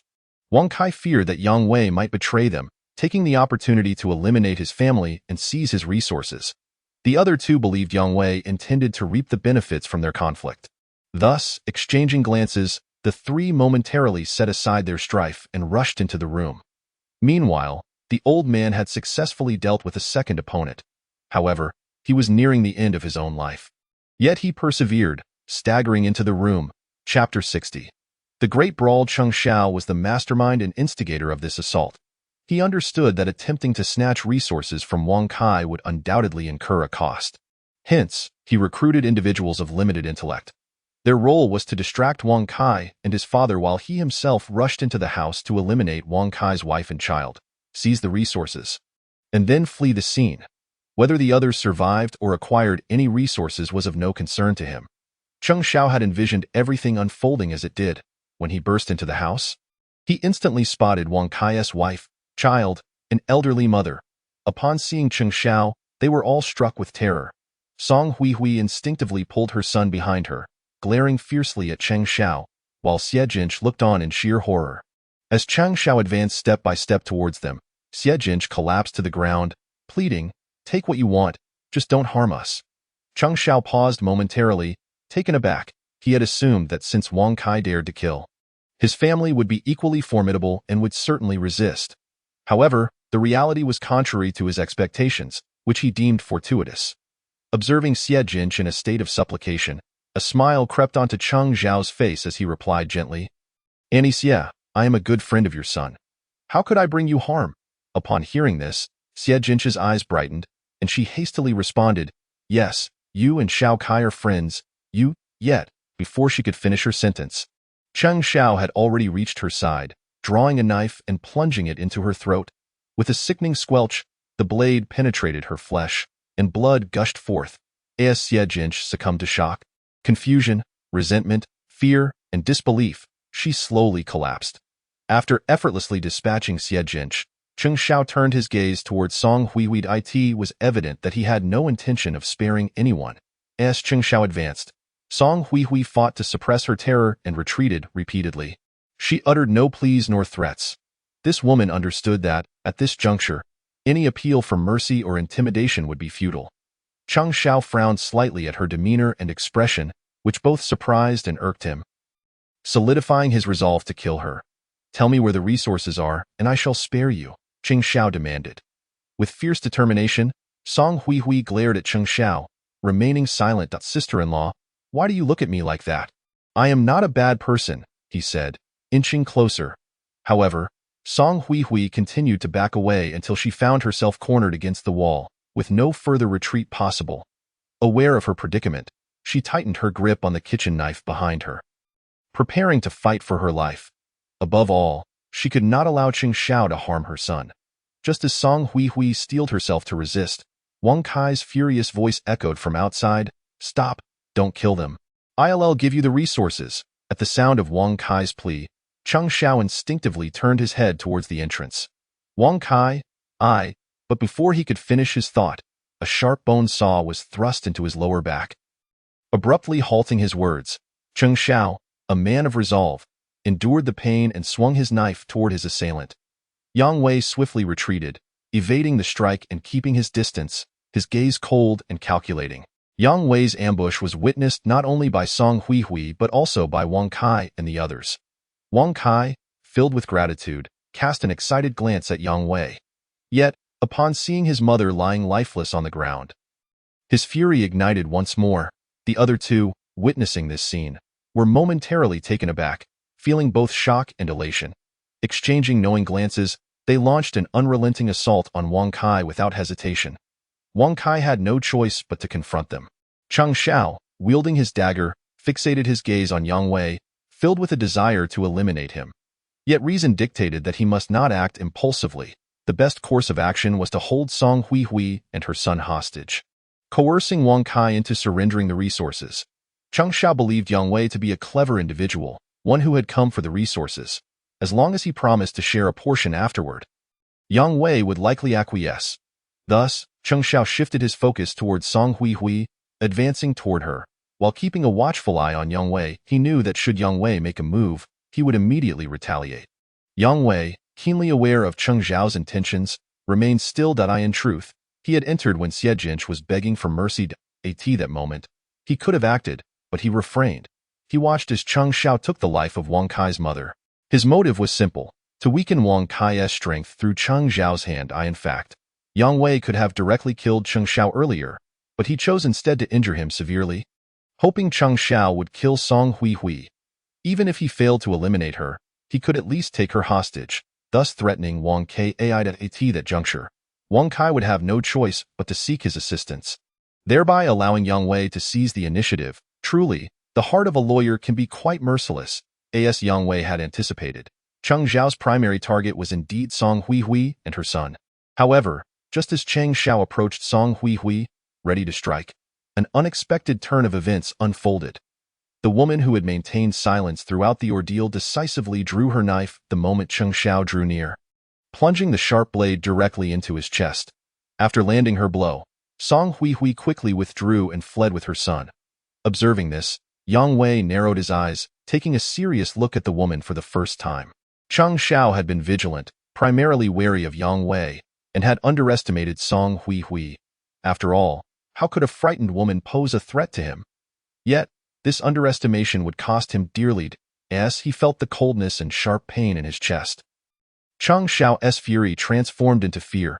Ignoring everything else, he instinctively swung his knife forward. Unfortunately, Song Hui had already escaped. Although Cheng Xiao's strike failed to reach her, it struck the terrified young boy instead. Enraged, Cheng Xiao swung with such force that he severed the boy's arm. The boy let out a piercing scream, instantly capturing everyone's attention. Wang Kai's eyes turned crimson upon witnessing this horror, and he charged toward Cheng Xiao.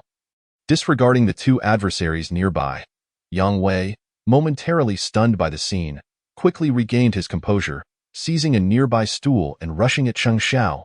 There was no alternative for Yang Wei. He had to act.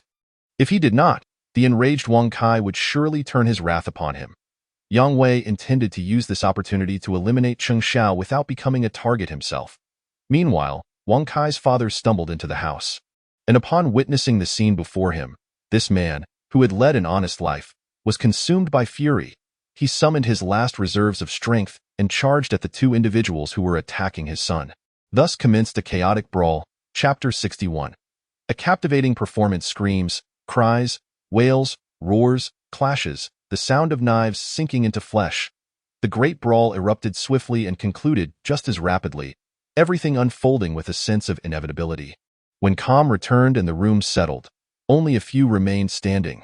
Song Hui, drenched in blood, cradled her son, who had lost an arm, curling up in the corner as she continuously comforted her terrified and pained child. Wang Kai, weapon in hand, hunched over, gasping for breath, positioned himself protectively in front of his wife and child. His bloodshot eyes fixated on everyone present, glinting with madness, blood dripping from his body like a furious lion. Cheng Xiao lay in a pool of blood, several knives embedded in his waist and chest, a splinter of wood protruding from his head. Yet even in such a state, he had not succumbed entirely, his body still twitching involuntarily. Wang Kai's father and the other two were entangled together, a steel rod piercing through their bodies, forming a fatal knot, a scene both tragic and beautiful. Yang Wei sat slumped in a pool of blood, his body smeared with the crimson fluid, yet his pale face bore an eerie calmness, his eyes fixated on Wang Kai, shimmering with inscrutable light, lost in thought. The scene was drenched in blood and brutality. The atmosphere heavy and oppressive. A groan, a cough, or even the slightest movement could ignite a new round of combat. It was unclear how much time had passed when Yang Wei suddenly coughed twice and turned to Wang Kai, asking, "Do you have a cigarette?" Wang Kai shot a furious glare at Yang Wei, his gaze drifting to his parents, lifeless in a pool of blood, and to his son, barely clinging to life behind him. He was consumed with a desire to slay this man. If only Yang Wei had acted sooner, his mother might have survived. If only Yang Wei had plunged the knife into Cheng Xiao at that moment, his son would not be injured. There were countless reasons that justified Wang Kai's urge to kill Yang Wei. Yet, reason prevailed, reminding him that he could not act on such impulses. Among the 12 individuals present, Yang Wei bore the lightest wounds. If he acted now, it might not be Yang Wei who died. Suppressing his murderous intent with great effort, Wang Kai reached into his pocket and retrieved the cigarettes he had recently acquired from Suemo. Tossing them to Yang Wei accepted the cigarette, extracting one and igniting it. With a few shallow puffs, he erupted into a violent coughing fit, clearly unaccustomed to smoking. Nevertheless, he endured the discomfort, greedily inhaling, as if this act could alleviate his physical pain and momentarily banish his fear of killing. Witnessing this, Wang Kai was reminded of his childhood, sneaking cigarettes behind his family's back, and he let out a silent sigh of relief. Though he remained vigilant towards Yang Wei, the cigarette burned quickly, mostly from self-combustion. For someone who did not smoke, this mattered little, but for a seasoned smoker, it was akin to torture. As Yang Wei finished the first cigarette and reached for a second, Wang Kai finally spoke up, "Hey, if you can't smoke, then don't. Cigarettes are expensive." "Huh?" Yang Wei paused, instinctively glancing at the brand of the cigarette. Golden Leaf. Although he had never smoked, he recognized it as one of the cheapest brands on the market.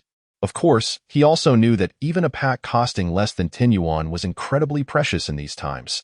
Yet, even so, he ignited a second cigarette in front of Wang Kai. Just as he was about to tuck the remaining cigarettes into his pocket, Wang Kai suddenly grew anxious. "Hey, don't push your luck." Yang Wei glanced at Wang Kai, grinning broadly to reveal his pearly whites. He waved the cigarette pack and said, "Want it back? Come and get it." Instantly, Wang Kai fell silent. Could he dare approach? The answer was evident. Seeing Wang Kai's reaction, Yang Wei chuckled, said nothing further, and stuffed the cigarettes into his pocket, struggling to rise to his feet. Wang Kai, already tense, instinctively tightened his grip on his weapon, fixating his gaze on Yang Wei. "What do you intend to do?" Yang Wei stood up, stretched lazily, adjusted his clothing, and strode towards the door. As he walked, he remarked, "Your business here is done, and I must go claim my spoils." At this point, having reached the threshold, Yang Wei suddenly turned back to Wang Kai and asked, "You're not planning to rob me, are you?" Wang Kai instinctively shook his head. Yang Wei, noticing this, grinned and said, "That is good." With that, he exited the room, leaving behind the cigarettes he had just pocketed. Cigarettes really stink. I can't fathom why anyone would want to smoke them. Wang Kai did not relax upon Yang Wei's departure. After waiting for over 10 minutes, ensuring that Yang Wei had moved far away, he finally dragged his weary body to the door, cautiously surveying the surroundings. Once he confirmed there was no danger, he finally allowed himself to unwind. He then collapsed to the ground like a puddle of goo, picked up the cigarette from the floor, lit it, and took deep drags. It was only when the smoke filled his lungs, invigorated by the nicotine, that Wang Kai felt truly alive again. However, upon observing the corpses strewn about, particularly the lifeless forms of his parents, grief overwhelmed him, and he buried his head between his legs, his shoulders heaving with suppressed sobs. Everything was irretrievable. After leaving Wang Kai's home, Yang Wei did not return home but instead went to the residence of one of the 6 individuals from earlier. The purpose of his visit was all too clear. Those who plunder others must be prepared to be plundered themselves. Whether one would be the predator or the prey depended solely on who could survive. Simple, direct, and brutally realistic, it was destined to be a sleepless night. The once quiet neighborhood was now shrouded in the cover of darkness, bearing witness to the most savage of slaughters. Each individual fought desperately to survive, either by preying on others or becoming victims themselves. Many, after committing murder and seizing supplies, emulated Wang Kai, bringing severed heads to Suemo in exchange for resources. Unfortunately, they received nothing in return, for their victims were not Zhao Tai's people. but merely ordinary residents of the community, and thus, no goods could be exchanged. Although disappointed, they reluctantly accepted their fate, having acquired some supplies through their bloodshed, however meager, enough to ensure their survival for the time being. That night, Suemo chose not to retire to his bedroom but instead sat on the living room sofa, sipping red wine and reading, occasionally glancing at the bustling neighborhood outside. A faint smile lingered on his face. His demeanor, gaze, and movements reminiscent of a director seated behind the camera, elegantly savoring the masterpiece he had crafted. As dawn broke, the slaughter gradually subsided, restoring a semblance of peace. Suemo set down his book, stood up, stretched, and murmured, "What a splendid performance." With that, he retired to his room, leaving behind a pensive young Sweki, who sat in the living room in a daze. Chapter 62. The Alliance of Rebels Upon Awakening. The world outside was still blanketed in heavy snow, cloaked in silence, the only differences being the bloodstains that had dried into a vivid crimson and the corpses, now stiffened, gradually being covered by falling snowflakes. Everything seemed unchanged, yet everything felt different. In the days that followed, as night fell, the slaughter would commence anew, with an increasing number of individuals, whether willingly or unwillingly, drawn into the chaos. Each night, lives were claimed, and victories were achieved. The pent-up rage within the populace erupted into unrestrained violence, a frenzy befitting the apocalypse. Regardless of the turmoil unfolding outside, Suemo's life remained steadfastly comfortable and monotonous. Yet never dull. As time progressed, each night, individuals arrived in disguise to seek transactions with Suemo. True to his word, Suemo provided them with supplies. In the span of less than a week, Zhao Tai's followers began to vanish one after another. Though labeled as missing, the grim reality was that they had been slain. Whether Wang Kai's group or another faction was responsible remained unclear. But it was of little consequence, as the number of missing individuals grew. An atmosphere of profound unease enveloped the others, accompanied by a rising tide of fear and suspicion. Some speculated that their own ranks were responsible for the murders. Yet lacking evidence, they refrained from voicing their concerns, opting instead to gather their share of supplies and flee from Zhao Tai, seeking refuge. Such intentions were noble, yet the outcome was harsh. With the onset of slaughter, members of the Plunderers' Alliance found themselves constantly monitored. When they were discovered attempting to escape as lone individuals, the hunt would begin. Some pursued their quarry for supplies, others sought to engage in trade with Suemo, while some were driven purely by a desire for vengeance. Naturally, securing resources while enacting revenge was also an appealing prospect. Consequently, paranoia permeated the ranks of the Plunderers' Alliance. Initially, many remained in their homes, but now, they were compelled to seek refuge within Zhao Tai's residence. Fortunately, this was a villa district, providing ample rooms for their shelter. However, while accommodations posed little issue, the challenge of sustenance loomed large. Zhao Tai, though grateful for the security that came with so many individuals surrounding him, found the increased population synonymous with chaos, conflict, and a troubling escalation in resource consumption. As the leader of the alliance, it fell upon Zhao Tai to address these dilemmas. Yet, solutions were far from straightforward. The alliance was not a cohesive unit. Many of the newer members had been coerced into joining after having been plundered themselves. Faced with those who had once victimized them, they dared not confront Zhao Tai or Li Jianya. But they bore no such restraint towards others, treating them with disdain and hostility. Verbal altercations escalated into physical confrontations, and as deaths mounted, seeds of fear and suspicion took root, flourishing amidst the turmoil. In this volatile environment, even the slightest provocation could ignite explosive reactions.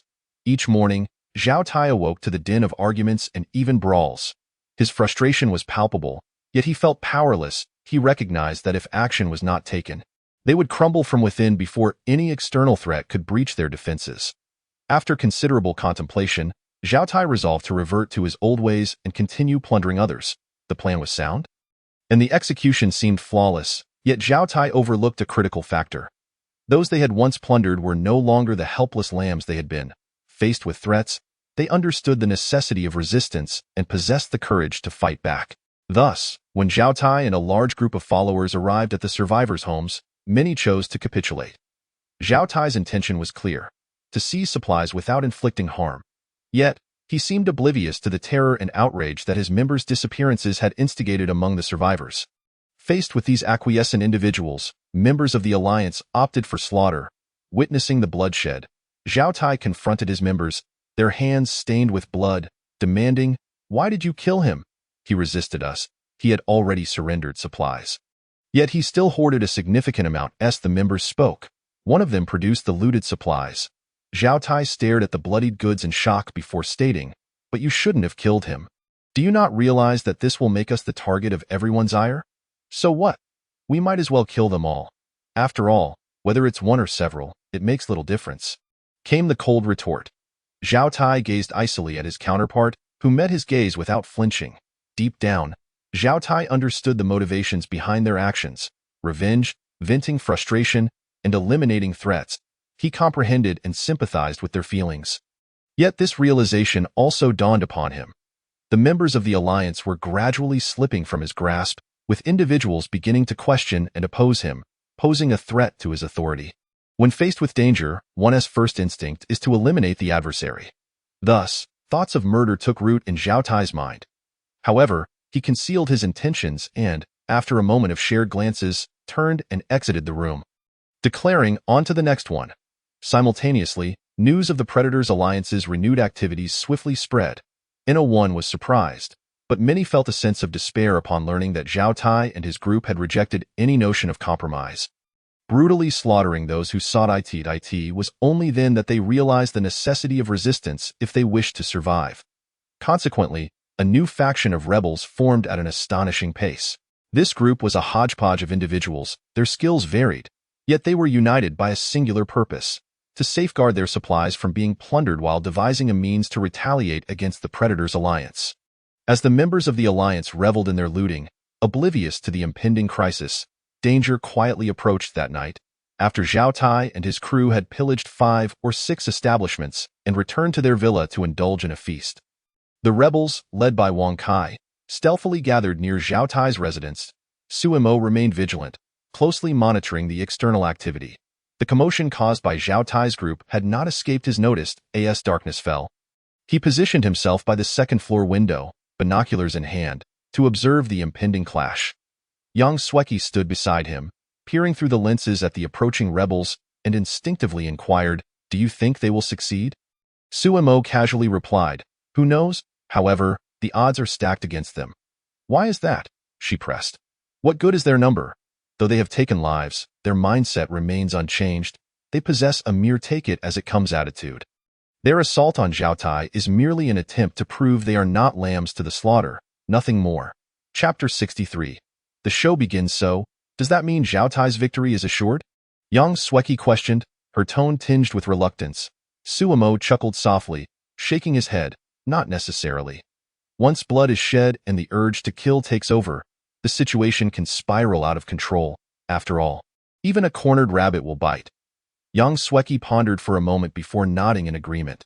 Suddenly, a thought struck her, and she exclaimed, "If it's dog eat dog, wouldn't that leave us in a prime position?" Suimo shook his head again, scoffing, "It's not as simple as you think." "What do you mean?" she asked, intrigued. "In this battle, regardless of the victor or the vanquished, neither side can eradicate the other completely. The most likely outcome is mutual destruction. Those who perish in this struggle will be the less intelligent ones. The truly astute will survive. After this conflict, they will realize that while fighting can secure supplies, it does not guarantee a comfortable existence. The only true savior, who poses little threat to them, is me. If it were you, what would you choose to do?" Yang Sweki mused, quickly grasping Sumo's implication. "Young master, do you mean they might unite against us? Not just a possibility, but an inevitable outcome, for they have no better options." "Then what shall we do?" Suimo flashed a charming smile but remained silent. Yet Yang Sweki noticed him retrieving items from his space: a highly insulated down jacket, professional mountaineering gear, goggles, climbing gloves, a bow and arrow, a machete, and a semi-homemade pistol. "Young master, what are you doing?" she asked as he donned the equipment. Suimo replied, "To resolve troubles, the best approach is not to eliminate the trouble itself, but to eliminate those who cause it. I have invested considerable time and effort to orchestrate this grand stage, and after such a long wait, it is finally time for the performance. I cannot be absent from my own show." Yang Sweki was taken aback, but upon further reflection, found no fault in Sumo's actions. Thus, as she assisted him in donning his gear, she inquired. What do you need me to do? Suemo shook his head, stating, you need do nothing. Just watch quietly, and if you find it dull, feel free to prepare a meal. Young Sweki nodded. Refraining from attempting to dissuade Suemo, she understood that it would be futile. Outside Zhao Tai's residence, Wang Kai and Yang Wei stood together, observing the bustling villa as they awaited the opportune moment. Perhaps due to their previous collaboration, Wang Kai and Yang Wei's camaraderie had grown significantly closer than with others. Do you think this will succeed? Yang Wei asked, rubbing his hands together. Upon hearing this, Wang Kai chuckled. Everything is uncertain. How could I know if it will work? However, as Yang Wei trailed off, Wang Kai's expression darkened, instinctively furrowing his brow. But what? The individuals we have gathered are those who have been left with no path by Zhao Tai. They may appear formidable, but should they encounter setbacks, they are likely to abandon the effort. Upon hearing this, Wang Kai's eyes narrowed, and he sneered, Humph. If it comes to that, no one will escape. Yang Wei glanced at Wang Kai, aware of his contingency plan. As they could not retreat, an offensive seemed feasible. Yet he still harbored concerns. What are you worried about? What if Zhao Tai tries to win them over publicly or makes them promises? What then? Wang Kai replied without hesitation, they are not foolish. How could they trust Zhao Tai? Oh really? Yang Wei remarked with a knowing smile. Wang Kai, realizing the implications, fell into contemplation. He understood Yang Wei's meaning and recognized that such a scenario was indeed likely to unfold. He also knew that if Zhao Tai extended an olive branch or made promises, some among the rebels would undoubtedly waver or even betray them. Even those who refrained from betrayal and chose to stand back would pose a significant disadvantage. After considerable thought, Wang Kai devised a single solution. Once we charge in, our primary target must be Zhao Tai. As long as we eliminate him, the possibilities you mentioned will cease to exist. Yang Wei nodded in agreement before shaking his head. Killing just Zhao Tai won't suffice. We must also eliminate Li Jianya. These two are the core of their faction. Once we take them down, the rest will be manageable. Wang Kai contemplated briefly before acquiescing to Yang Wei's plan. All right, we shall proceed as you suggest. Yang Wei continued, to be on the safe side, we should inform the others beforehand, giving them a heads up to minimize unnecessary complications. Wang Kai agreed without hesitation and then stood to head left. As he watched Wang Kai depart, Yang Wei's gaze flickered, pondering his thoughts. After a while, Yang Wei slowly rose and turned to face the direction of Sumo's home, squinting his eyes as he murmured, Is this the outcome you wish to see? Will you make your move tonight? As Yang Wei spoke to himself, he walked to the right, the details of his conversation with the others remaining shrouded in mystery. Time passed slowly, and soon it was 10 o'clock. Just as the rebels' alliance grew impatient, the raucous atmosphere within the villa gradually subsided. Observing this, Wang Kai recognized that the moment had arrived. It was time to act. He let out a whistle, signaling the others to commence their actions. As the whistle echoed, countless individuals emerged from the snow, armed with various weapons, stealthily approaching Zhao Tai's dwelling. Anticipating retribution, Zhao Tai had set numerous traps at the entrance. These so-called traps consisted of broken glass bottles, shards of shattered glass, nails, and other furniture unsuitable for kindling. However, one could hardly say these traps were effective. They were practically useless, and no matter how elaborate the traps, the relentless snowfall would swiftly bury them. And with the thick clothing worn by those exiting, they would sustain no injuries even if they did step on them. Consequently, Wang Kai and his group soon reached Zhao Tai's doorstep. As they contemplated whether to break down the door or pick the lock, the front door unexpectedly swung open. It turned out that one of Zhao Tai's subordinates, having overindulged, stepped outside in search of a restroom. Upon opening the door and confronting the dark, menacing crowd with their weapons and fierce gazes, the cold wind sent a shock through the inebriated subordinate, who instinctively turned to flee. Wang Kai and his group were momentarily taken aback at the sight, but their reflexes were sharp. Just as the subordinate attempted to turn away, Wang Kai commanded, attack. Without missing a beat, he raised his axe and brought it down upon the subordinate's head with precision. Swift, accurate, and brutal. The subordinate fell with a chilling scream, his life extinguished in an instant. Chapter 64. Scheming and slaughter inside the villa. Zhao Tai and his associates did not truly rest. Instead, they awaited the impending assault from Wang Kai and his comrades in this apocalyptic era, confronted by calamity. Some chose to surrender to fate, while others fought for survival. There were those who compromised, others who resisted, some remained loyal, and yet others betrayed. In essence, there is no impenetrable wall in this world. Wherever humanity exists, conflict inevitably follows. Humans can be remarkably peculiar creatures. When those around them exhibit kindness, they often feel gratitude, yet more frequently, they perceive such individuals as easy to manipulate, leading them to make increasingly unreasonable demands. Should their requests go unmet, gratitude swiftly transforms into resentment and even into violence. Conversely, when someone bullies them from the outset, they harbor hatred and fear towards that person, often opting for compromise or self-deception, thinking that everyone is the same. However, the moment a hint of goodwill is shown, they unhesitatingly place their trust in that individual, often resulting in irrational actions. This phenomenon appears absurd, yet it remains starkly realistic. Zhao Tai's recent acts of plunder were twofold: to seize resources and to instill fear in other survivors. Yet, upon realizing that his status, power, and dignity were being challenged, he undertook various clandestine maneuvers, such as courting those he had robbed, a few soul-piercing words of comfort, coupled with gentle gestures and enticing promises, led many of the robbed to not only refrain from hating him but to express gratitude instead. The ire of the robbed was redirected towards Zhao Tai's underlings, Wang Kai and Suimo, who had issued the bounty. In their eyes, the act of plunder was not Zhao Tai's fault. He was merely compelled by his subordinates. If blame were to be assigned, it should fall upon Wang Kai and his ilk. Had they not rebelled, Zhao Tai would not have resorted to plunder again.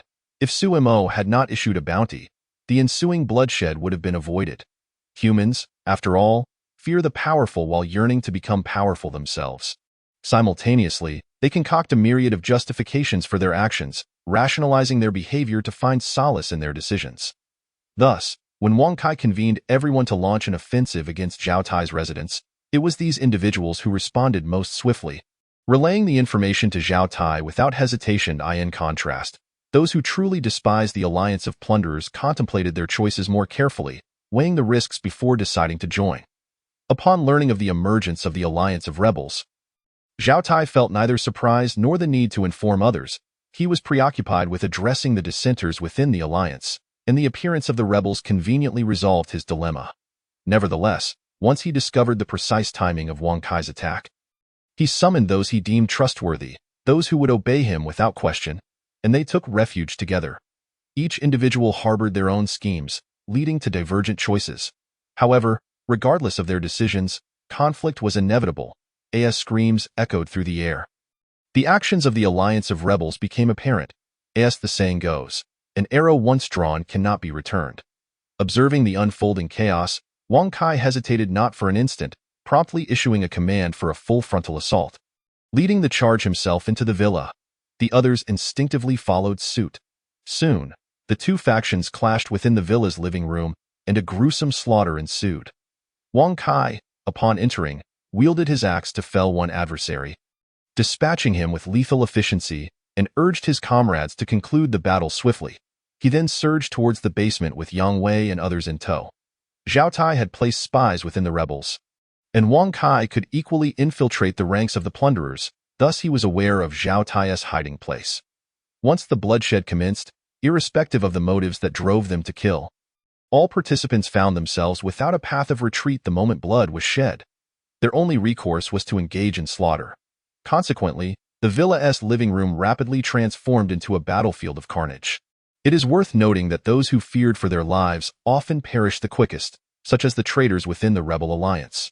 Upon storming into the villa, they rushed towards the plunderers, attempting to convey their allegiance. However, their actions were perceived as provocation by the plunderers and deemed cowardly by the rebels. Thus, these individuals charged out, only to be struck down before they could utter a word. Witnessing this scene, the initially hesitant rebels, fueled by rage, seized their weapons and charged forward. In no time, the traitors of the rebel alliance became the first casualties of this brutal skirmish. At this juncture, all were embroiled in the melee within the living room. The departure of Wang Kai and his comrades drew little attention. On their way to the basement, they encountered no resistance. Initially, Wang Kai and his allies remained on high alert, puzzled by the eerie silence. However, Wang Kai soon discerned the underlying reason. Since Zhao Tai sought to eliminate adversaries through subterfuge, he would naturally refrain from informing too many individuals. inadvertently aiding Wang Kai. Thus, guided by the markers left by the spy, Wang Kai swiftly located the entrance to the basement. Upon observing the locked door, a smile of triumph crossed Wang Kai's face as he exclaimed, "I found it." He then approached, knocking calmly on the door. "Who is it?" A man's voice resonated from within. "Is Mr. Zhao there? There's a commotion outside. You all should come out and take a look." Wang Kai feigned the role of a subordinate, hoping to deceive the occupants into opening the door. However, silence reigned within. Noticing this, Wang Kai raised an eyebrow and continued urgently, "Mr. Zhao, you should really come out. If you don't, the situation may spiral out of control." Zhao Tai, hidden inside, remained unmoved, precisely as he had hoped. He then whispered to those around him, "Do not speak. No one is to open the door." The others exchanged glances, puzzled, yet they nodded in agreement. Just then, one man standing at the door took advantage of Zhao Tai's moment of distraction and quietly opened it. The soft creak of the door echoed sharply in the tense atmosphere, drawing everyone's attention towards the entrance. Incredulity etched on their faces as they beheld the man at the threshold. "Liu Wei, what are you doing?" The man, named Liu Wei, upon realizing he had been discovered, cast aside his hesitation and forcefully pushed the door open. Charging out, Zhao Tai, now alert, wore a grim expression and bellowed, "Kill him! Shut the door!" Yet, it was too late. The door was already ajar, revealing Wang Kai and his associates, weapons drawn and eyes glinting with malice. Spotting the opening, Wang Kai swung his axe towards Liu Wei, who, stunned and bewildered, met his demise in an instant. "Ugh! I've always despised traitors," Wang Kai declared, brandishing his axe as he stormed into the villa. Chapter 65. An unexpected visitor. Meanwhile, in the villa adjacent to Zhao Tai's, Suimo, fully equipped, lay prone on the rooftop, crossbow aimed at the entrance of the villa, silently observing the unfolding chaos within. The original owner of this villa had long since fallen victim to Zhao Tai, and the space had been allocated to his subordinates. Yet, this subordinate had been silently dealt with by the stealthy Suimo. Witnessing Wang Kai and his men storm the villa amidst the cacophony of violent clashes, a smirk crept across Suimo's lips. The show was about to commence. Suimo refrained from acting hastily. Should he reveal himself at this moment, he would undoubtedly become the target of collective ire. The optimal strategy was to wait until the skirmish concluded, then eliminate whoever emerged. Indeed, Suimo had no intention of sparing any of those within the villa, including Wang Kai. Amidst the ongoing bloodshed and incessant screams, Suimo remained unusually calm. Before long, someone, unable to endure the terror any longer, began fleeing the villa. Spotting a bloodied individual sprinting out, shrieking in panic, Suimo took aim. Just as he prepared to pull the trigger, he hesitated. Suimo turned his gaze towards the east side of Zhao Tai's residence. Moments ago, he had caught a glimpse of movement in the snow. Could it be other survivors seeking to capitalize on the chaos? With this thought, Suimo retrieved a pair of night vision goggles from his pack, donning them to survey the area. There, in the snow to the east of the villa, lay a group of around 10 individuals. Though few in number, their attire, physique, and weaponry far surpassed those of Wang Kai and his crew. Clearly, these individuals did not belong to the western district of the Junyu Villa complex. Furthermore, their well-organized positions indicated they had undergone specialized training. Could they be members of a rescue team? Suimo pondered this possibility but swiftly dismissed it. The authorities had long since declared an evacuation. The rescue team would have departed well before the official announcement, rendering them an unlikely presence. Could they be representatives of the Lin family, seeking Lin Junkai? This thought arose, only to be quickly refuted. The Lin family possessed their own security forces, quite formidable at that, which explained why Suimo had only targeted Lin Junkai without directly confronting the Lin family. However, based on Sumo's understanding of the Lin family, they would have immediately sought out Lin Junkai following the onset of the snow disaster. Given the time that had elapsed, it was likely they had already abandoned the search. Be candid. Lin Junkai was expendable to the Lin family, particularly when compared to his elder brother and sister, who held far greater significance. If they were not Lin family members, then who could they be? Could it be that Lu Hao had not traveled to the island nation, and these were his men? Yet, if they were indeed Lu Hao's, would their primary target not be him? Why, then, were they lying in ambush here? Even if they belong to Lu Hao, they should be aware that it is utterly impossible to breach the safe house with merely a dozen individuals. At this moment, Suemo contemplated many possibilities. After exhausting her thoughts, a sudden epiphany struck her as she gazed towards the east. I have discerned your identities. The Junyu Villa complex was originally designed with a division between the eastern and western areas. The residents of the western district are predominantly merchants or affluent social elites, while the eastern district is home to retired officials. Unlike typical retirees, those residing in the eastern district are either individuals who retired prematurely for various reasons, or those who have experienced the trials of life and have since embraced a carefree existence. How should one describe these individuals?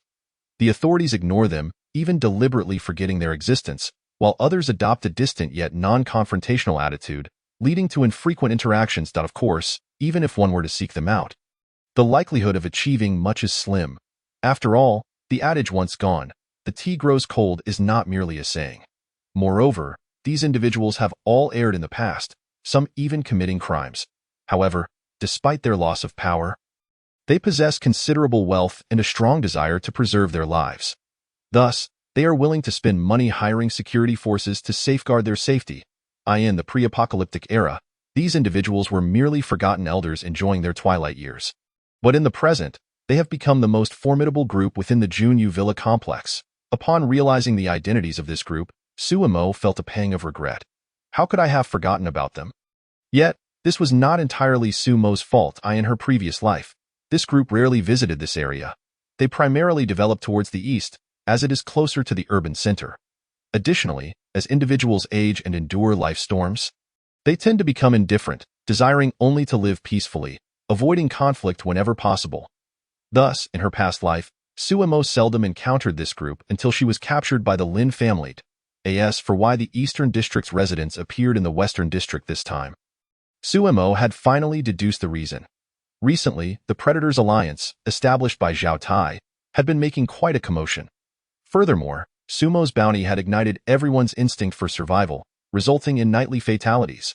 Such significant disturbances would inevitably attract the curiosity of the Eastern District residents. Or perhaps they sought to take advantage of the chaos. With this thought, Sumo's lips curled into a smile as she murmured, "This situation has become even more intriguing." Retracting her gaze, Suemo turned to look at Zhao Tai's residence. The individual who had escaped the villa was severely injured. He had collapsed in the snow shortly after fleeing due to excessive blood loss. During this interval, numerous others had also attempted to escape, but either succumbed to their injuries or were killed by those pursuing them.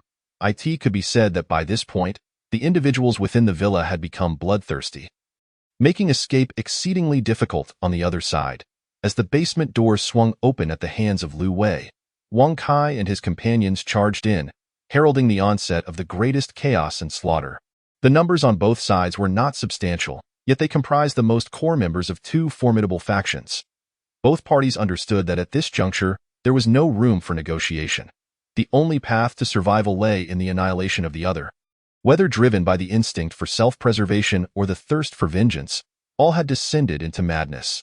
After slaying Lu Wei, Wang Kai immediately set his sights on Zhao Tai, signaling to Yang Wei, as they flanked him from either side. Having endured so much, Zhao Tai was not one to cower. However, before engaging in combat, he sought to persuade the two. Wang Kai, you need not resort to such measures. We harbor no deep-seated hatred towards one another, and it is unnecessary for this to become a life-or-death struggle. Instead, let us join forces to deal with Suemo. He possesses ample resources, and if we eliminate him, we can split the spoils equally. What do you say? Even at this critical moment, Zhao Tai could not help but scheme against Suemo, underscoring the depth of his animosity towards her. Chapter 66, Zhao Tai's Demise. Cooperation?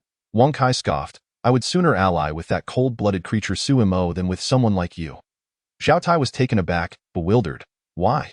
In what way do I fall short compared to Suemo? Humph. Wang Kai snorted. You are acutely aware of your past actions. No explanation is needed. I had no choice. I merely wished to survive. Was my approach truly erroneous? Wang Kai shook his head. You are not wrong.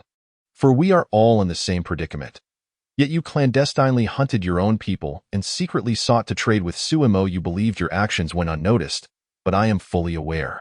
At these words, Zhao Tai's countenance changed dramatically, and he hastily protested. I did not. I would never. Do not speak such nonsense. Whether I speak nonsense or not, you know the truth, and they likely do as well. Wang Kai remarked, glancing at the others. Their expressions flickered. Apart from a few, most exhibited no surprise, clearly indicating their awareness, or perhaps their involvement in such dealings. Zhao Tai surveyed the room, his expression chilling as he intoned. So, it seems there is nothing left to discuss. Wang Kai remained silent, his actions answering Zhao Tai's inquiry. Without hesitation, he swung the axe in his hand toward Zhao Tai. Seeing this, Zhao Tai quickly retreated to evade the blow. However, as he moved back, Yang Wei, positioned to the side, struck with a knife. Fortunately, Zhao Tai had been exercising regularly and had killed multiple foes recently, allowing him to react swiftly and dodge the attack.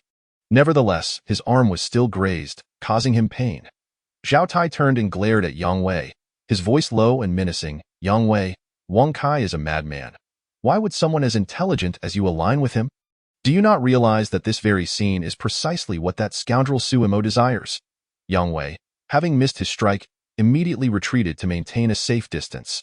Upon hearing Zhao Tai's words, he replied coolly, I am well aware of that.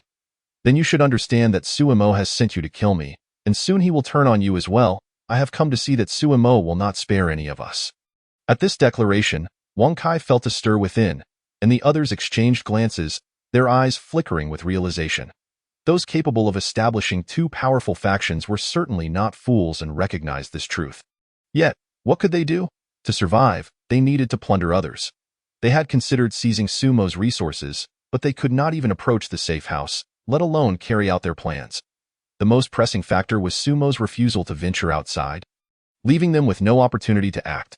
Thus, even though they recognized Sumo's intentions, Wang Kai, Yang Wei, and the others chose to attack Zhao Tai, opting for a deal with Suimo.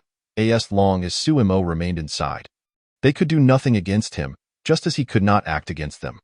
What they did not anticipate was that Suimo had emerged and was standing outside, observing the brutal conflict unfold. Seeing Yang Wei fall silent, Zhao Tai believed he had swayed him, and thus pressed on. Yang Wei, individuals like you and I possess the intellect to avoid needless bloodshed. Even if you were to slay me, it would not resolve the underlying issues.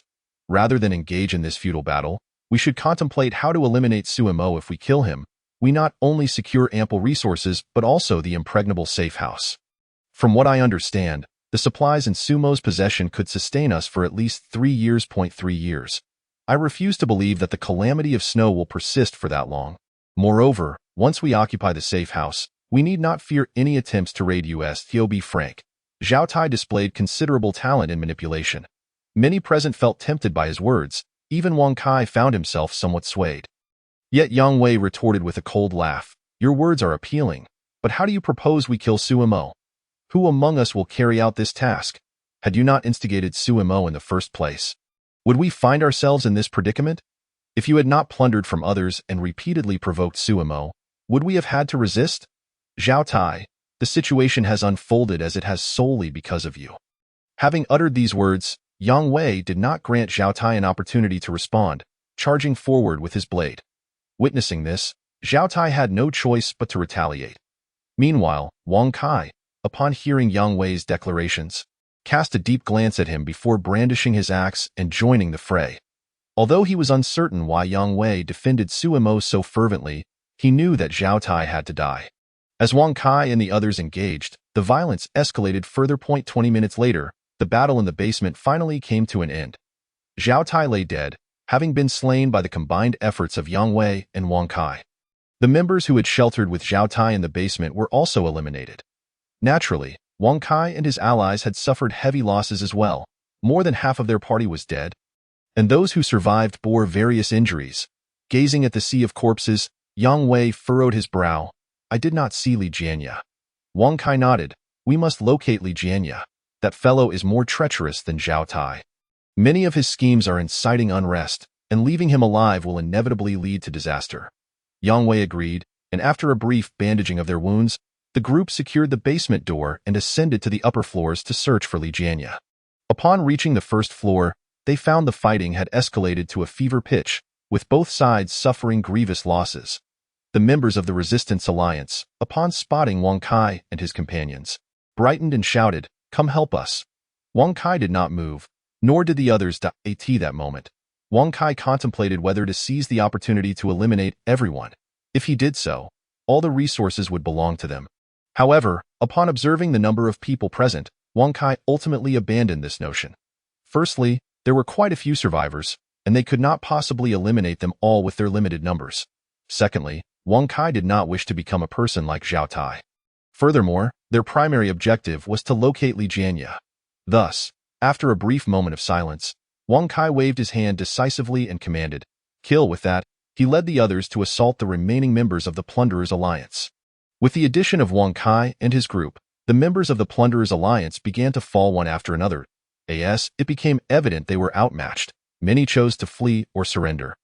Yet, in their bloodlust, the group showed no mercy. Meanwhile, while Wang Kai and the others were engrossed in battle, a group from the East District stealthily approached the villa. Upon reaching the villa and witnessing individuals escaping, they swiftly took action. Those who fled the villa had scarcely registered what was happening before they were killed. However, due to the tide of battle turning, an overwhelming number of people chose to escape. Even though the East District's individuals acted swiftly and efficiently, some managed to slip through their grasp and return to the villa, informing everyone that a third party had arrived outside. Chapter 67. Negotiation and Calculations. A third party? Could it be Suemo? Upon receiving this news, the first thought that crossed everyone's mind was Suemo. Given the current situation, it seemed that no one other than Suemo could organize a force to take action against them. Wang Kai turned to Yang Wei and inquired, "What do you think?" Yang Wei was also somewhat at a loss. In fact, prior to this operation, he had suspected that Suemo might come. But he was not overly anxious. Everyone knew Suemo had only 2 companions. Although many in the West District had not participated in this operation, they were well aware of the combat capabilities of those who had. Thus, despite Zhao Tai's earlier assertions, Yang Wei and his companion remained relatively unconcerned. With this in mind, Yang Wei refrained from immediately voicing his thoughts and instead inquired in detail about the situation outside. Upon learning that their opponents were few in number but well-trained, Wang Kai's eyes lit up. Could it be a rescue team? As soon as these words were spoken, the individuals who had just been locked in a fierce battle could not help but cheer. Yet, Yang Wei frowned and cautioned, "Don't celebrate too early. Whether they are a rescue team is still debatable. Even if they are a rescue team, if they resort to violence immediately, what do you think their purpose here is?" Yang Wei's words served as a bucket of cold water, calming the gradually exhilarated crowd. Wang Kai, upon hearing this, felt a chill in his heart and then remarked, "Could they be survivors from another area?" Yang Wei was momentarily taken aback, then his eyes narrowed as he murmured, "I think I might have an inkling of who they are." Upon hearing this, everyone turned their gaze towards Yang Wei. "Do you remember the group of old cadres from the East District? If I am not mistaken, those blocking the door are indeed their people." Upon hearing this, the crowd exchanged glances, some astonished and others at a loss. Since the apocalypse commenced, with heavy snowfall and a sudden drop in temperature, venturing outside had become exceedingly difficult. The only reason they were able to step out was due to the strategic location of Junyu Villa District. When it was constructed, the site was chosen for its scenic riverside view, positioned on a hillside, shielded from the wind. Therefore, while the temperatures here were still low and the snowfall significant, it was marginally more favorable than other areas. But that was the extent of it. If they ventured beyond the confines of the Villa District without any means of transportation, their chances of escape were virtually non-existent. If it were otherwise, Zhao Tai and Wang Kai would have long since fled. During this time, they had been preoccupied with survival and conflict, never contemplating the arrival of individuals from other regions. To be precise, it wasn't that they hadn't thought of it. Rather, everyone believed it was an impossibility.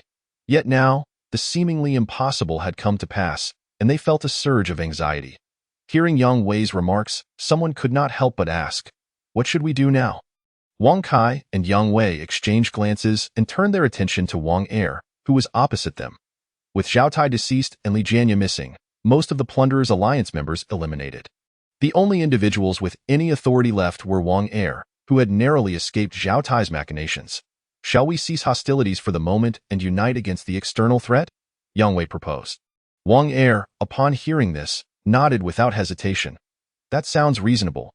To be honest, if the situation had allowed, Wang Er would have fled long ago, but he found himself trapped here, unable to escape. Had he not known that begging for mercy would lead to death, he would have surrendered already. Now, upon hearing Yang Wei's suggestion, Wang Er naturally agreed wholeheartedly. Yang Wei nodded slightly and then turned to the others, asking, "What about the rest of you?" The individuals exchanged glances, and they all nodded in agreement.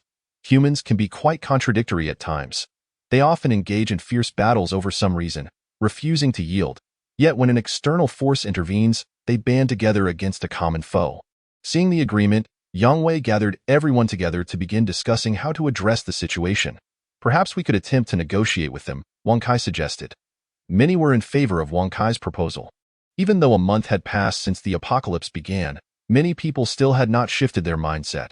It was not due to ignorance, but rather habit. After all, most of the residents here were merchants, who typically approached problems from a profit-oriented perspective, and cooperation was the first solution that came to their minds. Of course, with supporters came dissenters. Wang Er remarked, "Negotiate. Do you really think they have any intention to negotiate? How many of those who fled just now made it back alive? They have no desire to engage in talks. The reason they had not yet stormed in was simply that they perceived us as too numerous and were waiting for us to finish fighting before reaping the benefits. In my view, instead of pondering too much, we should charge out and confront them. After all, we have the advantage in numbers, and this is our territory. We cannot possibly lose." Wang Er's words drew agreement from many.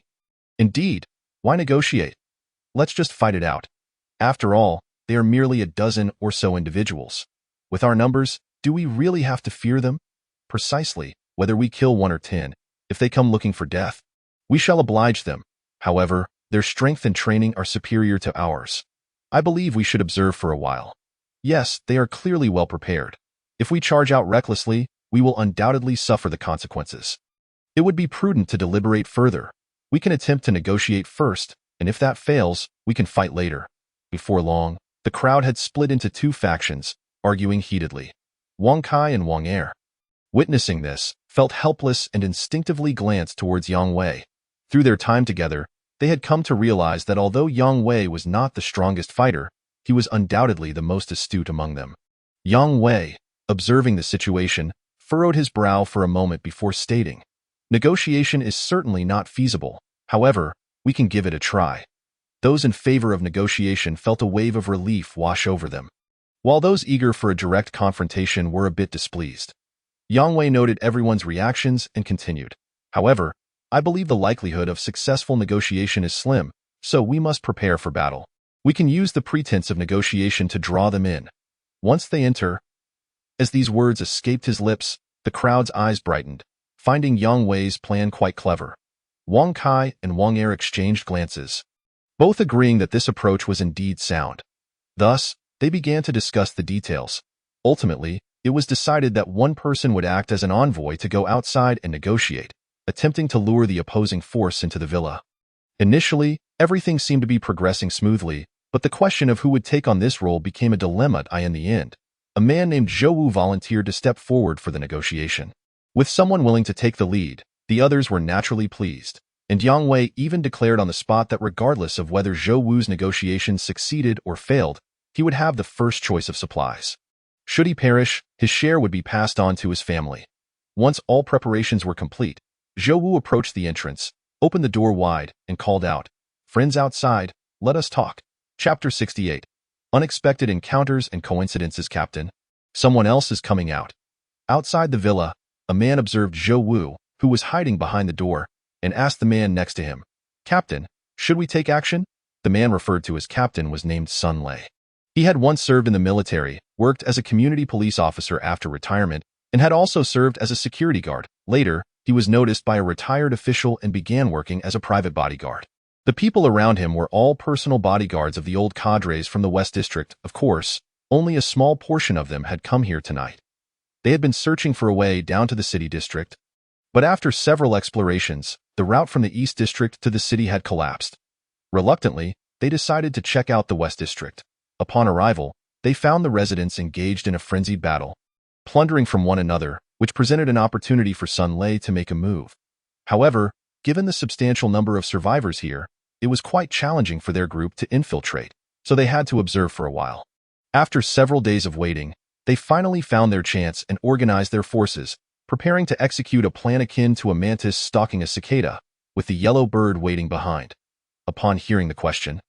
Sun Lei did not respond directly but instead asked, Xiaoguo, how many do you think they have left? The man referred to as Xiaoguo pondered for a moment before replying. From the sounds of the fighting coming from inside, they likely still have around 20 or 30 people. Sun Lei frowned slightly.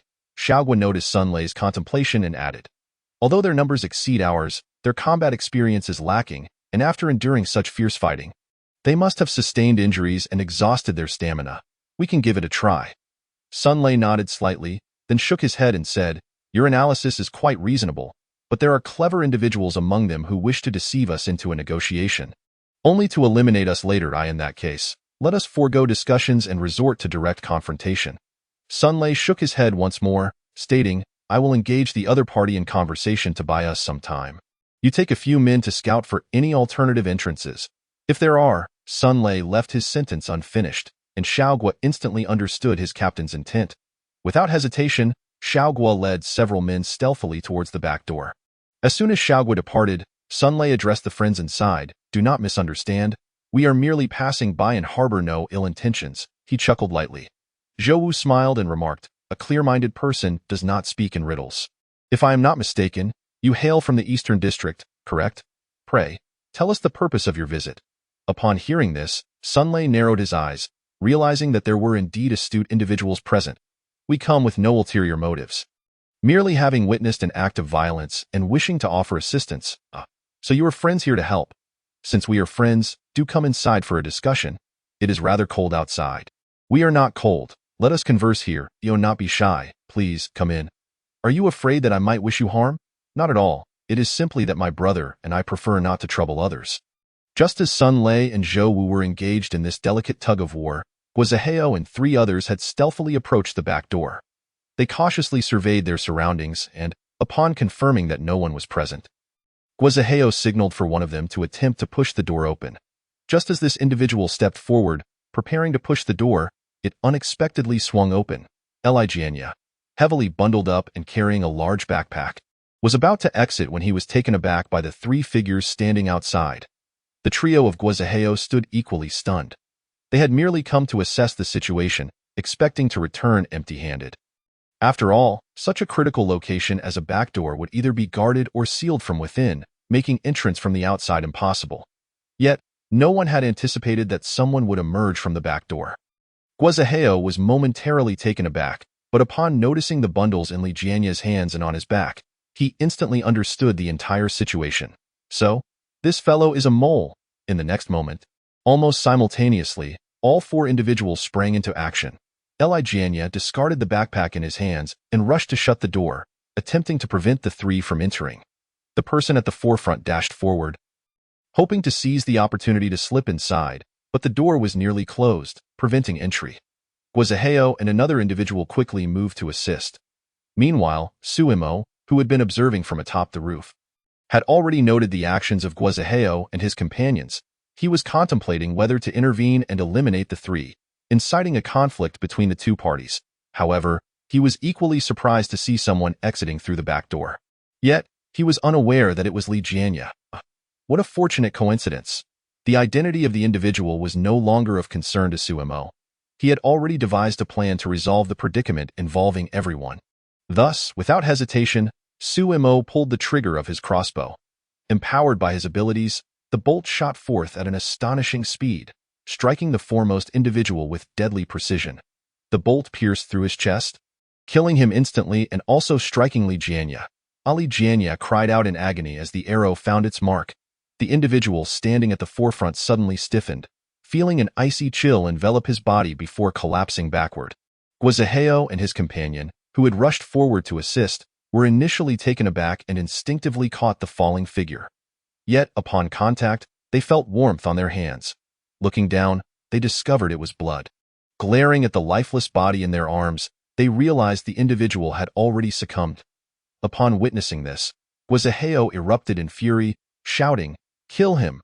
Before his words could fully escape his lips, he drew his weapon and began to pound on the door. Although Jianya had been struck by the arrow, his thick clothing mitigated the injury, with the bolt merely piercing his shoulder, causing pain but not a deep wound. Upon hearing Guozaheo's furious shout, Jianya quickly regained his composure, disregarding everything else, and hurriedly attempted to shut the door. He pressed his body against it while searching for a bolt, but in his frantic state, he could scarcely find it. As he braced against the door's violent impacts, Li Jianya could only hold it shut and pray that Wang Kai and the others would arrive promptly upon hearing the commotion. Meanwhile, the tug-of-war unfolding at the front door did not escape the notice of Sun Lei and Zhou Wu, both of whom were startled by Guoziheo's furious roar. The first to react was Yang Wei, who shouted, "Quick, close the door." He then turned to Wang Kai, saying, "Kai, there's trouble at the back door. You must take your men there immediately and ensure they do not gain entry." Wang Kai, upon hearing this, remained silent, swiftly leading 7 or 8 men towards the back door. The others present hurried towards the entrance to assist in closing the door. Sun Lei, realizing something was amiss at the back door, although unaware of the specific events, knew that there was trouble brewing. He dispatched 2 more individuals to the back door for assistance, and then instructed the remaining group, "Charge." With that, Sun Lei brandished his weapon and charged towards the front door. Chapter 69. Drive the tiger and swallow the wolf. The battle intensifies. The sudden turn of events was unexpected for all. Yet, no one had the luxury of pondering why such an incident had occurred at this moment. For Sun Lei was already leading his men towards the entrance. Having undergone professional training, Sun Lei saw that the door was on the verge of closing and hurled his axe with all his might. With a resounding thud, the axe struck the door frame, preventing it from closing completely. Seizing the opportunity while the enemy struggled to retrieve the axe, Sun Lei finally reached the entrance, raising his bone knife and aimed a swift strike at the hand resting on the doorframe. With a heart-wrenching scream, Zhou Wu's hand was severed, blood gushing forth. The individuals assisting in closing the door, witnessing that it could not be shut for the time being, decided to abandon their efforts, raising their weapons and unleashing a frenzied assault towards the front. Though the techniques employed were crude, they proved unexpectedly effective. Faced with the sharp blades, even the trained Sun Lei dared not advance recklessly. After all, in a post-apocalyptic world devoid of medicine, an injury could be tantamount to death. Fortunately, the door provided sufficient cover. Sun Lei's team could not enter, and those inside could not emerge. Thus, Sun Lei ordered his comrades to begin battering the door while the others defended against the enemy's weaponry. Bang, bang, bang. The once impenetrable door began to yield under the relentless assaults, the gap widening with each strike. Inside, chaos erupted as Zhou Wu's injury sent the scene into disarray. Some sought to close the door. Others aimed to fight, while still others wished to retreat. As the door appeared on the brink of collapse, Yang Wei stepped forward. "Do not panic. First, move Zhou Wu aside. Those on the sides, focus on closing the door, while those in the middle continue to wield their weapons." Yang Wei's voice rang clear, and his directives were sensible. Upon hearing his words, the others promptly complied. The advantage of numbers began to manifest. With coordinated efforts, the axe lodged in the floor was finally dislodged. Just as the door was nearly shut, Sun Lei, willing to risk injury to rush inside, was suddenly struck by a crossbow bolt that flew from the darkness, hitting the individual who had just pulled out the axe with deadly accuracy. Sun Lei was momentarily stunned, his heart racing as he spun around to locate the archer. However, all he could see was a blinding white haze, obscuring any view. Meanwhile, the individual felled by the crossbow bolt collapsed to the ground, their body wedged between the 2 doors. Those inside realized that in order to close the door, they would first need to drag the body away. Yet, in the midst of the panic, everyone was too preoccupied to attend to such details. They merely focused on closing the door. But with the body lodged there, the door could not be shut. Unable to locate Suimo, Sun Lei had no choice but to return to the fray. Observing the fallen body, he promptly urged his comrades to continue battering the door. Just as both sides found themselves locked in a stalemate once more, Wang Kai encountered trouble of his own. Having just led his men away from the front hall towards the back door, he had only progressed halfway when he spotted a figure staggering towards him. Wang Kai instinctively raised his weapon. The figure, upon seeing the gleaming blade, abruptly halted, tearing off the scarf from its face and shouting, "Do not attack, it is me, Li Jianya." Wang Kai was taken aback, then narrowed his eyes. He had been searching for Li Jianya and was surprised to find him here. Just as Wang Kai hesitated over whether or not to eliminate Li Jianya, the latter shouted, "Run, they are breaking in from outside." To seemingly corroborate Li Jianya's warning, for armed figures emerged into view. In an instant, both parties recognized each other as foes. Thus, without exchanging a word, they tightened their grips on their weapons and charged at one another. Seeing this, Li Jianya quickly ducked and rolled on the ground, managing to escape the battlefield unscathed. Meanwhile, Wang Kai and Guizaheo clashed violently, engaging in a fierce battle. Though Guizaheo's group consisted of only 4 members, half the number of Wang Kai's, each of them was trained, executing their strikes with remarkable speed and precision. In a single encounter, they managed to kill one and severely wound 2 others. Observing this, Wang Kai's heart sank. While shouting warnings to his companions to stay alert, he charged towards Guizaheo. Both sides recognized the significance of eliminating the opposing leader. Thus, they mutually advanced, ready to engage in a fierce confrontation. After a brief but intense exchange, Wang Kai found himself with several new wounds. Though none were life-threatening, they nonetheless hindered his combat effectiveness significantly. Guizaheo has also sustained injuries, albeit less severe than those of Wang Kai, which highlights the distinction between the professional and the amateur. The two engaged in another fierce confrontation, and upon parting, they gained a rough understanding of each other's capabilities. Wang Kai realized he was no match for Guizaheo. Should he continue this relentless struggle, he risked his very life.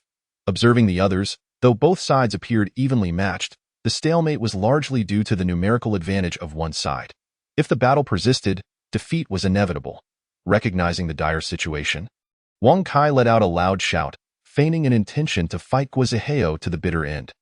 Just as Guizaheo focused intently, preparing for the final onslaught, Wang Kai turned and fled.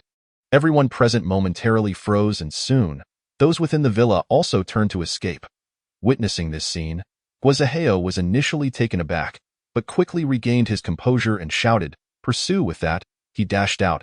He soon caught up with the last person in the fray, raising his bone knife and delivering a decisive blow. Accompanied by a chilling scream, the unfortunate soul collapsed, revealing a gaping wound on his back, blood rapidly saturating his clothing. Guizaheo exhibited no mercy.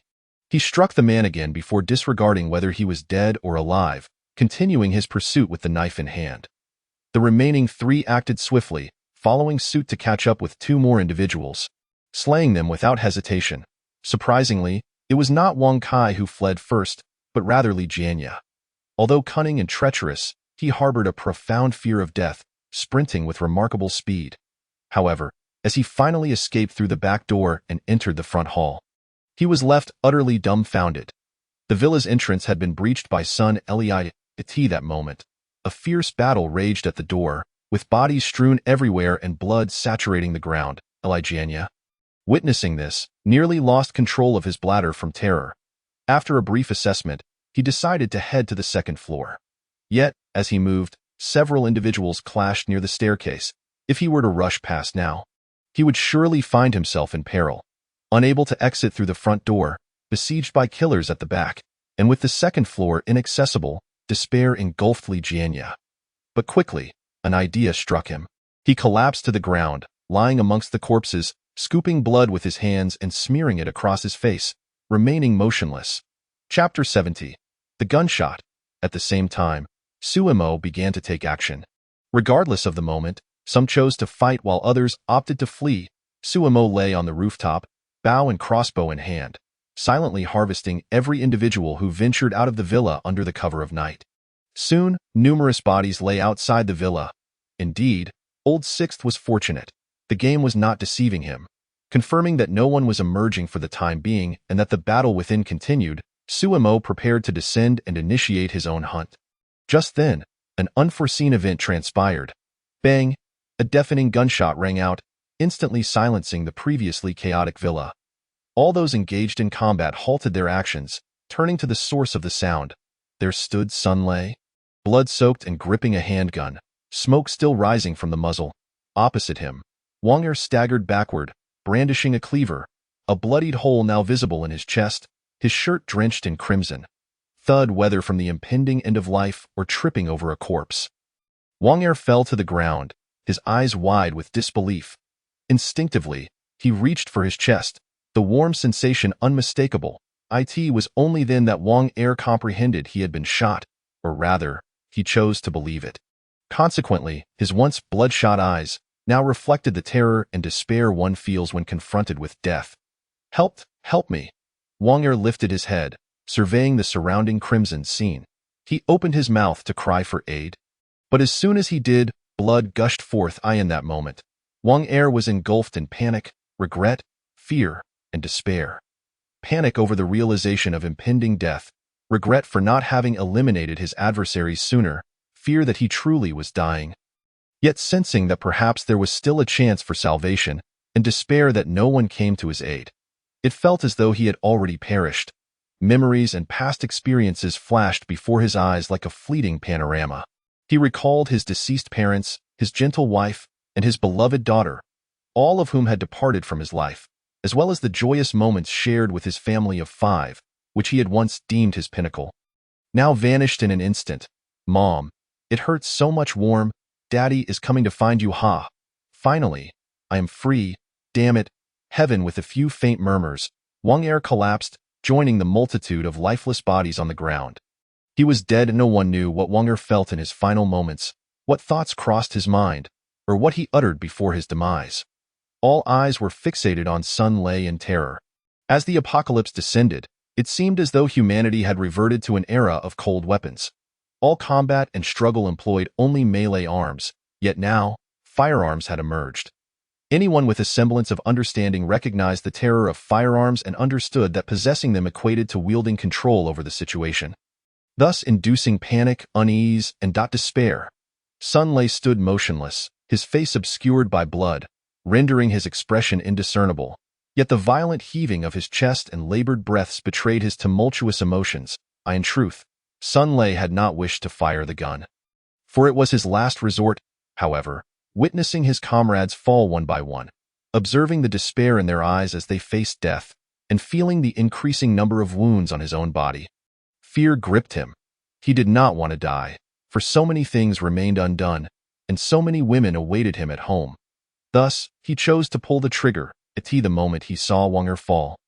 And the fear reflected in the eyes of those around him, a realization ignited within Sun Lei. He had stumbled upon something extraordinary: control, authority. He felt as though he could dominate everything, including life itself. It was this sensation of control that instilled in him a sense of authority. In that instant, Sun Lei believed he had matured, elevated, awakened. He had seemingly become the king of the village. Go validate his hypothesis. Sun Lei aimed his weapon at one of the most formidable individuals present. He distinctly recalled that this man had just slain 2 of his brothers. Observing the dark muzzle of the gun, Wu Xiaobo's complexion drastically shifted. Instinctively, he recoiled, attempting to flee. Halt! Don't move! Sun Lei commanded. Wu Xiaobo froze, standing rigidly as a sinister smile crept across his already menacing face. You seem quite brave, Sun Lei remarked. Wu Xiaobo shook his head repeatedly, stating, Brother, you've misunderstood. I am quite timid, not brave at all. Is that so? Yes, I truly am not brave. But just now, you killed 2 of my brothers. Thud. Upon hearing this, Wu Xiaobo dropped to his knees, pleading, it was a misunderstanding. All a misunderstanding. Bang. Before Wu Xiaobo could finish his explanation, a bloody hole appeared in his forehead. His eyes widened in shock, still bearing a forced smile, his body crumpling to the ground. The others, witnessing this, felt a weight in their hearts and scattered in all directions within the room. Some hid beneath tables, others crouched behind sofas, and a few dashed upstairs, with no one daring to resist. Observing Wu Xiaobo's lifeless gaze and the panicked, terror-stricken expressions of the others, Sun Lei felt a sense of satisfaction and erupted into laughter. Ha ha ha. The only 5 who remained unmoved amidst the chaos were Guozaheo and his companions, among the 13 who had emerged from the fray. Only 6 remained, all bearing wounds. Faced with Sun Lei's firearm, Guozaheo and the others were astonished and anxious, yearning to escape, unaware that Sun Lei possessed a gun. Yet, they held their ground. However, witnessing Sun Lei's increasingly maniacal laughter, their panic returned. The 5 exchanged glances, recognizing the worry reflected in each other's eyes, instinctively distancing themselves from Sun Lei, who knew if he might suddenly turn the gun on them. Although such a possibility seemed slim, did they dare to take that chance? The answer was evident. What should we do now? Wang Kai, concealed behind a door, inquired, glancing at Sun Lei's gun. "We cannot confront him head-on. Our only option is to outsmart him." Yang Wei replied. "How do we outsmart him?" Wang Kai pressed urgently. Yang Wei fell silent. The presence of a gun in Sun Lei's possession had caught everyone off guard, including him. His mind raced, contemplating their next move. Sensing the urgency, Wang Kai admonished, "Don't just stand there in silence. If we don't devise a plan, we will perish here." Indeed, no matter how ruthless or fierce an individual may be, when faced with firearms, a vulnerable side is invariably revealed. Chapter 71. The choice. Meanwhile, Suemo stood frozen in place upon hearing the gunshot. He had not anticipated that someone in the villa wielded a firearm. Who could it be? In that moment, Sumo's mind raced with thoughts of many individuals: Zhao Tai, Li Jianya, Wang Kai. Yet he quickly dismissed them as suspects. The rationale was simple.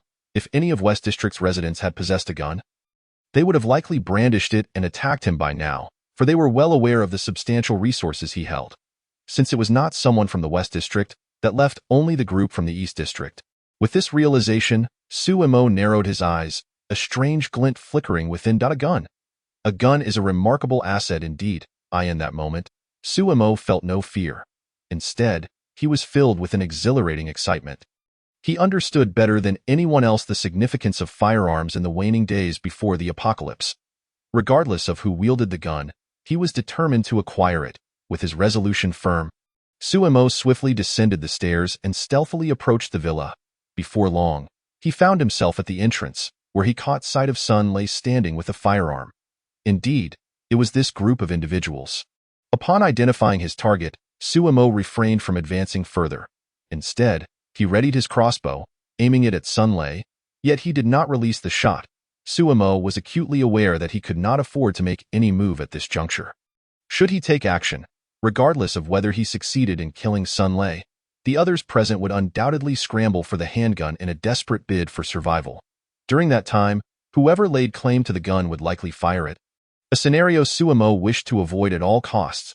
To him, the bullets of the handgun were far more precious than the lives of these individuals. He waited, biding his time for the moment when those inside would initiate a counterattack. While the mere presence of the firearm could intimidate many, there was but one weapon amidst a multitude of seasoned fighters, all of whom had witnessed bloodshed and taken lives. For an ordinary person, upon encountering a firearm, the likelihood of capitulation stood at 90. Yet Suemo knew that among Wang Kai's group, while a significant portion would yield, a select few would not, Wang Kai included. As long as Wang Kai possessed a modicum of intelligence, he ought to realize that as the orchestrator of the Resistance Alliance, Sun Lei would never permit him to live. At that moment, the villa was eerily silent, save for the manic laughter of Sun Lei echoing throughout the halls. "Have you thought of a solution?" Wang Kai inquired once more. Yang Wei turned to him, casting a penetrating gaze at the anxious Wang Kai, instinctively furrowing his brow. The only viable option now was negotiation. Negotiation? That sounds promising. Wang Kai's eyes lit up. Yet Yang Wei shook his head at that moment, saying, "It's not that simple." "What do you mean?" Wang Kai pressed. "This group has come from the East District to our territory. You should be well aware of their intentions. Negotiation may be a viable strategy for others, but it is not for us." "Why not?" Yang Wei's brow knitted tightly. He now regretted collaborating with Wang Kai. The latter was clearly not foolish. He had merely been startled by the sudden appearance of the handgun. When he noticed Yang Wei's solemn gaze upon him, Wang Kai felt a chill course through him as he suddenly grasped Yang Wei's implication. "So what do we do? Do you intend to confront him head-on?" Yang Wei nodded in affirmation. "You must be mad. He has a gun." Yang Wei replied nonchalantly, "There is only one gun, and it can only kill one person at a time. With so many of us, how many could he possibly eliminate?" While this logic held true, who among them was unafraid of death, and who would dare act? Ha. Upon hearing this, Yang Wei chuckled softly. He removed his golden-rimmed glasses, wiping the bloodstains from the lenses as he remarked, "Others would certainly hesitate, but there is one person who would not." "Who?" Yang Wei replaced his glasses and gazed toward the entrance, murmuring, "Suemo, Wang Kai froze for a moment, then exclaimed in surprise, "Suemo? Are you saying he is outside?" Yang Wei nodded, stating calmly, "Do you think the events of tonight are mere coincidence? If you reflect on the unfolding of this incident, you will discover that it has all been orchestrated by Suemo, who has set the stage for such a grand spectacle." Would Suemo not make an appearance? Without waiting for Wang Kai's response, Yang Wei continued, he will undoubtedly come, and he has been watching everything unfold here. Upon hearing this, Wang Kai found Yang Wei's reasoning compelling, yet he could not help but inquire, but what if he doesn't show up? Yang Wei shook his head, saying, do you see the crossbow bolt embedded in the corpse at the door? In the entire East District, who else but Suemo possesses such bolts? He has certainly arrived. And he is just outside. Wang Kai instinctively glanced toward the entrance, observing the mangled corpse and the crossbow bolt protruding from it. He squinted, murmuring, he really has come. Subsequently, Wang Kai turned back to Yang Wei, asking, what do you plan to do? There are 3 options. It is up to you to choose. Let me hear them. First, we negotiate with that fellow, surrendering most of our supplies to them in exchange for our lives. The others might survive, but there is a high probability you and I will perish.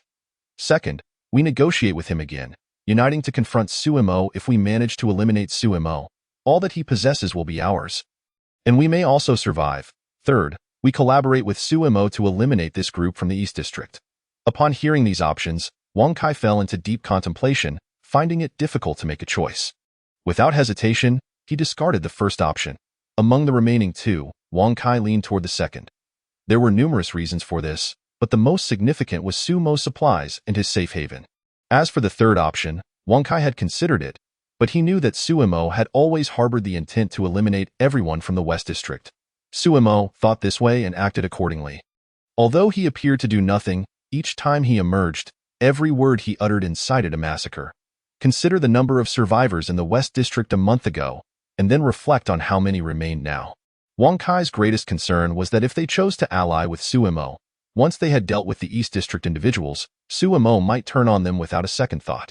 With this in mind, Wang Kai asked, will the East District people cooperate with us? Once the cooperation is completed, will they truly let us go? Wang Kai's choice was laid bare before them. Since the East District individuals had chosen to attack while they were embroiled in a life-and-death struggle with Zhao Tai, they had undoubtedly been lurking here for some time and were likely aware of Sumo's substantial supplies. Provided they demonstrated sufficient sincerity, cooperation should not pose much of a problem. S4. Yang Wei paused momentarily before continuing. As for whether they would let us go, the answer should be clear in your heart.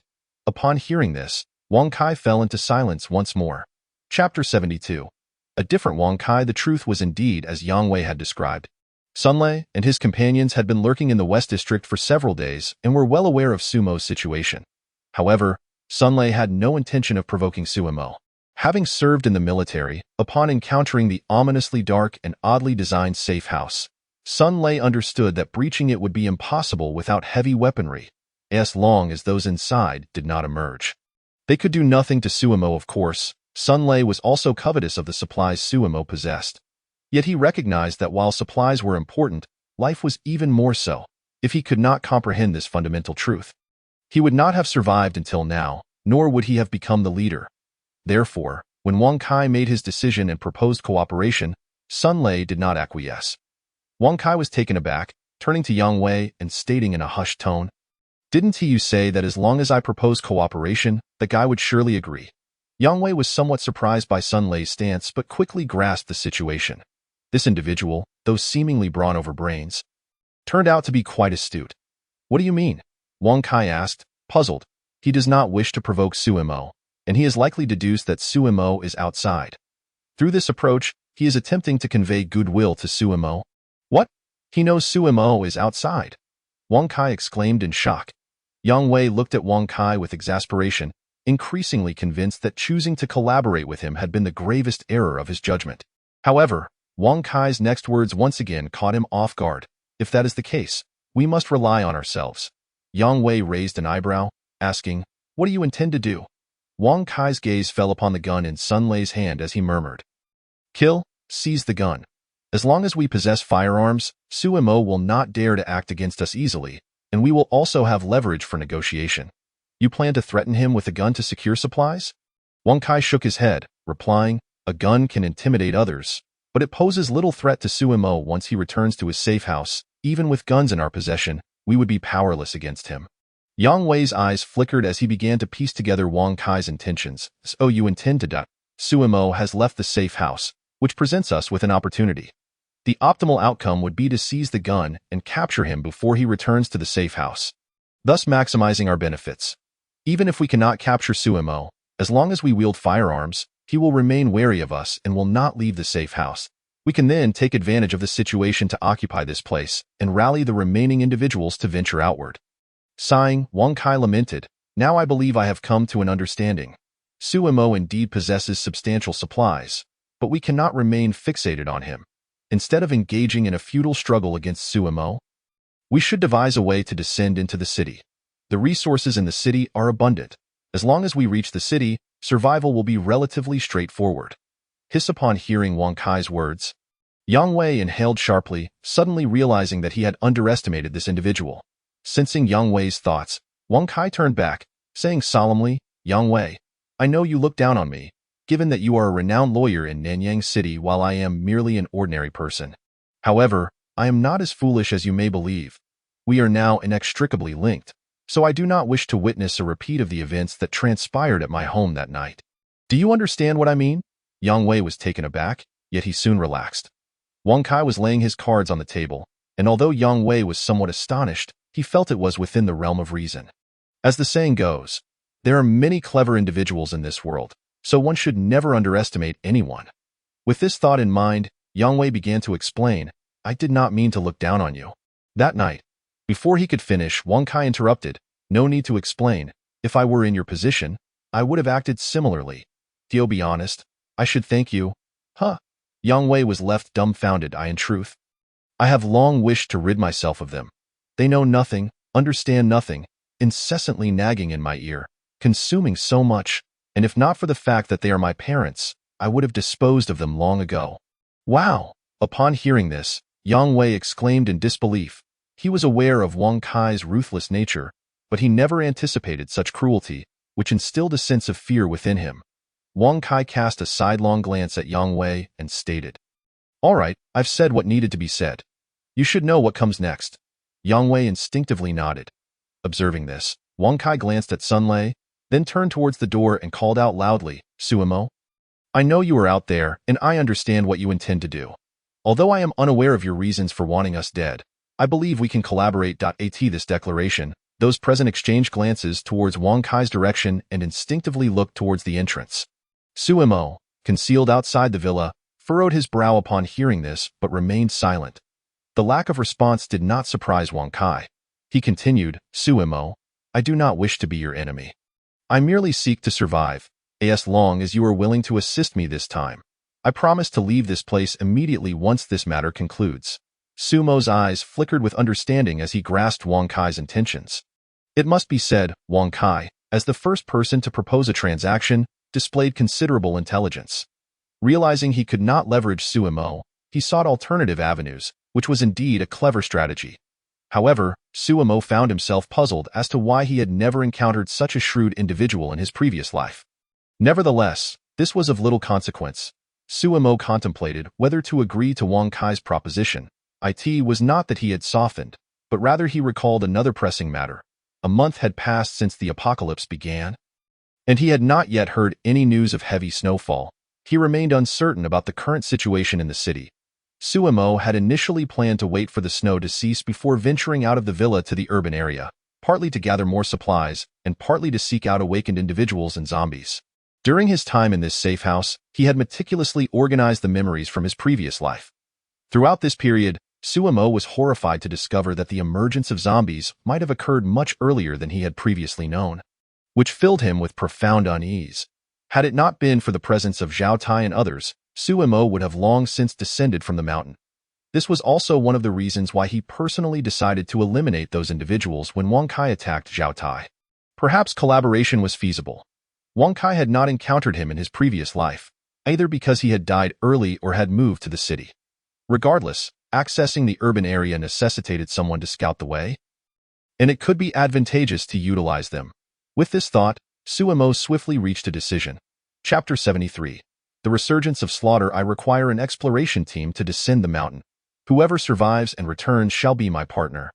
Sumo's voice resonated softly. Sun Lei, hearing this, abruptly turned, aiming his gun towards the source of the sound. However, upon closer inspection, he found no trace of Suemo. leaving him deeply disappointed. Meanwhile, Wang Kai, witnessing Sun Lei's turn, felt a surge of opportunity. He hurled the kitchen knife like a dart towards Sun Lei, attempting to launch a surprise attack from behind. Sun Lei reacted with remarkable speed, instinctively dodging to the side and redirecting his gun towards his rear. Whether it was due to the brief time frame or reluctance to waste bullets, Sun Lei did not fire as Wang Kai spoke. He refrained from rushing to attack, as he too wished to observe how Suimo would handle the situation. In Sun Lei's view, possessing a firearm meant Suimo would undoubtedly cooperate with him. However, the situation unfolded contrary to his expectations. Wang Kai, you actually believe Sumo's deceptive words? He wishes for us to turn against one another. Can you not see that? Sun Lei seethed internally, cursing Wang Kai's foolishness. Wang Kai, however, was far from foolish. He understood Sumo's intentions, yet he had no other options. What appeared to be choices were, in reality, no choices at all. Wang Kai's sole desire was to survive. And the only way to achieve that was to take a gamble, striving to seize that gun as leverage for negotiating with Suimo. Additionally, he harbored suspicions that Suimo might also be armed. Thus, faced with Sun Lei's accusation, Wang Kai remained silent, continuing to use obstacles for cover while throwing items at Sun Lei. Confronting firearms head-on was inadvisable. The only strategy was to deplete the opponent's ammunition. Once the gun was devoid of bullets, it lost its intimidating power. Sun Lei soon recognized Wang Kai's intentions, cursing him while constantly evading, yet he refrained from firing. In truth, he did not wish to act thus. But he had no choice. Although he possessed a gun with 7 rounds, having already fired 2, he was left with 5 bullets to contend with over 20 individuals. While he had spare bullets, he lacked an extra magazine. Once the rounds in his current magazine were expended, he would lose his sole advantage. Seeing Sun Lei hesitate to fire, a smirk crept onto Wang Kai's lips, knowing he had made the right gamble.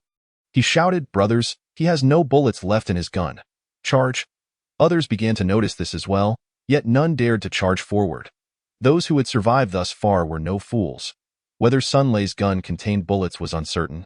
If it did not, that was advantageous, but what if it did? Ultimately, no one wished to be the first to stick their neck out. Witnessing the lack of action, Wang Kai was not surprised.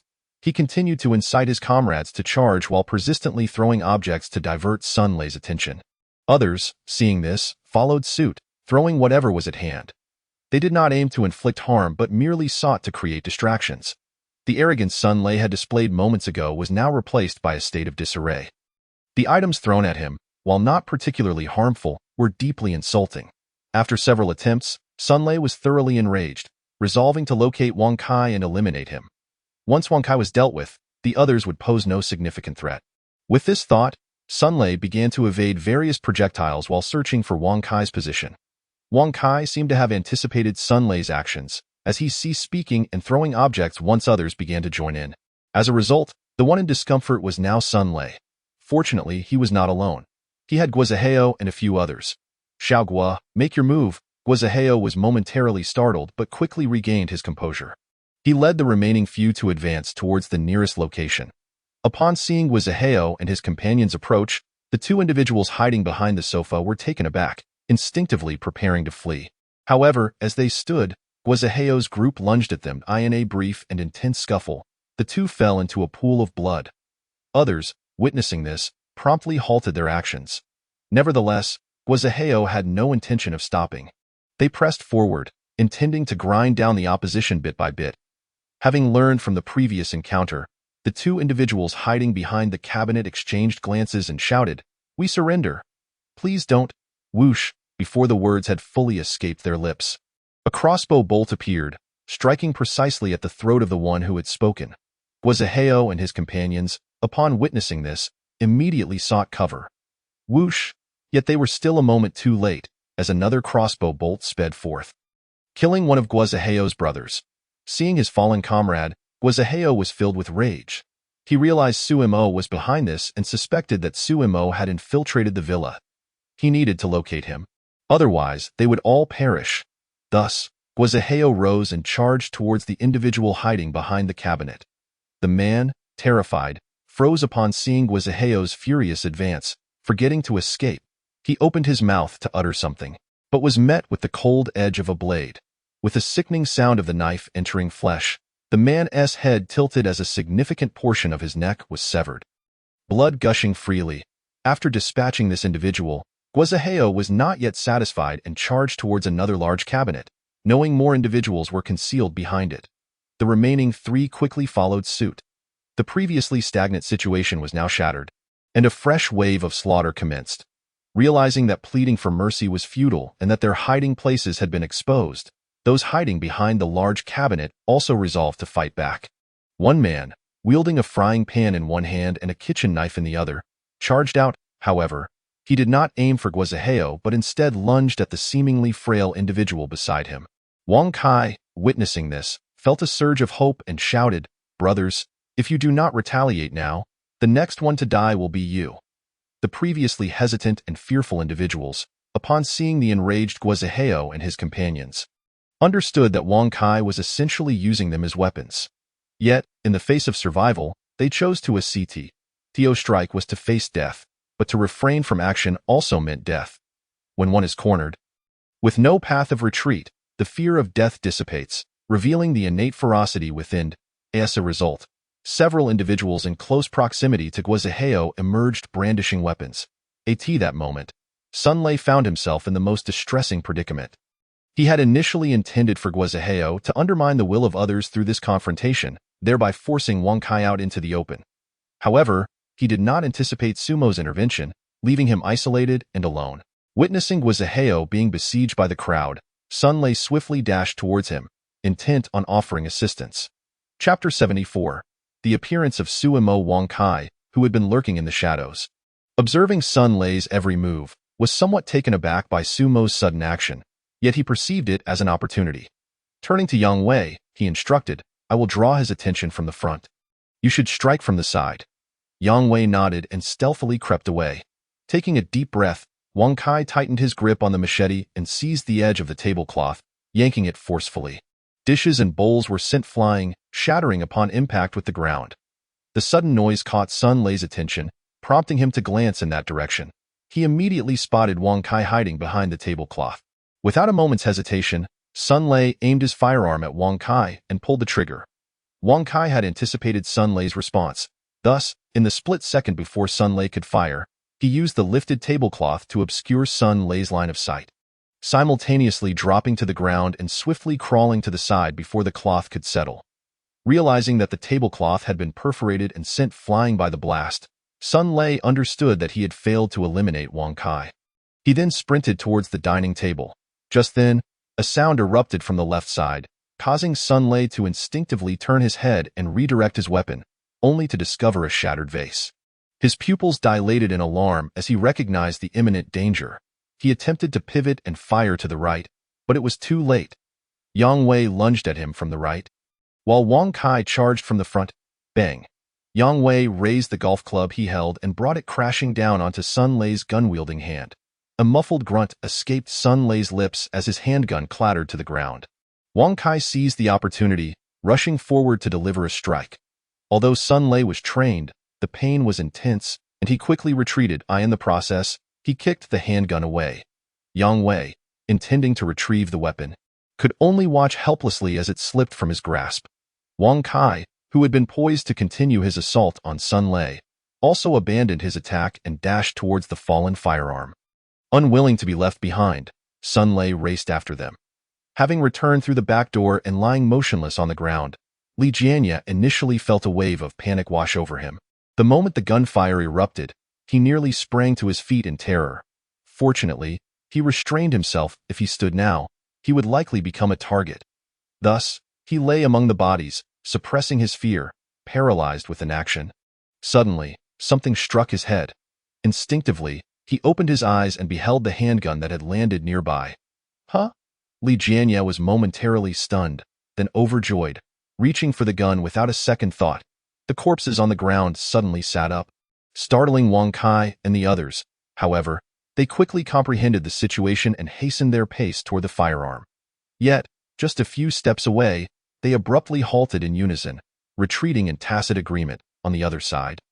Li Jianya was on the verge of claiming the handgun when, at that very moment, a clean and fair hand appeared before him, picking up the firearm from the ground. Huh? Li Jianye was momentarily taken aback.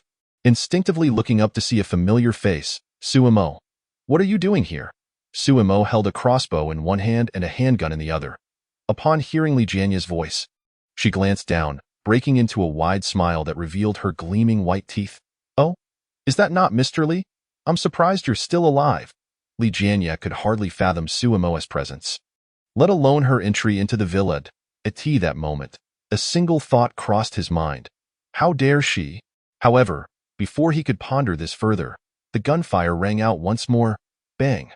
Suemo raised her hand and fired, killing Li Jianye instantly. In her previous life, he had thrived through deceit and betrayal, successfully weathering the storm of the blizzard and entering the Lin Group as a low-level manager.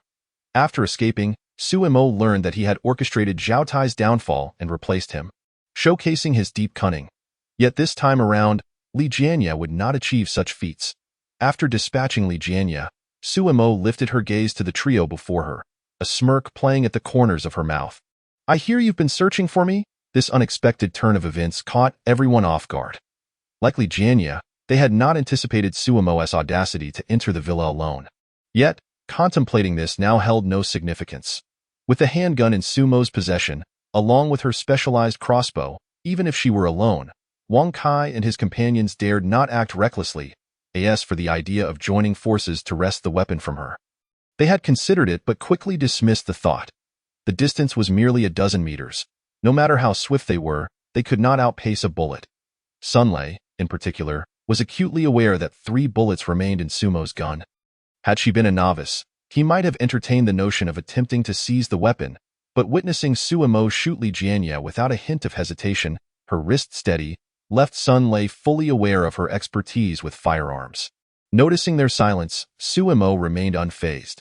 She first glanced at Wang Kai, then at Sun Lei, ultimately fixing her gaze on Yang Wei. You must be Yang Wei?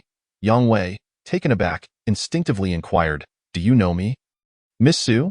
Not personally, but I have heard of your esteemed reputation. Oh, Yang Wei stared blankly at Suemo, about to voice a question when Suemo fired again. Yang Wei fell, his demise shrouded in confusion. Even in death, he could not comprehend why Suemo had chosen to kill him. Not only Yang Wei, but Wang Kai and Sun Lei were equally perplexed. In truth, the reason behind Suemo's execution of Yang Wei was straightforward: revenge.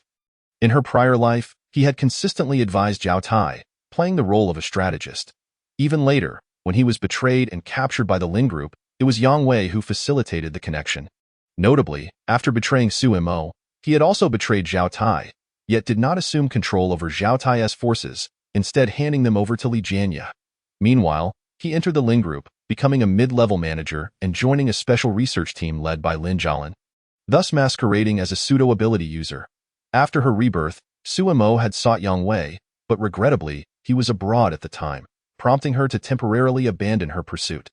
Following the apocalypse, Suemo had been quietly searching for him.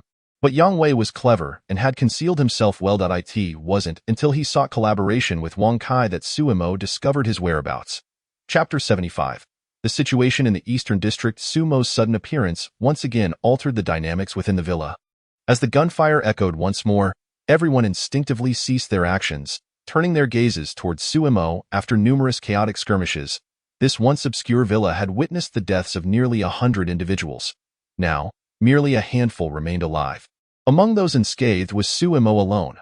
The Raiders' alliance had been nearly annihilated, leaving only a few low-ranking members alive, while the Resistance alliance had suffered significant casualties, as for the 10 or so individuals Sun Lei had brought. Only Sun Lei, Guazaheo, and one severely injured man writhing on the ground remained. Suemo had slain 2 individuals without a flicker of emotion, her expression unperturbed, even her faint smile unchanged in the eyes of others. The seemingly delicate Suemo had transformed into a cold-blooded executioner. Therefore, as she surveyed the surroundings, not a single soul dared to meet her gaze. Regardless of how vicious one might be, they would feel fear in the face of absolute power. Even Sun Lei and Wang Kai, who trembled at Suemo's execution of Yang Wei, Suemo withdrew her gaze and turned to Sun Lei, inquiring, You hail from the Eastern District, correct? Her tone was calm and indifferent, yet it carried an air of superiority. Sun Lei yearned to respond defiantly, yet he refrained. Indeed, I am from the Eastern District. Tell me about the situation there. Sun Lei's pupils constricted as he instinctively questioned. Are you planning to launch an assault on the Eastern District? Suemo merely smiled enigmatically, maintaining her steady gaze on Sun Lei. Perceiving her demeanor, Sun Lei ceased further inquiries and elaborated on the circumstances in the Eastern District. Upon hearing his account, Wang Kai and the others felt a tumult of emotions. In contrast to the chaotic Western District, the Eastern District appeared far more harmonious. Of course, this was relative. The Eastern District had also experienced bloodshed and turmoil, resulting in casualties, but far fewer than in the Western District. The residents of the Eastern District primarily consisted of retired elderly individuals. Regardless of their pasts, they exhibited quicker reflexes than the youth in the face of the apocalypse. As the saying goes, a house with an elder is like having a treasure. Perhaps due to their past hardships and numerous tribulations, these elderly folks had developed a habit of stockpiling supplies. It was this very habit that saved many lives when the apocalypse struck, rendering them unable to venture outside amidst the scarcity of resources. Naturally, they would not extend their help without a price. As others busied themselves with snowball fights, huddled at home awaiting rescue, these individuals commenced the acquisition of supplies from others, employing every means necessary to retain people like Sun Lei by their side. They were acutely aware that, compared to the youth, they could not compete in terms of physical prowess or other attributes. However, their intelligence and experience far surpassed that of the others. To survive, the most effective strategy was to gather a group of young people to protect them. Whether through wealth, emotional ties, women, or resources, as long as they could persuade the youth to safeguard them, they were willing to pay any price. It was precisely for this reason that they, who should have perished long ago, became the most prosperous among them. At times, one must concede that life experience and social acumen are far more valuable than brute force. Of course, not all the residents of the Eastern District were retirees, nor did all the elderly possess such foresight. When faced with those who could not be persuaded or co-opted, the best course of action was to eliminate them entirely. Therefore, upon the official announcement of the rescue team's withdrawal, they swiftly initiated a cleansing operation. However, unlike the ruthless methods employed by Suemo and Zhao Tai, the cleansing in the Eastern District was rather intricate. They would first execute a group, then spare another, in order to solidify their status and assert their sovereignty. Next, they plundered a group, enslaving another. The plundered individuals were largely compliant, as they faced two choices: surrender half their supplies or barter with something else.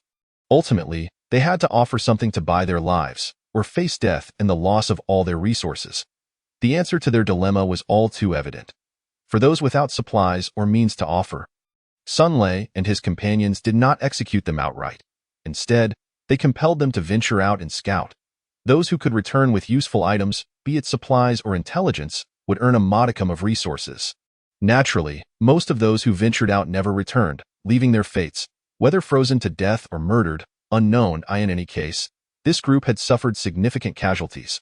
Otherwise, Sun Lei would not have personally led the expedition. Yet, not everyone was willing to be plundered and enslaved.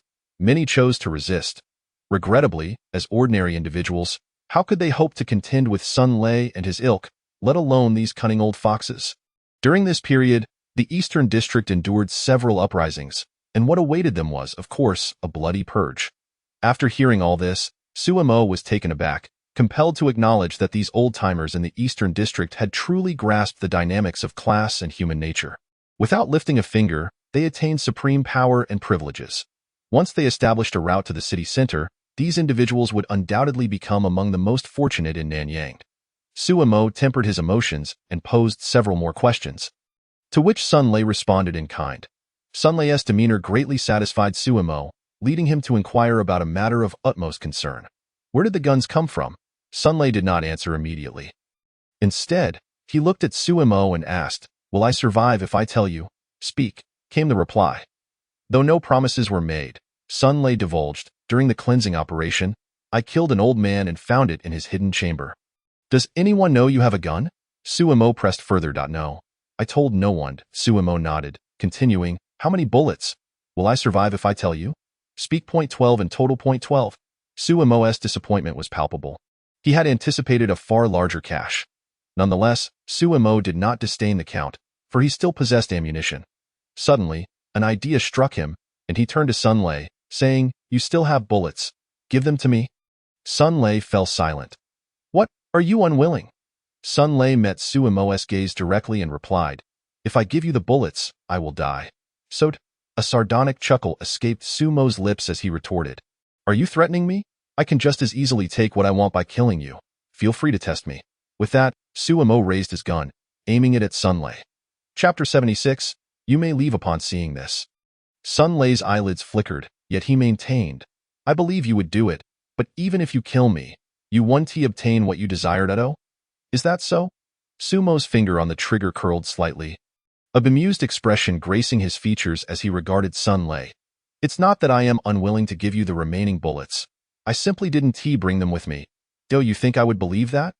If you don't believe me, you can search me." Suemo scrutinized Sun Lei for a prolonged moment before nodding at Wang Kai, instructing, "Search him." Wang Kai wasted no time and commenced a thorough search of Sun Lei. After a brief investigation, he uncovered merely some food, a few diamonds and pieces of jewelry, as well as a combat dagger. The moment Wang Kai discovered the dagger, Sun Lei's expression shifted, and he instinctively resisted. However, upon seeing the dark muzzle of the gun, Sun Lei hesitated, ultimately surrendering and allowing Wang Kai to confiscate the dagger concealed in his boot. After acquiring the combat dagger, Wang Kai hesitated, with Sumo's attention solely on Sun Lei. And standing so close, he pondered whether an attack on Suemo at that moment might succeed. Should he take the gamble? As this thought crossed his mind, he glanced up at Suemo, only to find Sumo's gaze fixed on him, a bow aimed in his direction, leaving no room for movement without fatal consequences. Realizing this, Wang Kai quickly lowered his head and handed the combat dagger to Suemo. Suemo did not immediately take it. Instead, he looked at Wang Kai with a smile and remarked, "No wonder you've survived this long. There are many clever individuals in this world, but few can conceal themselves, perceive the situation, and feign ignorance. This must be what they call great wisdom disguised as folly." Having delivered this observation, Suemo stowed the bow, approached Wang Kai, and picked up the combat dagger as he toyed with the dagger. He turned to Sun Lei and asked, "Do you wish to live?" Sun Lei nodded earnestly.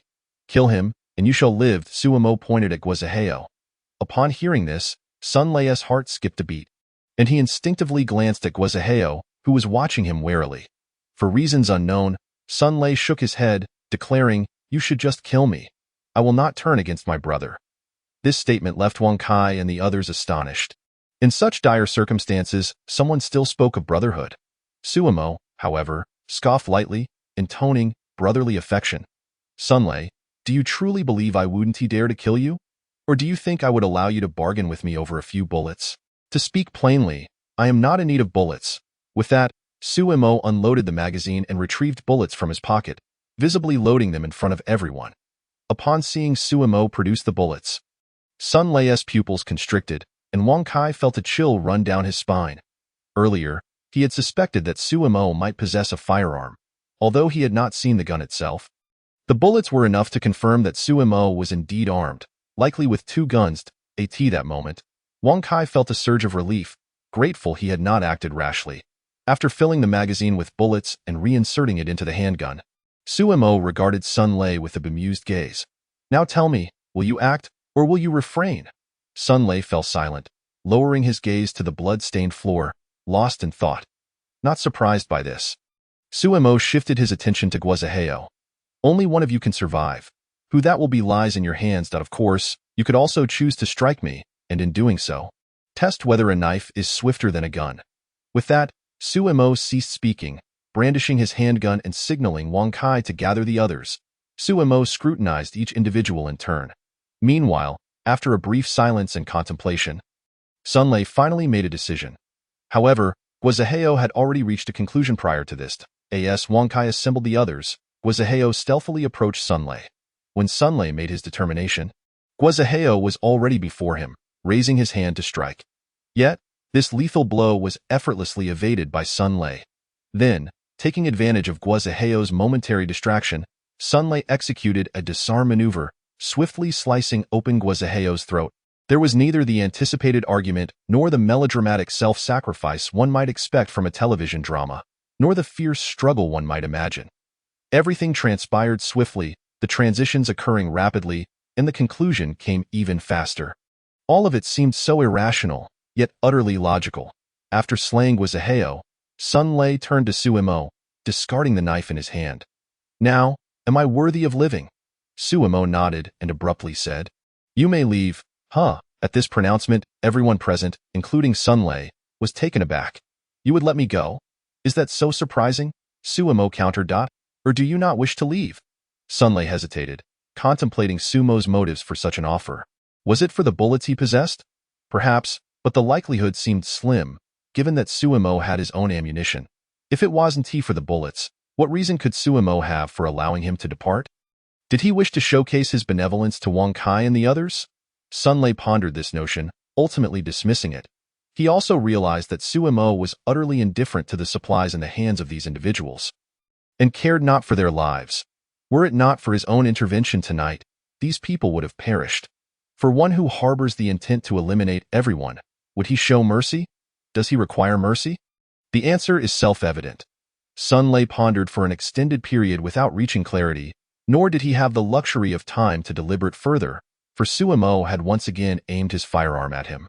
Thus, Sun Lei cast a deep glance at Suemo before turning and sprinting towards the door. The onlookers exchanged glances between Suemo and Sun Lei, all awaiting the next move from Suemo. Would he fire? Or would he honor his word? Until Sun Lei exited the villa, vanishing into the vast expanse of snow, Suemo did not pull the trigger. Why? Wang Kai could not help but inquire. "What do you think?" Suemo retorted. Wang Kai fell silent. In truth, Wang Kai had already surmised Sumo's intentions. Sun Lei had survived, yet the cost of his survival was steep. His comrades had perished, he had personally taken the life of Guizaheo, and he had betrayed the Eastern District. To the inhabitants of the Eastern District, Sun Lei was a traitor who had lost his worth. Once the people of the Eastern District learned of these transgressions, even if Sun Lei returned alive, his life would be forfeit. Of course, if Sun Lei possessed sufficient intelligence, he would not return to the Eastern District, but rather seek out Suemo. Although Suemo appeared to have let Sun Lei go, he had, in truth, severed all his escape routes. With this realization, Wang Kai's mood grew exceedingly grave. It was only at this moment that he comprehended the terrifying nature of Suemo. Chapter 77. Sumo's next plan. Suemo glanced at Wang Kai, discerning his thoughts, and smiled faintly, dismissing them from his mind. Observing the mere 15 individuals remaining before him, Suemo furrowed his brow, contemplating whether to eliminate them. He harbored no fondness for these neighbors from the Western District. He would feel no remorse in slaying them. Of course, this presupposes that Suemo was capable of feeling remorse. In reality, the decision of whether to kill them had become inconsequential.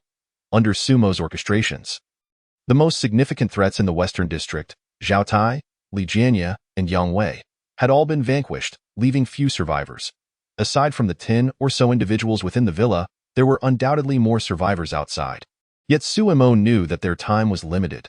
Lacking supplies, they would perish from hunger or succumb to the bitter cold. With matters here largely resolved, it was imperative to hasten to the city. Suemo mused inwardly. His objectives in the city were several. First, to scavenge for supplies and weapons.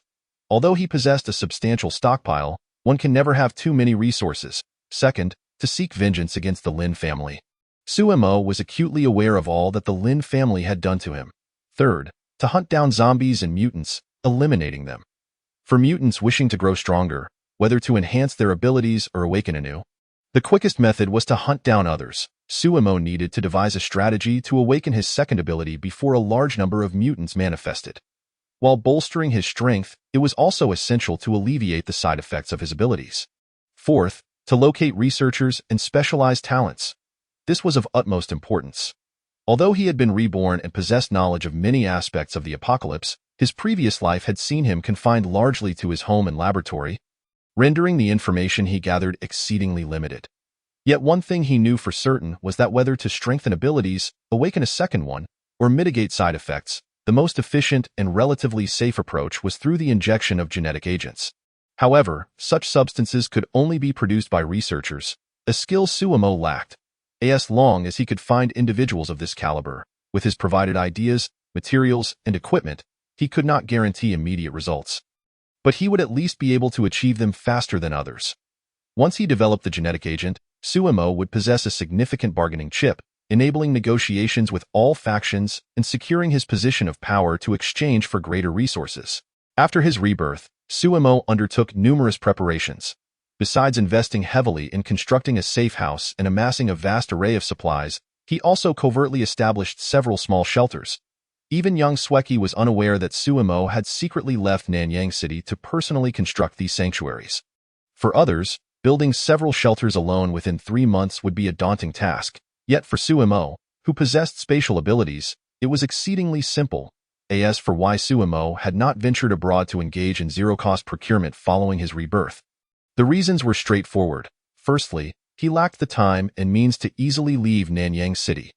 The Lin family was constantly monitoring him, keeping him in a state of perpetual danger. Had he not been within the country and had he not displayed sufficient foolishness, he might have already met with an untimely demise. Furthermore, should he venture abroad, he could easily find himself killed in the streets before even setting his plans into motion. It is crucial to remember that the death of Sumo's parents was no accident. It was orchestrated. Additionally, the Lin family had allies. Should they eliminate Suemo, they could effortlessly seize control of the Hanyang group. Even if they did not kill him, as long as he stepped foot outside the country, troubles would inevitably follow, leading to various legal accusations that would confine him abroad. In such a scenario, many of his plans would be rendered impossible. Tio squanders so much time for a mere handful of supplies. Potentially risking his ability to return home when the apocalypse struck was an unthinkable gamble. Only a fool would take such a risk.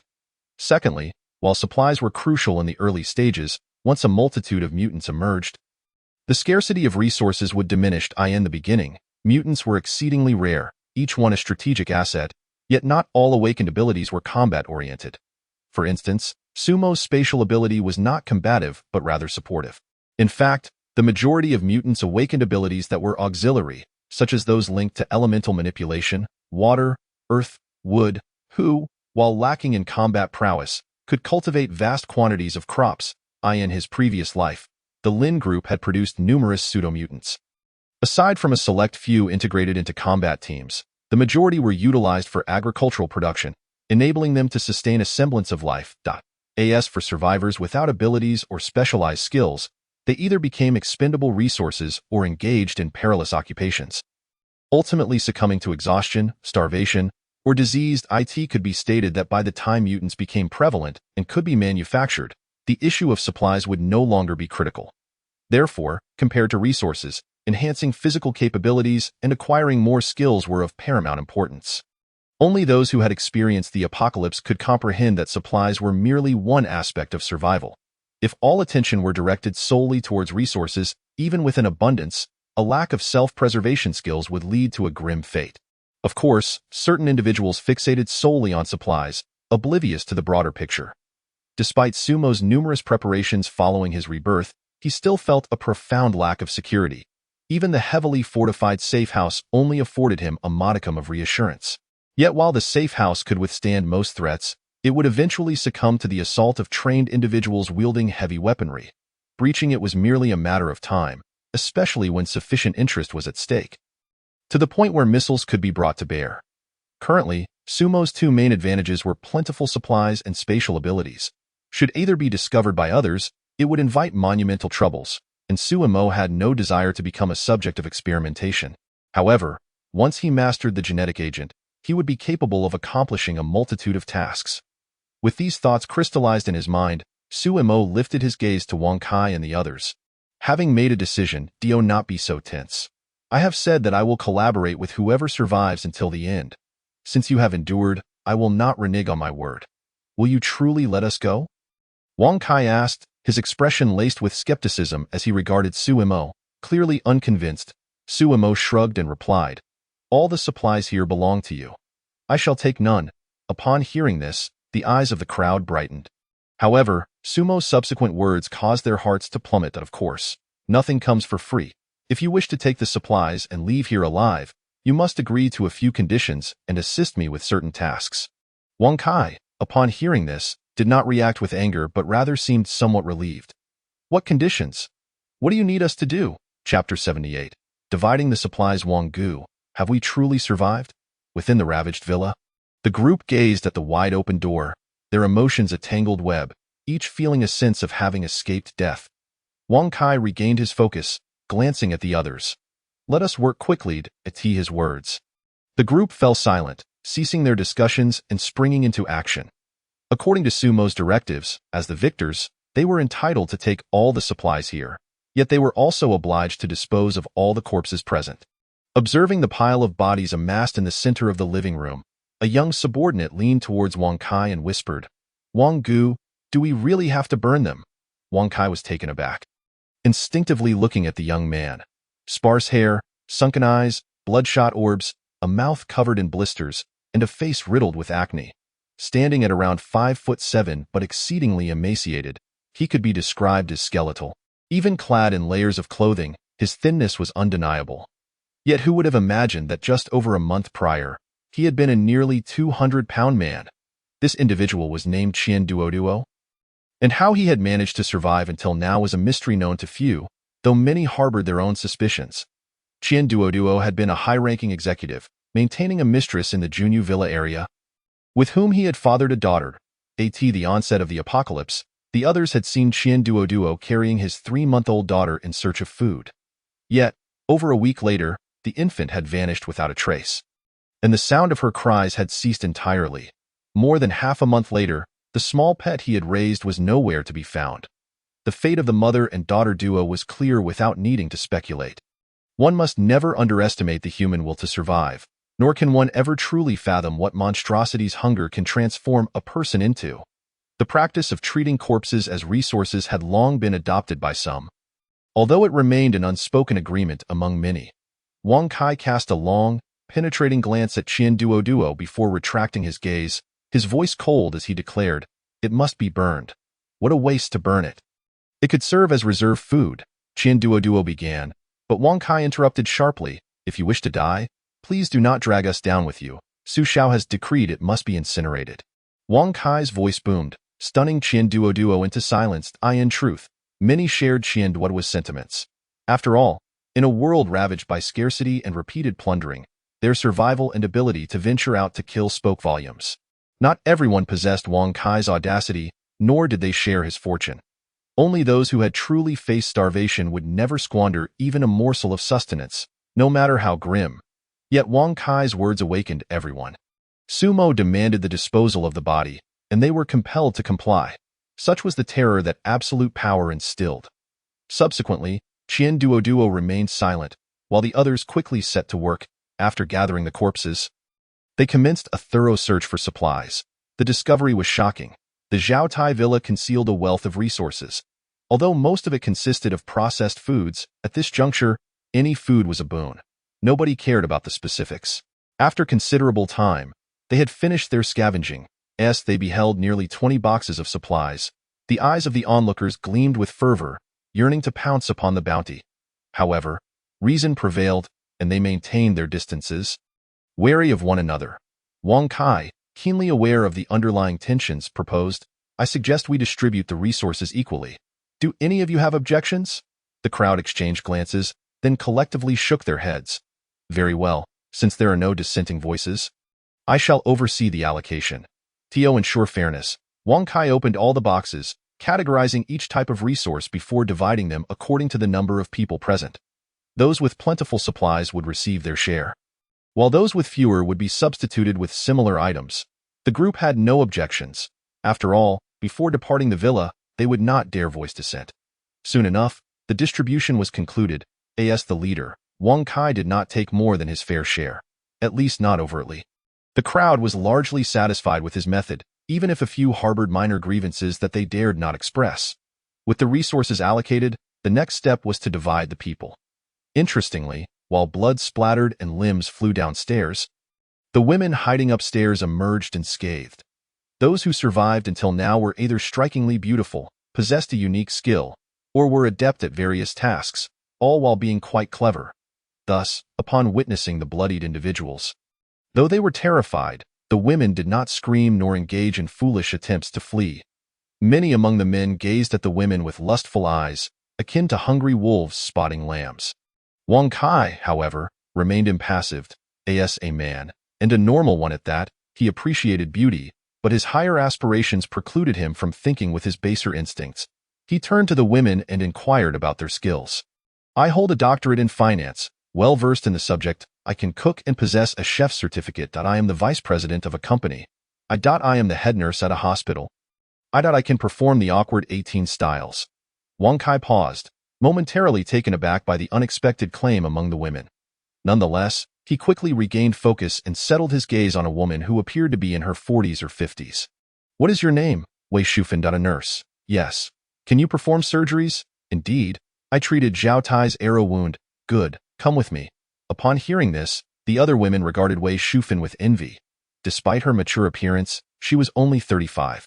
And if she were to be properly groomed, she still possessed considerable allure. Wang Kai's choice of Wei Shufan was not driven by her beauty, but rather by the necessity of family and his own survival. After selecting Wei Shufan, he addressed the remaining women, stating, "The rest belong to you. How you choose to divide them is your concern, be it negotiation or combat. I will not interfere, but there must be no bloodshed. Otherwise, I shall reclaim your supplies." Upon hearing this, the group exchanged glances and then took action. Different individuals had different needs, leading to varied choices. However, a few remained indifferent, believing that women would only hinder their speed in drawing weapons. Moreover, in this apocalyptic setting, every additional person meant another mouth to feed. Unless absolutely necessary, they would not choose women. Once the selections were made, a few women remained. Wang Kai turned to those who had not chosen and asked, "Do you not wish to select?" The women exchanged glances and shook their heads. Observing this, Wang Kai addressed the remaining women, "You may leave. Please, no. I beg you, take me in. I can do anything. Just let me stay. I can be of help." The women, realizing their predicament, dropped to their knees, pleading fervently. Those who had been selected looked on with relief but did not intercede, even though they had once supported one another as close friends. Wang Kai remained unmoved by their desperate pleas and drew his weapon, coldly stating, "You have two choices. Leave now or die." Yet the women appeared oblivious, continuing their entreaties. Wang Kai, growing impatient, approached one woman and swiftly slit her throat. Silencing her cries, the remaining women instinctively recoiled in terror, yet they still showed no intent to leave. However, as Wang Kai advanced toward them with his bloodied blade, they hastily scrambled to their feet and fled towards the exit. One woman, in her haste, attempted to snatch supplies but was promptly slain. The onlookers showed no reaction, fully understanding Wang Kai's rationale. Indeed, many believed she should have been executed outright. Of course, these women had no resources. And even if they escaped the villa, their survival would be short-lived. After dealing with the women, Wang Kai instructed the group to gather their supplies and leave the villa, setting it ablaze as they departed. The fire rapidly engulfed the structure, yet Wang Kai and his companions did not venture far, instead choosing to stay nearby for warmth. After enduring the apocalypse for so long, this was the first time they had kindled such a large fire. Meanwhile, in another villa near the safe house, Suemo furrowed his brow, murmuring, "This shouldn't be the case. Could I have miscalculated?" Following the battle at the villa, Suemo emerged as the greatest victor, yet he had not taken the spoils. Only 2 corpses, indeed. These were the remains of Zhao Tai and Song Yulan, now gruesomely dismembered. This was not due to any morbid fascination with desecration. Rather, Suemo sought the elusive soul crystals. Soul crystals were the term used in the last era for the substances extracted from the bodies of ability users, zombies, and oceanic beasts. These crystals were essential materials in the research and production of genetic serums and constituted a primary currency in the apocalypse, their significance rivaled only by that of genetic agents. However, acquiring soul crystals was notoriously difficult. They could only be obtained by hunting ability users, zombies, and oceanic beasts, and their existence was fleeting, lasting no more than 6 hours post-mortem. Failure to extract them in time meant they would vanish. Nevertheless, scientific equipment could extend their lifespan. As for what soul crystals truly were and how they formed, even Suemo from the previous life could not say. Yet, it was certain that soul crystals could produce genetic agents and were the simplest means to acquire and enhance abilities. However, consuming soul crystals carried a 95% fatality rate. There was a 4% chance of gaining abilities, albeit with the risk of bone deterioration, leading to a chaotic ability user who ultimately became a zombie. Only a 1% probability existed for perfect inheritance of abilities, but such abilities could never be enhanced again. and the complications were more severe than those experienced by other ability users, unless a second ability was naturally awakened. Sumo's spatial ability had initially not been so expansive, to be precise. After acquiring it, he had barely developed his powers, not even reaching 0.0. During the time he was captured by Lin Jialin and subjected to experimentation, she conducted numerous trials on him, including efforts to enhance his abilities, resulting in the limitless space he possessed. Not, of course, the cost was tremendous. Lin Jialin injected a horrifying quantity of soul crystal serum into him. The urgency with which Sumo sought soul crystals stemmed primarily from his need to alleviate complications and to develop genetic agents, as he could now directly consume soul crystals after having received a significant dose of the serum. In a past life, Sumo managed to escape the Lin family and prolonged his interactions with them through cunning means. Holding the severed head of Zhao Tai, he murmured, "Could it be that the absence of a soul crystal within him is due to his latent abilities yet to awaken?" Subsequently, Sumo meticulously examined the two corpses once more, yet he remained unable to locate the soul crystals, leaving him profoundly disheartened. It appeared that to acquire a soul crystal, one must seek out an individual with awakened abilities or a zombie. Nevertheless, through the rough dissection of the two bodies, Sumo gleaned some insights. He noted that both Zhao Tai and Song Yulan exhibited varying degrees of cerebral atrophy. This revelation sparked many thoughts within Sumo. Was it possible that the so-called abilities were merely physiological anomalies, or could they be akin to cancer? Regrettably, Sumo lacked the expertise to draw any conclusions. Time was of the essence. He needed to venture into the city in search of professionals. With this thought, he carelessly discarded the head and turned to exit the villa. Upon stepping outside, he cast a glance at the distant villa engulfed in flames, yet remained unfazed, proceeding towards the safe house. Upon returning to the safe house, Yang Sueki's expression shifted dramatically upon seeing Sumo, drenched in blood. She rushed forward, inquiring, "Young master, are you injured? Where are you hurt? Is it serious?" Noticing her palpable anxiety, Sumo smiled wryly and shook his head, explaining, "I am unscathed. This is someone else's blood." "Really?" Yang Sueki asked, reaching out to confirm. Once assured of his safety, she exhaled in relief. "You frightened me to death," she exclaimed. Sumo felt a sense of helplessness but refrained from resisting. Once Yang Sueki completed her inspection, Sumo remarked, "I am hungry. Please prepare something delicious. I shall take a shower first." With that, he strode directly into the bathroom.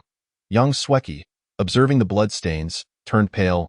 As a young woman, she harbored a natural fear of blood, and the fact that she did not vomit or faint was already commendable. She stood in a daze for quite a while before gradually regaining her composure. While Sumo was showering, she began to clean the bloodstains on the floor.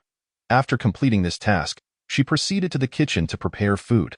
However, despite her outward calm, her inner turmoil was tumultuous, for she understood that the true apocalypse had arrived. Chapter 80. Preparing to descend the mountain that night was destined to be extraordinary. As Sumo awoke in the morning and sat down for breakfast, Yang Sueki recounted the events that transpired after he had fallen asleep. Firstly, several women had escaped from Zhao Tai's residence, yet they possessed no supplies. After fleeing, they traversed through the snow, incessantly knocking on the doors of various villas, hoping for assistance. However, not a single soul offered help. By the time morning arrived, these women had succumbed to the cold and the snow, yet their bodies had mysteriously vanished. As Yang Sueki reached this point in her narrative, she instinctively glanced at Sumo, eager to gauge his reaction. However, Sumo remained impassive, calmly enjoying his breakfast. "Young master, are you not curious about where their bodies have gone?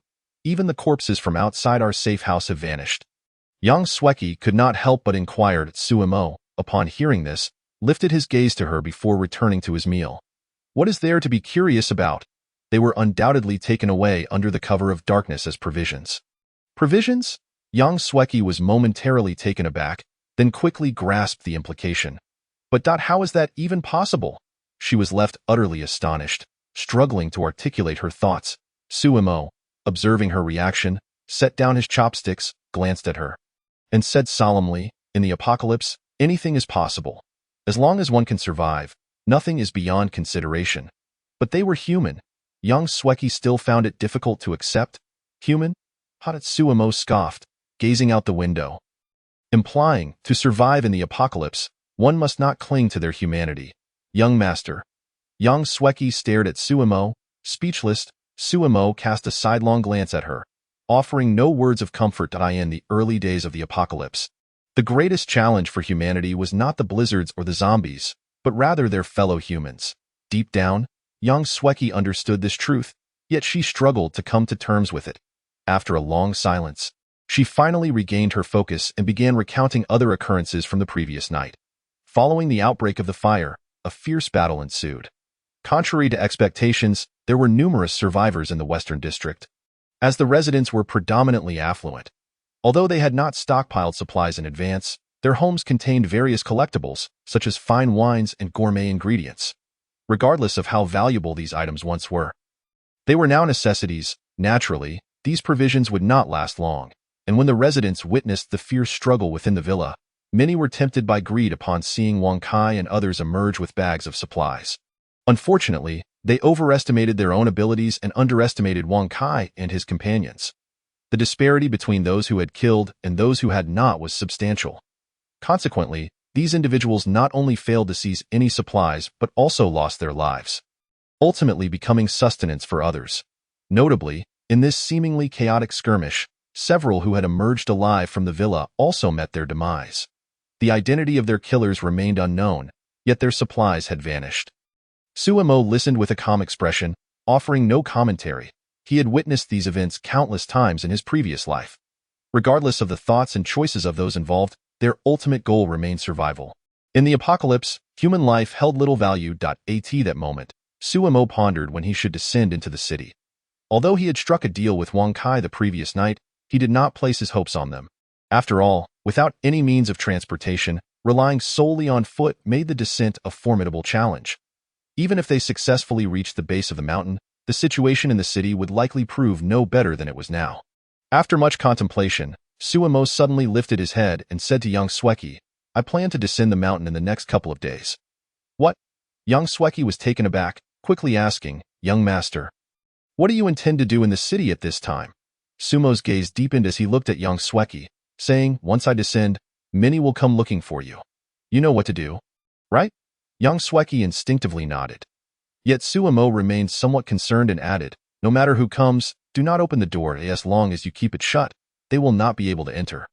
Regardless of what happens during that time, wait for my return before taking action. I understand." Yang Sweki replied with a firm nod. Having decided to descend, Suemo knew he needed to prepare extensively. Thus, after finishing breakfast, he ventured alone into the basement, where no one knew what he was concocting. While Suemo busied himself with preparations for his descent, the situation outside underwent yet another transformation. Within a lavish villa in the Eastern District, an elderly man with silver hair stood before a floor-to-ceiling window, gazing intently in the direction of the Western District, his brow furrowed. Behind him knelt a man, recounting the events of the previous night. Flanking the kneeling man were two others. The kneeling figure was none other than Sun Lei, the sole survivor of the Eastern District squad. The elder seemed to listen, yet his expression remained impassive, his eyes somewhat unfocused. After Sun Lei finished his account, a considerable amount of time passed before the elder turned to regard the kneeling man. "Zhao Tai is truly dead?" Sun Lei, upon hearing this, instinctively raised his head to meet the elder's gaze. But after a mere glance, he hurriedly lowered his head again. "Yes, he has perished, killed by the combined efforts of Wang Kai and Yang Wei." "Wang Kai? Yang Wei?" The elder repeated these names, revealing a contemplative expression. "I know Yang Wei and am familiar with him. His survival does not surprise me. But who is this Wang Kai?" Upon hearing this, Sun Lei promptly relayed all the information he had. After listening, the elder nodded slightly and remarked, "Courageous and astute, bold yet meticulous. A remarkable talent." Sun Lei, upon hearing this assessment, felt a flicker of interest. "Old Master Bai, if you truly hold this person in high regard, I can facilitate contact with him." However, the elder shook his head, turning back to observe the snow-laden scenery outside. He said softly, "What merit is there in courting a man on the brink of death?" "Huh?" Sun Lei was momentarily taken aback, gazing at the elder in confusion. But soon, he comprehended the implication and could not help but murmur softly, "Suemo is indeed ruthless. Ha ha." Despite Sun Lei's quiet tone, the elder, known as Old Master Bai, still caught the remark, he chuckled lightly, saying, "Without ruthlessness, one cannot stand firm. I never expected, after a lifetime of observing humanity, to misjudge this lad." Chapter 81. Old Master Bai. The difficulties facing Wang Kai. Old Master Bai, whose full name is Bai Mo, was once a legendary figure in Nanyang City. Born into a family of merchants, both of his parents were renowned businessmen, and Bai Mo exhibited exceptional commercial acumen from a young age. Just when everyone assumed he would inherit the family business and continue in commerce, he chose to pursue a political career. Relying solely on his own abilities, without any familial resources, Bai Mo managed to multiply the economy of Nanyang City several times over within 2 decades. Simultaneously, this has allowed Nanyang City to establish its own pillar industry. During this period, under the impetus of Bai Mo, the authorities have supported numerous local private enterprises, among which is the Hanyang Group. Just when everyone assumed that Bai Mo would continue his political career, an incident occurred. As for the reason, it is rather straightforward. Those responsible for economic affairs are most prone to encountering problems in that realm. However, what confounds many is that the first to strike against Bai Mo was not his adversaries, but rather the Hanyang Group, which he had once supported. The hidden motives behind this remain a mystery, known only to a select few, yet the fact remains that Bai Mo's downfall is undeniable. Although his troubles had significant repercussions, the penalties he faced were relatively light. He spent merely a few years incarcerated before being released. After his return, Bai Mo initially remained in obscurity for an extended period. Just when many had forgotten about him, he re-emerged before the public, this time in the guise of a businessman. However, unlike traditional commerce, Bai Mo possessed no substantial assets under his name, focusing primarily on investments. During his years of silence, he discreetly invested in numerous companies, including the Lin Group. Once this came to light, countless entrepreneurs flocked to him. Seeking his financial backing, Bai Mo did invest in a select few, yet the numbers were exceedingly limited. Those he deemed worthy and chose to invest in invariably flourished. Consequently, more and more individuals sought his support. Just when everyone believed Bai Mo was poised for a resurgence, he unexpectedly announced that he would henceforth cease all investments in any individuals or companies. This announcement caught everyone off guard, leaving them bewildered as to its implications. In summary, Bai Mo's connections, resources, and assets are beyond the imagination of many. Some have even suggested that Bai Mo is the wealthiest individual in Nanyang City. Yet, what many are unaware of is that after Sumo's parents passed away, Bai Mo had been closely monitoring her. Many of Sumo's prior actions had left people perplexed, with everyone's focus fixated on how to carve out a piece of the Hanyang Group. Yet Bai Mo noticed, and he swiftly took action. Utilizing his network, Bai Mo covertly acquired a substantial amount of supplies. Of course, the quantity could not compare to Sumo's, but it was precisely these resources that enabled him to swiftly secure control over the Eastern District when the apocalypse descended. Upon witnessing the chaos that ensued post-apocalypse, with individuals fighting over scraps of food, couples turning against one another, and siblings betraying each other, Bai Mo began to question whether Sumo had foreseen the impending doom. The troubling aspect was that if Sumo was aware, then why was he not? This seemed profoundly irrational. Thus, after the onset of the apocalypse, Bai Mo remained vigilant, observing Sumo's every move. To validate his suspicions, Bai Mo even reached out to individuals in the Western District, such as Li Jianya. However, Bai Mo underestimated Sumo. Neither Zhao Tai nor Li Jianya, nor even the surviving Wang Kai, managed to pose a threat to Sumo or uncover much information. Yet one thing is certain, Sumo undoubtedly knew of the impending apocalypse, which explains her assertion that she had misjudged the situation. Naturally, Sun Lei was oblivious to all of this. As Sun Lei pondered the meaning behind Bai Mo's words, one statement from Bai Mo left him momentarily stunned. "You should go to the Western District, find Sumo, and inform her of that matter. Bai Yi, are you planning to collaborate with Sumo?" Bai Mo did not respond immediately. Instead, he gazed out at the vast expanse of white snow, contemplating for a long while before uttering a profound statement. "If we wish to survive, he is our only reliance. Collaborating with him is our best option." Bai Mo's words sent a jolt of shock through Sun Lei, yet curiosity and confusion prevailed. Just as he was about to inquire further, seeing Bai Mo raise his hand, he wisely chose to remain silent. Quietly rising from the floor, he exited the room. Bai Mo stood by the window, murmuring to himself, "Sumo, how much do you truly know?" With the deaths of Zhao Tai and others, the Raiders' alliance became a thing of the past.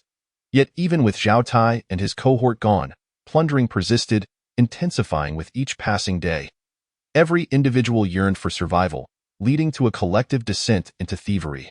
Once victims, now they had transformed into perpetrators. The law of the jungle prevailed, becoming the sole rule of existence.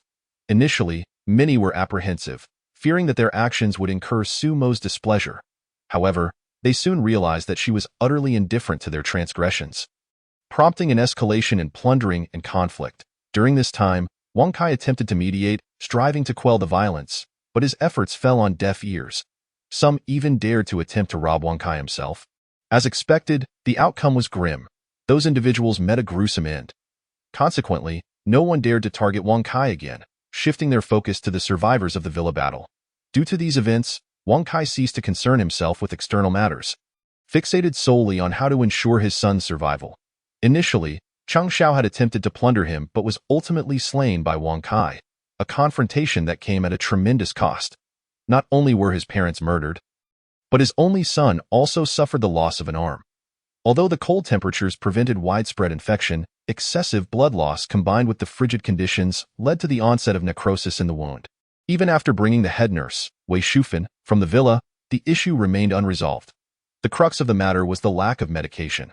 Now, Wang Kai faced two paths: either seek out Su Mo and implore her for medical supplies, or swiftly forge a route to the city and locate a hospital. Even a clinic would suffice. He pursued both avenues. First, he approached Su Mo, articulating his needs, only to be predictably turned down. Nevertheless, Su Mo did not leave him completely empty-handed, providing a few anti-inflammatory pills. Yet, this meager supply could scarcely address the problem. Thus, Wang Kai was left with but one option. Seizing upon the escalating plundering outside, he summoned others, preparing to unite in forging a path down the mountain. Responses to Wang Kai's proposal were mixed. Some supported it, while others opposed it, and many remained apathetic. Although Wang Kai felt a surge of anger at their indifference, he understood their reasoning. Following the villa battle, they had secured a substantial amount of supplies, rendering them temporarily free from hunger. Without the imminent threat of death, it was only natural that they were reluctant to take further risks. However, after Wang Kai's persuasive efforts, clarifying the stakes involved, half of the group ultimately agreed to descend the mountain. Chapter 82. Clearing a path. As the saying goes, it is easy to ascend a mountain, yet difficult to descend. Previously, this did not seem particularly daunting, as they had vehicles to facilitate their travels. The ascent and descent were merely a matter of pressing the accelerator. However, now they were obliged to rely solely on their own legs, and the difficulty of the task was readily apparent. Moreover, the heavy snowfall had persisted for over a month, with drifts reaching waist height. Each step became a formidable challenge, requiring an expenditure of energy several times greater than normal. Most critically, due to the snow, distinguishing between hills and roads became nearly impossible, and a moment's inattention could lead to a misstep. Yet, in the face of survival, Wang Kai and his companions had no choice but to devise a strategy. They began by manually scouting a path. Choosing a direction, the exploration team paired off, using their bodies to forge a trail in the snow. While this method bore some fruit, progress was painfully slow, and the physical toll was immense, often leading to excessive perspiration. Given the already frigid conditions, sweating would create a perilous internal imbalance, heightening the risk of illness. In this context, falling ill could be more torturous than death itself. Thus, during the very first day of attempts, some individuals succumbed to colds and fevers. Fortunately, Wang Kai had made ample preparations for their descent. Not least among these was a plentiful supply of hot water. Thanks to the comforting warmth of hot water, those suffering from colds recovered after a 2-day rest. Although the situation was not dire, the method of manual scouting was clearly untenable, significantly undermining the morale of the group. As the adage goes, there are always more solutions than difficulties. Wang Kai quickly conceived a new plan: to construct a makeshift path using wooden planks. While this approach would similarly require considerable effort, it promised to be far more efficient than trudging through the snow. Yet, a pressing question remained. Where could they find the necessary planks? The survivors' homes could aptly be described as barren in their quest for warmth. They had burned nearly everything combustible, including precious woods like Wangwali and Nanmu. Just as despair was beginning to set in, someone suddenly suggested, "We can search the uninhabited villas for timber." Upon hearing this, Wang Kai's eyes lit up, and he quickly assembled a team to search for wood. However, After rummaging through numerous villas, they found scant materials. Most furniture had either been destroyed for firewood or pilfered by other survivors. Faced with the meager remnants of wood, Wang Kai felt a sense of futility. Ultimately, it was a man with rural experience who proposed the idea of cutting down trees to create planks. The Junyu villas were not lacking in trees, so the group hastily set off to fell some. As the trees fell one after another, planks were soon produced. However, Wang Kai concluded that using planks to create a path was still impractical. He envisioned a quicker method. Forget the planks. Let us use logs to forge our way down. Huh. The group looked at Wang Kai with puzzled expressions. Observing their confusion, Wang Kai elaborated on his idea. The concept was quite simple. The descent path was sloped, bordered by guardrails. They could chop down trees near the entrance, cut them into logs, and leverage their weight to slide them down the slope, thus rapidly clearing a path. While the process would be somewhat cumbersome, it would not require an excessive number of logs, just a substantial workforce. After considering Wang Kai's suggestion, the group agreed that it was feasible, and they set out again to the entrance of the descent, ready to fell trees on site. It is worth mentioning that when the Junyu Villa district was initially constructed, the developers transplanted a multitude of trees over 10 years old to the periphery in an effort to attract clients, and even relocated 2 grand trees aged 50 at the entrance. Now, these majestic trees have grown to over 70 years, their trunks impressively thick. Through the concerted efforts of many, the trees were felled, creating a nearly 100-meter-long path in the ground. Though it may seem modest, it instilled hope in the onlookers. The subsequent task involved the tedious work of removing branches and other obstructions. To be frank, these individuals had scarcely engaged in any laborious tasks prior to the impending calamity, let alone felling trees. Their achievement thus far is truly commendable. After a considerable half-day of toil, the towering trees were reduced to stout, straight logs. As the last branch was severed, the log began to roll downwards on its own, swiftly gliding away for hundreds of meters. Ultimately, under the eager gaze of the crowd, the log journeyed nearly 500 meters before coming to a halt due to the accumulation of snow. They had succeeded. Witnessing this scene, the crowd, who had invested several days of effort, erupted in cheers, and Wang Kai beamed with a smile. With newfound hope, their spirits were invigorated. They followed the route carved out by the log to return to its side. Some began clearing the snow ahead, while others stabilized the log and adjusted its position. With the snow cleared from the path, the log rolled forth once more. However, this time, it did not travel as far, stopping after less than 200 meters when it collided with the roadside barrier. Nevertheless, Wang Kai's method proved effective. They repeated this process several times, and the log ultimately traversed approximately 1,000 meters. As dusk descended, fatigue enveloped the crowd, compelling them to retrace their steps homeward to rest and prepare for another day's endeavor.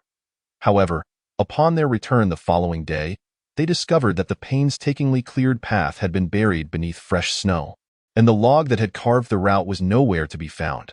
The sight left everyone in a state of shock. Fortunately, the new snow was soft enough to reveal traces of the path, and after considerable effort, they eventually located the log, albeit frozen and stuck fast in the snow. To continue their journey, they first had to thaw the log. Once thawed, they resumed pushing it along the route.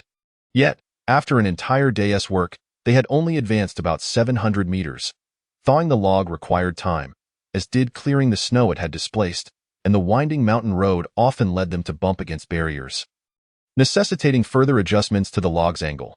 This routine would need to be repeated daily, and the time required would only increase at the current pace. Descending the mountain would take at least 10 days. But could they endure that long? Uncertainty loomed in their minds. Fortunately, Wang Kai and his companions' efforts had not gone unnoticed. Upon seeing that they had truly discovered a way down, those who had previously hesitated felt compelled to join. Thus, they approached Wang Kai, eager to contribute. Wang Kai welcomed them wholeheartedly. With more hands on deck, their progress quickened significantly. If all went well, they could reach the foot of the mountain in just a few more days. Chapter 83. Suemo takes action. Despite the optimistic outlook, unforeseen circumstances emerged. Although many had joined the effort, allowing them to clear about 500 meters of path each day, the time taken to travel from home to the log's location was still considerable. Moreover, prolonged exposure to the blizzard took its toll, with many falling ill. While minor ailments like colds could be remedied with rest and warmth, several individuals returned home to discover their exposed fingers and toes had suffered frostbite. Some even facing necrosis. Without prompt medical attention, they would be rendered incapacitated. Consequently, Nurse Wei Shufan became the most sought-after person in the rear lines. However, lacking equipment and supplies, her capacity to assist was limited. Just as hope seemed within reach, a significant problem arose, and Wang Kai felt urgency like never before. Yet, no matter how anxious he was, he could only insist that the individuals rest as a result. The number of workers dwindled daily, extending the timeline to reach the foot of the mountain. Witnessing this, others who had previously been eager to join lost their motivation. Yet, the most pressing issue remained: sustenance. Whether felling trees or clearing paths, immense physical exertion was required, and to continue working the next day, they needed to eat more before long. The supplies they had seized from Zhao Tai were nearly depleted. Wang Kai and his group found themselves in a dilemma. Should they persist in clearing the path, or seek out more provisions? Continuing their efforts with their current supplies would only sustain them for about 10 days at most. And that was under the most frugal circumstances. Realistically, they might only manage a week. Would a week be sufficient to reach the foot of the mountain and then the city? The answer was clear. If they chose to seek out provisions, where would they go? Would they continue to plunder from others? While this appeared to be a viable option, the surviving individuals had become quite shrewd, often hiding their supplies in obscure locations. Even if they were killed, it was not guaranteed that the supplies would be found. Furthermore, as they needed people to clear the path, even if they succeeded in obtaining supplies through violence, they would have too few left to continue the work. "Brother Wang, what if we seek out Suimo?" Someone suggested amid the collective despair. Regardless of their opinions on Suimo, he was the first person they thought of whenever challenges arose. "Will he help us?" Someone inquired. "He should, right?" The proposer replied uncertainly. "Should? I think you're being overly optimistic. You know how Zhao Tai met his end, and how the people from the Eastern District perished. That guy is a cold-blooded animal. Relying on him to assist us is akin to praying for the snow to cease." While everyone was focused on how to descend to the city, Suimo possessed ample supplies, yet he would need their help to descend as well. Calling it seeking his assistance is more accurate to say that it was mutually beneficial. They were not merely taking his things for free. What if he doesn't want to come down? "Have you forgotten? That night, the reason he spared us was that one of the conditions was for us to clear the path. We have fulfilled our part. Now that we need his help. Shouldn't he assist us, sparing us? I think that scoundrel Suimo was just looking for an opportunity to do away with us." Listening to the debates and disputes among the crowd, Wang Kai felt an overwhelming irritation, yet he understood that the only viable solution was to seek Suimo.as for whether Suimo would help them. Wang Kai believed he would, after all. Suimo had initially proposed the conditions, clearly indicating his desire to descend. Since their goals aligned, there was a foundation for cooperation. Ultimately, Wang Kai resolved to approach Suimo to see if they could procure supplies. However, before they could make their way to him, Suimo appeared before them. Clad in a thick, climbing outfit and helmet, he rode up on a snowmobile. Upon reaching Wang Kai's doorstep, Suimo surveyed the anxious crowd and dropped a large bag onto the ground. "I'll head to the city first. If I find supplies, I'll bring them back to share with you. But this will not be without cost. If you wish to survive, continue clearing the path. I'll give you 7 days. During this time, I'll devise a way to bring supplies back to you. If you haven't made it out in 7 days, you're on your own." The crowd exchanged glances, bewildered by Suimo's sudden proposition, yet the joy in their eyes was unmistakable. Wang Kai picked up the bag and opened it to find it mostly filled with food, predominantly instant noodles and similar provisions, sufficient for 2 days' sustenance. Additionally, there were some ropes and a few medicinal supplies. Wang Kai raised his head to look at Suimo, who was securely bundled up, and assured him, "We'll clear the path as quickly as we can."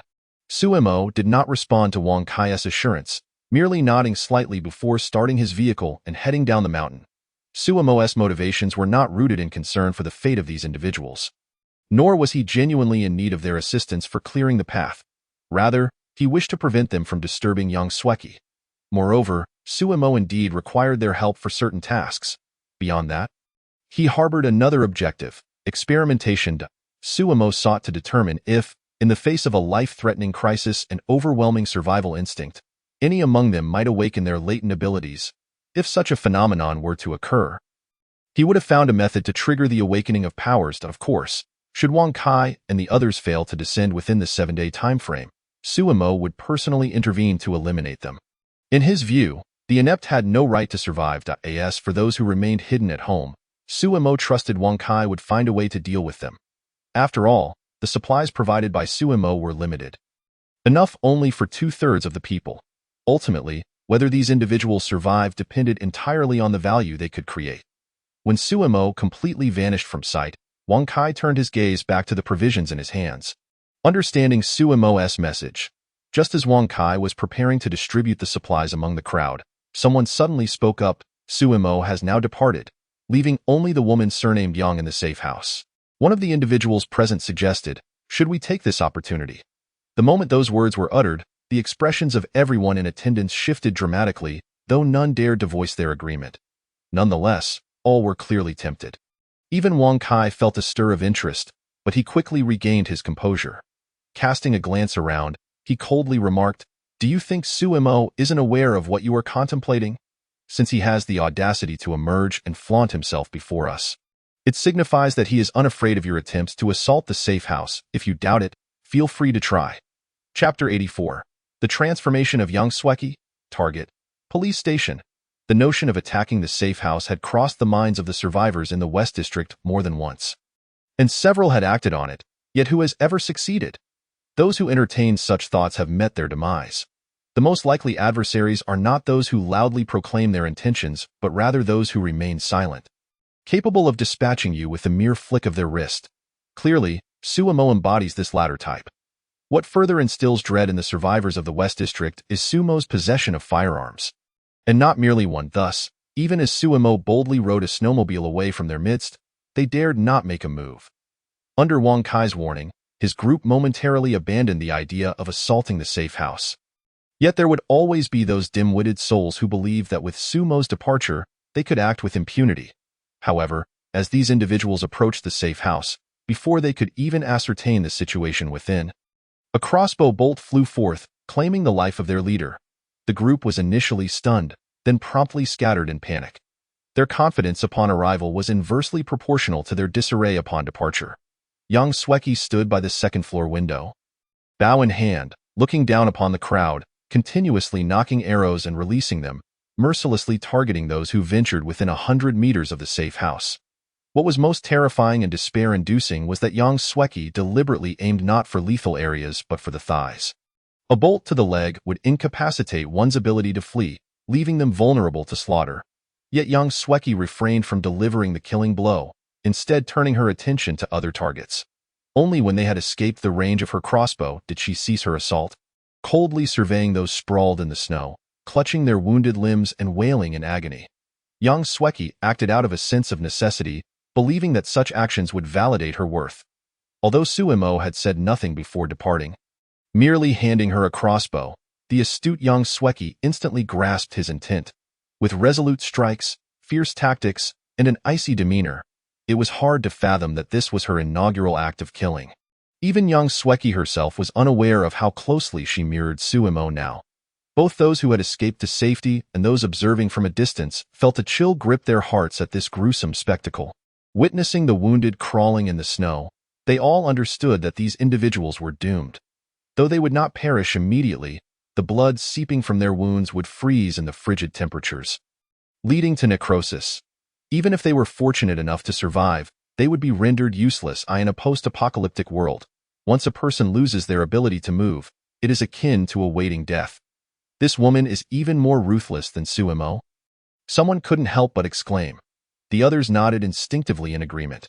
Wang Kai, narrowing his eyes, cast a lingering glance at Yang Sweki on the second floor before turning to those beside him and saying, "Enough of this, we have work to do." With that, Wang Kai made his way toward the winding mountain road, and the others exchanged glances before following suit. Those who had previously entertained notions of attack now abandoned their thoughts. Truth be told, they would rather perish on the descent than be treated like dogs, crawling in the snow. Meanwhile, Suemo had successfully descended the mountain and reached the city. Once a bustling metropolis, Nanyang now lay shrouded in silence. The apocalypse had descended, and blizzards had blanketed the ground. Compared to the Junyu Villa district, the city streets were buried under deeper and thicker snow, with only a few tall buildings and landmarks managing to avoid total obliteration. As he surveyed the landscape, all that met his eyes was an expanse of white. Riding his snowmobile, Suemo sped across the snowy terrain. The swift movement of the snow vehicle sent up large plumes of snow, the cacophony of its roaring engine causing the snow to tremble, dislodging it from the buildings as he passed. Upon entering the city, Suemo gradually reduced his speed, scanning the buildings lining the streets. Occasionally, he caught a fleeting glimpse of a figure. Suemo knew that these were survivors who had persevered through the apocalypse. One must never underestimate the will to survive, whether human or animal. Even in the face of insurmountable challenges, they will strive to endure.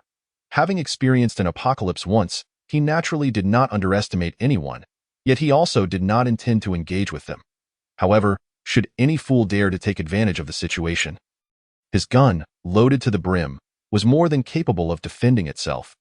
Disregarding the shadows flitting through the buildings and the abandoned supermarkets and shops lining the streets, Suemo made a beeline for the police station.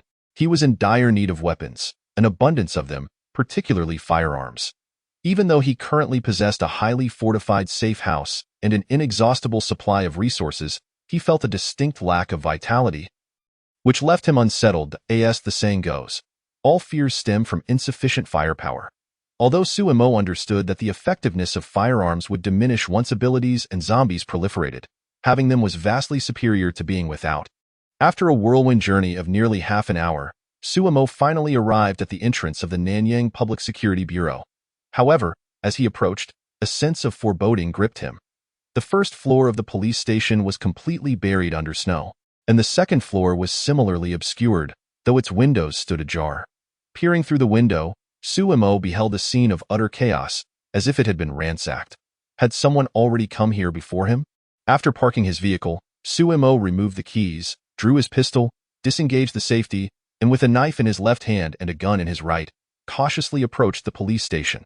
Upon reaching the second floor, he did not rush inside but instead remained outside the window, straining to listen for any sounds within. Approximately 10 minutes later, when no noise could be heard from the outside, Suemo began to take action. Instead of entering through the open window, he treaded on the snow and circled to the back of the police station. Upon discovering that the windows here were shut, Suemo swung his makeshift machete at the window, smashing it with a flurry of blows. It didn't take long for the window to shatter, and aside from the sound of glass falling, no other noise emerged from within. After clearing away the remaining shards of glass, Suemo glanced around to ensure no one was watching before he vaulted through the opening. Once inside, Suemo swiftly concealed himself in a corner and surveyed the surroundings with his weapon drawn.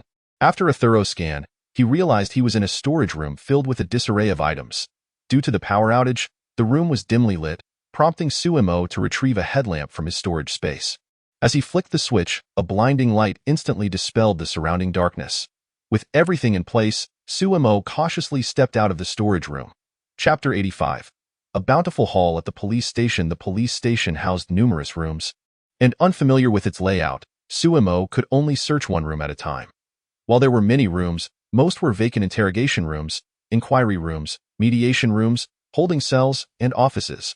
After searching for a considerable period, Suemo found little of value. However, during his search, he also noticed some peculiarities. Certain wooden doors and furniture had vanished, and documents from the office and archive room were nowhere to be found.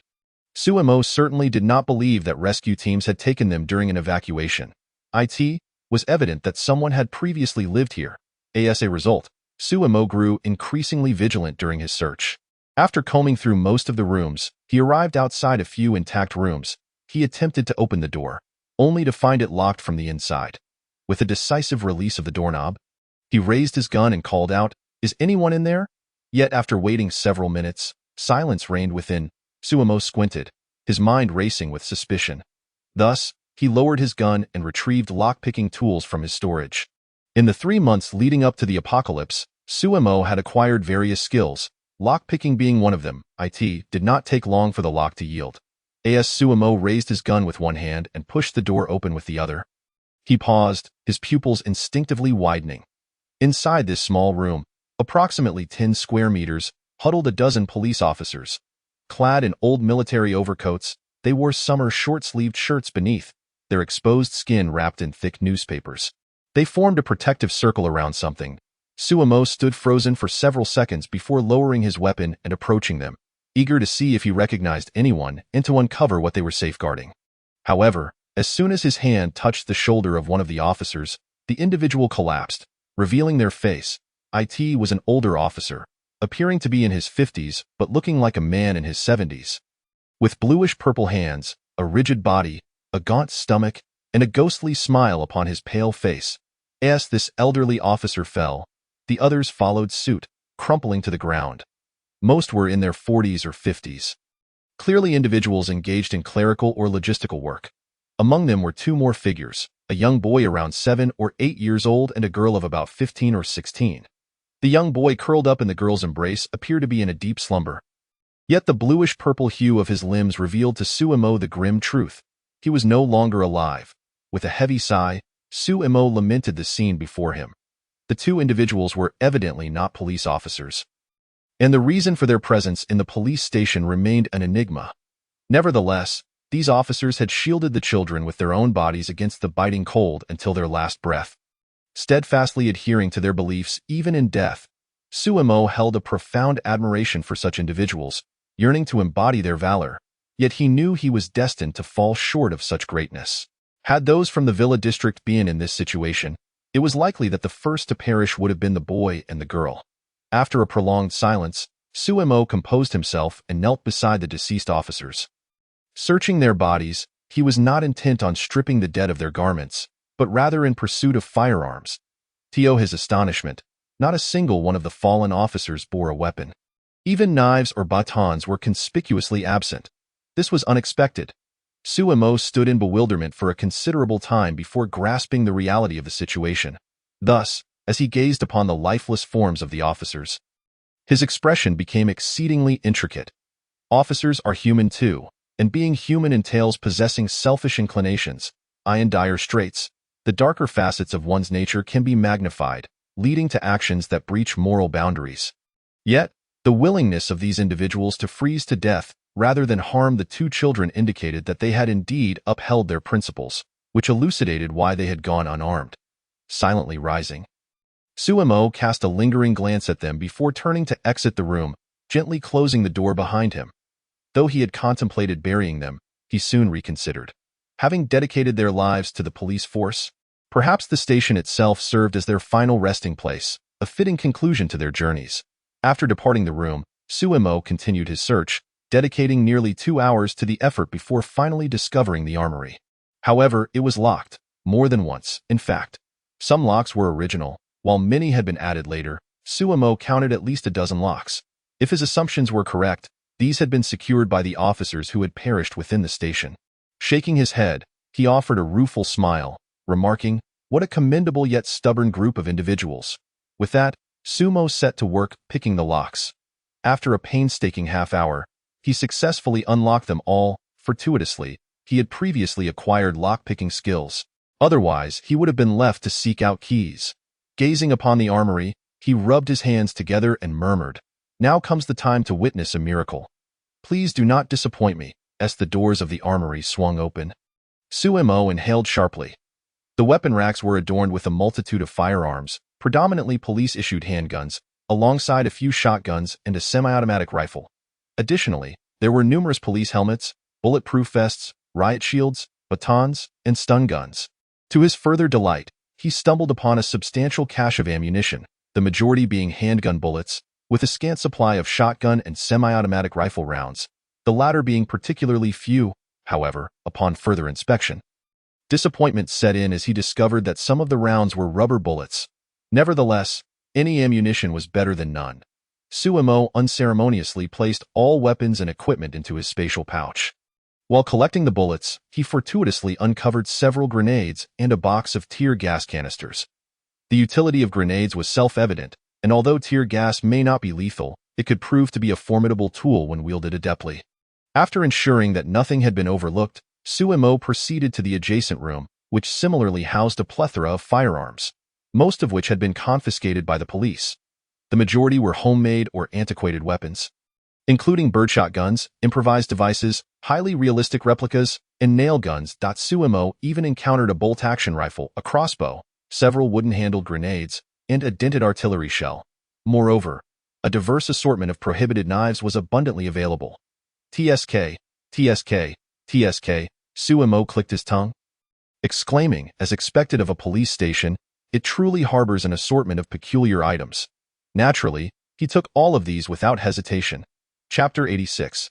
A bounty of weapons. After raiding the armory, Suemo continued his scavenging within the police station. Though regrettably, he found little of use. Following an exhaustive search of the final room, over an hour had passed, and Suemo deemed it time to depart. However, before leaving the station, he attended to his hunger. Once satiated, he climbed out of the window. Outside, the snowmobile had accumulated a layer of snow. After clearing it off, Suemo glanced at the sky, estimating it to be around 2 in the afternoon. Although he had amassed a considerable number of weapons, their practicality was somewhat lacking. He still required more firepower. Should he head to the SWAT base or the armed police base next? Or perhaps he should simply raid a supermarket for supplies and return.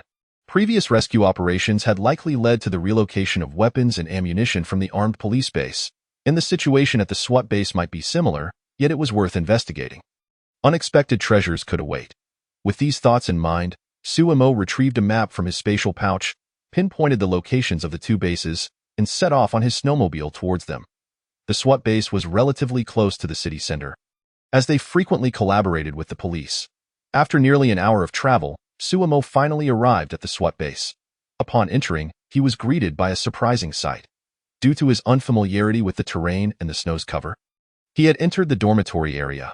Although the beds and backpacks were missing, the other living supplies remained. Observing the arrangement of these items, Suemo surmised they had been hastily summoned for disaster relief. He hoped that the weapons and ammunition had not been relocated. With that thought, Suemo commenced his search. However, it quickly became apparent that he had been overly optimistic. Despite the numerous items left behind at the SWAT base, most were either useless or unsuitable for transport. After a long and arduous search, Suemo finally located the armory, only to find it alarmingly empty. Undeterred, he pressed further inside. Perhaps the evacuation had been executed in haste. Or perhaps some unforeseen event had prevented the complete transfer of weapons and ammunition, filling Suemo with elation.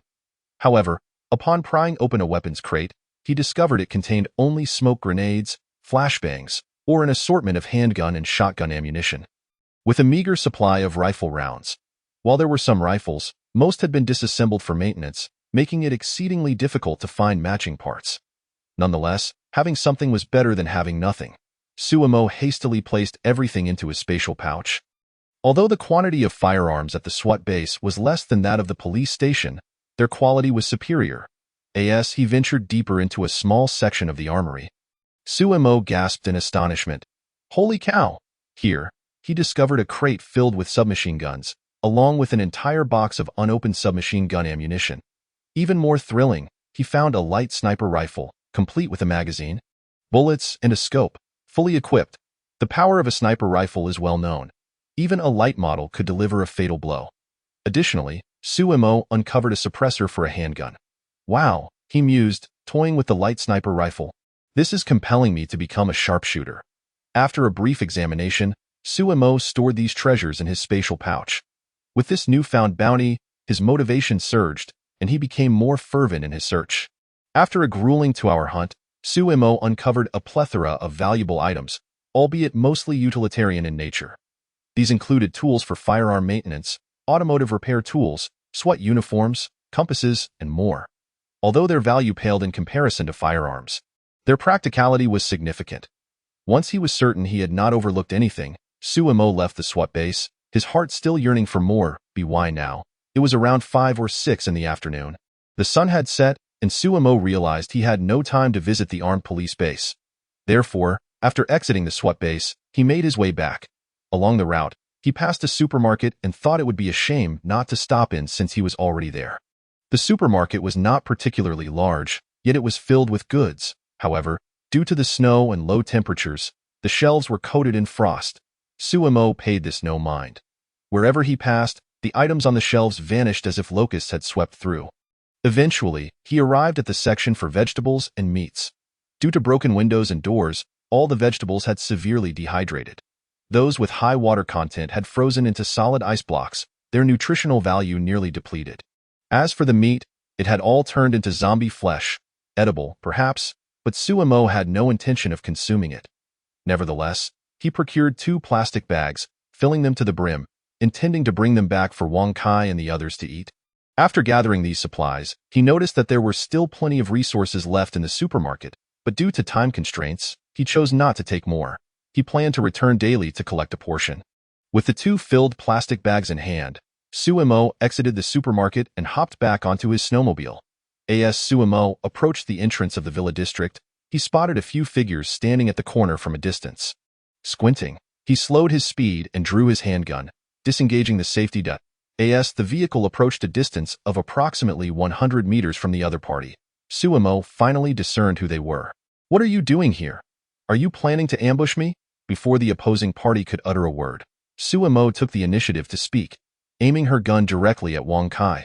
Upon seeing this, Wang Kai's eyelids twitched uncontrollably, and he hastily raised both hands, turning around in front of Suemo. "Su Xiao, please don't misunderstand.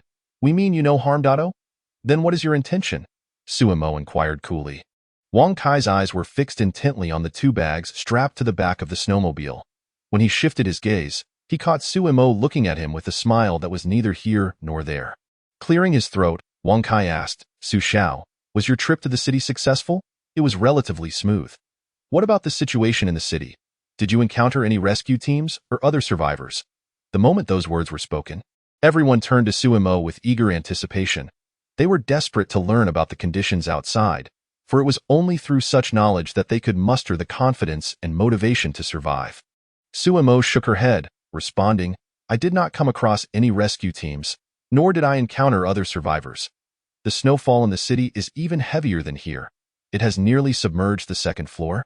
What upon hearing this, everyone was taken aback, though disappointment loomed larger than their astonishment. However, Suemo then shifted her tone, saying, "Although I did not find any survivors, I did see shadows in several residences, and there are abundant supplies in the city. If you wish to survive, you must quickly clear a path down the mountain." Chapter 87. Organizing the survivors in the West District. There is plenty of material in the city, but I can only take a limited amount each time. As she spoke, Suemo retrieved a plastic bag from the back seat of the vehicle and tossed it to the still-dazed Wang Kai. Then, she restarted the snowmobile and drove past the onlookers. Once Suemo had left, Wang Kai hurriedly picked up the plastic bag from the ground, opened it, and his eyes instantly reddened. "In a way, there are vegetables and meat. My goodness, there's even a pack of cigarettes." The others also caught sight of the supplies within the bag, and they erupted into exclamations. The items Suemo had given them, in earlier times, would have been treated as refuse, unfit even for dogs. Yet now, these goods were invaluable. It was important to note that over the past month, their diet had consisted almost entirely of instant noodles and other fried foods, which did little to satiate hunger and offered scant nutritional value, merely ensuring they did not starve. Due to a lack of vitamins, many had experienced various health issues. Now, with the addition of vegetables and meat, how could they not feel elated? After the initial excitement, someone suddenly remarked, "Su Xiao is truly a good person." This remark was quickly echoed by others. Indeed, we previously misunderstood Su Xiao. Just moments ago, Suemo had mentioned the abundance of supplies in the city. They needed to hasten their efforts. Once they reached the city, they could eat whatever they desired. Wang Kai observed the crowd, now animated to the point of incoherence, before turning his gaze toward the direction of the safe house. His expression complex. "A good person? Ha! While Suemo may not have directly killed many, the number of those who had indirectly perished due to her actions was substantial. Take the battle at the villa. For instance, over 100 lives were lost, all driven by Suemo. Was such a person truly good?" Of course, whether Suemo was good or not was of little concern to Wang Kai. His only desire was to survive. Although the supplies Suemo had brought back were not plentiful, the information she disclosed was immensely significant, particularly the revelation of abundant resources in the city, which only solidified Wang Kai's determination to descend the mountain. With this thought, Wang Kai withdrew his gaze and addressed the crowd. "Let us go home."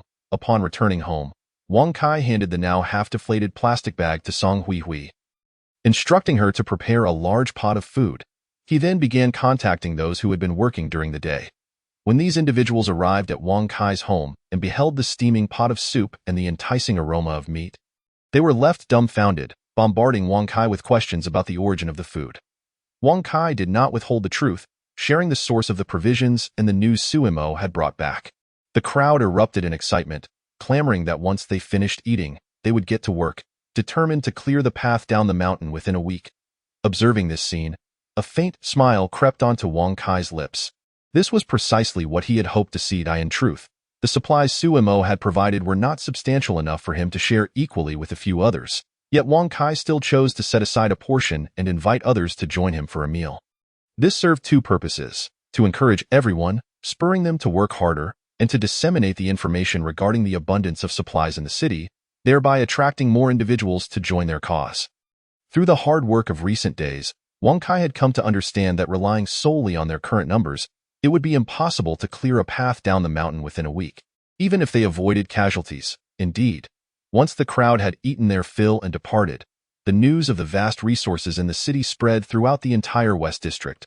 Soon after, some brave souls ventured out into the blizzard, seeking Wang Kai in hopes of joining their ranks. Wang Kai welcomed them with open arms but also laid down his expectations. The demands were not excessive, they simply entailed a fair distribution of labor. In simpler terms, those who worked hard would reap greater rewards. There was no room for anyone seeking to take advantage without contributing. Unsurprisingly, there were those who harbored intentions of exploiting the situation. Thus, when Wang Kai made his stance clear, those with such thoughts promptly declared they needed to reconsider. Wang Kai refrained from uttering any harsh words, but regarded them with an increasingly frigid gaze. Moreover, it is worth noting that later that very night, an attempt was made to assault Wang Kai in an effort to rob him. Anticipating this, Wang Kai had already laid an ambush and eliminated his attackers. Subsequently, Wang Kai and his associates ransacked the homes of these assailants, stripping them of their supplies. As he undertook these actions, Wang Kai did so openly, with no attempt to conceal his efforts, ensuring the entire West District survivors bore witness. Those who had previously entertained doubts quickly fell silent, caught in a web of indecision. Despite the numerous purges conducted by Zhao Tai, Wang Kai, Sun Lei, and Suimo, a significant number of survivors remained. Some were astute enough to understand that survival necessitated self-help, thus when Suimo called upon them to clear the roads, they did so without hesitation. Others remained on the sidelines, uncertain of the situation in the city. Meanwhile, some still hoped to benefit without effort. Wang Kai's actions that night, however, left no room for ambiguity. A choice had to be made. They could either join him in clearing the path or face extermination. Naturally, a third option existed: escape the West District and head to the East District.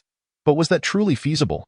It was well known that during the previous villa battle, Suimo and Wang Kai had likely caused significant casualties in the East District. The fact that no one from the East District had sought retribution thus far spoke volumes.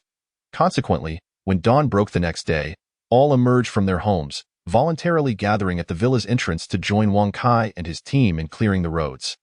Suimo's decision to provide Wang Kai and the others with supplies was intended to facilitate his organization of the West District survivors. If Wang Kai failed to grasp her intentions, Suimo would not hesitate to eliminate him and appoint someone more capable for the task. As for the methods Wang Kai employed to organize the survivors, that was of no concern to Suimo. Upon returning to the safe house, Suimo parked the snowmobile in the underground garage and then stored it away in a separate space. Although he was not currently threatened due to his possession of a firearm, he could not dismiss the possibility that some foolhardy individual might take risks. Once inside the safe house, Yang Sweki hurried to greet Suimo, inquiring with concern about his well-being. Watching her busy about, Suimo felt a warmth in his heart. To be honest, he relished the feeling of someone waiting for his return. Regardless of how indifferent Suimo appeared towards others, he was still human, needing warmth and care. If it were not for the apocalypse, he would have loved to remain in the safe house, sharing a world with Yang Sweki. Yet he understood that now was not the time for relaxation. Many tasks awaited his attention. Descending into the city to scour for weapons, ammunition, and supplies was merely the first step. Next, he needed to seek out zombies, awakened individuals, and researchers. Chapter 88. Chun Shulan is still alive. Ding ding ding. Just as Suimo finished his shower and was preparing to eat, the doorbell rang. Huh? Suimo paused, murmuring, "Who could it be?" He then picked up his phone and activated the surveillance equipment. Upon seeing who stood outside, Suimo was momentarily taken aback. What brings him here? The figure at the door was none other than Sun Lei. During the villa battle, All the individuals from the East District led by Sun Lei had perished, leaving him as the sole survivor. Suemo had assumed this man would succumb to the snow, and even if he survived, he certainly wouldn't dare to return to the East District. However, the reality was somewhat unexpected. Not only had Sun Lei survived, but he had also successfully returned to the East District. After learning of this, Suemo had merely been slightly surprised, not letting it trouble him as long as Sun Lei did not come looking for trouble. Suemo had little interest in engaging with him, as he was not a bloodthirsty person. With a sense of curiosity, Suemo proceeded to the second floor. "What do you want?" Upon hearing his voice, Sun Lei looked up at Suemo, grinning widely as he said, "Su Xiao, it seems you are not particularly pleased to see me." Suemo frowned slightly, expressing his displeasure. "If you have something to say it directly. I am quite busy." In response, Sun Lei cut to the chase, stating, "I am here to discuss a collaboration with Su Xiao." "With you?" Suemo scoffed dismissively. Regarding Sumo's biting remarks, Sun Lei remained unfazed and chuckled. "Su Xiao, you jest. I am quite self-aware and understand I lack the qualifications to discuss collaboration with you. So, you represent the East District then?" "No." Sun Lei shook his head. "I represent Bai Yi." Upon hearing that name, Suemo paused slightly, instinctively asking, "Bai Yi is in the East District?" "Indeed." After receiving Sun Lei's affirmative response, Suemo fell into contemplation. In the vast landscape of Nanyang City, only a handful of prominent figures could be addressed as Yi, and Bai Mo was among them. However, this apocalyptic identity held little significance for Suemo. What truly mattered to him was Bai Mo himself. Suemo recalled that during the last apocalypse, countless factions emerged in Nanyang City, but ultimately only 5 major forces remained. These included Chao Xin, who occupied the Hanjiang port in the East District, the Lin Group, which took control of the Nanyang Biological Research Institute and established itself in Nanshan, Wang Dachui, who dominated the West District mines, Yifan, who held the military base in the North District, and the Truth Church, which, although lacking a fixed stronghold, had a significant presence throughout Nanyang City. Additionally, there was a lesser-known faction that operated outside the influence of the 5 major forces, which was the one established by Bai Yi. Although the number of individuals in Bai Yi's faction was limited, each member was formidable in their own right. For instance, Wu Hao, who Suemo had deceived into going to the island nation in this life, was a member of Bai Yi in the previous one.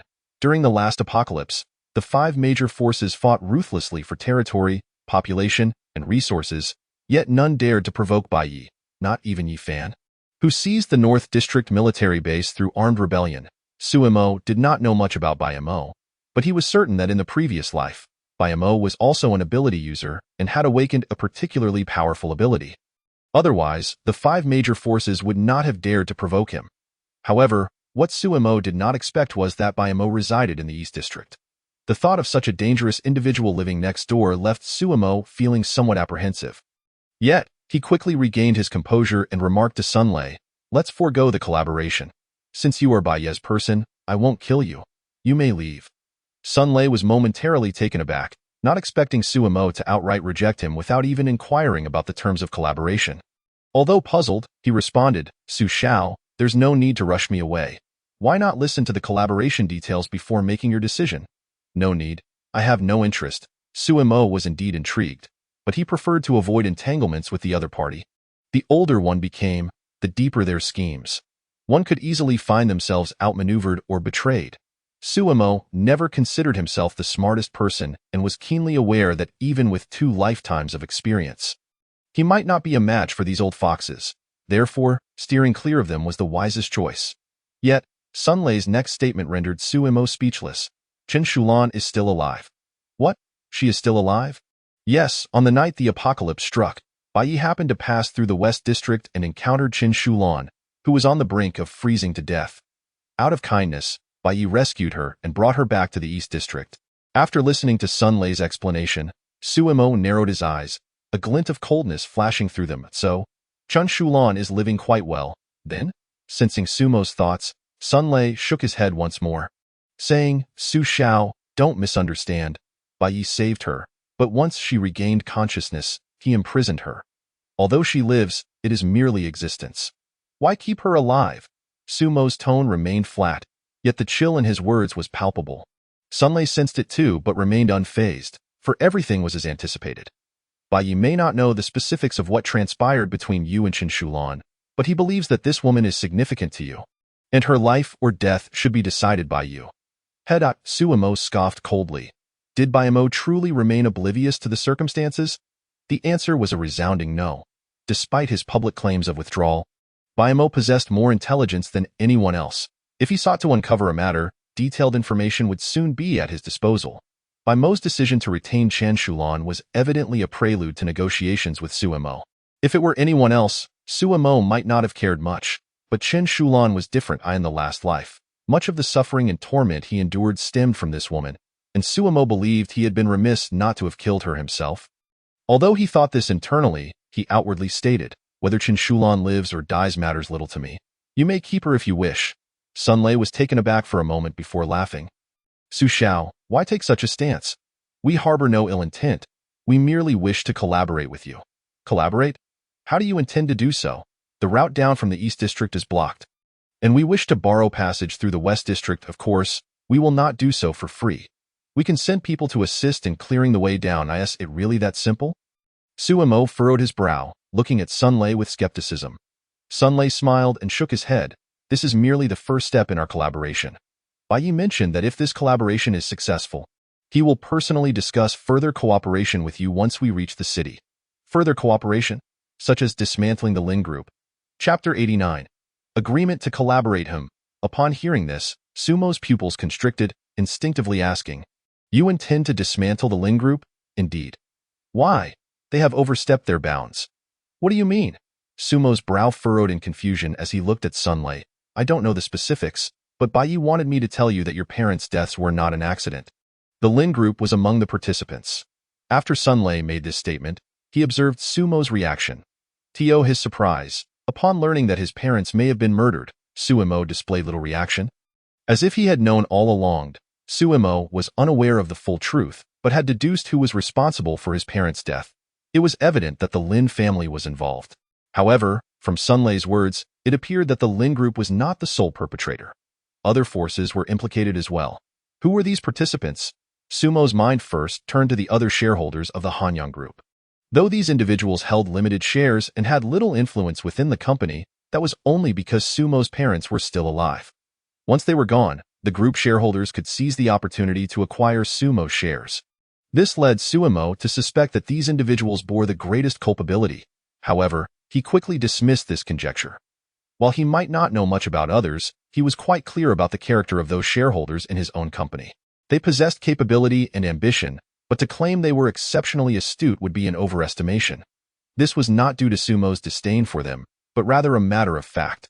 Even if Sumo's parents were deceased, he rarely visited the company, and a single young Sweki could easily keep them in check, demonstrating their limited abilities.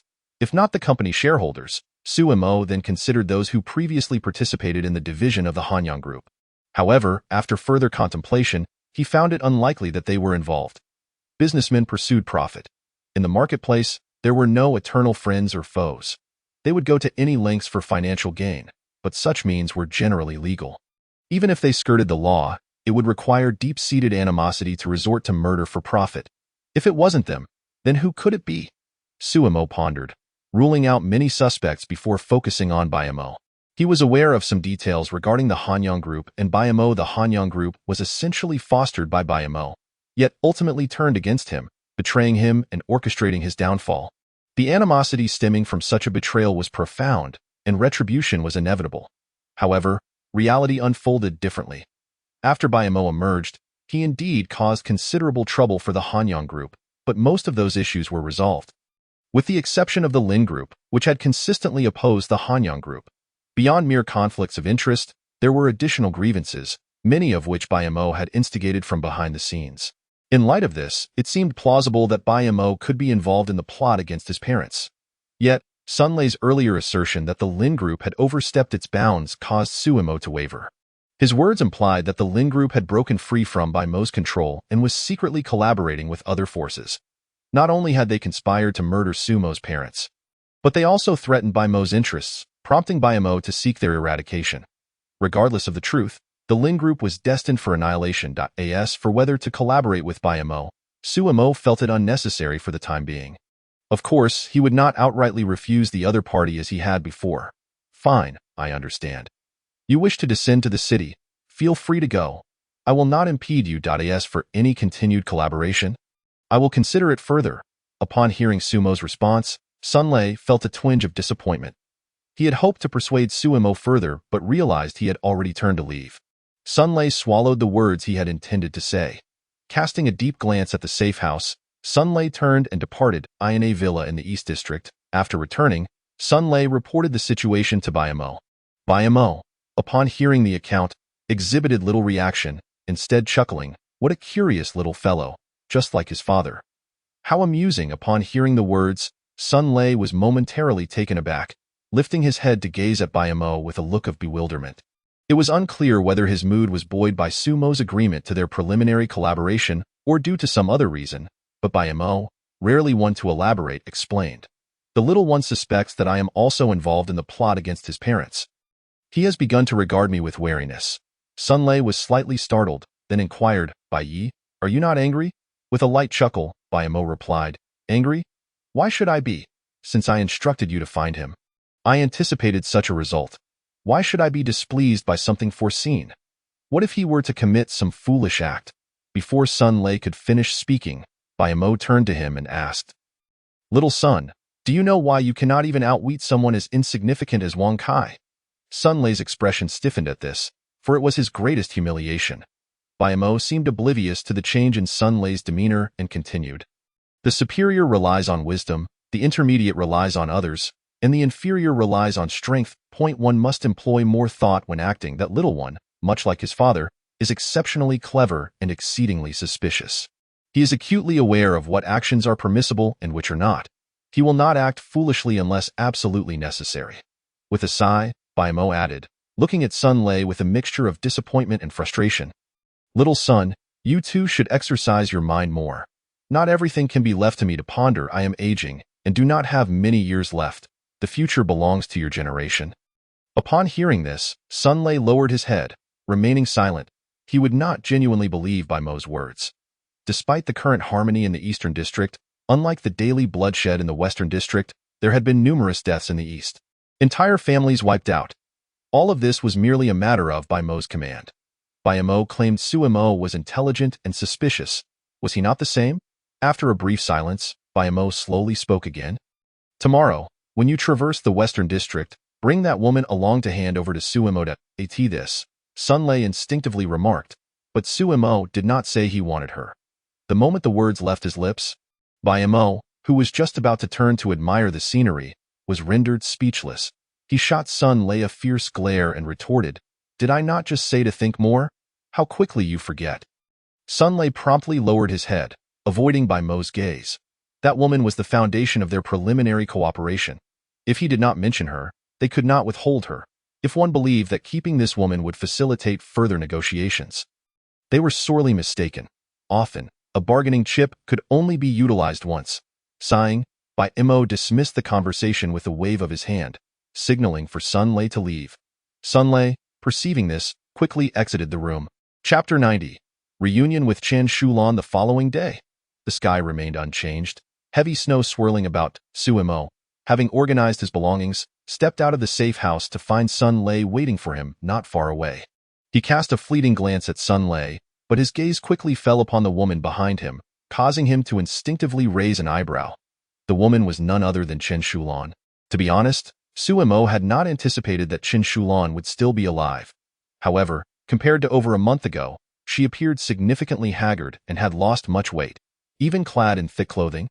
She looked frail, as if a gust of wind could carry her away.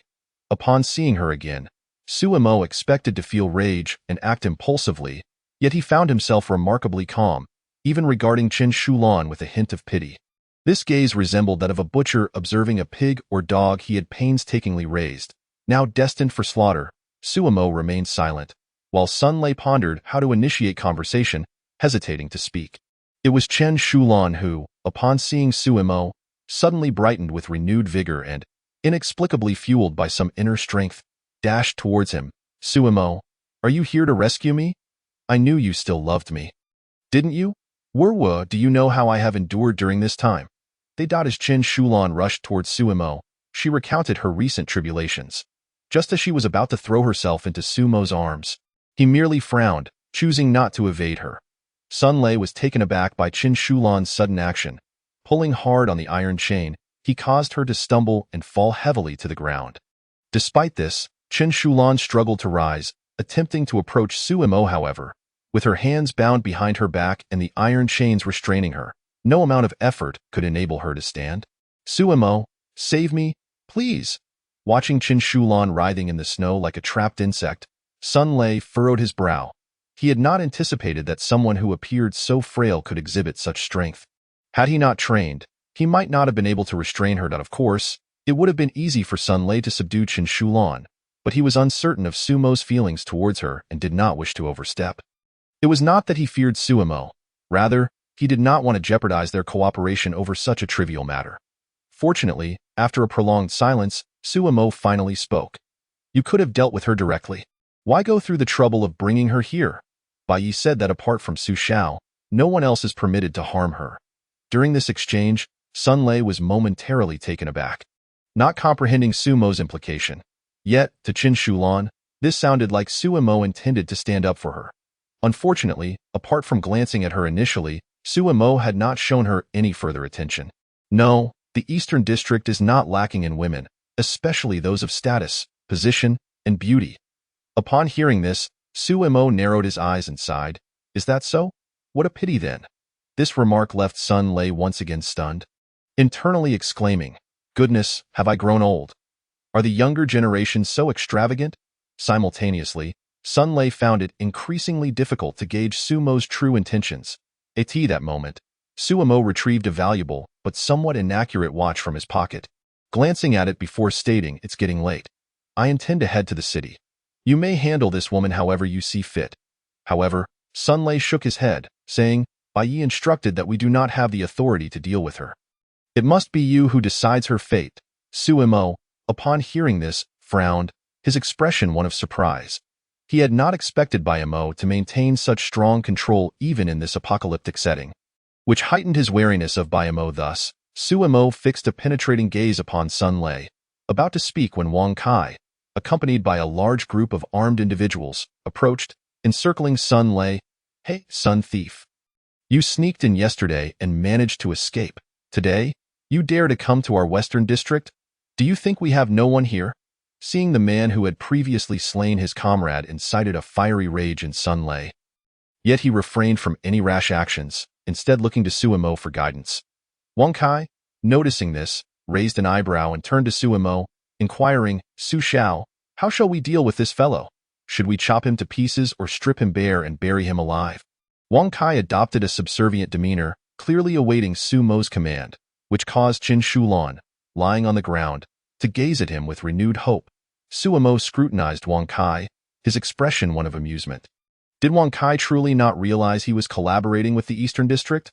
His timing and the number of people he had brought spoke volumes about his intentions. That's unnecessary. I have already reached an agreement with Bai Yi from the Eastern District.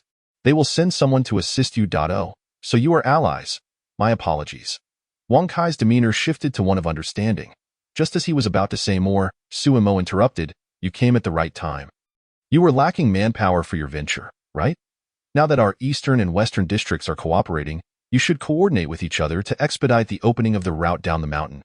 I have matters to attend to, so I will not linger. As he spoke, Suemo started his vehicle, seemingly recalling Qin Shulan only as he was about to leave. He glanced back at her and casually remarked, Oh, by the way, this woman is also in your care. Treat her well, for I do not wish to see her again. After saying this, Suemo did not wait for Wang Kai's response and drove off on his snowmobile. It was only after Suemo had disappeared from sight that Wang Kai turned his attention back to Qin Shulan, who had ceased to struggle, scratching his head as he asked Sun Lei, What is the deal with this woman? By now, Sun Lei had discerned Sumo's stance towards Qin Shulan and, reluctant to elaborate further, handed the iron chain to Wang Kai. Don't ask me. I am not privy to the details. Sun Lei was curious to see Wang Kai's next move. Wang Kai, not surprised by Sun Lei's reluctance to speak, turned to his companions. One of them, familiar with the situation, hastily stepped forward to explain Qin Shulan's predicament. After listening, Wang Kai exclaimed with newfound clarity, Oh, So that's how it is. We must treat Miss Chen well. It just so happens that we are in urgent need of manpower for our venture. So let her take the lead with that. He handed the iron chain to the one who had just spoken. Chapter 91. The car theft. Chen Shulan's fate at the hands of Wang Kai was of little concern to Su Mo. He understood that Wang Kai was an astute individual who would adeptly manage the situation. Su Mo's mission for the day was to descend from the mountains and visit the armed police base, hoping to procure additional weapons and ammunition. The base was located in the outskirts, quite distant from the villa district. Consequently, it took Su Mo nearly 2 hours to finally locate the site. However, upon breaking a window and conducting a brief search, he quickly realized his efforts were in vain. The special police base had already been completely stripped of its supplies, leaving only a few basic necessities behind. Firearms and ammunition were conspicuously absent. Yet, Su Mo remained undeterred, thoroughly scouring the entire base until he eventually stumbled upon some useful items. A box of smoke grenades and flashbangs, a box of rifle cartridges, and a few semi-automatic rifles tucked away in a corner. After placing these items into his spatial pocket, he sighed and muttered, "At least it wasn't a complete waste of time." With that, Su Mo departed from the armed police base and drove towards the city. Now that he had acquired weapons and was temporarily stocked with ammunition, Su Mo resolved to take advantage of the fact that most survivors had yet to emerge and scour the major supermarkets and shopping centers in the city. After all, resources were something no one could ever have too much of. Even if he could not consume everything, he could barter these supplies with other factions in the future. Even with the anticipated emergence of numerous supernatural beings and specialized agricultural practitioners, resources would remain exceedingly valuable. Furthermore, despite the current state of societal collapse and rampant violence, such conditions were merely temporary. As various alliances and factions emerged, once the bloodshed reached a certain threshold, they would cease hostilities and opt for cooperation. As the saying goes, the world of martial arts is not solely about fighting. It also encompasses human relationships and social intricacies. To Su Mo, these social dynamics boiled down to the exchange of interests. In the post-apocalyptic world, whoever possessed a substantial cache of resources would reign supreme in their territory. Just like the current situation in the Junyu Villa district, did Wang Kai and his associates not realize that venturing down the mountain was a perilous endeavor fraught with the potential for death? Did they not desire to seize the resources in Su Mo's possession? They were certainly aware of it and certainly wished to, but did they have the audacity? Did they even have a choice? The answer was self-evident. With no options available, compromise, collaboration, and submission became the best and indeed the only course of action. Moreover, their relentless efforts to navigate the treacherous terrain were not solely driven by Su Mo's threats. They understood that only by descending into the city and locating resources could they free themselves from Su Mo's control. However, their aspirations were destined to be thwarted, for Su Mo was akin to a reaper. Wherever he roamed, not only food and drink, but anything portable was swept into his spatial pocket. It remained uncertain how Wang Kai and his group would react upon witnessing this scene after their arduous journey down the mountain and into the city. Yet, Su Mo hardly concerned himself with such matters. Upon exiting the armed police base, Su Mo began to indiscriminately scour the city. However, his looting was not without purpose. He primarily focused on large shopping malls and supermarkets that were not too close to residential areas and had not been buried under snow. As for supermarkets that were single-story or near residential buildings, Su Mo paid them no mind. These establishments were likely buried under snow, necessitating either snow removal or waiting for the thaw to access their supplies. Supermarkets adjacent to residential buildings were also to be avoided, as it was evident that survivors had likely ventured out into the storm to loot them. If Su Mo were to go there at this time, he would likely encounter other survivors. Although armed with a firearm, he was not inclined to seek unnecessary trouble. Despite having a snowmobile for transportation, Su Mo's looting pace was not particularly swift. After an entire day, he had only managed to loot one shopping mall. As twilight descended, Su Mo rode the snowmobile back to the villa district. On the return journey, he retrieved 2 bags of vegetables and some zombie meat from the previous supermarket. It was not that he could not carry more. Rather, he simply lacked the inclination to do so. As for how Sun Lei and the others would manage their food and drink, Su Mo was unconcerned. Thanks to Wang Kai's earlier efforts to reorganize the Western District, all survivors there had joined the expedition teams, significantly accelerating their progress. Meanwhile, the Eastern District had dispatched numerous individuals as well, through mutual cooperation. They had managed to clear a considerable portion of the snow from the mountain roads over the course of several days. Of course, this endeavor came at a hefty cost. Whether traversing with tree branches or clearing snow from the roads, injuries were inevitable and physical exertion was substantial. Wang Kai, Sun Lei, and their companions did not concern themselves with the possibility of injury. As long as they could draw breath, they were compelled to work. After all, they were not like Suimo, who had the luxury of a snowmobile to facilitate his descent. Within a mere 2 days, several individuals had succumbed to exhaustion or frostbite. Suimo was well aware of these occurrences, yet he said nothing. He continued his routine of departing each morning to loot the city, only returning home near nightfall. Each time he returned, he would hand Wang Kai 1 or 2 bags of supplies. Thus, 3 days passed. That evening, someone finally succumbed to temptation. However, their target this time was not Wang Kai, Sun Lei, or Suimo himself, but rather the snowmobile in Suimo's possession. After days of observation, they deduced that Suimo parked the snowmobile in the garage. Consequently, someone decided to take advantage of the darkness, digging a tunnel through the snow from the side of the safe house to steal the snowmobile. Their movements were stealthy, and they dug quickly, as snow was relatively easy to excavate. However, what these individuals failed to realize was that their every move was clearly visible to Suimo through the outdoor surveillance cameras. Upon noticing their illicit actions, Suimo retrieved his light sniper rifle from his spatial pocket and quietly ascended to the rooftop. Finding a suitable spot to lie in wait, he chambered around and aimed at one of the intruders. Pulling the trigger, bang! Though it was a light sniper rifle, the sound was significantly louder than that of a handgun, and its power was far greater, resulting in a fatal shot. The deafening gunfire startled the would-be thieves, causing them to turn and attempt to escape through the tunnel. Yet, how could their speed compare to that of a bullet? Suimo continued to pull the trigger, each shot claiming a life. In less than 2 minutes, all those who sought to steal the snowmobile were killed. The warm, crimson blood not only stained the snow but also melted much of it. However, it quickly froze into ice under the low temperatures. After dispatching the intruders, Suimo lingered momentarily, and upon seeing no further movement, he retracted his weapon and returned to the safe house. Chapter 92. Reactions from all sides. The crisp and resonant gunfire echoed hauntingly through the silent night, awakening countless individuals from their slumber, who instinctively turned their gaze toward the safe house, filled with unease. What was happening? Why was Suimo firing his weapon again? The sound of the gun was so loud. It couldn't possibly be a handgun. It must be a rifle. No, wait, that was a sniper rifle. A sniper rifle? Goodness! Suimo actually possesses such a formidable weapon. Who would dare to provoke him now? As the crowd murmured amongst themselves, a man's voice, steeped in profound suppression and fury, erupted from within a certain villa. Damn it! How could he possibly have a sniper rifle? Suimo, why the hell won't you just die? Chin Duo was consumed by rage and fear. But more than anything, he felt an overwhelming sense of despair, a despair that saw no glimmer of hope on the horizon. Indeed, the individuals who had plotted to steal the vehicle were none other than Chin Duo's subordinates under Wang Kai.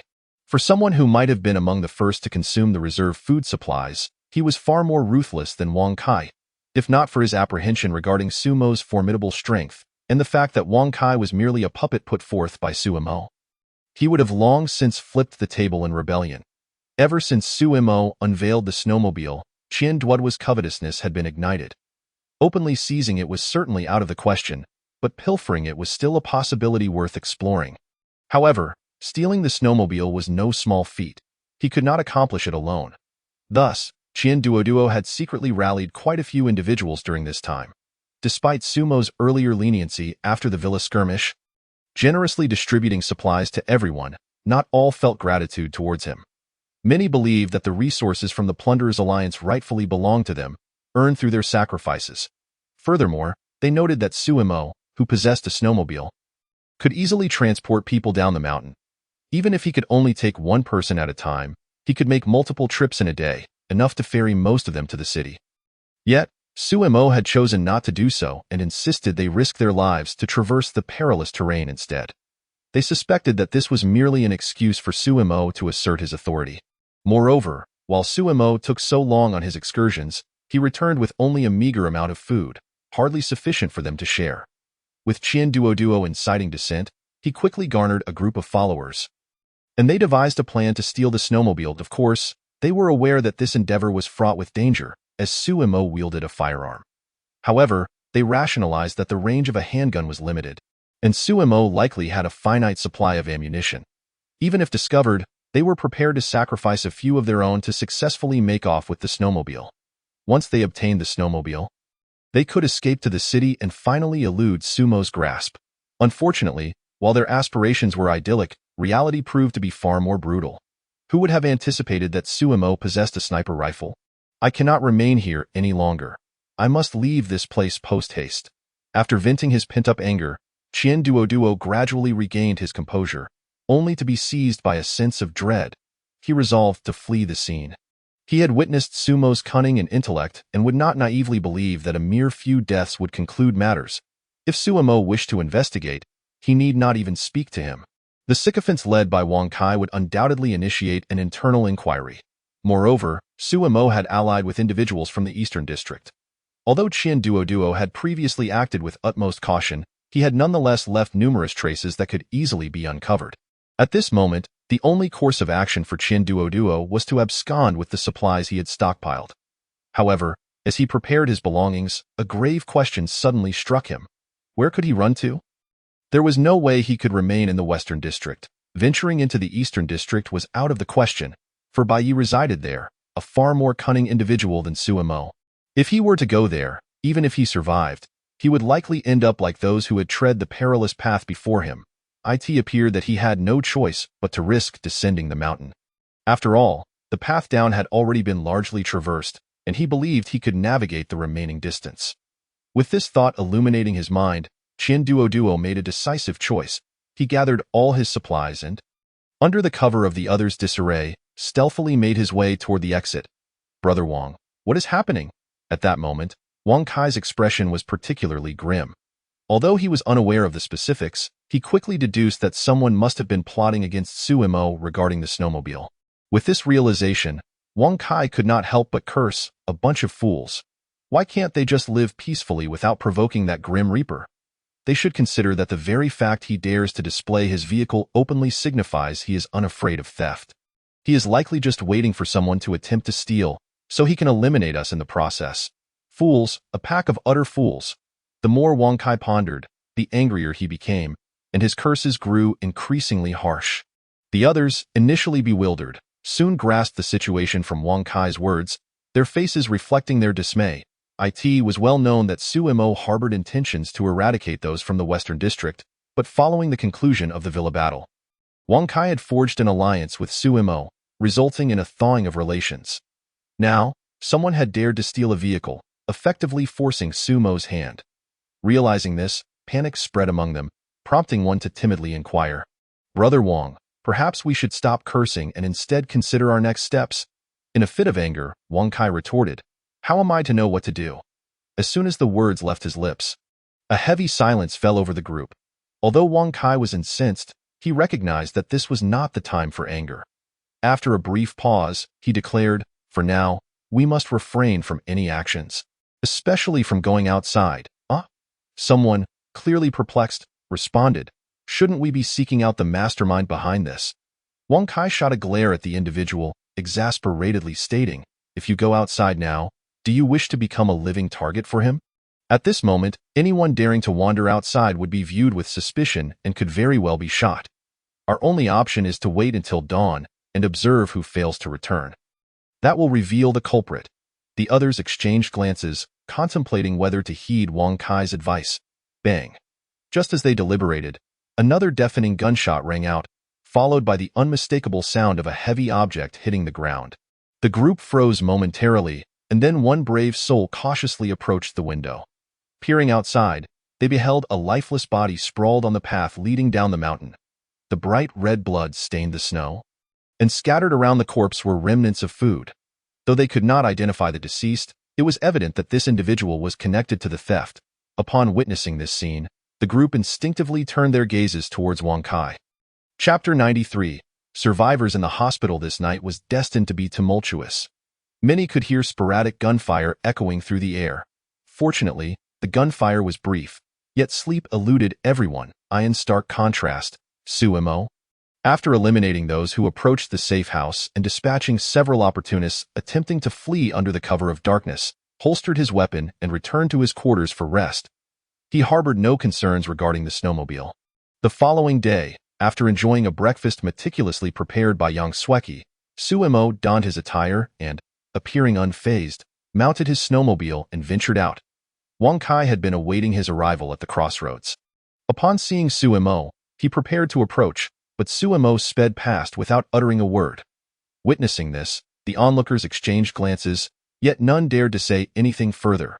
Wang Kai, unsurprised by the encounter, rallied the others to resume their tasks post-haste. As Suemo descended the mountain, nearing the base, he stumbled upon a frozen corpse.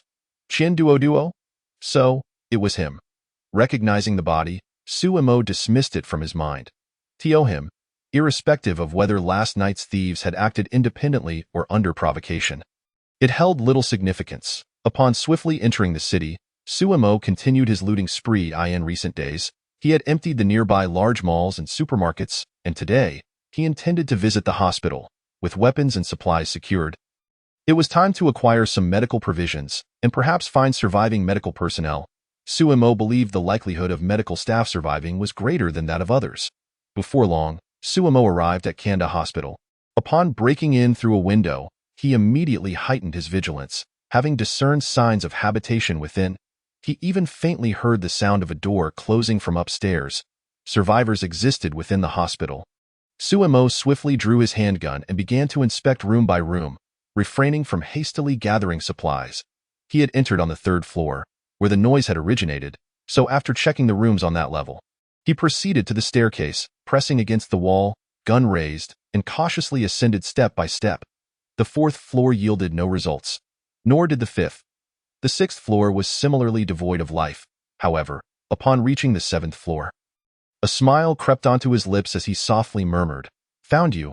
He had spotted a fire pit and various other items strewn about the corridor. The 7th floor had few rooms, all of which were closed. Suemo approached the first door, gently pushed it open, and scanned the room. Finding it empty, he continued to the 2nd room, then the 3rd. What should I do now? What are my options? Someone has entered. Are they from a rescue team or other survivors? Should I venture out? But what if they are hostile? At this moment, Zhu Xiaoxiao, hiding in a room on the 8th floor, felt a surge of panic. Previously, upon hearing the roar of the motorcycle, she had assumed someone had come to rescue her, prompting her to dash downstairs. However, upon hearing the sound of someone smashing the window, Zhu Xiaoxiao halted, realizing that the intruder was likely a survivor seeking supplies. Unsure of the intruder's identity, she instinctively fled upstairs. Originally, she had intended to hide in a makeshift refuge on the 7th floor, but upon seeing the clutter in the corridor, she realized that she could not remain there. Ultimately, she sought refuge on the 8th floor. Once inside, she felt a lingering unease and moved a cabinet to barricade the door. It was this very action that created noise, alerting Suemo to the presence of survivors in the hospital. Now, Zhu Xiaoxiao could only pray that the intruder had not heard her. However, fate had other plans. Just as Zhu Xiaoxiao thought she had escaped detection, the doorknob to her room suddenly began to turn from the outside. Seeing this, her breath quickened as she instinctively backed away, gripping the surgical knife tightly. Yet after a couple of turns, the doorknob went still. Huh? Zhu Xiaoxiao paused, pondering. Has that person left? Bang, crash. Just then, heavy footsteps echoed outside. And before Zhu Xiaoxiao could react, the door shook violently as she instinctively screamed, quickly covering her mouth, but her cry had already reached Sumo's ears. Chuckling softly, Suemo declared, "Listen up, the person inside. You are surrounded. I am giving you 30 seconds to lay down your weapon, open the door, and surrender. Otherwise, I will force my way in." Suemo was merely making an idle threat, as he sought an appropriate tool to breach the door. However, to his surprise, after he finished speaking, the occupant inside actually responded. "Are you a police officer? Are you here to rescue me?" Upon hearing this, Suemo was momentarily taken aback. He thought to himself, "No way. She really believes it?" Truth be told, this was the first time he had encountered such a naive survivor. Though surprised, Suemo quickly regained his composure, clearing his throat and stating, "Indeed, I am a police officer. I received orders from my superiors to rescue survivors. Please open the door, and I will escort you to safety. Is that true?" You're not deceiving me, are you? Suemo raised an eyebrow, inwardly reflecting. The girl possesses a modicum of cleverness, but it is regrettably limited. How could I, as a police officer, deceive you? What if you're a fraudulent officer? I opened the door. Was that not perilous? I comprehend your feelings, yet I implore you to place your trust in the police and the authorities.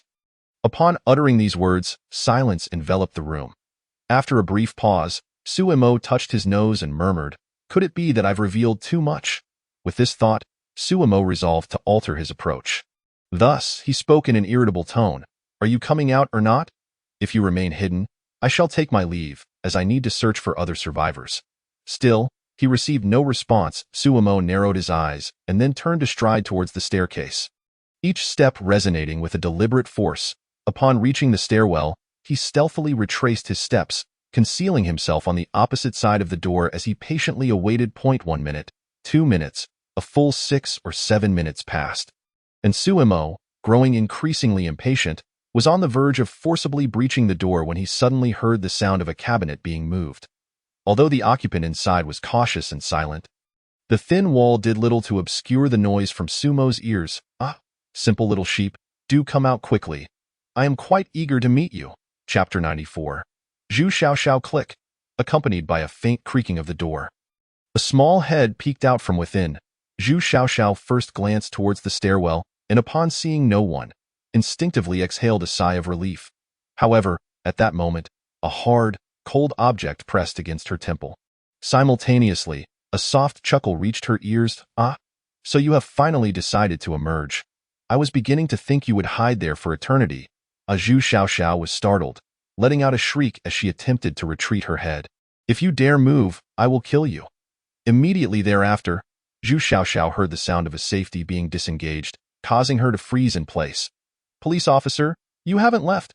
Suemo stepped forward, coming face to face with the girl, and smiled. "I apologize, but I am not a police officer." As soon as the words left his mouth, Sumo's expression shifted, and he retreated 2 steps, narrowly avoiding Zhu Xiaoxiao's attack. "Hemph." Observing her, Suemo let out a cold snort, and just as he contemplated drawing his weapon, he reconsidered, narrowing his eyes with interest as he watched Zhu Xiaoxiao, who, eyes tightly shut, shouted for him not to approach while wildly brandishing a scalpel. Suemo raised an eyebrow, stepped to her side, and firmly grasped her hand holding the knife, effectively controlling it, with her hand restrained. Zhu Xiaoxiao became increasingly flustered. Then, she did something Suemo had not anticipated. She opened her mouth and bit down hard on Sumo's wrist. Unfortunately for her, Suemo was fully armored, rendering Zhu Xiaoxiao's childlike assault utterly ineffective. Observing her predicament, Suemo gradually relaxed, realizing that Zhu Xiaoxiao posed little threat. He then pressed the barrel of his gun against her throat and commanded in a low voice, "Release your grip." Zhu Xiaoxiao's body stiffened, and instinctively, she loosened her bite, opening her eyes to gaze up at Suemo. Her clear eyes reflected an indescribable fear, yet predominantly, they revealed curiosity. "Who are you? Why are you impersonating a police officer?" Suemo did not answer her inquiry. Instead, he shoved Zhu Xiaoxiao back into the room while he took the opportunity to survey his surroundings. Once he confirmed that Zhu Xiaoxiao was the sole occupant, he turned his attention back to her. "Who are you? What happened to the other survivors in the hospital?" Woo. As soon as the words escaped his lips, Zhu Xiaoxiao plopped down on the floor, weeping uncontrollably, leaving Suemo visibly exasperated. "Hey, I'm asking you a question." It remained unclear whether Sumo's mention of her distressing situation was the cause, but Zhu Xiaoxiao not only failed to cease her crying, she only grew louder, inciting further frustration in Suemo. After waiting for a while, he initially believed she would tire of her tears, but she seemed to have become addicted to weeping. Ultimately, Suemo could not endure any longer and shouted, "Stop wailing. Tell me, who are you?" To his surprise, Zhu Xiaoxiao instantly halted her cries, lifting her tear-streaked face to regard Suemo with a look of utter grievance. "My name is Zhu Xiaoxiao. I am the only one left here." Woo, and with that, she resumed crying. Seeing this, Suemo felt overwhelmed, yet he maintained his composure and asked, "Just you? What about the others?" Woo. After a series of inquiries, Suemo finally grasped the situation regarding Zhu Xiaoxiao and the hospital. Kangda Hospital was a private institution, frequented by the affluent and elite, with most patients opting for home visits unless suffering severe illnesses that necessitated hospitalization. Consequently, the medical staff at Kangda Hospital often found themselves quite idle. On the day the apocalypse struck, the hospital's director had taken several attending physicians to a conference in the capital.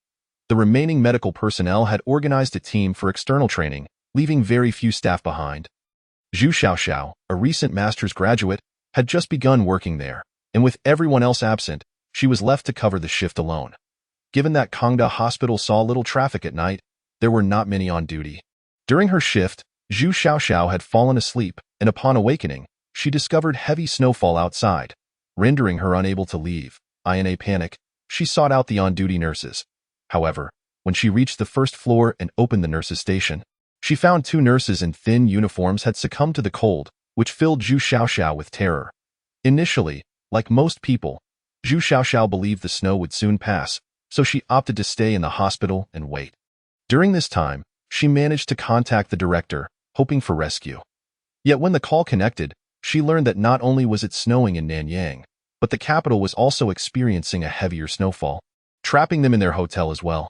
Nonetheless, the director reassured her that the blizzard would soon pass and instructed her to remain calm in the hospital. With no other options, Zhu Xiaoxiao complied. However, as days turned into weeks, first the water and electricity were cut off, followed by the internet, and soon she could no longer reach anyone else. At this point, Zhu Xiaoxiao remained optimistic, convinced that the authorities would come to her rescue. Thus, she continued to use saline and other medical supplies to sustain her bodily functions while anxiously waiting in the hospital. Notably, although the hospital had limited food supplies, it still stocked saline, glucose, and similar essentials. While these items were hardly appetizing, they prevented starvation, which explained why Suimo found Zhu Xiaoxiao still remarkably vibrant even after more than a month. After listening to Zhu Xiaoxiao's account, Suimo furrowed his brow, casting a skeptical gaze upon her. In such a vast hospital, are you truly the only survivor? Zhu Xiaoxiao nodded affirmatively. Yes. Yet Suimo remained unconvinced. If this were a small clinic, it might be plausible for Zhu Xiaoxiao to be the sole survivor, but in such a large hospital, the notion of only one survivor seemed utterly implausible. Observing Zhu Xiaoxiao, whose shoulders trembled and who occasionally stifled sobs, Suimo sensed that she was not as simple as she appeared. To kill or not to kill. After a moment of contemplation, Suimo opted to spare her life. In the apocalypse, certain individuals could thrive without awakened abilities, and among them were doctors. Consider Wei Shufan from the West District. As merely a nurse, she had managed to survive until now, reportedly doing quite well, which spoke volumes. Although he had decided against killing Zhu Xiaoxiao, he would not easily trust her, nor would he permit her any freedom of movement. Thus, while she was still sobbing, he produced a pair of handcuffs and, amidst her bewildered expression, first secured her hands, followed by her feet. Once this was accomplished, Suimo regarded Zhu Xiaoxiao, who lay on the ground writhing and cursing, and felt a sense of unease. Chapter 95. The second ability user after some thought. Suimo unlocked one of the handcuffs on Zhu Xiaoxiao's wrist, securing it to the pipe in the room. This way, he would not need to worry about her escaping. However, still feeling somewhat uneasy, he produced another pair of handcuffs and secured the hand she had just freed to the pipe as well. Satisfied with his work, Suimo nodded approvingly. However, Zhu Xiaoxiao's current position appeared rather humiliating. Let me go. You bastard. Let me go. I have already told you everything you wanted to know. Why are you still binding me? This is illegal detention. You are committing a crime, and I will sue you. Observing Zhu Xiaoxiao's incessant shouting, Suimo shook his head, internally questioning whether his earlier suspicions had been misguided. This woman appeared rather foolish, not at all like someone with hidden depths. Nevertheless, there is an old saying, better safe than sorry. Suimo had no desire to take unnecessary risks. Yet, keeping her restrained while she continued to shout was not a viable solution. Consequently, Suimo scanned the area and spotted a roll of tape. Tearing off a strip and applying it to Zhu Xiaoxiao's mouth, as her mouth was sealed, the world fell into an instant silence. As for why he did not resort to stuffing her mouth with socks or other items, it was because such methods were impractical. If inserted too shallowly, the tongue could push it out. If too deeply, it might suffocate her, thus should not be attempted lightly. After completing this task, Suimo turned and exited the room. Beginning to scour the The hospital consisted of 8 floors, and Zhu Xiaoxiao's hiding place was on the 8th floor, which also housed the offices of the hospital's director and administration. This arrangement made Sumo's search considerably more convenient. After a thorough search, Sumo discovered that, aside from a few medical case files and various documents, there was nothing particularly useful to be found. Fortunately, in his earlier quest to locate Zhu Xiaoxiao, Sumo had examined the lower floors and was aware of the contents within. Thus, he began to scour each floor meticulously.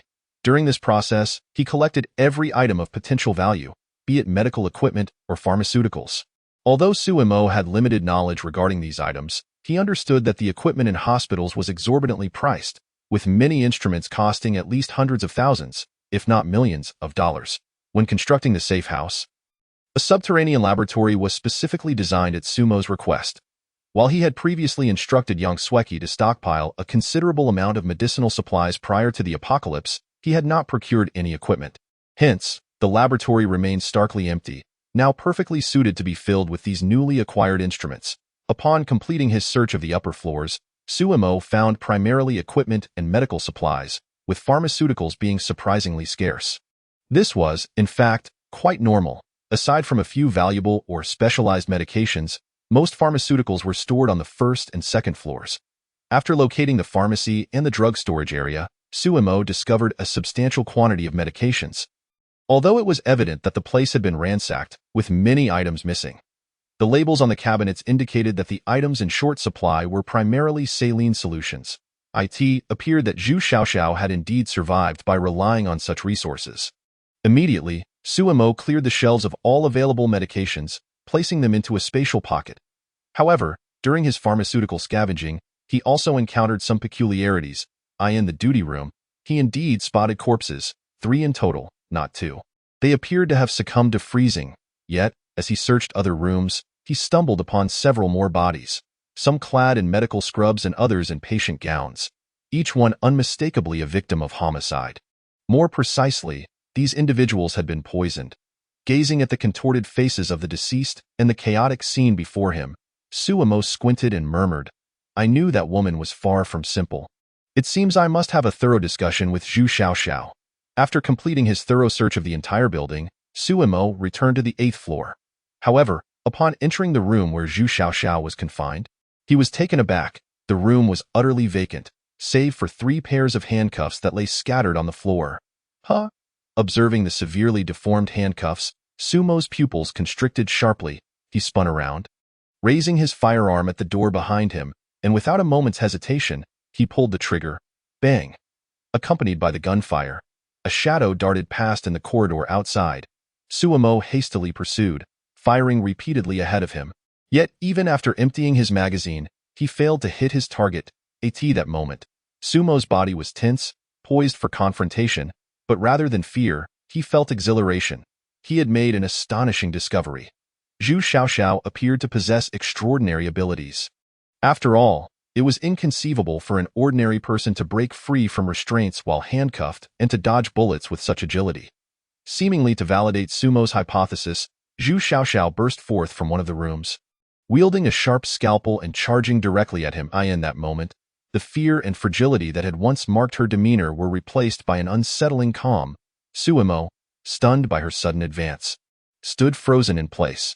Realizing the precariousness of her situation, Zhu Xiaoxiao hesitated momentarily before instinctively retreating. Sumo, noticing her hesitation, smirked and remarked, "Thinking of escaping? It's too late." Before he could finish his sentence, Zhu Xiaoxiao yelped in pain. Having collided with an unseen obstacle, the force of her speed sent her tumbling back, landing squarely on the ground. Although she was unsure of what she had struck, her reflexes kicked in, and she quickly scrambled to her feet, ready to launch an attack against Sumo, only to freeze in place. Her eyes wide with shock, Sumo stood before her, a semi-automatic rifle aimed steadily in her direction, a smile playing on his lips. "Zhu Xiaoxiao, you have certainly surprised me. Now, would you care to find out whether your blade is swifter than my bullet?" Gazing down the barrel of the gun, Zhu Xiaoxiao instinctively swallowed hard and asked in a low voice, "Who exactly are you?" "My name is Sumo." Upon hearing his name, Zhu Xiaoxiao's expression shifted to one of astonishment as realization dawned upon her. You are the reckless heir who sold the Hanyang group to the enemy? At this revelation, Suemo was left speechless, inwardly lamenting. Seriously, do you have any manners? Though slightly exasperated, he nodded affirmatively, replying, that would be me. So, you are aware of the impending apocalypse, which prompted you to recklessly liquidate your assets and hoard supplies? And where did you acquire that rifle? I never saw it before. Also, where have all the supplies gone? Do you possess some special abilities as well? End. Chapter 96. A unique ability and its complications. As Zhu Xiaoxiao bombarded him with questions in rapid succession, Suemo raised an eyebrow and interrupted. Hey, could you please assess the current situation? Who holds the upper hand here? Hearing this, Zhu Xiaoxiao's expression stiffened, and with a dissatisfied huff, she retorted, Speak. What do you wish to inquire? What is the nature of your awakened ability? Huh. Zhu Xiaoxiao was taken aback, murmuring, ability. So this special power is referred to as an ability.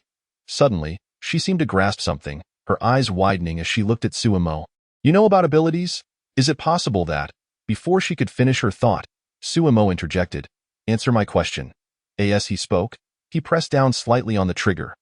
Zhu Xiaoxiao's expression shifted, her face paling. Truth be told, she disliked being held at gunpoint. Yet, under the circumstances, she bit her tongue and, suppressing her frustration, articulated, I can't precisely define my ability, but it seems my mental acuity has heightened considerably. My senses are more acute, allowing me to perceive minute details. For example, I can detect the flaws in the handcuffs. When I concentrate, my grip strengthens, enabling me to break free from restraints. Upon hearing this, Sumo's mind raced, murmuring, a physical enhancement ability? What did you say? Suemo chose not to respond to that question, continuing instead, has your strength increased? Zhu Xiaoxiao pondered for a moment before shaking her head. It doesn't seem so. Doesn't seem so? Suemo raised an eyebrow, regarding her with skepticism. Zhu Xiaoxiao, noticing his gaze, quickly clarified, I used to possess considerable strength. Moving furniture was effortless for me. However, now it feels somewhat challenging. I actually feel like my strength has diminished. But, she paused, furrowing her brow in contemplation before continuing, however, when I concentrate on my hands, my strength suddenly surges. Hearing this, Sumo's eyes lit up as he whispered, telekinesis? He then proceeded to pose Zhu Xiaoxiao several more questions. Although she was puzzled, she answered each one diligently. From her responses, Suemo confirmed that Zhu Xiaoxiao had indeed awakened a telekinetic ability, albeit one that was not combat-oriented but rather supportive. Tio further ascertained her powers. Suemo approached Zhu Xiaoxiao, removed his gloves, extended a hand towards her, and said, Focus intently and see if you can identify any issues with my hand. Zhu Xiaoxiao regarded his outstretched hand, hesitating over whether to seize the opportunity to launch a surprise attack. Yet, upon noticing the unwavering aim of the rifle, she resolutely abandoned the idea. At such a close range, if Suemo were to pull the trigger, she would be reduced to mere Swiss cheese. Therefore, Zhu Xiaoxiao concentrated her attention on Sumo's left hand. Suemo, in turn, scrutinized her for any changes. Almost immediately, he observed a significant shift in Zhu Xiaoxiao's demeanor as she focused. She transformed into a figure reminiscent of a surgeon preparing to operate, calm and collected. To Sumo's astonishment, her eyes deepened with intensity, as if something was flickering within them. After observing her for about a minute, Zhu Xiaoxiao spoke in a steady tone. Your dominant hand is indeed your left. It appears quite fair yet bears a layer of calluses. You have practiced shooting, archery, rock climbing, and boxing. Although your fingers seem normal, there are slight fractures in the bones, likely from your boxing practice. The back of your hand bears scars, presumably from a knife or similar weapon, and your finger joints. After hearing this, Sumo's eyes sparkled with clarity. He had discerned the specifics of Zhu Xiaoxiao's abilities, thinking to himself, I've certainly struck gold this time. However, at that moment, Zhu Xiaoxiao abruptly seized Sumo's left hand, while raising the scalpel. Sumo's heart raced, and instinctively he attempted to retract his hand, yet he was unable to extricate himself in time. Hey, what are you doing? Zhu Xiaoxiao, seemingly entranced, did not raise her head as she responded, I'm performing surgery, of course. Stay still. It will be quick. As the scalpel descended, Suemo disregarded everything else, exerting all his strength to break free from Zhu Xiaoxiao's grasp. Taking 2 steps back, he aimed both hands with his firearm against her forehead, coolly stating, Wake up. The operation did not succeed. and Zhu Xiaoxiao felt a tinge of dissatisfaction. Her aura became somewhat chaotic. However, when the cold barrel of a gun was aimed at her forehead, her eyes began to flicker rapidly. Then, Su Mo observed that Zhu Xiaoxiao's delicate brows furrowed slightly as she bit her lip, the calmness in her gaze evaporating, replaced by an alluring charm. The once rosy hue on her cheeks gradually transformed into a peculiar flush. The scalpel she held slipped from her grasp and fell to the ground. Her hands began to roam aimlessly across her body, and her legs pressed together, rubbing against each other. Su Mo was momentarily taken aback by this scene, but then his expression changed, realizing the gravity of the situation. He retreated several steps while holding the gun, hastily retrieving a bottle of water from his spatial pocket and splashing it towards Zhu Xiaoxiao. Achoo! As the water splashed across her face, Zhu Xiaoxiao sneezed, and her eyes flickered once more. Su Mo furrowed his brows, anxiously observing her. Fortunately, under the shock of the cold water, Zhu Xiaoxiao gradually regained her composure. Noticing Su Mo's vigilant expression, Zhu Xiaoxiao was initially taken aback. But then she quickly grasped the situation, her cheeks flushing instantly. As she stammered, hesitant to continue. Su Mo inquired, "Are you back to normal?" "Yes." Su Mo seemed somewhat incredulous, raising a finger and asking, "What is this?" Zhu Xiaoxiao rolled her eyes and retorted, "A finger." "Anything else?" Zhu Xiaoxiao was momentarily stunned, her almond-shaped eyes wide with indignation. "Su Mo." Seeing her blend of embarrassment and anger, Su Mo finally let out a sigh of relief, then regarded her with a peculiar expression and chuckled. "Your ability's side effects are rather unique." "You?" Zhu Xiaoxiao, already feeling awkward, became even more so upon hearing Su Mo's words. However, she quickly realized something, suppressing her embarrassment and asking, "Side effects of my ability? Are you saying this is a side effect?" Su Mo nodded, then, with a hint of confusion, remarked, "You're a doctor. Didn't you notice this issue?" Upon hearing this, Zhu Xiaoxiao lowered her head, feeling somewhat embarrassed, and mumbled, "This has only happened 2 or 3 times, so I didn't pay much attention." "Understood." Su Mo nodded, scrutinizing her from head to toe. "Your ability is of the auxiliary telekinesis type, and the side effect is heightened desire." Interesting. Chapter 97. The cunning Su Mo. Zhu Xiaoxiao felt a surge of annoyance at Su Mo's teasing. Yet, her mind was clouded with questions as she asked, "What does auxiliary telekinesis mean? And what about the side effects?" She bombarded him with several inquiries. Su Mo gazed at her, hesitating over whether to divulge the information. Killing her was out of the question, for Zhu Xiaoxiao was the first ability user he had discovered. Moreover, her ability was related to healing, a highly valuable skill in the apocalypsed INA world ravaged by chaos. A healing ability ranks among the top 3 auxiliary powers. Any faction possessing a healer significantly boosts their survival rate by at least 30%. After all, many survivors perish not from hunger but from disease. It's worth noting that in his previous life, Lin Jialin, who experimented on Su Mo, awakened a similar ability. The significance of Zhu Xiaoxiao was evident, yet the question loomed. Could she be trusted? As Su Mo remained silent, Zhu Xiaoxiao felt a chill run down her spine. She took a step back and said, "If you don't want to share, you don't have to. I'll pretend I never saw you, and we can part ways." With that, Zhu Xiaoxiao turned to flee. She was almost certain that Su Mo possessed knowledge about the apocalypse and had awakened an ability, demonstrating an unusual understanding of such powers. While her curiosity burned bright, her instinct to survive was stronger. Just then, Su Mo finally spoke up. "Stop." Zhu Xiaoxiao hesitated for a moment, then quickened her pace, intent on escaping. Bang, bang, bang. In the next instant, Su Mo fired, several bullets striking the walls around Zhu Xiaoxiao. The flying debris hit her face, causing a sharp sting, forcing her to halt, her body stiffening as she turned to him, forcing a smile that was more grotesque than a frown. "When I said I wasn't trying to run, would you believe me?" Su Mo let out a cold laugh. "Zhu Xiaoxiao, we're all adults here. Don't play games with me. I'm giving you 2 choices. First, come with me. I can offer you a safe haven, abundant food, and answers to your questions. Second, refuse to come with me, and I will shoot you dead. Which option do you choose?" Upon hearing this, Zhu Xiaoxiao paused, breath hitching as she regarded Su Mo. "Is there a third option where we part ways, and you take your path while I take mine?" "There is no third option, just 2 choices. Choose one." While others might hastily make a choice when presented with such options, Zhu Xiaoxiao fell into silence. She was acutely aware that Suimo's generous offer was not without reason. Though she was unclear about the current state of the outside world, she had a sense of the scarcity of resources. The more Suimo offered, the greater the price she would have to pay. Yet, could she refuse? With this thought, Zhu Xiaoxiao couldn't help but let out a bitter laugh. She looked at Suimo and said, "I can accompany you, but I have a few conditions if you don't agree."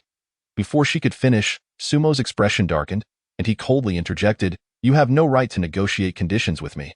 Coming with me is your only option, and of course, you might attempt to escape. Perhaps you could dodge the bullets with your ability, but you're not the only one who has awakened powers. If you doubt this, feel free to test it." Zhu Xiaoxiao quickly shook her head. "I believe you." But Suimo coldly interrupted again, "There are no buts." Zhu Xiaoxiao's complexion darkened immediately. Suimo, seeing her expression, seemed reluctant to escalate the situation further. Softening his tone slightly, "I understand you have many questions and concerns. I'll be honest. I value your ability highly. It's important to me, which is why I'm offering you so many benefits. But don't think you can use this to negotiate, at least until you prove your worth. You're not in a position to bargain. Moreover, I must tell you, if you fail to demonstrate your value in the future, I will personally take care of you." "Are you threatening me?" Zhu Xiaoxiao replied, displeased. "No, this is a threat. A blatant threat." Zhu Xiaoxiao's mouth fell open in astonishment as she stared at Suimo. She had not anticipated him to be so blunt. Yet, this only reinforced her belief that Suimo was privy to many secrets, solidifying her resolve. "Fine, I will accompany you." Upon hearing Zhu Xiaoxiao's agreement, Suimo, who had appeared frosty just moments before, broke into a wide smile, his demeanor softening. He set down his rifle, approached her, extended his hand, and said, "Let us have a pleasant cooperation." Observing Suimo's abrupt shift in demeanor, Zhu Xiaoxiao felt a wave of incredulity wash over her, yet she extended her hand nonetheless. Just as she was about to shake his hand, Suimo's hand darted towards her neck. With a click, a collar snapped around her throat. Zhu Xiaoxiao's expression changed dramatically as she stumbled back, glaring at Suimo. "What are you doing? What is this thing around my neck?" Suimo maintained his smile, casually stating, "It's nothing, just a little toy. A toy." Zhu Xiaoxiao clearly did not believe Suimo's words. "Indeed, a little toy. If you stray more than 15 meters from me, it will explode. Do you think I would believe that?" "Believe it or not, you can always try." Zhu Xiaoxiao stared at Suimo for several seconds before she began to retreat. Suimo made no move to stop or chase her, merely watching her with a smile. Seeing this, Zhu Xiaoxiao's heart sank. She realized Suimo was not joking. "Suimo, you scoundrel, I agreed to go with you, and yet you..." Suimo scoffed, "How could I trust you without taking some precautions?" "But this makes it difficult for me to trust you." Suimo, however, remained unfazed. "I don't need your trust. You only need to follow my instructions. Despicable, shameless, you big bully." Just as Zhu Xiaoxiao was about to continue her tirade, she noticed Suimo pulling out a remote control, poised to press a button. Terrified, she promptly shut her mouth, cursing Suimo silently in her mind. Seeing Zhu Xiaoxiao quiet down, Suimo appeared pleased. Stating coolly, "Let us go. It's getting late, and we should head back." With that, he turned and walked towards the stairs.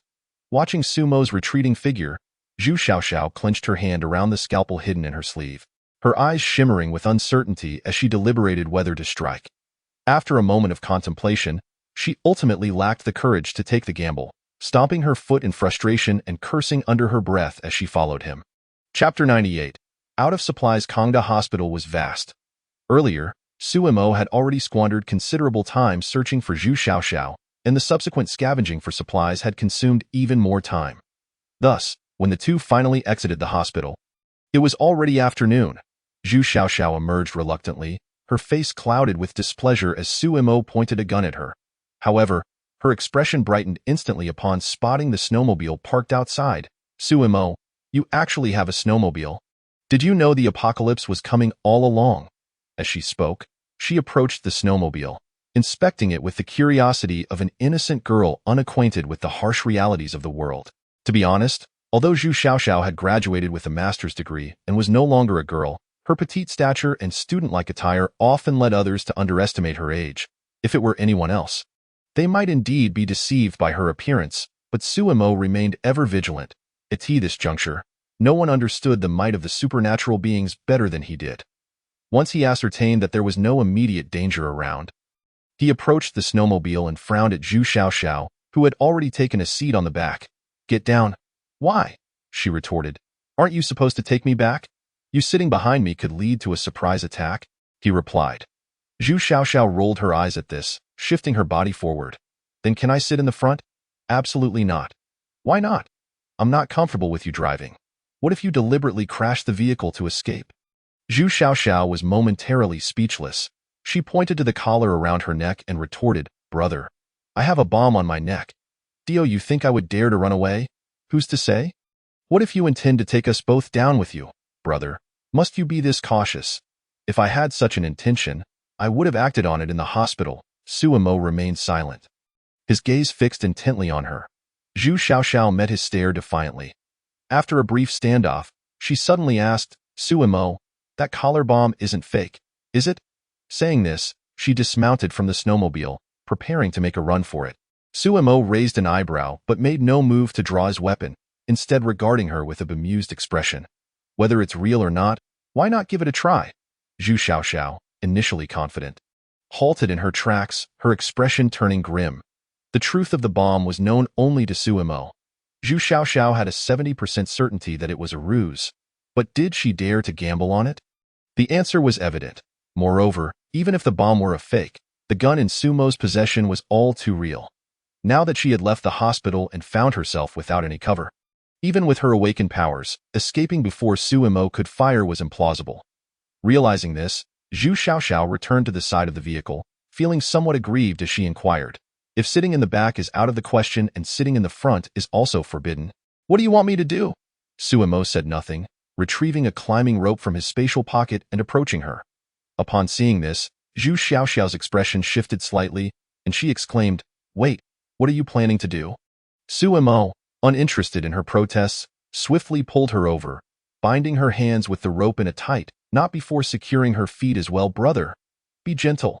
That hurts," she protested, struggling against his grip. In response, Suemo drew his handgun and pressed it against her forehead, prompting her to comply immediately. Once he had finished securing her, Suemo positioned Zhu Xiaoxiao in the front seat beside him, binding them together with the climbing rope. Yet even then, he remained uneasy. Then, much to Zhu Xiaoxiao's astonishment and trepidation, he produced a syringe filled with an unknown substance and inserted it into her arm. As he pressed the plunger, she felt a cold liquid coursing through her veins, quickly rendering her left arm numb. "What the hell did you just inject me with?" Suemo discarded the empty syringe carelessly on the ground and replied nonchalantly, "I just grabbed it from the hospital. I have no idea what it is." Upon hearing this, Zhu Xiaoxiao's complexion drained of color, and she shouted, "Are you serious, brother? You've got me all tied up like this? And you still don't trust me? Injecting random substances can kill someone." Suemo remained silent for a few moments before stating, "You should be fine. Have you tried it?" "No, then how can you be so certain I won't die?" "I'm just guessing." Zhu Xiaoxiao felt utterly exasperated. If given the chance, she would gladly stab Suemo for his reckless behavior. However, Suemo ignored her thoughts, and after taking multiple precautions, he started the vehicle and drove out of the city. On their way back, Suemo passed by a supermarket and instinctively slowed down. At this point, Zhu Xiaoxiao had resigned herself to her fate. Upon seeing the supermarket, her eyes lit up. "Supermarket? There must be food inside. Suemo, let's go in and grab some provisions." As if on cue, her stomach growled. Although Zhu Xiaoxiao had managed to survive on medication during this time, it hardly sufficed to quell her hunger. Typically, she would lie in her small room, avoiding movement whenever possible. The earlier commotion in the hospital had drained her energy, and she was famished. However, recalling Sumo's previous actions, she stifled her request. Just as she anticipated Suemo would stop, he instead accelerated, driving past the supermarket. "Suemo, are you out of your mind? You won't even stop at the supermarket with all that food inside. What are you thinking?" Suemo paid her no heed, focused solely on driving. Zhu Xiaoxiao grumbled a few more complaints before ultimately falling silent. It wasn't that she didn't want to speak, but the speed of the vehicle sent snowflakes swirling into her mouth, leaving her with a sour sensation. Before long, Suemo encountered Wang Kai and the others, who were trudging along the road. Zhu Xiaoxiao's spirits lifted once more at the sight of them. "I can't believe there are survivors here." However, Her excitement quickly waned as a thought struck her, and her expression shifted to Suemo. They won't attack us, will they? Wang Kai also noticed Suemo and the bound Zhu Xiaoxiao, momentarily taken aback. He intended to greet Suemo, but Suemo ignored him entirely, accelerating past the group. The onlookers' faces darkened at this sight, not because of Sumo's demeanor, but because he hadn't brought them any food. How could they not be anxious? The group from the East District, including Sun Lei, remained unfazed, as they had brought their own supplies. Thus, they watched the West District group with keen interest, eager to see their next move. Chapter 99. Wang Kai's tactics. Although Wang Kai was somewhat surprised by Sumo's actions, he found them reasonable. After all, following the gunfire the previous night, he had anticipated such a scenario. Sumo's indifferent attitude upon leaving that morning had already hinted at this outcome. However, Wang Kai still held on to a glimmer of hope, believing that Suemo wouldn't act too ruthlessly. Yet now, it was clear that Suemo remained as cold and unyielding as ever, and Wang Kai's concerns had been misplaced. Everyone understood the reasons behind Sumo's behavior. But what could they say or do? Confront Suemo? Even with tenfold courage, they wouldn't dare. Thus, they turned their gazes toward Wang Kai. Seeing this, he declared, "Don't look at me. I don't have any supplies either. You all know that every time Su Xiao brings us resources, I distribute them evenly." Evenly? The others were skeptical of Wang Kai's words, especially those who had recently felt the sharp edge of his blade. They began to voice their grievances. "Wang Kai, you can't just say it's evenly distributed. Every time you go for supplies, it's always just you and a few others.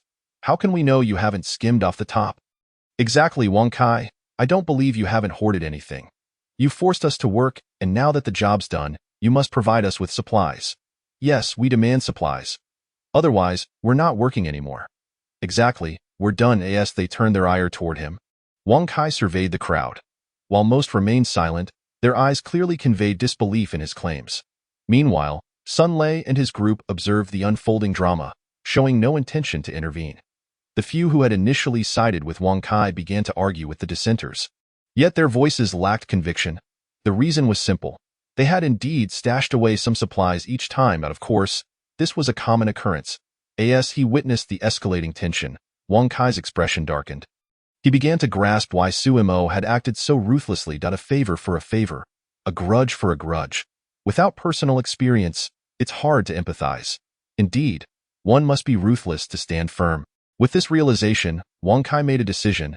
"We all understand why Su Xiao didn't bring us supplies. Although he hasn't articulated it, I know that among us, there are those who conspired with the thieves from last night. Your loud protests suggest you might be in league with them, right?" At this proclamation, the accused individuals' faces paled, and they hastily protested. "Wang, don't make baseless accusations. How could I possibly be associated with thieves? Don't slander me." "Exactly. You can't just throw around such accusations. It could cost someone their life. Anyone could be in cahoots with them. I certainly am not. I'm the most timid here. I'm timid too." Observing the few individuals eager to refute him, Wang Kai couldn't help but chuckle inwardly, though he remarked aloud, "Whether you are all in cahoots, only you can ascertain in any case. Until we locate these individuals, Su Xiao will not provide us with any supplies. If you wish to obtain resources, you must find these people." Upon hearing this, the crowd exchanged glances, their eyes laden with skepticism. As silence fell over the group, Wang Kai continued, "Of course, I understand that all of you are toiling hard in these treacherous times. I have a bit of food at home, and I am willing to share some." Instantly, the crowd's faces brightened, ready to extol Wang Kai's generosity, but his next statement left them dumbfounded. "However, as you know, my situation is not ideal. Our supplies are limited, and even if I contribute all of it, it won't suffice. Therefore, I propose that each of us contribute a portion of our provisions to create a communal meal, ensuring that everyone has something to eat." "What nonsense is this? How can that be?" someone protested. "Look at our circumstances. You know we have little to spare." Another chimed in, "You all are fortunate. At least you have some food. I have nothing to eat and can only boil tree bark daily." "You still have tree bark?" "I can do no more than consume snow every day." As soon as Wang Kai's suggestion left his lips, everyone erupted in opposition, each asserting their lack of food. They all claimed to be suffering tremendously. Were they truly devoid of sustenance? Certainly not. Otherwise, they would not have survived this long. Yet, To expect them to part with their meager supplies to share with others was an entirely different matter. Even if it could potentially save more lives and improve the quality of food, who would be willing to do so? Nonetheless, a few individuals showed agreement, not out of nobility, but because they were genuinely out of food. They seized the opportunity to gain something for nothing. However, such individuals were in the minority. Ultimately, after a cacophony of disputes, Wang Kai's proposal was dismissed, and no one insisted that he provide supplies for the group. Standing nearby, Sun Lei witnessed this exchange. Initially, he wore a smile, but now he could no longer muster any mirth. It was no small feat for Wang Kai to have survived this long, even reaching some sort of accord with Suemo. Reflecting on this, Sun Lei turned to his companion and whispered, "When we return, make sure to hide our supplies well, and do not sleep too soundly tonight. Are you worried they might launch a surprise attack on us?" Sun Lei narrowed his eyes and replied, "Not might, but certainly. Surely not. Have they gone mad?" "Humph." Sun Lei scoffed. Could they have survived this long without going mad? The individuals from the East District exchanged glances, falling into silence. While everyone simmered with anger over Sumo's failure to deliver supplies today, Chun Shulan huddled in a corner, glaring fiercely at the direction Suemo had departed, muttering, "Why? Suemo, why have you treated me this way? I may have put a green hat on you, but I was coerced. Why have you turned against me? You would rather bring a stranger back than me, Suemo. You are truly heartless. I understand you are testing me, deliberately putting on a show for my sake. Aren't you? Yes, it must be so. I must survive. I will prove my love for you through my actions." With this thought, Chun Shulan began to observe the bickering survivors from the West District, her gaze akin to a starving wolf seeking prey. Regrettably, most present were oblivious to the shift in Chun Shulan's demeanor. However, a few took notice. Sun Lei observed her and frowned, muttering, "This woman is not simple." Chapter 100. The uncomplicated Zhu Xiaoxiao Suemo. Why are they so afraid of you? Zhu Xiaoxiao pondered the recent events, feeling utterly incredulous. Did they know about your abilities? Initially reluctant to engage with Zhu Xiaoxiao, Suemo finally spoke up, "They are unaware. You are the second person to learn of my abilities." "The second?" Zhu Xiaoxiao replied, bewildered. "Who was the first?" Suemo did not answer but instead, with a serious expression, cautioned, "Do not disclose your awakening as an ability user to others." "Why not?" As soon as the words escaped her lips, Zhu Xiaoxiao connected the dots, narrowing her eyes. "You fear they will see us as anomalies and shun us?" Hedat Suemo replied with a cold laugh. "If that were the case, it would be simple. But do you believe being an ability user is a blessing? Isn't it?" Zhu Xiaoxiao countered. Suemo did not directly respond but continued, "Do you know how normal people perceive the insane?" Zhu Xiaoxiao paused.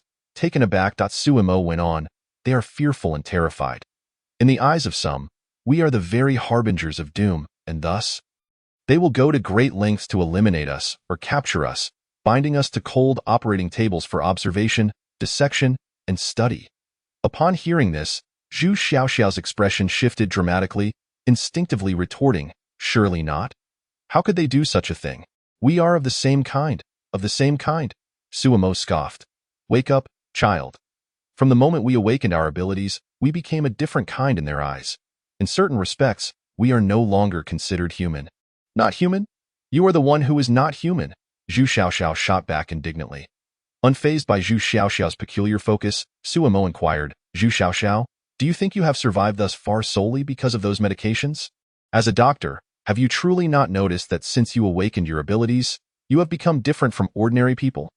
Zhu Xiaoxiao began to respond but was interrupted by Suemo, who insisted, "Don't tell me you genuinely haven't noticed. Otherwise, you wouldn't have followed me so willingly upon discovering I am also an ability user. Do you not assume your acting is so sophisticated? Do you truly believe I cannot discern your thoughts?" At this, Zhu Xiaoxiao's expression changed drastically, her mind racing with countless thoughts, yet she ultimately forced herself to regain her composure. "How much do you know? What do you intend to do? Don't tell me you brought me along merely because I am also an ability user." Hedat Suemo chuckled softly, replying nonchalantly, "Perhaps it was precisely because you are also an ability user that I decided to bring you along." "Hemph." Zhu Xiaoxiao scoffed. Her tone, "I see. You think I would believe that?" "Why not?" Suemo queried. "Though our acquaintance has been brief, I can discern that you are not one to be easily trifled with. If I were in your position, upon discovering another ability user, Whether for self-preservation or to maintain my uniqueness, the most prudent choice would be to eliminate you. Suemo nodded, then smiled. What if you are mistaken? What if I am merely captivated by your allure? Heh. Zhu Xiaoxiao let out a derisive laugh. If this were 4 months ago, I might have thought so, for you were indeed a debauched playboy, living in indulgence. However, since you abandoned the Hanyang group, I have known you to be above such base considerations. A realization that was only solidified upon first seeing you in the hospital. Moreover, you possess a snowmobile, granting you the freedom to traverse various locales. While resources may pose a significant dilemma for others, for you, it is but a minor concern. If you truly are a person who thinks with your lower half, in this apocalyptic world, it is likely that many women would be inclined to climb into your bed. Should you so desire. Suemo fell silent. He had to admit that Zhu Xiaoxiao was far from as simple as she appeared. Noticing Sumo's silence, Zhu Xiaoxiao inquired once more, "Can you now disclose your intentions to me?" However, Suemo had no intention of answering this question. Instead, he halted the vehicle and commanded Zhu Xiaoxiao, "Get out." Without waiting for her to react, he untied the ropes binding them and, gripping Zhu Xiaoxiao by the neck as one would a chick, lifted her effortlessly. Subsequently, he stored the snowmobile into his spatial realm before ushering Zhu Xiaoxiao into a safe house. As they entered, a wave of warmth enveloped Zhu Xiaoxiao, reminding her of a long-lost comfort. Upon seeing young Sweki, who stood before her with a curious gaze, Zhu Xiaoxiao was momentarily taken aback. In that instant, she wavered, reconsidering her earlier words. Suemo did not dislike beauty. Rather, he had women at home. Chapter 101. Interrogation. While Zhu Xiaoxiao appraised young Sweki was also scrutinizing Zhu Xiaoxiao. She noticed that although Zhu Xiaoxiao appeared disheveled, her features were quite appealing, and her figure was commendable. Particularly her prominent curves, inciting a twinge of jealousy in young Sweki. Nevertheless, observing Sumo's demeanor towards Zhu Xiaoxiao, she felt a sense of relief. Thus, she chose to disregard Zhu Xiaoxiao and did not question Suemo. Instead, she gently inquired, "Young master, are you cold? I have prepared some clothes, but you may have to wait a while for a bath. Also, what would you like to eat today?" Her tender words, warm smile, and caring gaze all conveyed to Zhu Xiaoxiao that she was the lady of the house. Zhu Xiaoxiao rolled her eyes at this, but quickly turned her head and challenged, "Darling, who is she? Why does she live here?" Upon hearing this, young Sweki's body stiffened, her smile instantly fading, and she glared at Zhu Xiaoxiao with a displeased expression. Suemo cast a sidelong glance at Zhu Xiaoxiao, furrowing his brow slightly, and disregarded her, instead addressing young Sweki. "Come with me to the basement." With that, he led Zhu Xiaoxiao towards the basement. In contrast to the warmth above, the temperature in the basement was considerably colder. As Zhu Xiaoxiao observed her surroundings, she persistently provoked young Sweki with her words, insinuating that she was the woman Suemo cherished, thereby claiming her status as the lady of the house, while young Sweki was merely a servant. Although young Sweki understood that Zhu Xiaoxiao was intentionally trying to irritate her and recognized that her claims might not be true, she could not help but wonder, what if it were? Others may not know Suemo well, but she was acutely aware of his character. While he might be perceived as a playboy by outsiders, the reality was far more complex. Furthermore, as a wealthy second-generation heir, it was impossible for him to lack female companionship. If Zhu Xiaoxiao indeed were one of his former lovers, her position would be quite precarious. However, her concerns soon dissipated as Suemo directly brought Zhu Xiaoxiao into a small room. The chamber was modest, containing only a single bed, a toilet in the corner, and a chair bolted to the wall opposite the door. Suemo unceremoniously tossed Zhu Xiaoxiao onto the chair, and before she could react, he bound her to it, reminiscent of a prisoner's restraint. Zhu Xiaoxiao, who had been so brazen moments ago, was now filled with anxiety. Gazing at the taciturn Suemo, she shouted, "Suemo, what are you doing? Let me go." Suemo merely glanced at her before retrieving an object from the spatial realm. Upon seeing what he produced, Zhu Xiaoxiao's pupils dilated as she instantly comprehended his intentions. It was a lie detector. After examining the device for a while, Suemo proceeded to affix it onto Zhu Xiaoxiao. Once finished, he turned to young Sweki and requested, "Please assist by monitoring her." Although young Sweki was unaware of Sumo's motives for treating Zhu Xiaoxiao in this manner, she wisely refrained from asking further questions and approached the apparatus. Observing intently, Suemo then looked at Zhu Xiaoxiao, a smile on his lips as he said, "You are a doctor. You should know what this is now. Answer me truthfully. If I discover you are lying, you can anticipate the consequences. Zhu Xiaoxiao's expression darkened, yet she retorted defiantly. What? Do you think you can kill me? Suemo raised an eyebrow, countering. What makes you believe I wouldn't dare to kill you? Is it merely because you are an ability user? At this, Yang Sueki abruptly lifted her head, staring incredulously at Zhu Xiaoxiao. She realized that Sumo's decision to bring Zhu Xiaoxiao back must have deeper implications. Yet she had never anticipated that Zhu Xiaoxiao was an ability user. Zhu Xiaoxiao's expression flickered between uncertainty and resolve. Suemo continued, earlier, you asked me why those outside fear me so greatly. I can now provide you with the answer. You should know what this place is and the identities of those who reside here. Their chances of survival far exceed yours, yet as you can see, most of the people in this villa area are here now. Can you guess where the others have gone? Zhu Xiaoxiao remained silent for a long while before finally replying, You killed them all? Suemo shook his head. I did not kill them. They perished due to mutual slaughter. Zhu Xiaoxiao was momentarily taken aback, then realization dawned on her, and her face paled as she looked at Suemo in disbelief. As astute as she was, she understood the implications of his words. Realizing this, Zhu Xiaoxiao couldn't help but exclaim, Suemo, you are even more ruthless than I imagined. Suemo remained noncommittal regarding Zhu Xiaoxiao's assessment. Have you made up your mind about whether to cooperate with me? Zhu Xiaoxiao hesitated. However, Suemo did not afford her the luxury of time to ponder, pressing the switch in his hand. A surge of electricity coursed through Zhu Xiaoxiao's body. The sudden jolt elicited an involuntary scream from her lips, though the shock was brief, lasting only 3 seconds. Yet, the pain was immense. Do you wish to speak now? Suemo inquired. Zhu Xiaoxiao's mind was in turmoil, and the discomfort rendered her unable to respond immediately. The next moment, Suemo activated the switch again. This time, the electric shock extended from 3 seconds to 5. After Suemo turned off the power, before he could pose another question, Zhu Xiaoxiao trembled and urged, Just ask what you want to know. The first question. How have you survived until now? Zhu Xiaoxiao replied, I already told you. I survived on saline and glucose. Before she could finish, Suemo activated the switch once more. I want the truth. Despite her limbs twitching from the electric shock,